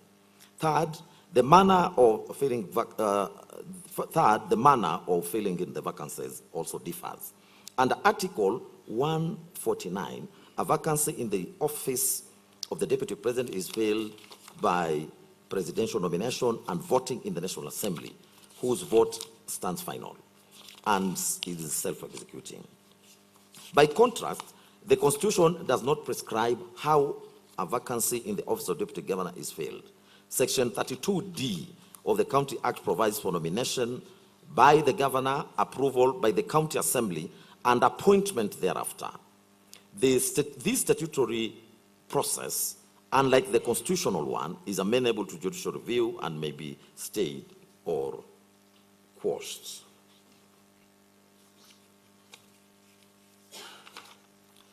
It is therefore on account of these glaring differences that this court cannot apply mutatis mutandis, the jurisprudence on removal of county governors to the removal of the president or deputy president. We nonetheless affirm that where binding judicial findings on governance removal are squarely applicable to issues before us, we cannot run away from the same. This includes the pronouncement by the Supreme Court on the second case on the choice between plenary or special committee. In sum, therefore, whereas Article 144 and 145 embodies what may be termed as constitutional finality, the provisions of the County Act represent a form of statutory finality, thereby actuating the distinction between the two.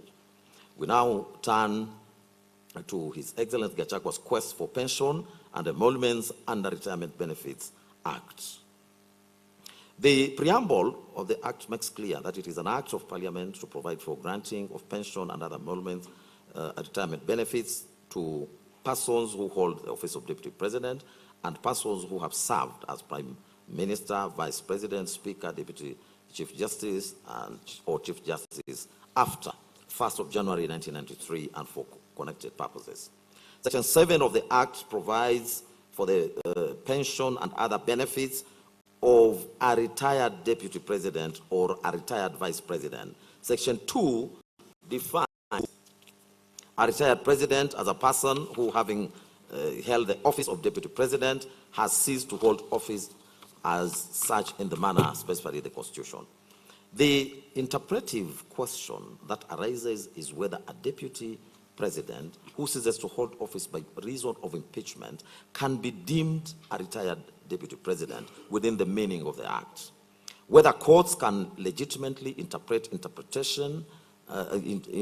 impeachment as retirement is a weighty and novel question.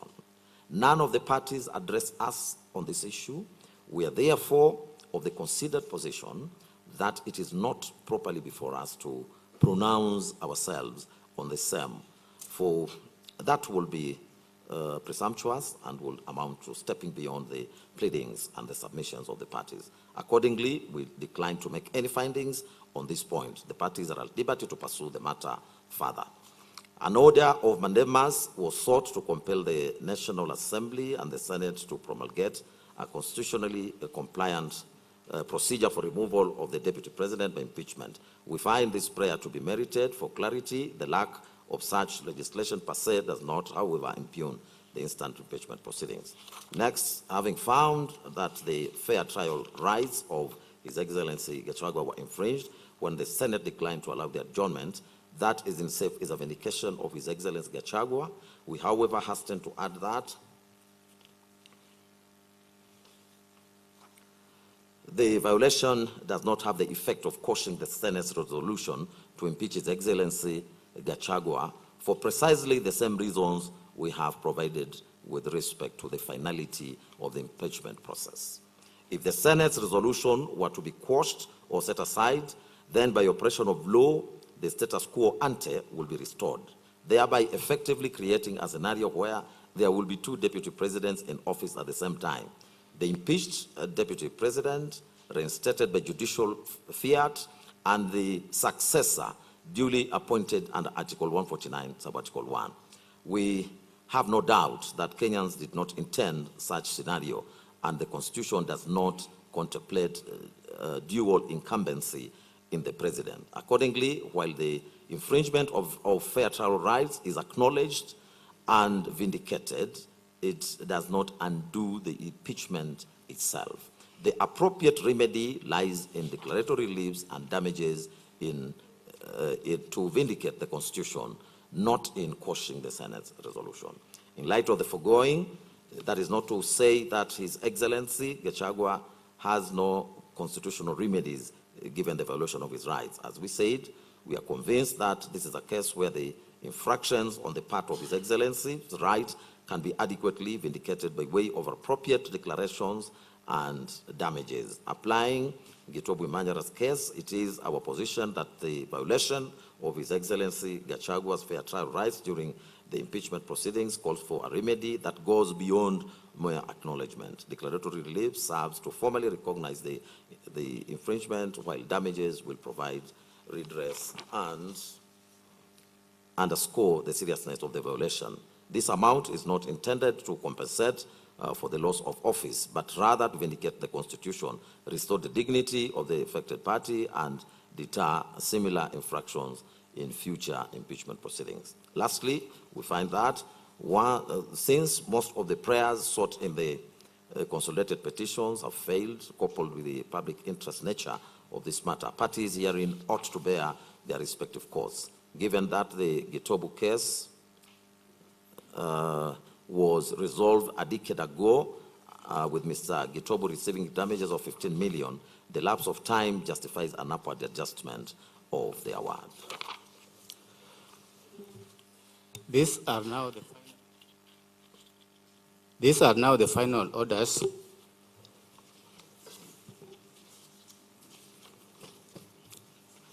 Arising from all that we have said, these are the orders that we make. 1, the prayer seeking to quash the resolution of the Senate to impeach His Excellency Gachagua is hereby declined. 2, a declaratory order is hereby issued that His Excellency Gachagua's fair trial rights were infringed when the Senate declined to allow an adjournment in the impeachment proceedings despite his absence.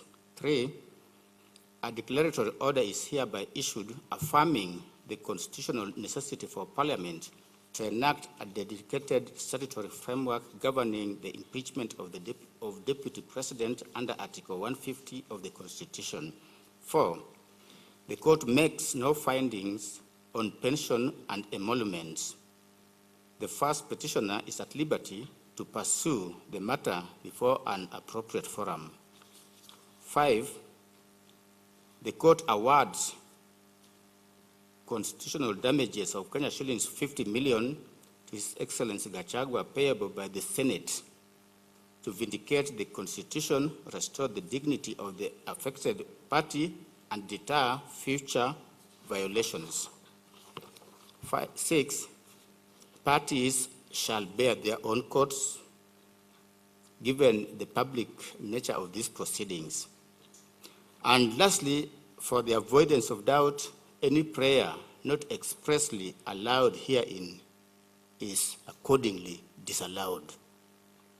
Before we take leave of this matter, we wish to record our appreciation to all counsel who appeared in these proceedings and all parties for their industry, diligence, and the quality of their submissions. Your collective effort has contributed to the development of constitutional jurisprudence on this subject. We also extend our gratitude to the judiciary staff who worked tirelessly to support the bench in ensuring that this decision, the first of its kind under the Constitution 2010, was rendered in time. Thank you very much.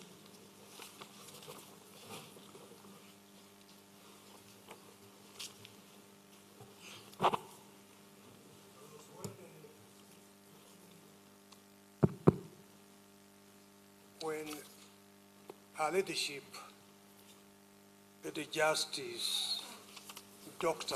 Mugambi, was reading part of the judgment, if I heard correctly, she said that the 10th respondent, UDA, filed written submissions on 28 August 2026. If my hearing is correct, then quite manifestly that is a typo that the court might wish to correct. Secondly, the first petitioner applies to have a copy of the judgment,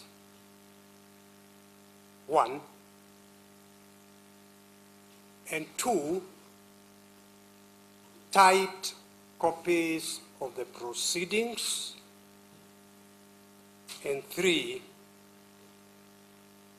a complete set of the video recording of the proceedings. We would wish to have those as quickly as possible. Of course, upon payment of the necessary court fees. It's a long judgment, and I am sure the first petitioner will want to be advised once we as council understand each of the issues addressed in the judgment. This honorable court has rendered its opinion, so there is nothing to be raised with this honorable court. But once we understand each issue by reading the judgment, the proceedings, and the video recording, we will then be in a position to advise the first petitioner, for example, on whether to pursue his other rights, as this court has indicated. I thank the court. Thank you. May it please you, my lords, my lady. Njeri Maina for the third petitioner. I wish to request for the typed certified proceedings and the certified judgment. And my lords, my lady, for the tidiness of the proceedings, I request on behalf of all other petitioners in this matter. The third petitioner has already filed their notice of appeal. We request that you expedite the proceedings and the judgment so that we can take it on from here. Thank you. My Lord, my name is Diego Njiru. I have sat here for approximately 10 hours listening to this judgment. I certainly have heard you clearly and the disposition. Equally, despite it being the judgment of the court, I do not agree with some of the issues that the court has deliberated and the conclusion the court has arrived at. And most importantly, my Lord, when we came before you, we only did not just come for judicial recommendations on legislations. We thought that, my Lord, will leave this court with a clear judgment on how a violation ought to be dealt with. When we came before you, my Lord, and we moved you, most importantly, on the issues of constitutionality of the manner in which the proceedings were conducted, we did not come here for a remedy of a legislation. It will not benefit my clients whatsoever. And for that reason, my Lord, and granted the dissatisfaction with your judgment, I have equally advised my clients for the 4th, the 49 petitioners to launch and prefer an appeal. For that reason, my Lord, would wish to be supplied with certified copies of the proceedings, the judgment, and the transcript. And for the reason, my Lord, that we need the transcript is that, my Lord, part of what was delivered by Justice Murima when he was deliberating on the issue of the plenary and the committee, I can tell you, I had never heard what he said and what he concluded. I therefore, my Lord, would wish to have the transcript provided in verbatim, so that, my Lord, we're able to deliberate and internalize them. We are otherwise not dissatisfied. We are otherwise dissatisfied, and we shall not watch when the Constitution is being buried. Thank you.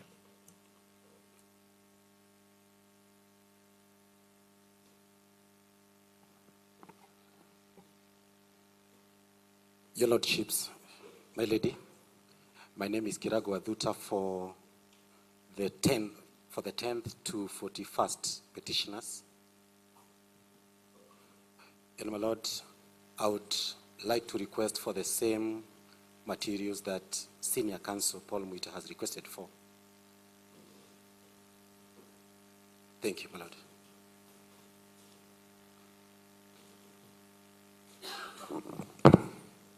My Lords, my lady. I do associate myself with the submissions of fellow councils. My Lord, there is a new twist into our constitutional declaration that we find a breach has been made, but then no outright remedy to that breach. My Lord, if the Constitution has been breached, then clearly it means then, the Senate where I sat and I followed the proceedings, it means then it didn't do its duty as required by the Constitution. So we wish to appeal and we wish to be supplied as quickly as possible. We pay. My name is Daniel Manzo for third interested party. We will wish to be supplied with all the necessary proceedings certified so that we could advise our clients appropriately. I thank you, my Lord. My lords and my lady, my name is Sakimpa. I do appear for the 4th to 8th petitioners. Your Lordship, we do confirm that we've already received instructions from our clients to appeal, and we have since filed our notice of appeal, and we request for the typed proceedings to be urgently provided. Thank you. My Lord, I'm equally instructed by Kibe Mungai to make the same application. He has equally instructed me to inform the court that it's important that we don't preside over the funeral of our Constitution.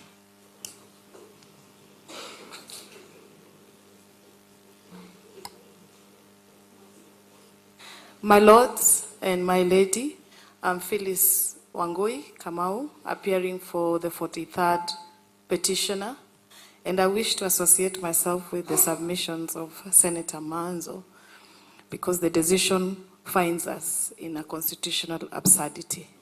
And for that reason, we do wish to appeal, and I join my sister, Honorable Njeri, and Senior Counsel Muite to request for the type proceedings and the judgment.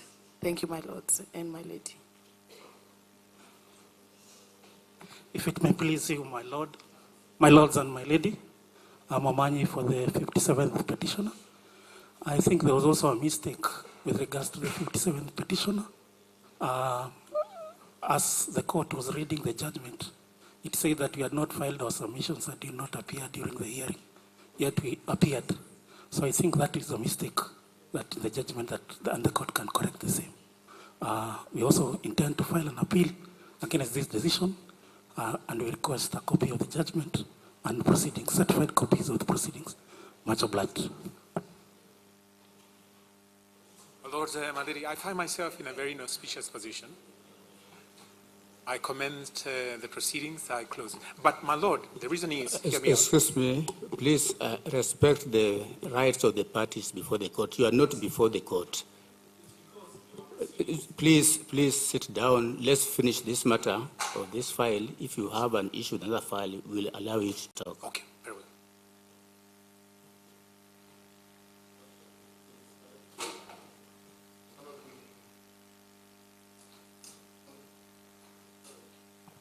On behalf of the respondents, I presume we have no objection to the request for proceedings, and we have no request. We are waiting, my Lord, for the appropriate time to respond to the appeals, and so we will wait for them in the Court of Appeal.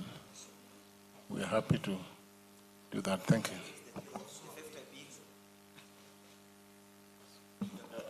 Finally, my lords, we just want to thank the court for delivering judgment. I think we've sat here for 9 hours from 12 to now. So we thank you for that, your patience. Thank you.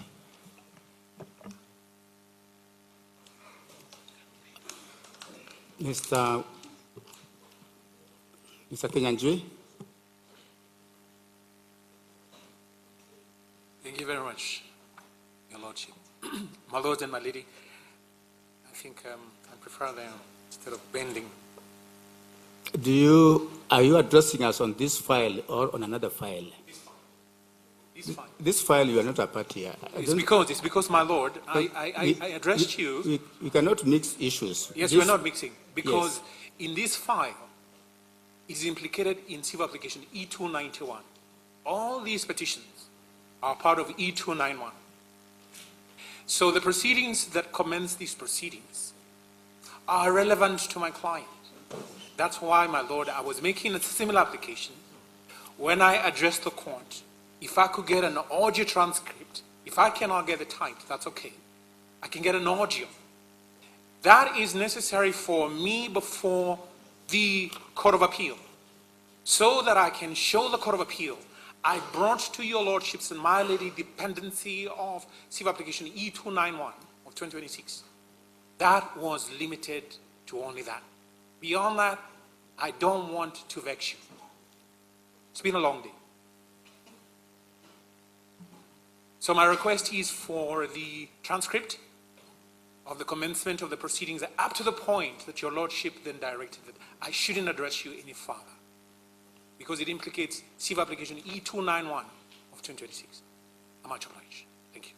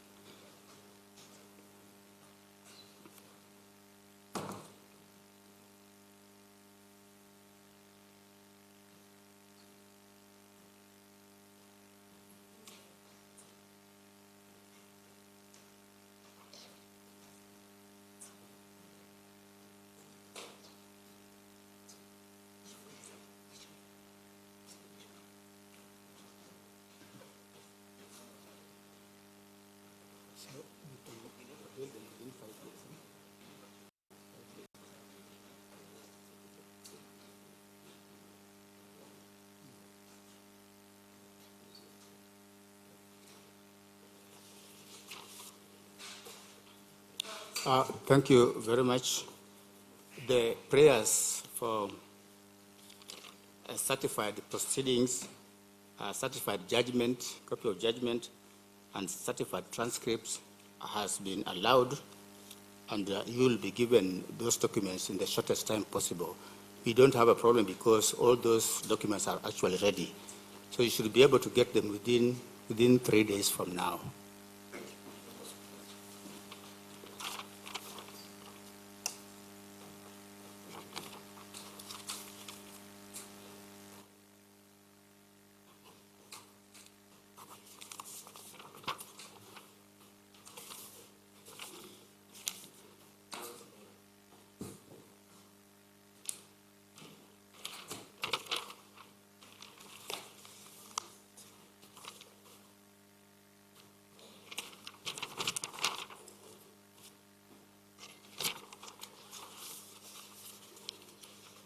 Thank you very much. I think we can adjourn. Good night. Good night.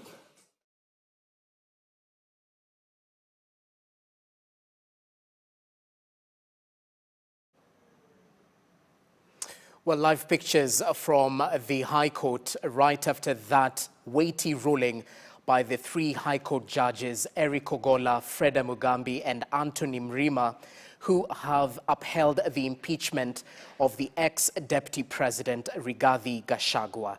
But interestingly, they've awarded him 50 million shillings in damages that are payable by the Senate after finding that senators violated his right to a fair trial by refusing to adjourn proceedings when he was ill. So it's now official that Rigathi Gachagua stands impeached.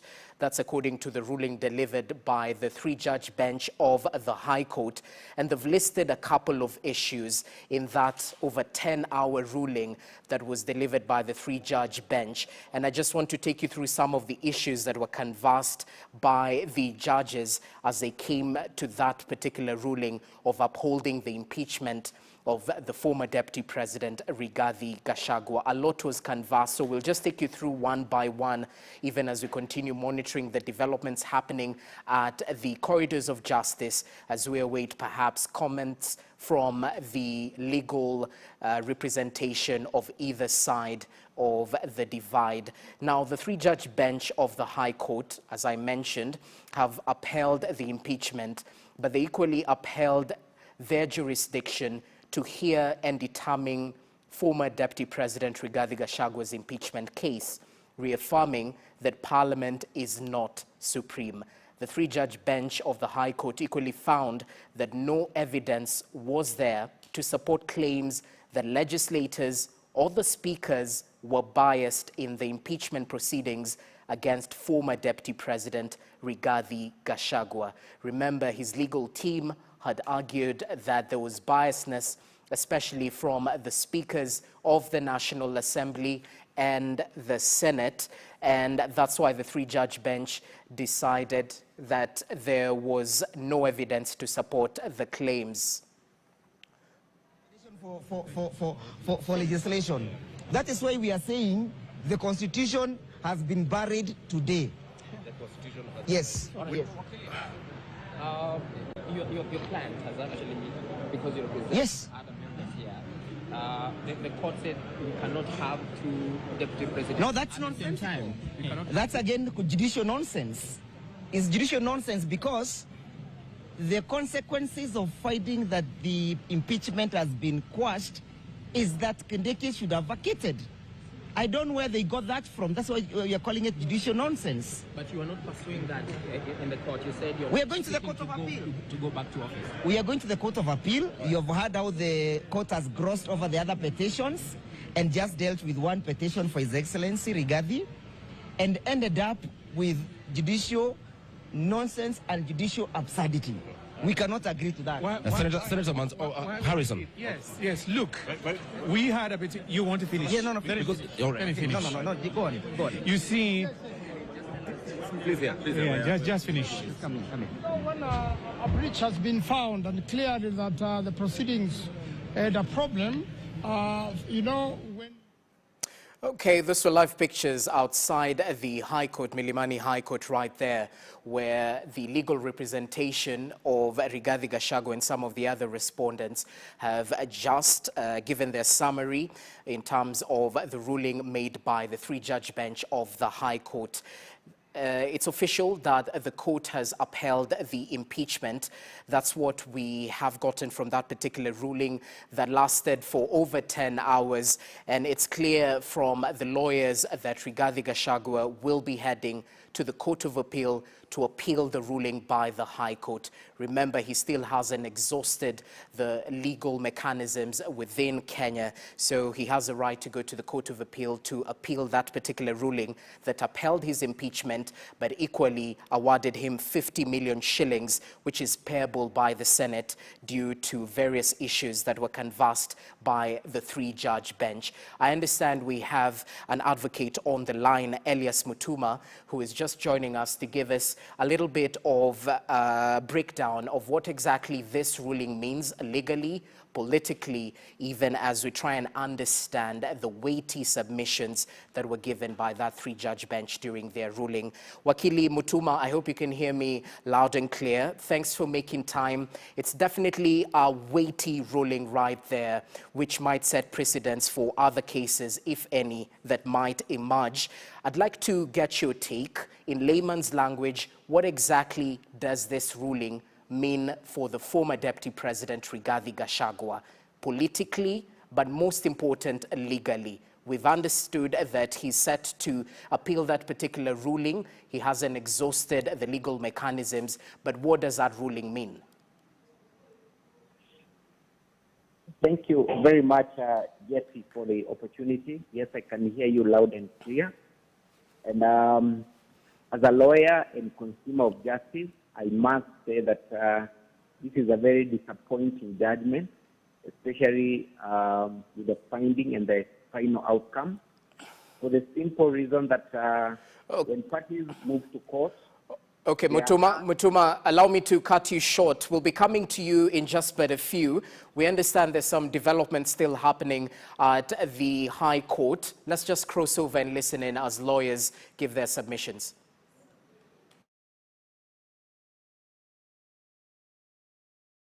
I have no shame saying that Honorable Gachagua's right to be heard was suppressed. The Court of Appeal certified the application that we filed as urgent. Now, the Court of Appeal has to consider a bench. It doesn't take 2 minutes or 3 minutes. They know, but they acted blind to it. And the question is now, what have they done in excluding one of the petitions that bore the weight of these very same issues? Now, Harrison, you made a point. Yes. Of course, we'll be following the Court of Appeal. Allow us to speak to counsel for the respondents as well. Yeah, let me finish by saying this. Kenyan people ought to know. That the motion, no, hold on. Let me finish because you never gave me another. The motion that was tabled by Honorable Mutuse was dead on arrival. This is what the judiciary saw. This is what these judges saw. What do we mean? Standing order number 64, substanding order number 5 says that if you withdraw the signature, any member of the National Assembly withdraw the signature, that motion dies at that point. There was nothing to take to the Senate. There was nothing to resolve upon. There was nothing to impeach Gachagua. Let's be real. Let's be serious in this country. That standing order says there was no motion to debate. Honorable Mutuse knows this. He did not address that in my case. None of the people addressed that in my case. So the question is now, did the Speaker of the National Assembly know? Yes. Did these judges know? Yes. Why is it they have avoided consistently this particular petition? It is because they know, sorry, my phone. They know there was nothing to be. I think we're okay, Harrison. Okay, let's talk to counsel. Let's talk to counsel first. Quickly. No, with all due respect. Oscar Sudi withdrew his vote to impeach. Yes. Therefore, there was no impeachment. No, the ruling delivered by the 3-judge bench, Judge Ogola, Mugambi, and Mrima, is a sound ruling, a sound decision. Is it? It has upheld the impeachment of Rigathi Gachagua. Was he impeached? It has also confirmed that the appointment of Professor Kindiki as Deputy President was done in accordance with the law. There was no need to have the input of IBC. And the ruling is quite substantive. It has dealt with the issue. Was there any voting in the National Assembly? Your matter has not been done. Wait. Was there any voting? There was no voting. In the National Assembly, the court has held that the National Assembly process of confirmation was a process that had no constitutional foundation, and therefore the court has found that the National Assembly, though it confirmed Kindiki as the Deputy President, needed not to go through the process. But number 3, and this is important, under Article 157 of the Constitution, an impeachment is final. It is a final process. And that is why, though the court found that Senate ought to have accorded Rigathi Gachagua an adjournment, it has not faulted the impeachment. The impeachment is final. It has only awarded damages of 50 million to be paid to Rigathi Gachagua for not having been heard on an adjournment because Senate rejected the adjournment. That is the only positive finding. But I'll tell you this, that since the petitioners will file an appeal, there will be many appeals, Senate and other parties will file a cross appeal because you can only file one appeal. Once an appeal is filed, then you file a cross appeal. So I think the court has gone through the issues decisively. It has dealt with constitutional issues, the thresholds. It has found that the National Assembly went through the process of public participation properly, and there was sufficient public participation. the National Assembly presented a formal motion, went through public participation, presented a proper case before Senate, and Senate voted properly for the decision that eventually led to the impeachment. I think this is a good decision. You're calling it a good decision, yet, sorry, Tom. It's a good decision on many fronts, yes. Yet the court has, and this seems to be the main pain points for the petitioners, the court has acknowledged an infringement of a right. And it has gone ahead, yes, to offer a reprieve in terms of 50 million shillings, but many would say an infringement of a right does not have, should not have a reprieve. No, the court has made a finding on the exercise of discretion by Senate. It has found that the Senate ought to have allowed Rigathi Gachagua more time to present his case. Remember, the National Assembly had presented its case and the witnesses had been cross-examined by Senate. So the court has simply said you should have allowed Rigathi Gachagua equality of arms. It does not take away the vote. It does not take away the 11 grounds, out of which 6 failed but 5 succeeded. Remember, in Senate, 1 ground is sufficient to impeach any person during an impeachment proceeding. And that's why the long analysis on impeachment, the provisions of the Constitution, Article 180, and how governors are impeached, the court was able to go through all that and analyze. This is a balancing act. In the end, the court balanced by paying for the injustice that it felt had been carried out by the improper exercise of discretion by Senate. But does not in any way mean that Senate acted illegally. It merely acted at the time because it did not have material before it, the material that showed where Rigathi Gachagua was at the time. But it has said, because of that, the possibility that it should have adjourned, we will give damages. But that does not affect the impeachment. Gachagua stands impeached. That's the position. A quick one, Wakili. Are you saying that the process that you took Gachagua through was free and fair, yet the court actually said that he was infringed? The process that was followed by the National Assembly, public participation, was found to have been proper. That's number 1.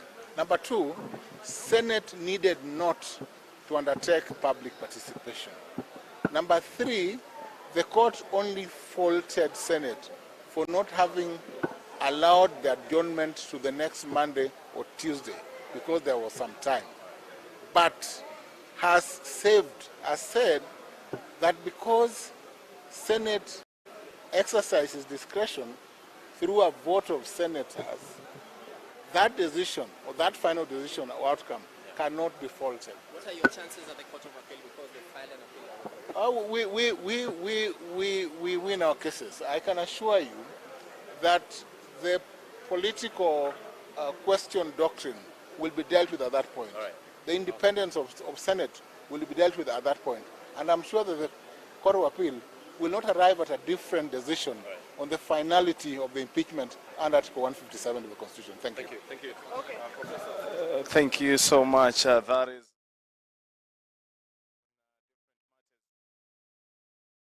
Milimani Law Court, and of course, it is a session that has seen the battle of those lawyers here trying to find out the reason, or rather the ruling that has been made here, trying just to bring to light what has been decided here at Milimani. President Rigathi Gachagua has been awarded a 50 million because he was not given a fair chance to be tried at the Senate, or rather to be listened to. But the judges still upheld that, he still stands impeached. And of course, they still say that the process of impeachment still stands, but the aspect of him not being given a chance of being heard is where they had questions about it.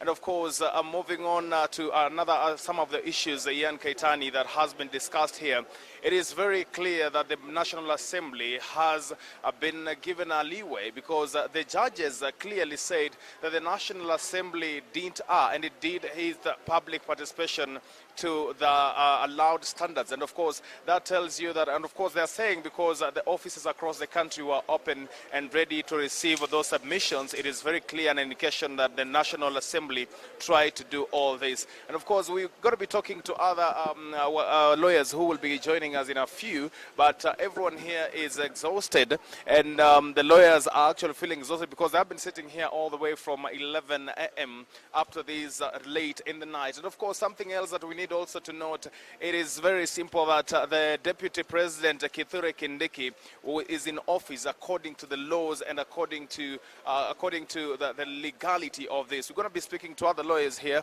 just to tell us what is your name and what you think. What do you think about the ruling today? Yes, I'm Phyllis Wangoi Kamau, counsel, and I was appearing for the 43rd petitioner.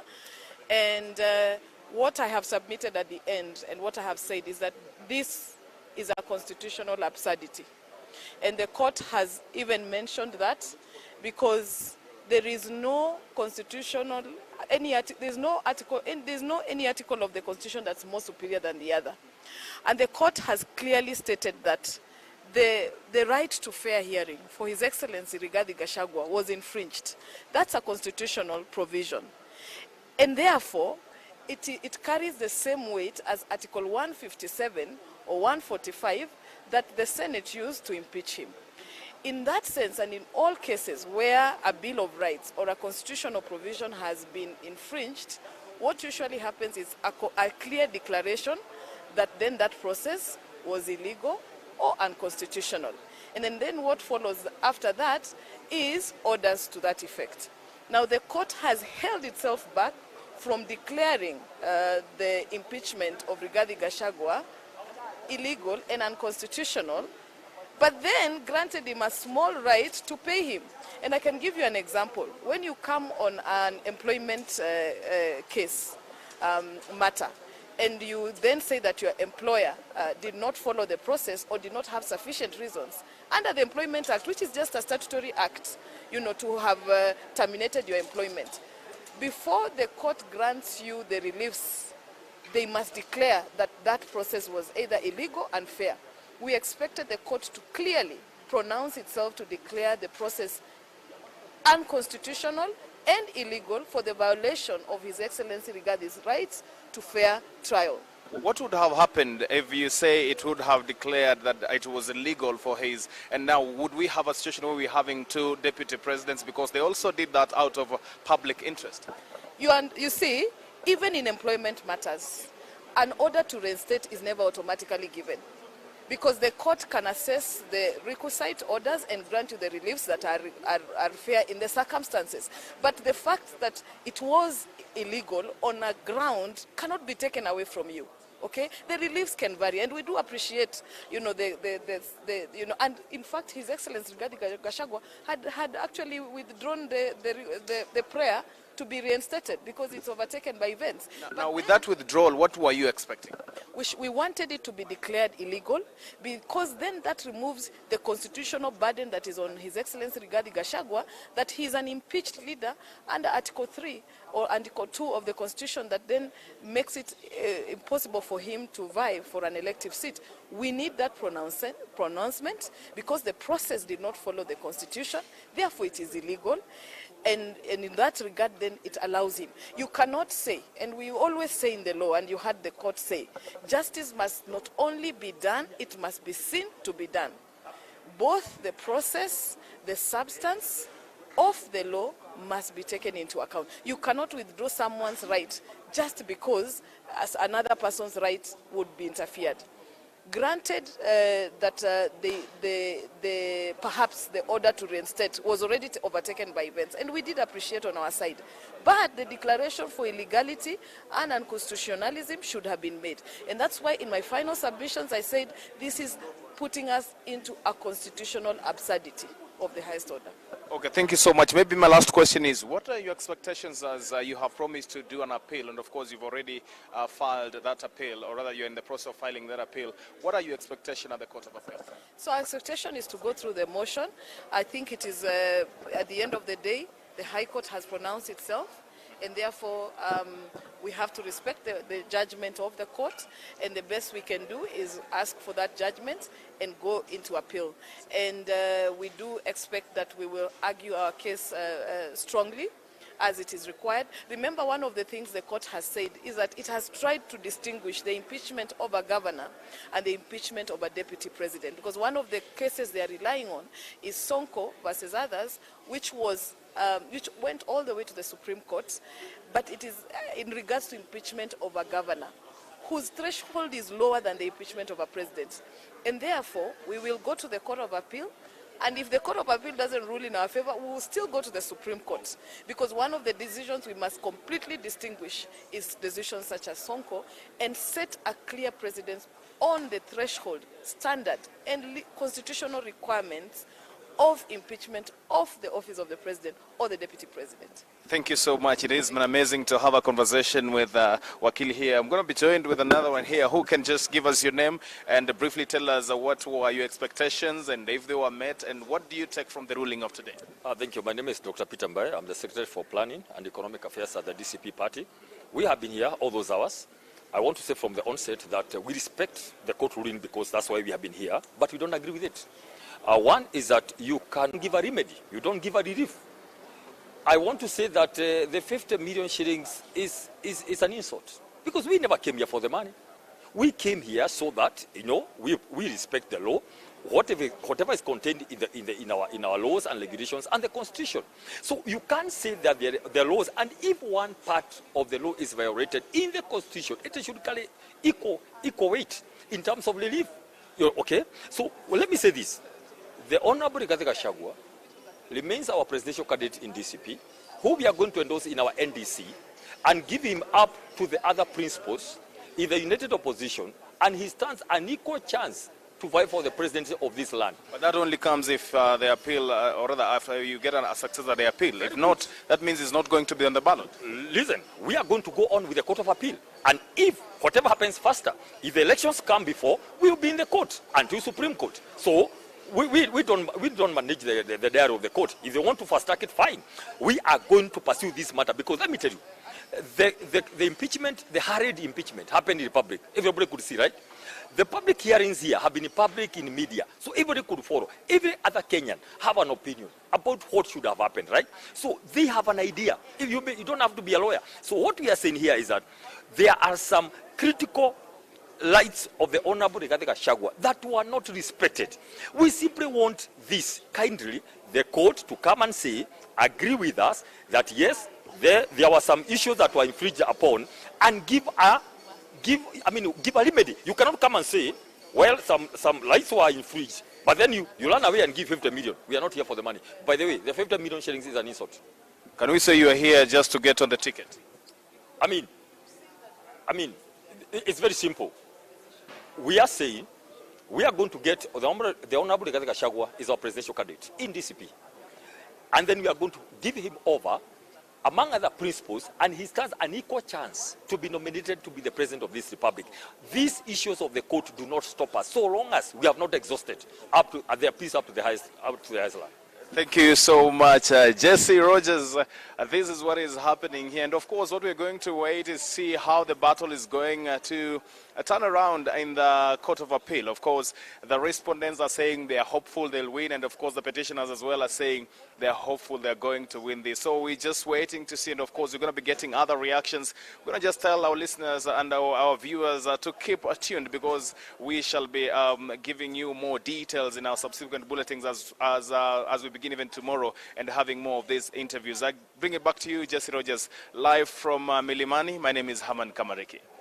Well, thanks, Haman Kamariki, for the tete-a-tete with the legal minds there, even as we canvass the latest from that 3-judge bench of the High Court, where they upheld the impeachment of the ex-Deputy President Rigathi Gachagua, even though they gave him 50 million shillings that's payable by Senate due to a couple of issues that arose.